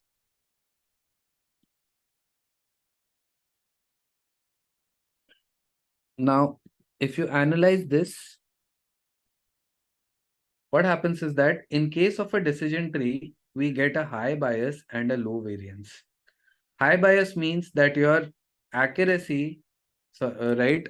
Or so see, bias is basically the error, right? So if I get 100% accuracy, that means we get a low bias and we get a high variance. High variance means that the error is high, right? So when my model is overfitting, in case of decision trees, if I let the model grow to the maximum possible extent, it will overfit. When it will overfit, it will give me a low bias, that is my error on training data will be low, but the variance, that is the error on testing data, will be high. I don't want such a model, right? I want a model which gives me a low bias and a low variance. That is, both the error on training and testing data should be low. In order to tackle this problem, we have something which is known as a random forest. What a random forest does is that it tries to tackle the problem of bias and variance, right? Ensemble methods combine several decision trees to produce better predictive performance than utilizing a single decision tree. So we have talked about this, right? Okay. Now this is what ensembling is. Now, if you see, I have my data, my original data set. I will divide this data into different training sets, which are randomly sampled from my original data set, right? Now, training set 1 will be a sample of data set. Training set 2 will be a sample of data set, and so on and so forth. On all of these different data sets, we will be making our different decision tree models, right? So if you see model 1, model 2 till model K, I will go ahead and I will combine the results. And this is something that is known as ensembling of a model, right? Ensembling methods, ensembling models are models which create multiple base learners, take their predictions and then combine their predictions in order to give you the final prediction. All right. So ensembles, we have talked about this, right? What we are doing over here, the example that I took before, right? The example was that you guys were predicting my age, and a single model, a single decision tree, it might have a high variance because if you remember from our example as well, right? We were able to see that there can be models which are actually predicting my age to be very high or to be very low, because of which my accuracy or the overall performance of the model will be impacted, right? But if we went ahead and if we create an ensemble of the model, if we go ahead and if we group by the data together, right? Then if we group the predictions together, then generally my predictions will not be very off because we are averaging out the predictions, when we are averaging out the predictions, right, in that case, what is happening is that in that case, basically, so there can be one model which is overestimating my age, right? There can be one model which is estimating my age lower as compared to what my age will be. So when I take the average, right, I am actually mutually canceling out some of the predictions, right? So that basically what it does is that it helps us in finding out a better and more stable model, right? And that is what ensemble methods are. We create multiple models and then we combine the predictions, right? Now, a random forest is a bagging model, right? Bagging means that you create a bag of models, right? You go ahead and create a bag of decision tree models and then you combine them, right? Random forest, a technique to perform to create multiple decision trees, right? Used when our goal is to reduce the variance of a decision tree, right? What was variance? Variance was the error in the testing data, right? I want to decrease the error in the testing data, right? So whenever, or not whenever, it is always, whenever you are building a machine learning model, your aim is to always reduce the error on the testing data. Your training error will by default, you take any model, you take any tree-based model, and the more it trains, the training error will eventually become zero, right? But the objective is to simultaneously, as and when the training error is becoming close to zero, the objective is to simultaneously decrease the testing error as well, right? Now, if I give you another example, so let's say that you had to appear for a test in school, college, whatever, and let's say this test was on, let's say, trigonometry, right? There were 50 questions in your mathematics book. You went ahead and you memorized all the 50 questions, right? And you expected that there will be questions that will be coming from this particular these 50 questions only in the test that you are about to give, right? So during training, although you have spent time in memorizing the functions, right, you have not spent time in understanding the general concepts, right? Now, what happens is that, let's say during the test, your teacher, they go ahead and they restructure the way the questions were asked. These are the new questions in the test are not the questions from the 50 questions in the book, right? Now, if you would have remembered, or if you would have understood the general concepts, right, the general rules, whatever the concepts might be, you will be able to tackle these questions. But if you have only memorized the questions from the 50 set of question bank, right, you will not be able to replicate a similar performance on the test, right? So this is what overfitting actually means. You are overestimating yourself. While training, you are getting an accuracy of 100%, right? But while testing, your accuracy becomes 80%. So this is what you are, while training, you were doing great, right? But when the actual moment came to perform, right, when the model was exposed to new data, when you were given the actual questions from the test, you were not able to perform, right? And whenever you are in such a situation, these bagging models will actually help you in reducing the overfitting. All right.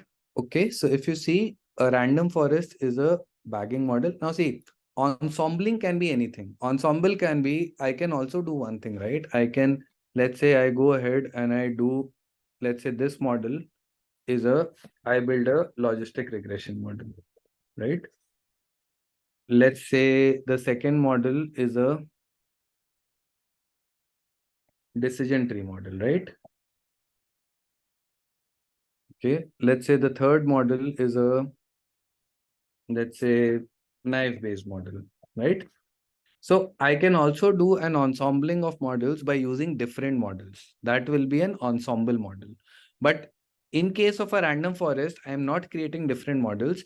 What is random forest? Random forest is a model wherein I am creating n different models, but all the n different models are actually decision trees. How are they different? They are different because each and every decision tree is getting a different sample or a different snapshot of the data, right? So this is what the concept of bagging is. Now, the basic differences between decision trees and random forest. If we input a training data set with features and labels, it will formulate some sets of rules which will be used to make predictions. Random forest will randomly pick observations and features to build several decision trees. If you have 100 rows, or let's say if you have 1,000 rows and 10 columns, decision tree will take all the data at once. A random forest will take a subset of the rows and a subset of the features, right? If you ask the random forest to build 50 decision trees, 50 decision trees will be built on, let's say, then you ask that, okay, 50% of the rows and 80% of the features. So every decision tree will get 500 rows and 5 columns of data, which will be randomly sampled from the original data set, right? And then you go ahead and you combine. Mostly a random forest prevents overfitting by creating random subsets of features and building smaller trees using these subsets. Deep decision trees might suffer from overfitting, right? Now, when we are, see, another example, I'll give you two team options, right? One is a team option wherein India as a team, right? I have, let's say I talk about batsmen, I have Rohit Sharma, I have Virat Kohli, I have Shubman Gill, I have Shreyas Iyer, I have Ravindra Jadeja, I have KL Rahul. I'm not sure if I mentioned that. I have all of these, right? This is one team wherein I have all performers who are equally likely to perform. Or I give you another team which has Sachin Tendulkar and it has four other players who are not very stable, right? They might perform or they might not perform. Which team will you go ahead with? Now, this is, I think, an incorrect example. Let me give you a general example. Two teams of 11 players each. One team contains 2 star players and 9 uh, average players. The other team contains 11 better than average players, right? Which team will you go ahead with? Is it the first one or is it the second one?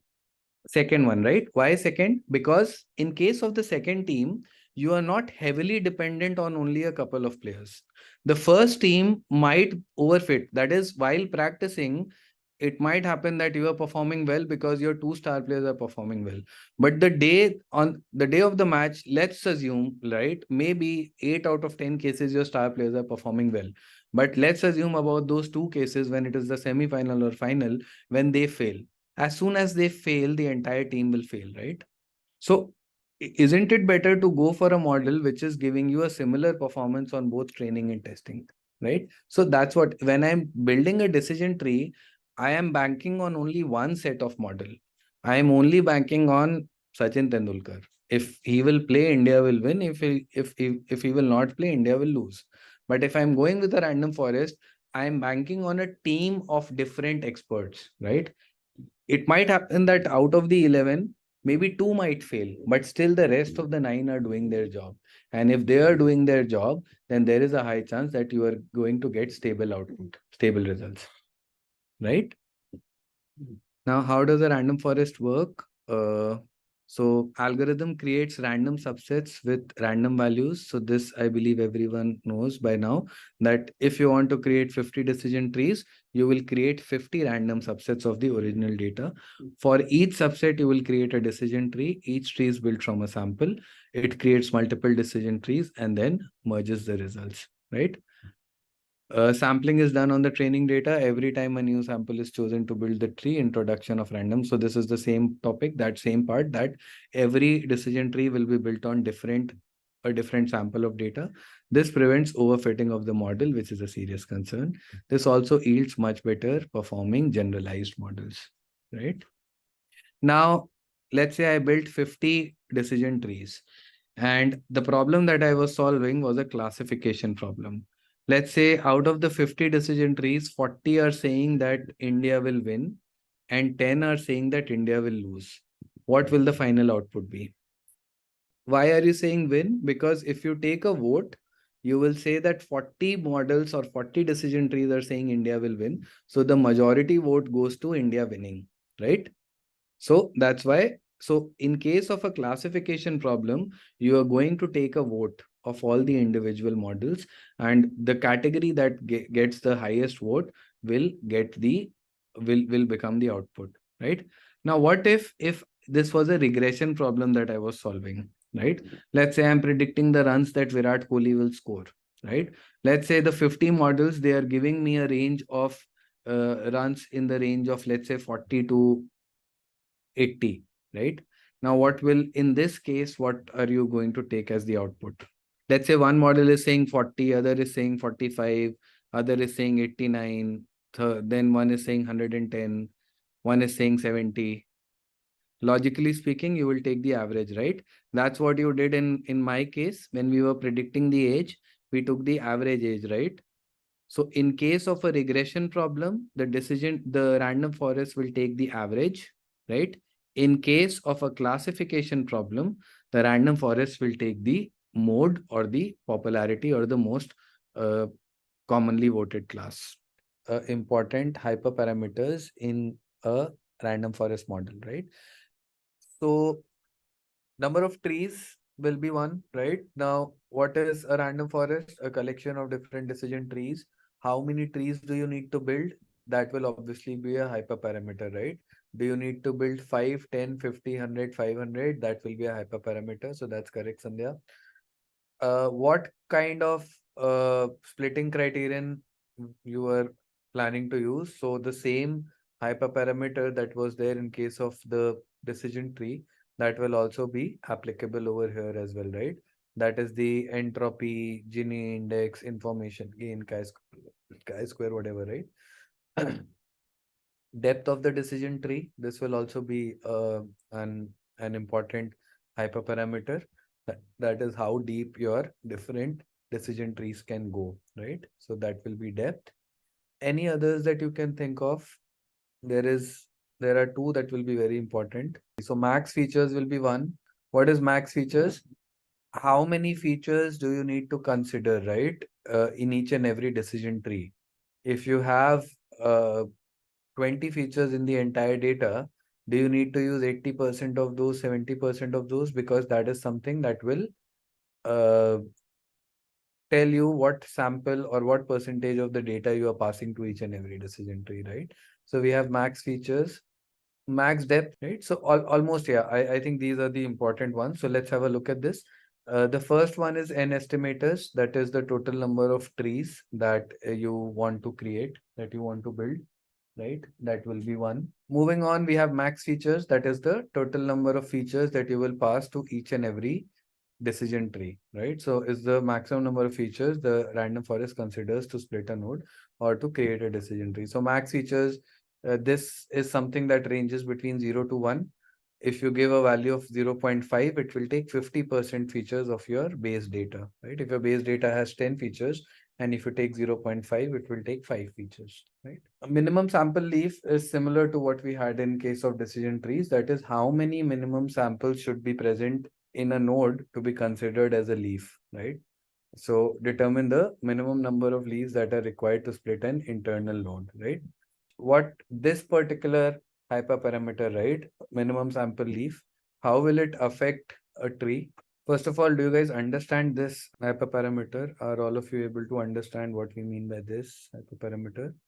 Minimum sample leaf. Let's say my tree is coming from above, right? From top. And this is one branch of the tree. Let's assume this is one branch of the tree. This over here contains, let's say, 10 rows, right? Okay, this is just one node I'm talking about. Let's say I take this further. I take this one step further and I divide this into two other nodes. Now, let's say when I divide this, this has 7 rows, right, out of 10, and this has 3 rows. Now, let's say if I divide this further, I'm just giving you specific, I'm not dividing each and every node, but just for this example's sake, I am keeping on splitting this, right?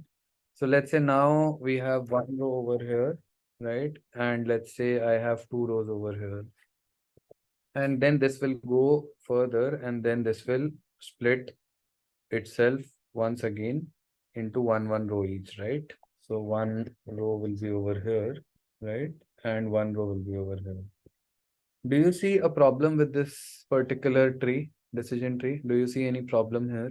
So what it has done is that, right, it has actually built the decision tree to the maximum possible depth. So this decision tree will overfit, definitely.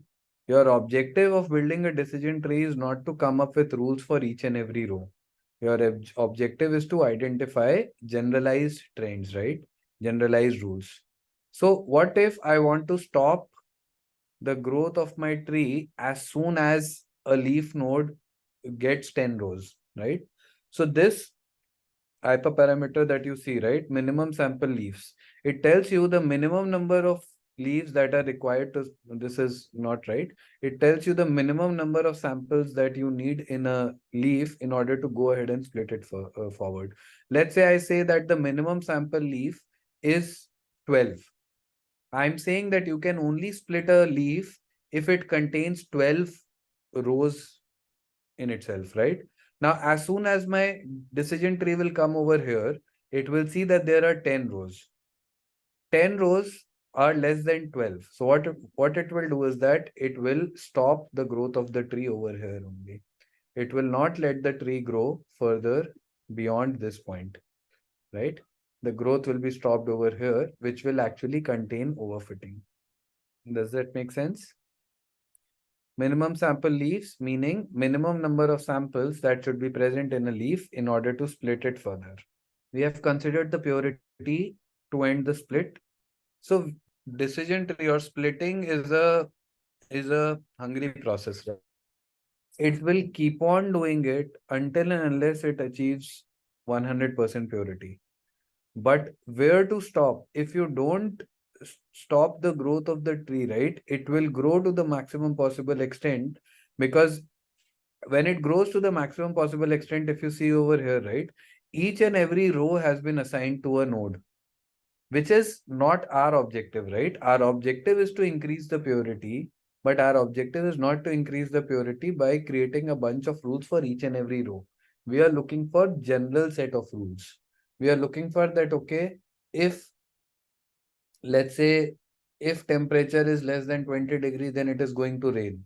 We are not looking for if temperature is in the range of 19 to 20, it will range. If it is 18.5 to 19, it will not rain, and so on and so forth, because that is overfitting. You are clearly overthinking, right?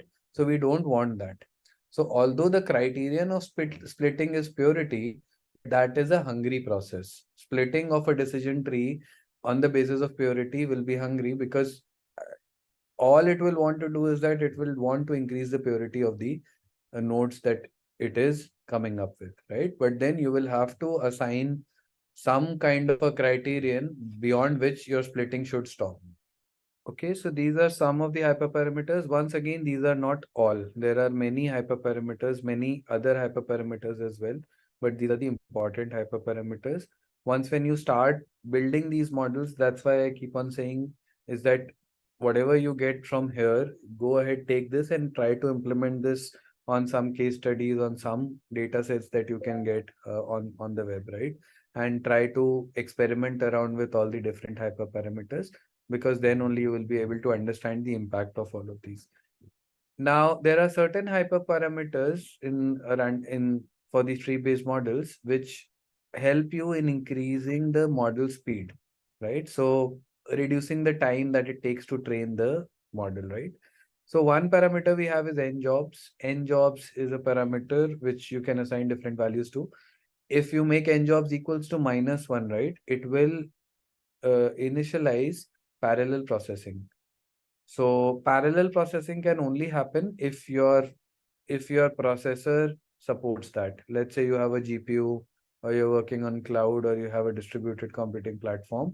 In that case, if you give n jobs equals to -1, then the different decision trees that you are building, right, they will be built parallelly, simultaneously, which will make the model training process fast, right? If you give n jobs equals to if you give n jobs equals to +1, then it will turn off parallel processing, right? Random state, I hope everyone is able to understand this. It will make the model's output replicable. That is, each and every time the same output will be generated, right? Why do we need this? You might get an accuracy of 99% while training. You might go to your seniors and say accuracy is 99. You run it again and the accuracy drops to 98, 97. They might question you why this is happening, right? So in order to replicate the same performances each and every time, we give a random state value. It can be any random number. As long as you give the same value, the output will always be the same. All right. Now, the third one that we have is out of bag score, also called out of bag sampling. OOB is short form for out of bag. Now, this is a cross validation method in which about a third of the data is not used to train the model and can be used to evaluate its performance. Now, while we are building decision trees, right? Now, let's say you have given that 70% of your rows are going to go as an input each and every decision tree. So when the decision tree would have been built, after that, to test the out of bag or to test the performance of the decision trees on a data which it has not been exposed to, it will take the remaining 30% rows, right, which were not exposed to the model while training. It will take those 30% rows and it will calculate the model's performance there. Now, let's say if on 70%, the decision tree, the single decision tree is giving you an accuracy of 80%, right? Then for the remaining 30% data as well, the accuracy should be in the same range, right? That's where you will get to understand whether the tree is overfitting or whether the random forest is overfitting or not, right? All right. So I think this is the same example, but just that they're saying that each and every, there will be different decision trees that will be built. Now, let's say if I build these 3 decision trees, from 2, I'm getting the output as yes, from 1, I'm getting the output as no. So the final prediction will be that yes, the game is going to happen, because if you take a vote, yes will get 2 votes and no will get 1 vote, right? And this is it on the theory. Any questions? So let's get started with the hands-on then. Now the data that we'll be working with today is churn data, this customer churn that we have, right? So if you have a look at this data contains customer IDs, and then it contains lots of customer related features, right? That is gender, whether the customer is a senior citizen or not, right? Whether it's a partner, whether they have a partner or not, that is whether they are single or married, how many dependents, what is the tenure of the customer with this company, right? So this is telecom data basically. So in this data, if you see, each and every row is a customer, right? Now this first customer is a female customer, right? Senior citizen, no. They have a partner, yes. No dependents. Tenure 1. This person has been with this company for 1 year. Do they have a phone service? No. Do they have multiple lines on phone service? No. Do they have a net connection, internet? Yes. They have a DSL connection, right? Online security, no. Online backup, yes. Device protection, they have not opted for that. Tech support, they have not opted for that. Streaming TV, no. Streaming movies, no. Contract, they have a month-to-month contract, right? They are paying the bill each and every month. So there can be different kinds of contracts that we have. This is US data, right? So the contract over here is month to month. Paperless billing, yes, that is true. So they are not getting a bill, paper bill. They have opted for paperless billing. Their payment method is electronic check, and their monthly charges are $30, close to 30. Total charges are the same, and then we have the target variable, that is churn or not, right? That is yes or no. So this customer has not churned. Similarly, if you look at, let's say, this particular customer, this customer is a male, senior no, partner no, dependents no, tenure is 2 years. And if you look at this, you will have all the factors for this customer as well, right? So on the basis of this, we have the target variable, which is churn. Now we will be reading this data, and then we will be building our decision trees and random forest models on top of this data, right? Right. So we will also import decision tree. Then we will go ahead and we will read this data. My data is in my Google Drive. I am running this code on Colab. Hence, I'm using this piece of code. I am using these libraries, Google Colab. I'm mounting the drive and all. If you are running this code from your locally hosted Jupyter notebooks, you can comment this out. you can uncomment this and you can give the path to your file over here, right? But since I am running this on Colab, I need to give all of this. These two lines are standard. For the third line, I'm just giving a pd.read_csv, and then I'm just giving the path to my drive, right? And this is the customer churn CSV. I will run this. The first time we run this, it will ask for authentication on Google Colab. Since I have already run this, it will not ask for that. So you can see that it has been able to read the data, and now I'll do a data.head, and you can see that the data that we were seeing on the Excel has been read over here in Python, right? Just do a basic sense check over here. All the columns are there. All the values that we were seeing in the Excel are also visible over here. Nothing has changed, right? The quality of the data looks to be same, right? We will go ahead and we will check that, but still looks like everything is in order, right? All right, what do we need to do next? We need to explore this data, right? So I will do a basic EDA over here, but ideally for you, so let's have a look at the columns, the different columns that I have. This I'm doing just to check that all the columns that I had seen in the Excel, do we have those or not, right? So you can just do a quick check, and all the columns that we were seeing in the Excel, right? We have those. So here, if you see, we had how many? We had 21 columns over here. If I go ahead and if I take, let's say if I convert this to a list, and then I take the length of the list, I also get 21 columns, right? So looks like everything is there. Every column that we had seen in the Excel is over here, right? At times it can happen while you are reading a data, maybe some of the columns might be corrupt, right? So Python will not read them automatically. So this is a good practice to do, right? Then we'll check the data types. What are the data types of all the different columns? So you can have a look at this, right? Now, customer ID, gender, all of these are object, partner dependents, object, phone service, till paperless billing, payment method is object, monthly charges is float, and rest all are objects, right? So most of the data over here in this case are of the object type. Object meaning that it might be categorical in nature, right? All right. Okay, what other functions could I have used over here? What other functions could have been there, which would have helped me in identifying the data types apart from this d types function? So info will give you two things, missing values and what is the data type. One thing we know, there are no missing values, but then along with that, we are also getting the data types, right?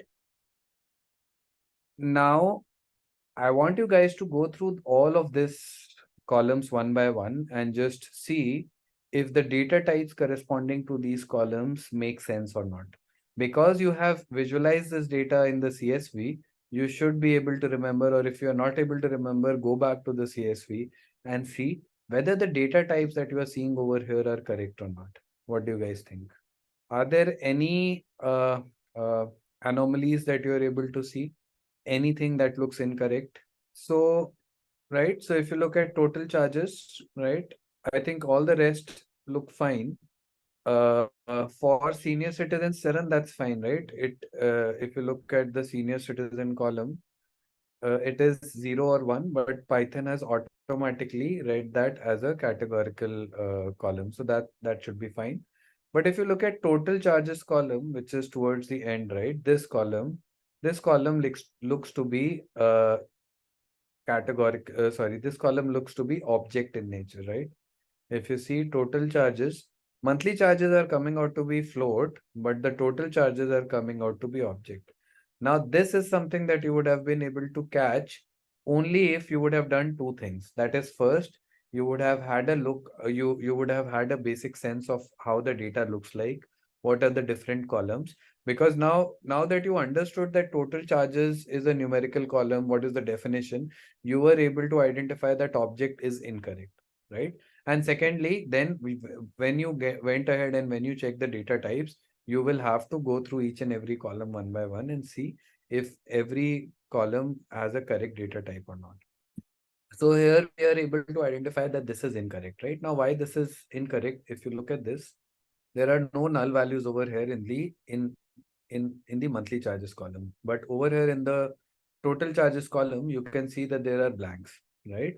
And there might also be some incorrect values that might be populated, right? So there are lots of values. Now this is a continuous variable, but it is problematic, right? Going through this and trying to identify which values are correct or which values are incorrect, that can be a very time consuming process, right? Here we have only 8,000 rows, right? 8,000, 4,000, whatever, right? But in our actual data, we might be having rows running into millions and billions. So you cannot scan through the entire data.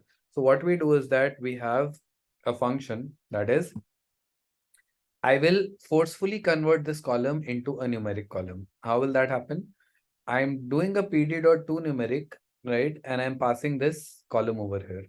Now, if I would have not passed, now let's look at this, right? So now let's say I do not pass errors equals to coerce over here. What will happen? It will give you an error. Why? Because at a given position where it is finding a non-numeric value entry, it is not able to convert that to a numeric number, right?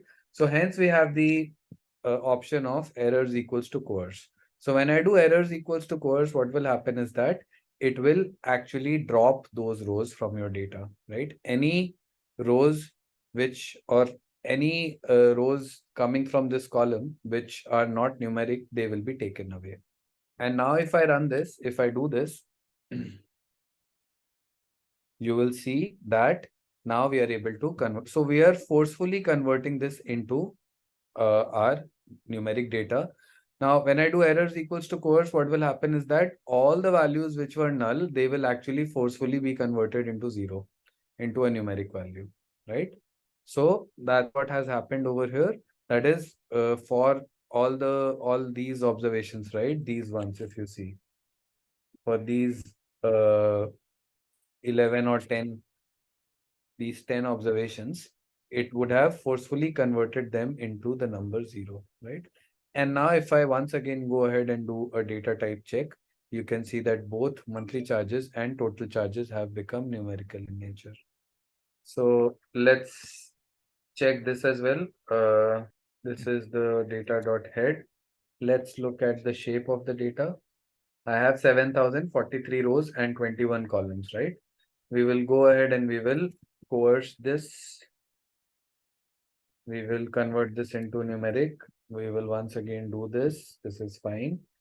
And once again, I do a shape. And you see 7043 only, right? So the shape of the data will remain the same.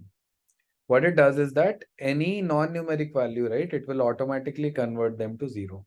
Conversion of non-numeric or null values to numeric will affect further analysis.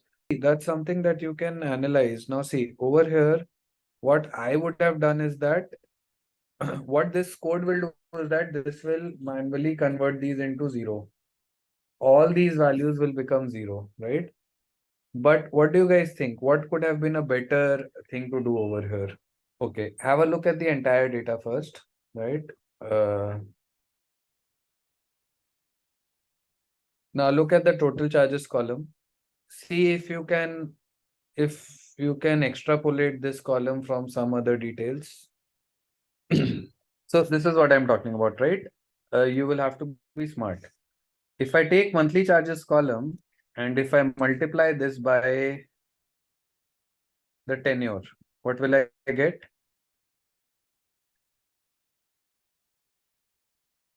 Okay, have a look at this. This is, I have taken the monthly charges column and I have multiplied this by tenure, right? Now I want you to compare. Now let me take I will take this divided by the total charges, right? If I do this for all the values,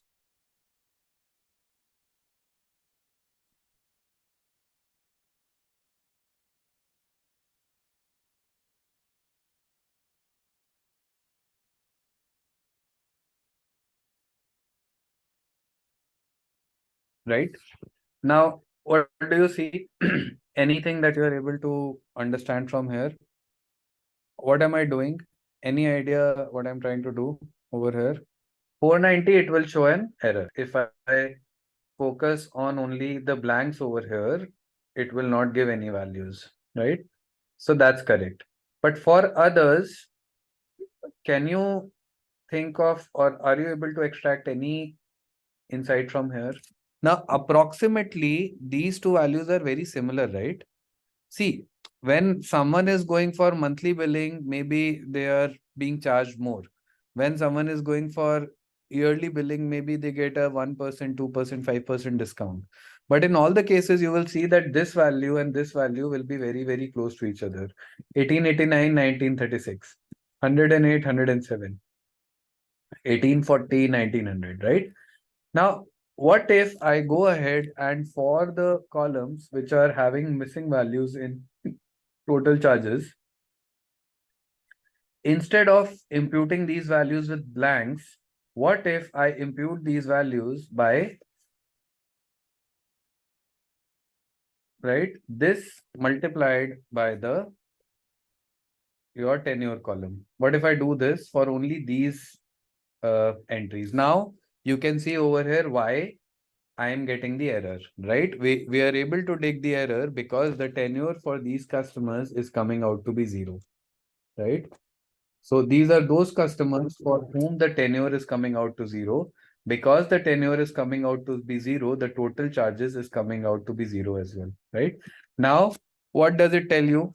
What can we do next? If we don't have any tenure and we are seeing that the monthly charges are these, the best estimation is what? That the tenure will be easy way is what? You can impute the total charges by the monthly charges for 1 month, because these are existing customers. If these customers have not churned, they are new customers, right?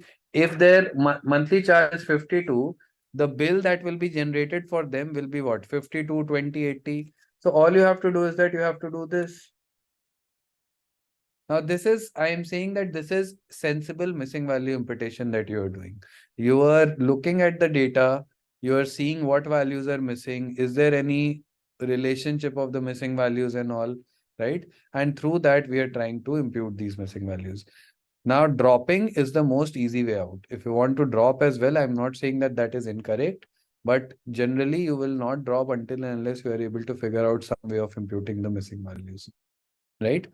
Either all the values being 0 is also fine, or you could have imputed these missing values by using the monthly charges column. Okay. But I think 0 should be fine. So we will go ahead with the value 0 only, because till now, these customers have not paid any bill.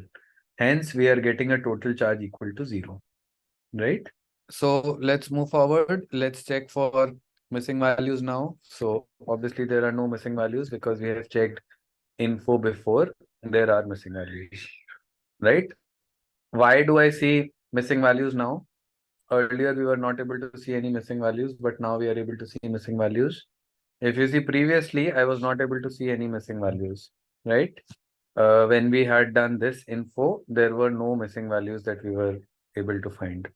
But now we are getting missing values. Why? Because we changed the data type, and what errors equals to course has done is that it has imputed those values by nan, right? I was incorrect when I said it will impute that by 0. It has imputed the values by nan, right? So hence I am getting 11 missing values over here. So what we'll do is that we will go ahead and we will, if you want, you can drop. If you want, you can do a fill in as well, right? That's totally up to you. Now there are 7,043 rows. You could have dropped this data as well. Either you can do a fill NA or you can do a drop NA. That's totally up to you, right?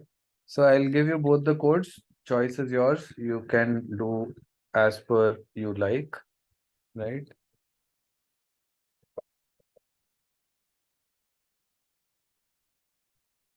You can do a fill NA as well. If you will give it as blank, it will impute by value. All the missing values will be imputed by 0, right? What I am doing over here is that I am dropping these entries. Why am I dropping these? Because these are all new customers. They have only joined me recently.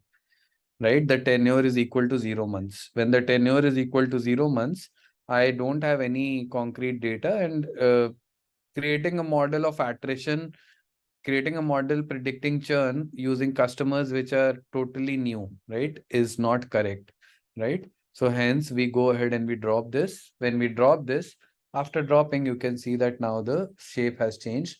We have 7043 previously. Now we have 7032 rows only, right?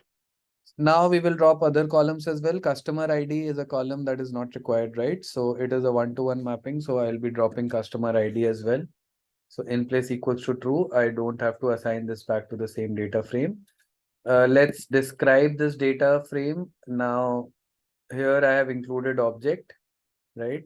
So it will describe all the object columns, right? All the categorical columns. And if I just go ahead and if I use the simple describe function, it will automatically take the numerical values and it will discard all the categorical values, right? So you can look at this over here. Senior citizens, there are 16% senior citizens. On an average, the tenure is around 32 months, that is close to 3 years. Monthly charges are around $64, right? And your total charges, average total charges are around $2,200, right? If you look at the categorical columns, your gender, male has a higher weightage. There are more males as compared to females. More number of people are not married. More number of people have no dependents. Phone service, around 6,352 people in this data have opted for phone service, right? Internet service, 3,000 people have opted for internet service. Out of that, the topmost occurring value is fiber optic, right? So you can see this, that for all the categorical variables, if you want to use the describe function, you can use the include equals to object, right? And then obviously there are lots of categorical columns. So what we will do is that we need to do label encoding over here, right? We need to manually convert all of these categorical variables into labels. Now, either you could have used label encoded directly, right? But what I am doing is that I am assigning for each and every column, I am going ahead and I'm giving the mapping manually, right? Manually, because if let's say in some case there is a particular order or sequence that you have to follow, you can do that, right? So you can see that for all the categorical variables, for this one, I am just mapping a dictionary. For all the values which are yes, they will be converted to 1. All the values which are no will be converted to 0. If I would have done label encoding automatically, right, by using the function, it might have happened that no might have become 1 or yes might have become 0. So just to make sure that the labels are logical and they make sense, we have gone ahead with a manual mapping, right? Although it does not make any difference in the model performance and all, but from an understanding point of view, it might become confusing, right? Because generally, yes, we will assign to value 1. True, we will assign to value 1. False, we will assign to 0. No, we will assign to 0, right? So if you see, we have gone ahead and mapped each and every variable one by one. You can have a look at this. And want to know why can we assign 0 to both, Kaushik? I was explaining this, right? That no phone service and no, there is a difference, right? No phone service means that the customer doesn't even have an option of choosing between security, right? Between, let's say, all the extra services that you need, right? And a no means that the customer has the option, but the customer has not opted for that option. So no and no service, no phone service, no, let's say, internet service and all, there is a difference between these two values. This will be nominal only. Okay. Now, after doing the label encoding, you can see that this is how our data looks like, right? Now our entire data has been converted into a numerical form, right? And now we can feed this data to any mathematical model, right? Let's move on to the visualization. Let's have a look at, I'll just do a basic visualization of the target variable and a correlation matrix. So you can see here the value counts of the target variable. So if I multiply this by 100, 73% customers have not churned and 26% customers have churned. If you want to plot this in using a bar plot, you can do this as well, right? So you can see that around 73% customers not churned, 27%, close to 27% customers are churned, right? All right. Now I can also get the heat map. I can also get the correlation matrix, which can be given in the heat map, right? So for that, I just call the core function and pass it through the heat map function, which will generate the correlation matrix. I've given the color map as red, yellow, blue. If you don't give this, it will take the normal red, yellow, whatever heat map color it has, right? So if you give this annotate equals to true, it will write these values. If you make it as false, it will not write. Format, if I make it as 0.2f, you will see that it will print till 2 decimal places, right? These are basics, still I'm explaining, but let me reduce the size, right? So you can see that this is the heat map. Can you give me some examples of variable which are highly correlated? Right, so lots of variables now, tenure, total charges, right? If you look at all of these variables are related with monthly charges, internet service, online security, and all of these. But the good thing over here is that we are building decision trees random forest, right? So even if variables are correlated, it's fine, right? Unlike linear regression, logistic regression, wherein model performance will be impacted, over here, it does not impact the model performance as much because we want to build different decision trees, which will take a snapshot of the data, right? So if it's okay if the variables are correlated, it should not be the case that variables are correlated to, let's say, 99% or 95% greater than that, right? That means that essentially the same information is there. That should not happen. But other than that, even if you have variables which are decently correlated and you're building tree-based models, it should not pose too much of a problem, right?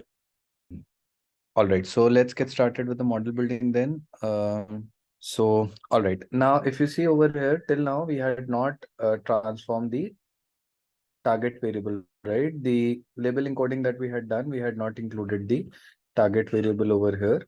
So we need to encode the target variable as well. So we will do that over here. So churn was our target variable. So we map the values yes to 1 and the values no to 0, right? So we do this. Then we divide our data into our features and the target variables. So the usual steps that we follow. So X becomes my all set of features. So what I'm doing is that I'm selecting all the columns, but the last column. The last column is the column churn, which is my target variable. And in Y, I am only selecting my last column, right? So I do this. And now if you have a look at X and Y will only be the target variable. I can show you the shape. If I show you the shape of X, it will have 19 columns only. And if I show you Y will be a single column, right? Which is your target variable. Next, we need to divide our data into training and testing. So I call train test fit function, 20% in testing, 80% in training, and I run this, and this will split my data. I've given the random state as 0. So random state as 0. Each and every time, same rows will be going into training and testing, right?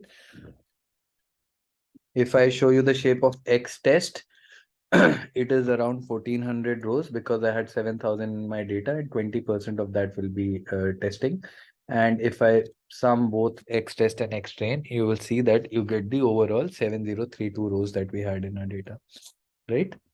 So these are the usual steps that we follow. Now we will get started with the model. So first we will go ahead with the decision tree model.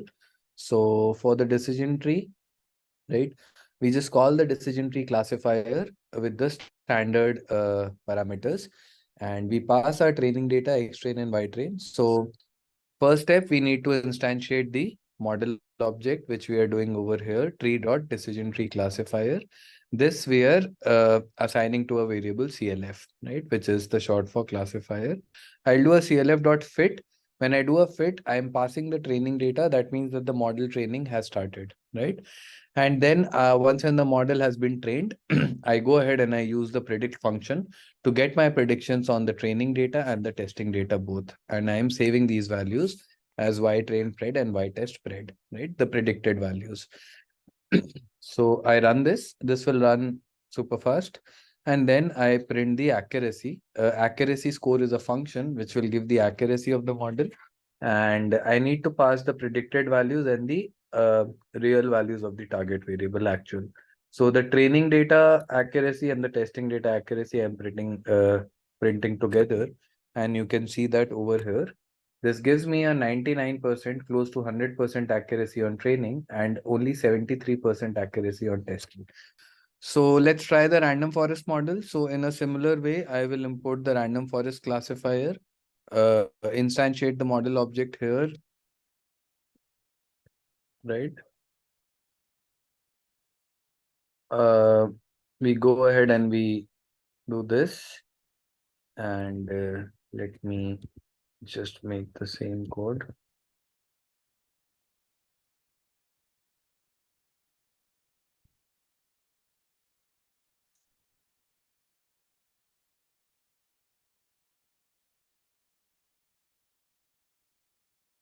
Right. So if you see this is the same code, exact same that we have done. So I fit the model random forest classifier on the training data, and I get predictions both on my training and testing data, and then I print the accuracy of both the models, right? Now see, these are bare models. So obviously with the bare models, I'm just running this to see which model is performing better out of these two. Hyperparameter tuning we are going to do at a later point of time. But the hyperparameter tuning we will only do for the model which is doing a better job, right? So out of these two, decision tree and random forest, which one do you think is doing a good job? Doing a better job? Random forest, right? Yes, the random forest model is also overfitting, but still you can see that the testing accuracy here was 73. Here it is almost 6% higher. So this all we have printed. So all of this is not required. We have already printed this. All right. So from here, from these bunch of codes, what we have gotten is that between the decision tree and the random forest model, it is the random forest model which is performing better, right? All right. So now for the random forest model, we will be moving on to the hyperparameter tuning, right? Now, how do we do the hyperparameter tuning? Well, let's try to have a look at that, right? Okay. Now there are different hyperparameters that we have, right? We have gone through these. We have bootstrap, max depth, max features, sample leaf, sample split estimators, and all. We will be trying to optimize most of these hyperparameters, right? Now, I'll come to this piece of code later, but let's try to understand.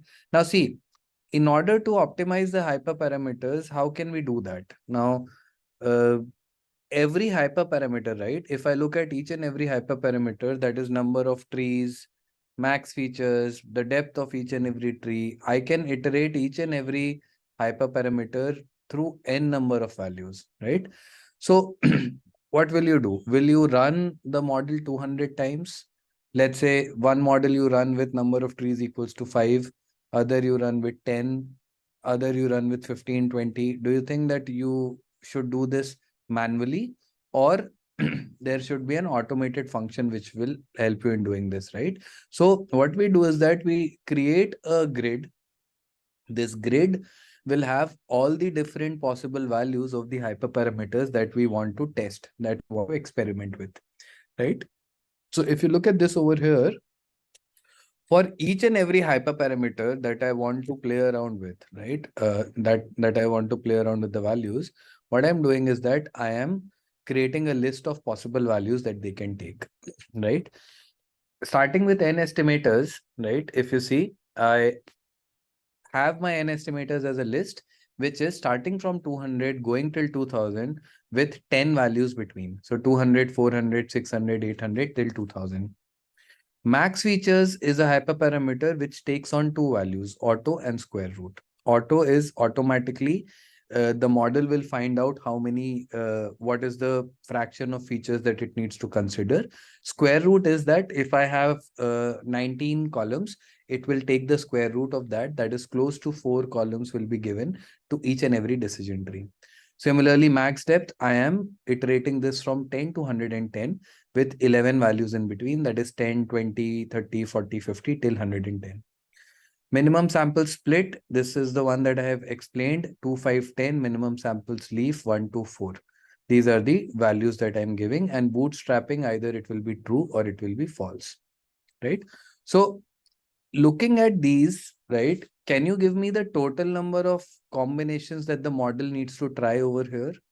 Now see, if I give you one by one, one by one, if I run this, each and every, this will not run.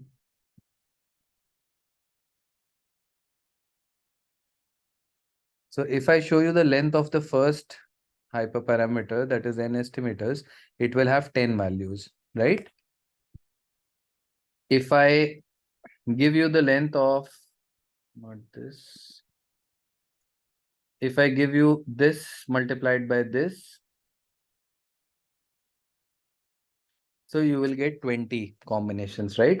So you can see what I'm doing over here is that I am multiplying by the length of each and every hyperparameter that I have, right? If I go ahead and if I multiply all of these values, you will see that there are around 4,000 combinations, 4,000 possible combinations that we need to try in order to find out the best set of hyperparameter values. So see, for n estimators, if I show you n estimators, right, I will try these different values for n estimators. Okay. For max features, I will be trying these two values, right? Max depth, I will be trying all of these values. Now, for each and every hyperparameter, if these are the list of values that I have, in order to find out the best. Now, let's say if I have max depth as 10, max depth of 10 will be iterated with n estimators equals to 200, max features auto, right? Minimum sample split 2, minimum leaf 1, and so on and so forth. Then the same iteration will happen for max depth equals to 20. Does this make sense? Every permutation and combination will be tried, right? So if you find out the total number of permutations or combinations, they will be how many? They will be 3960. Why? I am multiplying by the length of each and every hyperparameter values, right? So n estimators will have 10 values. 10 multiplied by 2 will become 20. 20 multiplied by 11, right, will become 220. 220 multiplied by 3 will become 660. 660 multiplied by 3 will become 1980. 1980 multiplied by 2 will become 3960. Correct? So these are the total number of combinations that you will have to try in order to find out the best hyperparameter for this model. So that's what I'm just trying to show over here, that if we multiply all of these, we get 3960 combinations, right? And that is what we have defined over here, right? We have created a list of all the values. Through this, I have defined a dictionary. This dictionary is a random grid, right? Here, if you see the key value pairs, I have given n estimators. The key is n estimators, and the values are all the values that your n estimators can take. That is 200, 400 and all. Max features, all the values that it can take. If I run this and if I print the random grid, you can see that this is your overall grid that we have, right? These are all the possible combinations that the model will try one by one. Okay. Now see, you can see that there are 3960 combinations. If you run this on actual data, assuming that one model takes, let's say, 10 minutes to build, 10 minutes to run, it will take 3960 into 10, that is 39,600 minutes, right? If I do 39,600 divided by 60, you will get how many hours? 660 hours, right? And if you do 660 divided by 24, you will get 27 days, right? So close to 1 month you will take for training the model. Do you think that you will have this much amount of time while while building a model? No, right? So that's why we have something known as randomized search CV, right? So what randomized search CV does is that, let me show you this. Now, randomized search CV is a technique which what it will do is that it will take this random grid, right? And through this random grid, it will intelligently iterate through all the different possible combinations. You will have to tell how many iterations you need to run, right? Let's say there are 39,600 in total, but you only have the time to run 100. So randomized search CV will intelligently run only 100 combinations, right? How will it do that? So let's say it started with 200 trees, right? 200 trees, let's say it realized that the accuracy was 80%. What it will do is that it will run the next iteration with 2000 trees. That is the next maximum value. And let's say through that, it realized that the accuracy was 90%, right? Now it will try to come to the middle, right? So it will try to guess the best possible parameters. Randomized search CV, first of all, it will happen in a random way, but this random selection will be intelligently driven, right? So on the basis of that, what happens is that we don't go ahead and we run all possible combinations because that will be more time consuming.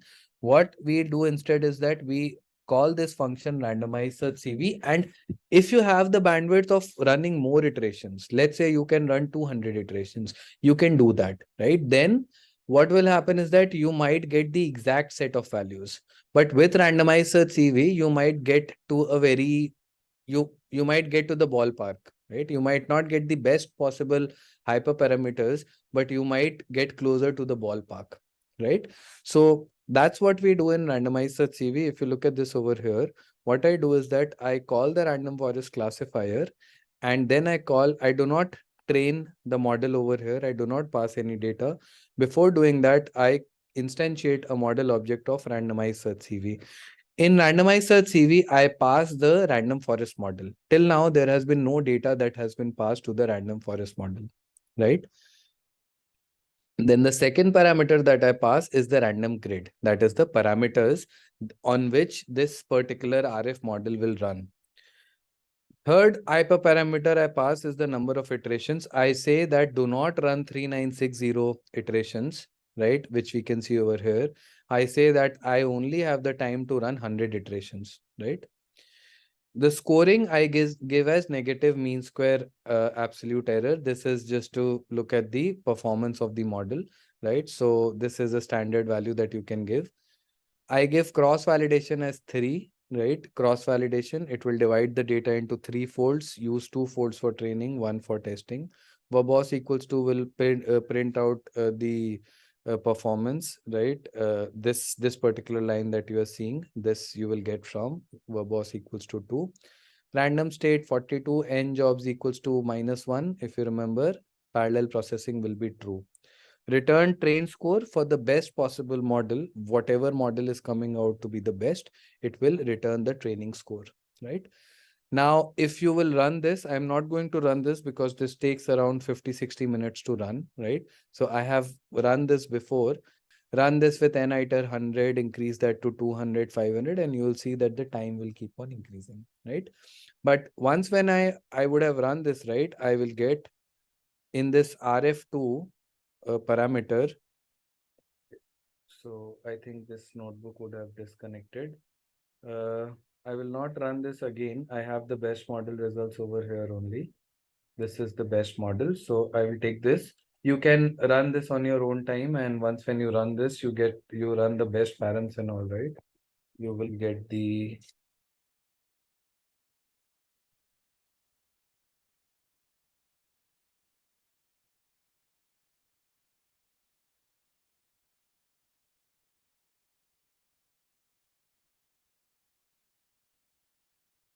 okay. So you'll have to run this again. I think this would have the details would have been dropped off. But once when you run this, right, and you run this code, this will give you the best params. Anyways, the best params that we were getting from this model, right, before I had run this cell, the output that you were seeing over here was this, right? I'll just comment this out and then leave it. So the best parameters that we were getting from this randomized search CV was n estimators as 2000, that is 2000 trees. Minimum sample split were 10, minimum sample leaf were 1, max features was square root, max depth was 10, and bootstrap was false, right? Now, if I run this random forest classifier with these models, right? Now, I know why this is not working because we have run this already, right? RF2. So this will overwrite over here, right? So that's why. So once when you run this again, right, you should be able to get the best parameters. Now I have rerun the model. I have rerun the random forest model with the best set of hyperparameter values, right? And now if we go ahead and if we check the model performance using the same code, let's take this only, right?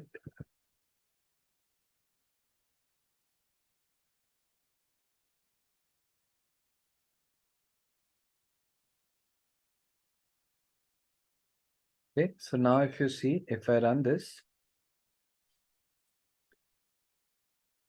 all right, so you can see one thing that first of all, the testing accuracy has increased slightly, right? It has increased by close to 1%. Your training accuracy has come down. So your overfitting has actually reduced in the model. The testing accuracy has not gone up by a very high margin, because if you see here, it was 79%. And here after running your hyperparameter tuning, it has become around close to 80%, right? So 80%, 79%, only a 1% change, but that's fine. Still, we have been able to increase the accuracy by close to 1%, and your training accuracy has come down. That means that the overfitting aspect of this model has actually gone down, right? This is already run, so I will remove this, right? All right. So any questions till now? So see, this is how we actually do the hyperparameter tuning. Now in the hyperparameters, right, you can play around with different sets of values. It's not that this is a given, right? I have only given you an idea of how do we do this. Now you could have also done, let's say, started with 100, gone till 500, given a gap of 50, right? In between 100, 150, 200 and all, right? Now all of these things you need to do. Hyperparameter tuning is basically a very manual process. You will have to try different combinations again and again, right? Only then you will be able to identify the best possible model. Now over here, the 80% that we are getting, it's not that this is it. You can increase this even more, because these hyperparameters that we are getting, right, this once again is coming from randomized search CV, right? So this you might go ahead and you might try, let's say, values slightly above or slightly below, and try to see if the performance of the model is actually getting better or not, right? Okay, then evaluation of the model. One thing that we get from these tree-based models is something known as feature importance, right? So if you do, if you call the model object and call the function feature importance, it will pass you a list of weights, right? Now these list of weights are in the same order as your data, right? So what we do is that we create a data frame by combining the feature names and the importance that we are getting from feature importance. So I do this. So you can see that I am dropping the churn variable from our original data and all. I create a new data frame df. Feature will become my column names, and importance will become the importance that we are getting from here. And after running this, if I run this, you can see that these are the important features, right? These are not sorted. I can go ahead and I can sort these values by importance. So if I sort these values by importance, you can see that these variables are coming out to be important in predicting the churn. So you can see that tenure is the most important variable. Contract is the second highest. And this is what we were seeing, right? That these variables were correlated as well, right? Total charges, monthly charges, all of these variables in this order are coming out to be important.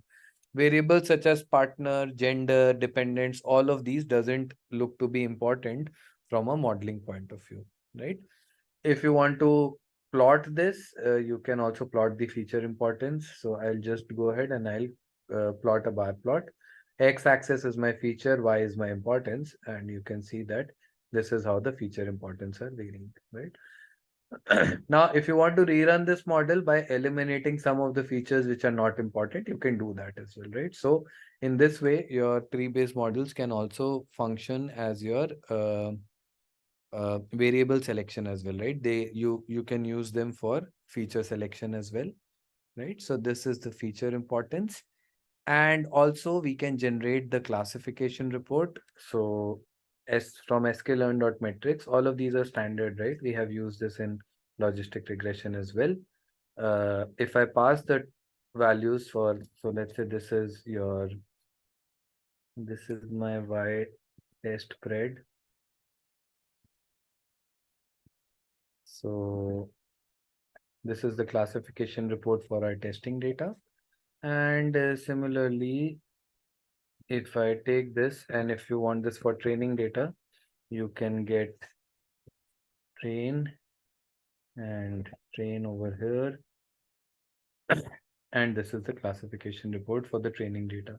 Here you will see everything, the precision and recall. For training data, the precision for class 0 is 90, the precision for class 1 is 83.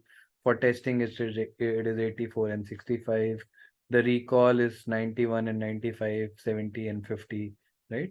So you can have a look at this. Overall accuracy, you can see 80% in the testing data and 88% in the training data, right? And this is generally all the things that we do, right? We just look at the model performance, and on the till now we have covered only 3 classification models: logistic regression, random forest, and decision trees. Now, if you want, you can also apply logistic regression model over here and see if it is able to perform better than these 2 models, right? Then ideally towards the end, you will go ahead and you will select that model which is giving you the best performance, right? Max feature, Vidya, apart from square root and auto, right? You can also have uh, values in the range of 0 to 1. So instead, along with this, right, you can also give, let's say, 0.5. 0.5 means it will take 50% of the features. 0.7, it will take 70% of the features, right? Now, if I change this, you will see that max features has changed. Now, if I run this again, this will now run for 50-60 minutes and it will try out all the different values, right? So just play around with all the different values. Now this will obviously run for a long amount of time. You can see 100 candidates, 3 folds, 300 fits, right? So this will take time to run. All right. Just a quick info, guys. Intellipaat offers an advanced certification in machine learning and AI in collaboration with Microsoft. Through this course, you can learn all the important concepts of Python, machine learning, deep learning, NLP, computer vision, and much more. The course features live classes with IIT faculty and industry experts, campus immersion at iHub IIT Roorkee, and includes certification from both Intellipaat, Microsoft, and iHub Divya Sampark IIT Roorkee. With this course, we have already helped thousands of professionals successfully transition into careers in AI, ML, and data science. You can check out the testimonials on our Achievers channel. The link is given in the description below. With the 24/7 support, placement assistance, and EMI payment options, this course can definitely set your career on the right track in the field of machine learning and AI.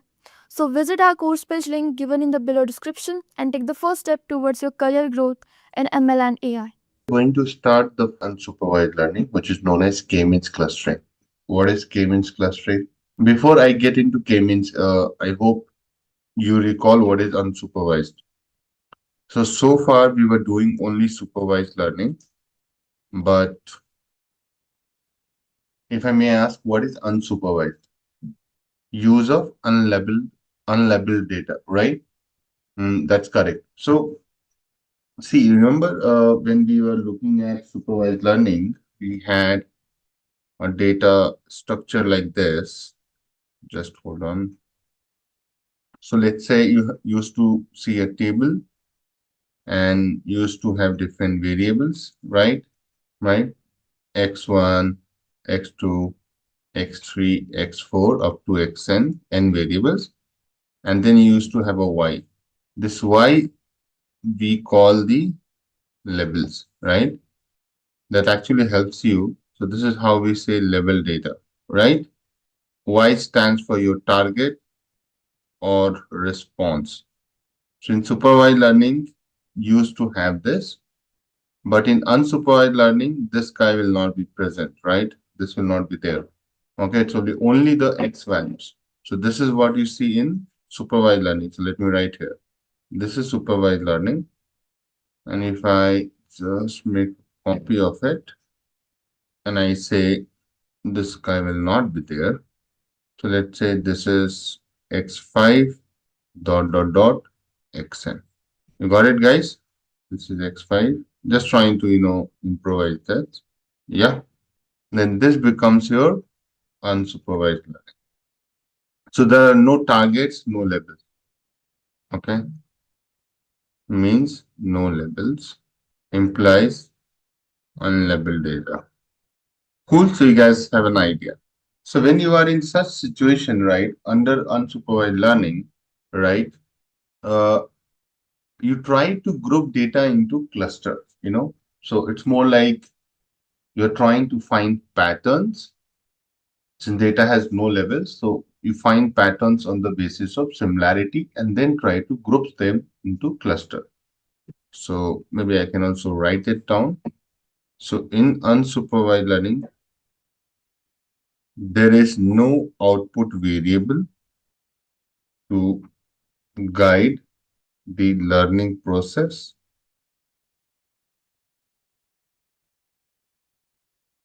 Data is explored by algorithms to find patterns. Given that data has no levels, the algorithm identifies similarities on the data points and groups them into clusters. Okay. So let's try to understand within that there's a concept of k-means clustering. Okay. So k-means clustering, K stands for number of cluster and means stand for averaging the data point position to find the center of the cluster, right? That's your mean. So k-means clustering means you're trying to divide the data, right? Basis the similarity into groups. So let me take a very simple example of demographic data. So demographic data, when you go and visit a mall and you go to a store like Zara or something like, some similar kind of stores, they take some of the data points from you, right? They can collect the customer data and try to divide the customer into different segments. So again, this brings me to this topic of that, when you're trying to go to a certain store, you will be, giving some data to different, different stores. They will be taking your, name, age, gender. They might ask you some personal questions also, like how much your salary and all those things, and then try to, come up with down the line, you will get a mail, some marketing campaign is happening and you are getting informed, right? So that's what we say customer segmentation on the basis of similar trait. Okay. To solidify this conversation, I can take an example of, let's talk about how to say, have you ever gotten an ad or a call or any message for buying Audi? Anybody in this session? Audi or Merc? Merc is like Mercedes. Never ever, right? I know why. Because they know that we are not their customers, right? How they know that? Because they have the data for us. In India, too, it's very easy to get the data. बहुत आसान है. Now, if you talk about those kind of examples, right? Students never get called for credit card. Those who are really poor laborers, right? They don't give a call for loans, right? Why? Some of the guys get calls for loans, some of the guys get called for credit card, and some of the guys get called for, audit, because they have the market segmentation. They know their market. How they know their market? So they have the data of their customers and then divide into different clusters. So can you see on the screen? And this is your customer base, right? On the left. I hope you can see a nice chart there. So this customer base, right? They divide into, as of now, here 4 clusters, saying that, these are my, recent customers. These are my champions. So they keep coming, keep buying, right? Keep spending money. They are like at risk customers. Maybe they have not, they have not bought anything in last 1 years, right? And these are my loyal customers, right? So those kind of segments they have done, so that they know that how they can reach out to, uh, to these kind of segments. And to give an idea, I think if my customers are at risk, what you will do to retain them? What should a company will do, right? They'll give some discount, right, guys? Come on, discount or offers. You agree? Those who are their loyal customers, right, they might not get a lot of discount, because anyway they are loyal to us, so they might come every time, even keep pulling them, right? Champions and are the ones which are very aggressive. They have done a lot of shopping in recent time. You might not also give any discount to them. But if a new customer has come, you might give some more offer so that they keep coming back to us, right? So those kind of strategies can be used or leveraged if you have proper segmentation. Now you understand the application of k-means clustering. Can be one simple application can be like this. Okay, so as I go more into details, I'll tell you more about, but this is a very simple example, and this algorithm is also very easy to understand. Okay. So how does k-means clustering, work and all, I'll talk about in some time. Okay, let's move on. So let's try to answer what is k-means clustering, right? Means how do we define it? In k-means clustering technique, each cluster is represented by its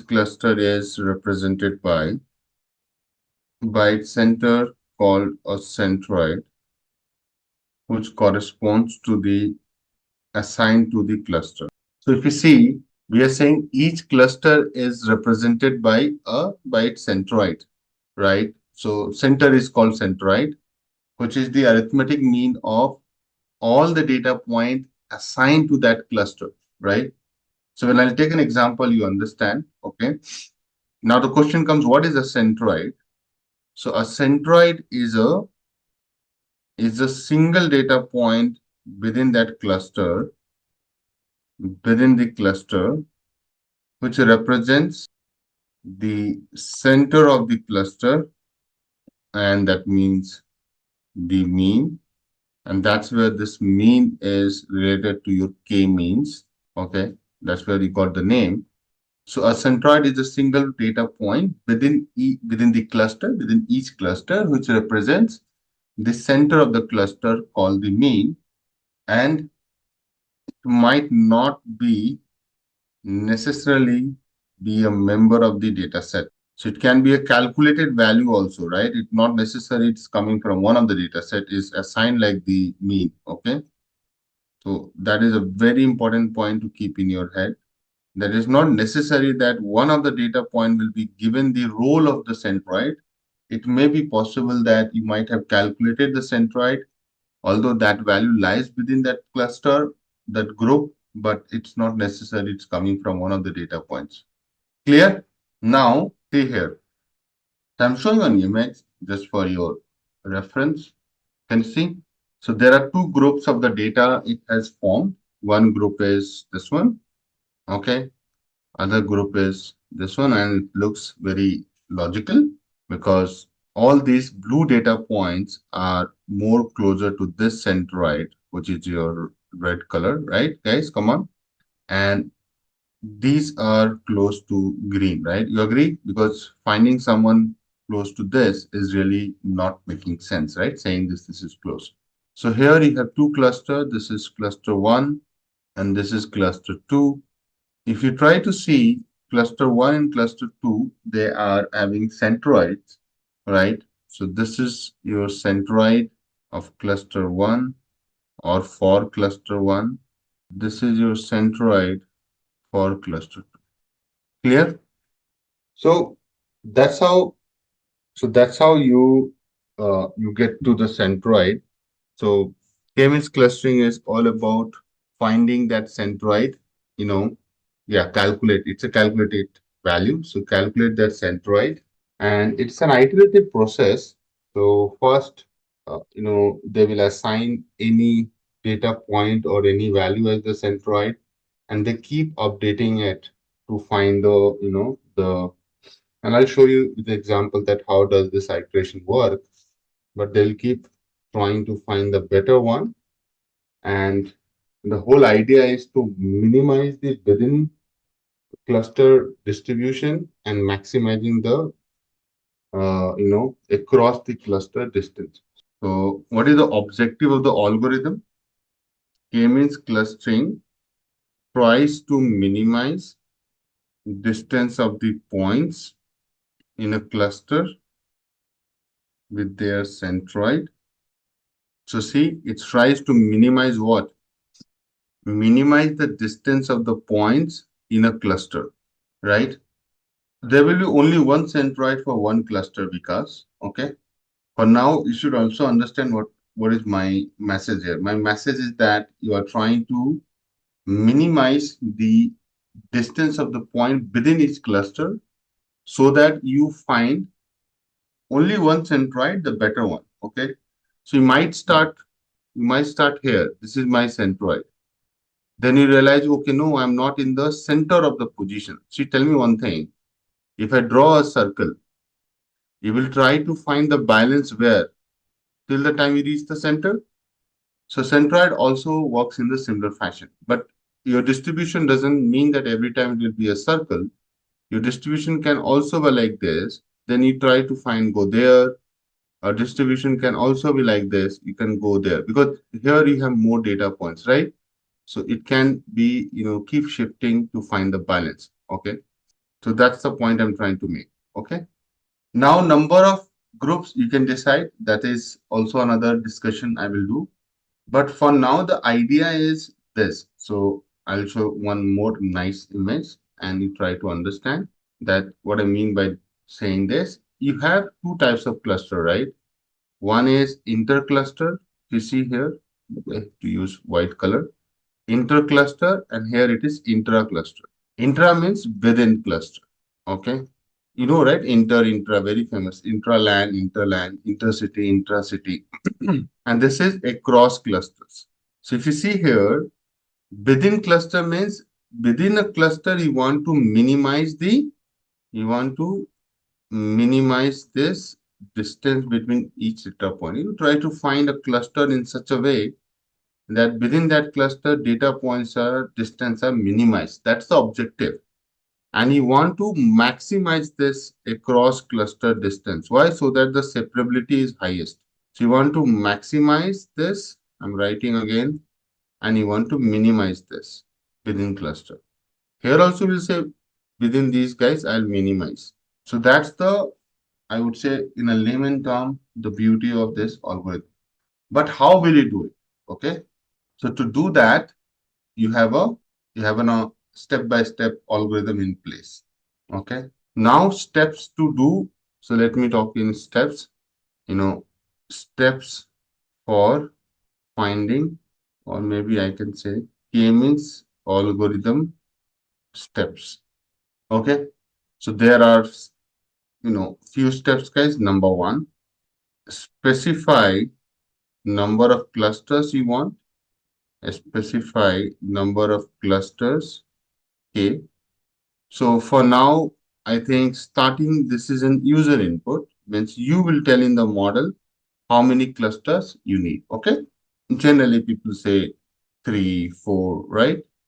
k equal to 3 or k equal to 4. So this is more like, the modeler will give, right, who's building the k-means clustering model. Then second step says initialize centroids by first shuffling the data set and then randomly selecting k data points for the centroids without replacement. Okay, so that can be any weird k centroids, means that's the first one. So you are selecting k data points for centroid without replacement, means you are shuffling the data set, and you're trying to find any random k centroids. Okay. Now in this diagram, if you see, there are 8 data points, 9 data points, sorry, 8 data points, right? The model has randomly selected this as the centroid for cluster 1. Can you see that? And this data point as centroid for cluster 2. I have only taken, 2 groups, 2 cluster here. Clear? That's what I mean. So here, this red and green represents the cluster of within the data points. Okay, clear? Now, point number 3, what you will do? Now you will assign all the points to the closest centroid. So as of now, all the data points are like, okay, so you will tell me here that, okay, you tell me who is my boss. So how will you find the boss? You will assign all the points to the closest cluster centroids, right? Someone has to go to some boss. Okay. So here idea is that you will find the Euclidean distance, right? And try to assign. Now you tell me this is closer to this one or this one. You tell me. You find the Euclidean distance, the C1, right? So definitely this is not closer. This one is closer, right? So that's why you assign the centroid to the closest point, assign all the points to the closest cluster centroid, and then you realize that you have another image coming as, right? Can you see that? Now, I think everybody will be okay with this coming to this guy, right? Except one, I know you might be thinking what's going on there. So this is closer to this. You also know that these guys are closer to this, but we have a doubt that whether this is closer to this or this, right? You can clearly see that it looks closer to this. Okay, but obviously you will not be doing like looking at like who is closer by doing eyeballing. You do a maths, and the maths is that you find Euclidean distance. Okay, so it's not like you are doing just looking at it. So what I'm saying, Anthony, yeah, that's why please pay attention. What we are saying, assign all the points to the closest cluster centroid. The meaning of it, this is my centroid which I have randomly assigned. I was talking about this particular data set, right? Tell me, is it closer to this guy or this guy? There are 2 centroid, right, for this point. Which one it is closest to? So C1, that's why you have assigned C1. So all these guys have been assigned to C1. All these guys have assigned to C2. Now this guy is a little controversial guy. As of now, it is also assigned to C1, but, right, are we going to do something about it? Clear? So now you can clearly see that now the centroid itself doesn't make sense, right? Now this is we have calling centroid, right? But it might be possible that centroid might shift somewhere here, okay? So once we have formed the clusters, right, you have to, you might have to recompute, and that's where I'm telling it's an iterative process. Recompute the centroids of newly formed clusters. Recompute the centroids of newly formed clusters, and again finding the mean. So this is like using the mean. You have to recalculate this centroid again. So earlier you were just assigning one data point as the centroid. Now you are going to calculate the centroid again. If you look intuitively, guys, now you might feel that for the green, I think centroid should come here, somewhere here, right? That's where more balance you will find with this. So this is your cluster 1, guys. Can you see that? So centroid might look little bit here and here, right? Depends on how we are getting, and I'll show the image. And for the green one, please pay attention. Green one definitely centroid C2 doesn't make sense. It should come somewhere in the middle, guys. You agree? Everyone here? So if you try looking at, and the algorithm gives you a new centroid, and I was trying to do a more like a by gut feeling, but see, more or less, I was right? So this is the recomputed centroids. It will never come like this when you recomputed centroids. Initial centroids were selected randomly by the algorithm itself. See, read this point. Initialize centroid by first shuffling the data set and then randomly. So it's being random. We are not selecting it. Randomly, algorithm picks something. It's written in the first, second point. Okay. Then what will happen, guys? Once you have recalculated the centroid, okay, then again, right? Then again, they are going to repeat it. Means they'll keep moving it around. So they'll keep connecting, again, calculating the distance, where it should be, right? If every data point within the cluster is same or not. So that's the exercise it does, okay? That's the exercise it does. It doesn't stop here. It will repeat its step to fine tune the cluster till the time it doesn't find a better cluster. So that's where it will stop doing, okay? So, so let me show you one more nice diagram and you will love it, I guess. Now this is how the step looks like, right? So if you don't look at the final one, if you just look at the first one step, right, you will realize that they are first trying to find the clusters. Like this is my, one group. Can you see the blue dots? Hello? So first they thought they will divide like using this plane, right? So two clusters. Everybody please pay attention.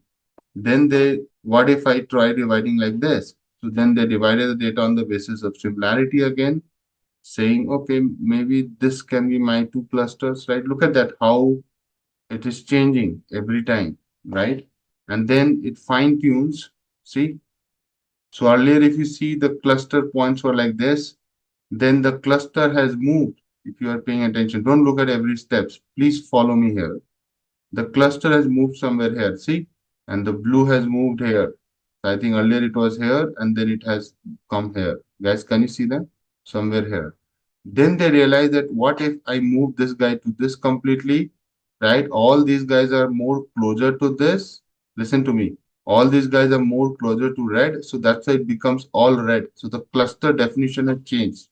Now what they're doing, they're fine tuning a bit. Can you see that? So now this cluster has to go somewhere center. So that happens in the next. See? So cluster is coming in more center.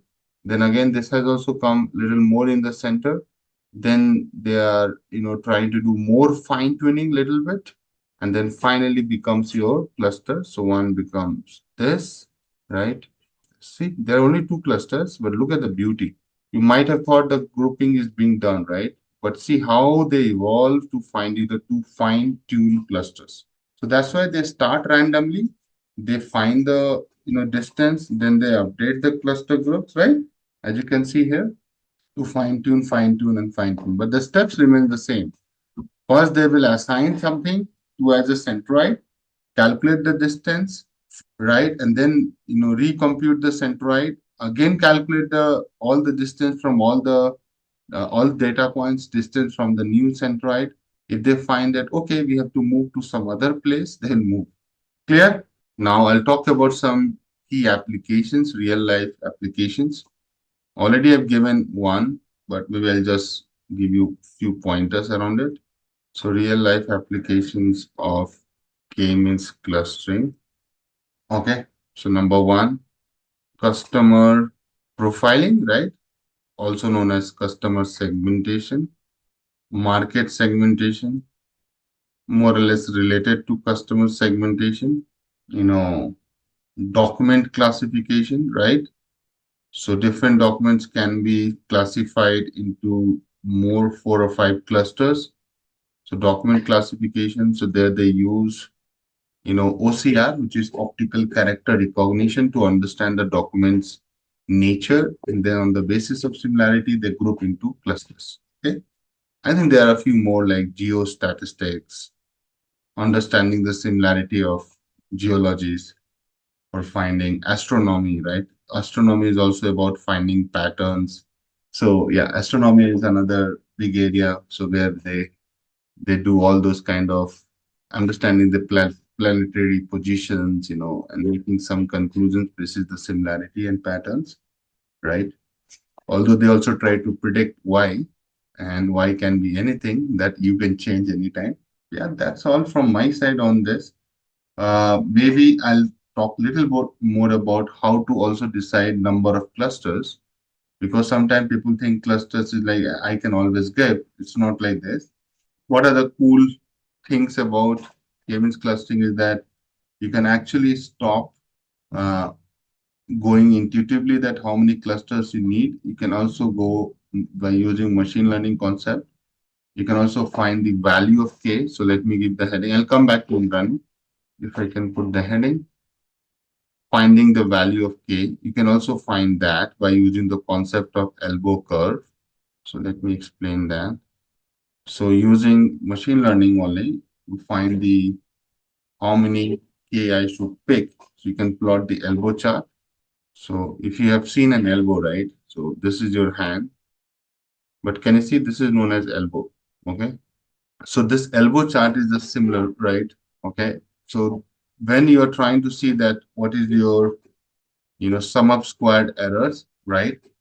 And using that, you can see that if you take two clusters or three or four, right? Till the time it keeps adding value to it, you're trying to minimize the error and error, right? So you will go with more number of clusters. Ideally, you have to find an elbow here in this chart, to be honest. So if you try to fit an elbow here, right, you'll realize that wherever the curve for the elbow comes, right, that will be your number of clusters. But how do we decide that? So if you have a sharp decrease, more like a very fast decline in the value of this y, which is WCSS, right? That is mostly your sum of squared errors driven, right? Sum of square error. If it decreases the error drastically, you will keep increasing the number of clusters. The moment it starts getting into a flat line kind of concept, just like this becomes like a flat line, you stop adding more. Because even if you take, tell me one thing, if I take, let's say this is 5 clusters, and if I take 8 clusters, do you see any much difference in the error? Guys, come on. So why do you want to add more clusters to your data? Hello? Does it make sense when I say this, guys? There's no point, right? But if you see, if you take 3 clusters and you take 5 and if you draw a line, can you see that how much error you have reduced, guys? Are you feeling it? And if I say I have taken 2 clusters, right? 2 though you have to anyway take minimum. So 2 to 3, you can also see that you have quite a lot come down. So that's how you can do this. Clear? So testing different number of clusters and measuring the resulting sum of squared errors, which is SSE, and choosing the k value at which an increase will cause a very small decrease in the error sum, and increase will cause a very small decrease in error sum, while a decrease will sharply increase the errors.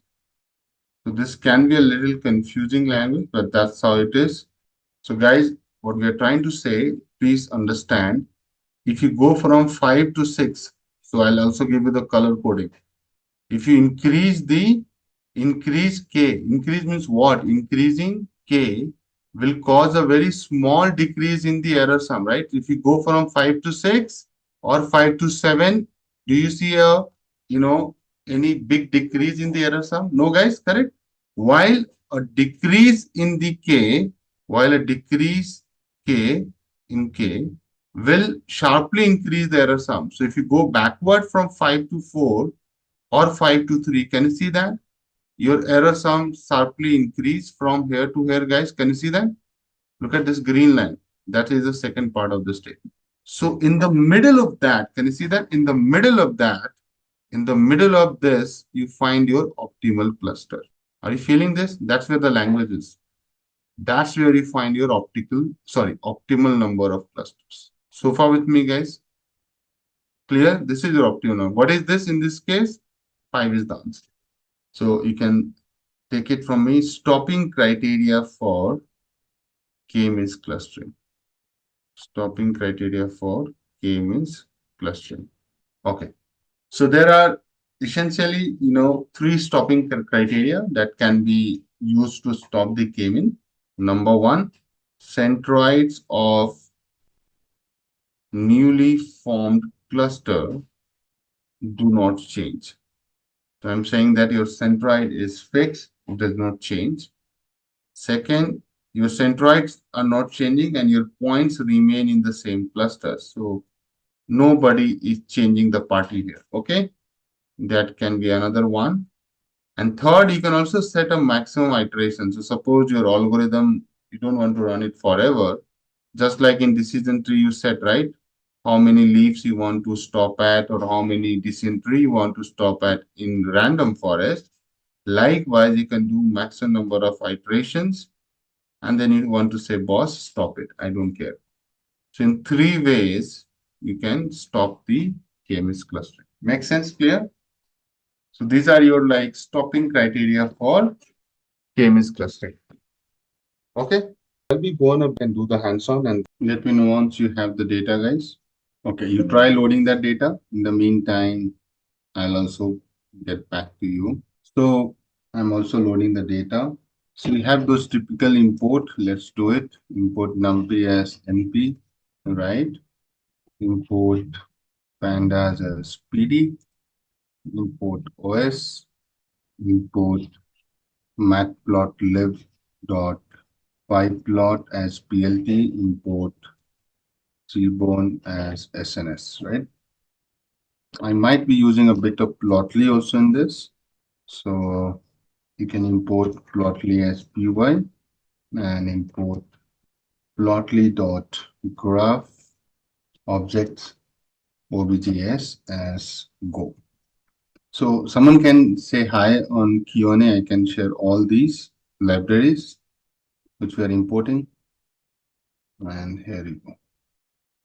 Okay, Aryan has shared a big list. Okay, so you should also know, Aryan, which one we are using where, right? Now, let's load the customer data, guys. So df underscore customer, and it's a mol data. So let me read it. What happened? I'm not in this working directory where I am. I'm in, yeah, and data is also there. So what is happening? It was not in the right folder. See, now it came. Okay. This is the data, guys. Can you see that? So you have gender, age, annual income in $1,000, and what is your spending score? Look like more like a customer profile, right, guys? Agreed? Now to plot scikit-learn we need. So one more you need to build the cluster, and that is import k-means, right? So this is something you should also get it, and then we're good. So guys, first thing first, I'll teach you how to make a basic clustering, right? Basic clustering on 2D. So you can actually use more than 2 variables. But for now, let's understand age and spending, and then you can go from 2D to 3D, 3D to n variables. That's up to you. First, get a good idea about clustering by looking at this. So you know that the columns are this. Maybe I'm going to pick only age. So I'll say df underscore customer. So I'll select the columns, age and spending. So I'll just say age and spending score. I'll take this guy out and should be good. See, this is my data, guys. Okay. And if you try to plot a scatter plot to understand the distribution, All right, guys, you know how to do it. I don't need to teach, but I'll write plt.figure, or we can use plt.subplots, and then you can write fixed size equal to, let's say 15,7. Yeah, looks good. I think I can keep it 15,6. Yeah, and maybe I can keep 12,6. I'm just trying to get a good shape. plt.show. Okay, and then within this you have to use plt.scatter. You have to use x equal to age, y equal to spending score. Data you already know, you have df, and size of the scatter can be 100, right? Age, spending score. Okay, cool guys. It's really bold. Now better, everyone. So you might think that, okay, my groupings can be, people can think of different types of clusters here. If you are talking about two clusters, you might be thinking, I'll assign this to one, assign these guys to be two, right? Can you think like that, right? Someone can say, okay, Akash, can I do something like this? So how do you do that, right? Means clustering is all about that, right? So I think the first thing first, we need to decide the k value, right? And give some levels to the chart. So first, let me give the levels. So title is, age versus spending score, distribution, plt.x level, and it can be age, plt.y level, and can be spending score. Yeah, see, now we have to decide the k value. Why we are deciding the k value? So that, we can assign how many clusters we need. For that, I will use the elbow chart. Right, guys? Remember? So remember, elbow chart technique plots the different cost error function. As k increases, average distortion and variance will decrease, right? Cool. And this is some funda, right? The same thing. Now, guys, first need to create the data for elbow. So we'll call elbow df underscore customer, and then I'll pick only two column, which is age, and I'll check spending score, right? This one. Perfect. And now, guys, I want to get only the values. So I'll take, all of it, only the values. This helps you to get the 2D array out of it. Okay. And trust me, you can get the array in multiple ways. See, this is a 2D array. It's the same data. If you see 19, 39, 21, 81, 26. Let me come down and show you. It's the same data, guys. The only thing here is that you are getting a two-dimensional array. Remember, I taught you, so you cannot say no. It's starting with two square braces, ending with two square braces. So it's a 2D array. Are we clear, guys? See, ending with two square braces. It's a 2D array. That's a requirement for the plotting. Then I want to keep an empty list called inertia. So this is an empty list. And now I'm going to go one by one. So I'll say for n in range, I want to go in a range of 1 to 11 so that I can plot as high as 10 clusters. I'll use the algorithm to calculate the elbow, and I'll say k means, and I'll use n underscore cluster that is coming from scikit-learn. I'll put n here, and I'll say init. This is to initialize. K means init means initialize. Remember that oops, might have heard a little bit on oops. Init means initialize. So that's your initialization of the k means. And you want to go till 11. So last is 11. Max iteration, I think, right? I'm putting 300 iterations, which is quite enough. Tolerance is more like how much accuracy you want to maintain, like till where you want to go. 0.001 delta is fine. Random state is 45, again, to set the randomness of the sample. Algorithm is EK, Euclidean, so EK-LAN, right? So now this is your algorithm, okay? And then you will fit it to your data, which is your two dimension array, and then you will append the values you are calculating to this empty list, which is your inertia dot append. You have seen me doing append to a list, and once these values have been calculated, you can keep appending to your inertia. LCAN, not ECLAN. So you will see that inertia has taken your value of the cost, right? Right, and that's where you will also get the cluster. So let me do it. Let me plot the elbow chart. Okay. So again, I will use the same concept of it, plt dot subplots. Maybe why don't we use that, right? Why to waste time? Let's use this now. Now we don't need a scatter here. So I'll say plt dot plot. I need a line chart. And then I will create np dot arrange. Okay. 1 to 11 inertia, and line marker will be O. Okay. This is to just align with the number of clusters. Okay. So this np.arrange, guys, what it does, it creates a value from 1 to 10. Okay. And see, so it gives you like, the value of those data points, right? 1715135, right? Can you see that? 1715135. So are you feeling that you are getting an idea about, hold on, right?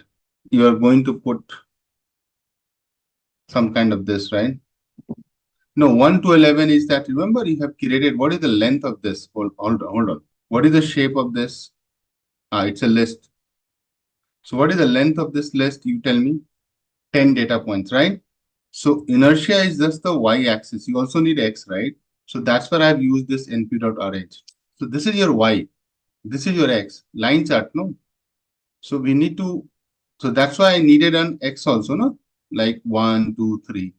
Now definitely this age will go. It will become your number of clusters, and you will start getting to making sense now suddenly. So that is more like your data manipulation to update your x-axis, because inertia just gives you the y-axis, which is your cost. Now you will start seeing a lot of difference, right? And title and I can go. It can be set here, elbow chart for optimal number of clusters, isn't it, guys? Now I also need a line to it. So I'll superimpose plt.plot. And again, it will be same thing, only the marker will change. See, so here marker will be a line this time, and you will see magic. Look at this, right? Isn't it the chart I showed you while I teaching you this, right, guys? Okay. Now, inertia. Okay. So, in then asking what is inertia? Inertia is nothing. Inertia is your cost, which is being calculated from this algorithm scikit-learn k-means. So now if you look at let me show you the documentation. Hold on. Right. So if you see here, I've written, init k-means, let's understand it. Okay, hold on. See, init means you have more like to initializing the method for your solving. So k-means is your algorithm you're using, clear? Init is clear. Right now, what is it? N cluster, how many cluster you want to take? So that's why you're plotting for 1 cluster, 2 cluster, 3 cluster, and what is your cost? Okay, now come back. What is your max iteration? Maximum number of iteration for the k-means algorithm. I talked about it, right? So that's your max iteration. N init is what? Number of times the k-means algorithm will. If I'm running a for loop, for how many times? If it is 1 to 11, it will start from 1 till 10 only it will run. So total how many times I'm running the k-means clustering? For 10 clusters, right? So it will also has to match this, right? That's why I've written the same thing, 11, 11. So this means it will run for 10 times. Okay, and that's where if you see, you will see that I have given number of cluster 10. So it is solving every time, my dear. When you have only 1 cluster, when you have 2 cluster, when you have 3 clusters, every time it will solve and calculate the cost. Model is doing that. I think rest everything you can handle. Simple, clear? Inertia is an outcome of this, right? Inertia is more like your cost. So don't worry too much on it, okay? It's your cost, okay? That's sum of square error if you are trying to divide it into the syntax, okay? Now, once you look at it, guys, you can clearly see that I think ideally you should have minimum 3 clusters, right? See, between 3 and 4, see 4 and 5 same. 3 and 4, you have some delta. I think let's start with k equal to what? K equal to 3. First, we can start with k equal to 3, guys. You agree? That's correct. Very good, Indrani. You got it. Each data point on this elbow chart is one iteration with the cost, right? So every time you run it, you get a cost out of it. Let us start with k equal to 3. So again, it's the same algorithm. I'll use k means 3 means 3 clusters, k means, and then I'll copy everything from right. यहाँ आपको 3 clusters. I think number of iteration can be 3. Maximum is fine. Tolerance is fine. Random state is also fine. Everything is good. Okay. Now you will say algo 3 dot fit on your data, which is your elbow, which is your array. Sorry, this is your whatever it is data frame. I think elbow was your array, right? Let me print and see. Yeah, it's an array. And then you can find, so this is your done, model is ready. Labels, 1 you can say, algo 3 dot labels underscore and centroids. See, centroid will be cluster centers. So guys, you can see that labels will get that, first data point goes to cluster 1, 0 means 1, 1 means 2, and cluster 2 means 3. So there are 3 clusters. That's why it starts from 0, 1, 2. And if you look at the centroids, you will see 3 values. Can you see that? The value of centroid 1, value of centroid 2, and the value of centroid 3. Yes, cool. You have everything to plot the clusters. So I'm going to, guys, now plotting the clusters with centroids. Okay. So again, plt dot subplots fixed size equal to 15,7. Maybe I'll keep it 12,6. The same plt dot scatter. So you already have the data elbow, 0, elbow, everything, and 1. C can be your color, can be your labels, 1, and C map can be bodies. Here it is. Right, and then I also need to plot the centroids. So I'll use centroids :0, centroids 1, and you can give the marker like X. Yeah, good observation, Prava. And color equal to red, 100, and bingo, done. See, interesting, guys. Can you see this? Remember, the data distribution was looking like this. So this is what you had, and when you try to look at it, guys, can you see it has created a cluster like this. Another one is little different, something like this it has done. It's a real data, so you can expect clusters like this. And the other one is this. And the centroid makes a lot of sense, guys. As you can see, center, center, and center. Because of the outliers on this side, it has shifted towards little bit this. Else it could have been here, right, guys? Agreed? Same story with this one. But see, this is real data, and you have 3 groups of people basis your age and the spending score. So how it is dividing, guys? Those who are spending between 60 to 100 and those whose age is less than, hold on. So the demarcation is like this. Anybody whose age is less than 40 and spending score is 60 is one cluster. And you are saying that I don't care about the age. I only care about the spending score. So anybody who is having 40 to 60, roughly, you have one cluster, right? Another line coming, guys, correct? Hello? You agree? So another line is this one, 40 to 60, and anybody who's spending score is 0 to 30 is another cluster. See, so beautifully it has classified. That is with 3 clusters, right? But if you want more finer cluster, I think you can go with So I can just see, you have to very smart. You have to just copy this whole thing and I'll paste it. And now what I'll do, I will say, let's go with 4 clusters. So you have to do nothing. You have to just change here 4, make this guy equal to 4, make this 4 so that you don't overwrite. Let the model solve for 4, create the level for 4 by calling it 2. See, I'm just repeating the step. You could have written a for loop to do that. Trust me on that. Okay. So let me run it. Ta-da.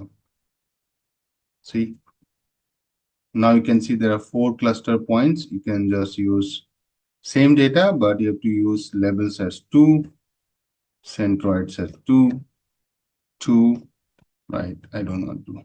See, now it makes a little more sense that now you have divided this part. Then again, so see, I thought so. Can you see that? So now it has divided like this: 1, 2, 3, and this whole thing is like a 4 cluster. Interesting, guys, and it seems intuitive also, right? So you know that who will be part of your which cluster and how you can target that. That's all from my side, guys. So nothing else on this. You can try to get more in details of it, but I think I'm done from my side on the K-mean side. Segments are already there, no? So if you see, you have to just join the data.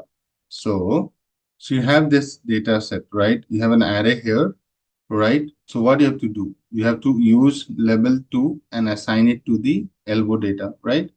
So maybe let me do it. So you have your elbow data, correct? And you have an array. So you can convert these two into a pandas frame and just, concatenate, right? That too by axis 1, right? So you already have this guy. You know how to convert an array to a pandas data frame, right? So what you can say, df levels for 4 clusters, right?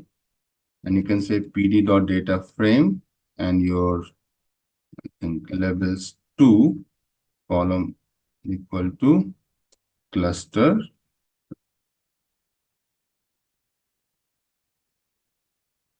Okay, guys, this is my, and now I'll do pd.concat, and I'll say, remember, I have taught you these things, and you have the data df underscore customer, and you also have this guy df levels for axis 1, and that will be a combined thing, right?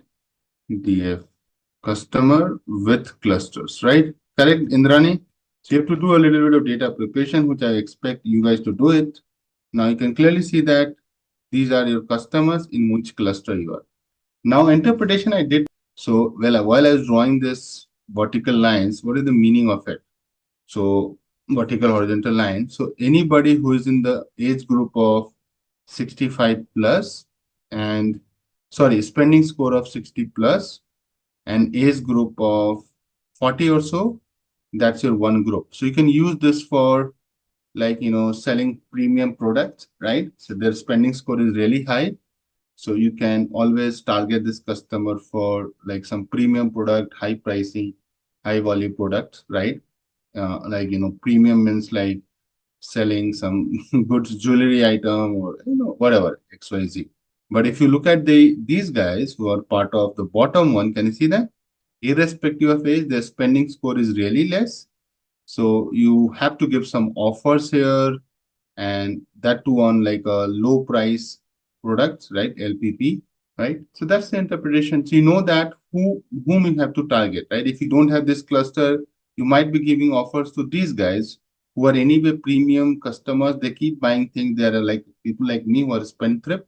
So you don't need to give them any offer, and you have to position premium products to them, right? And then these are your like mid-level kind of customer. Okay, you got it? So that kind of interpretation comes from the your clustering algorithm.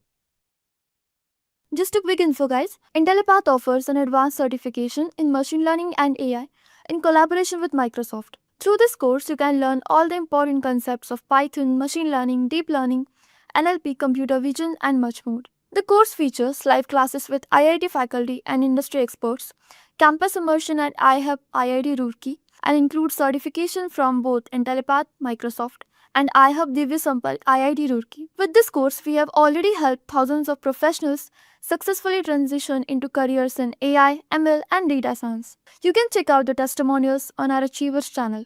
The link is given in the description below. With the 24/7 support, placement assistance, and EMI payment options, this course can definitely set your career on the right track in the field of machine learning and AI. So visit our course page link given in the below description and take the first step towards your career growth in ML and AI.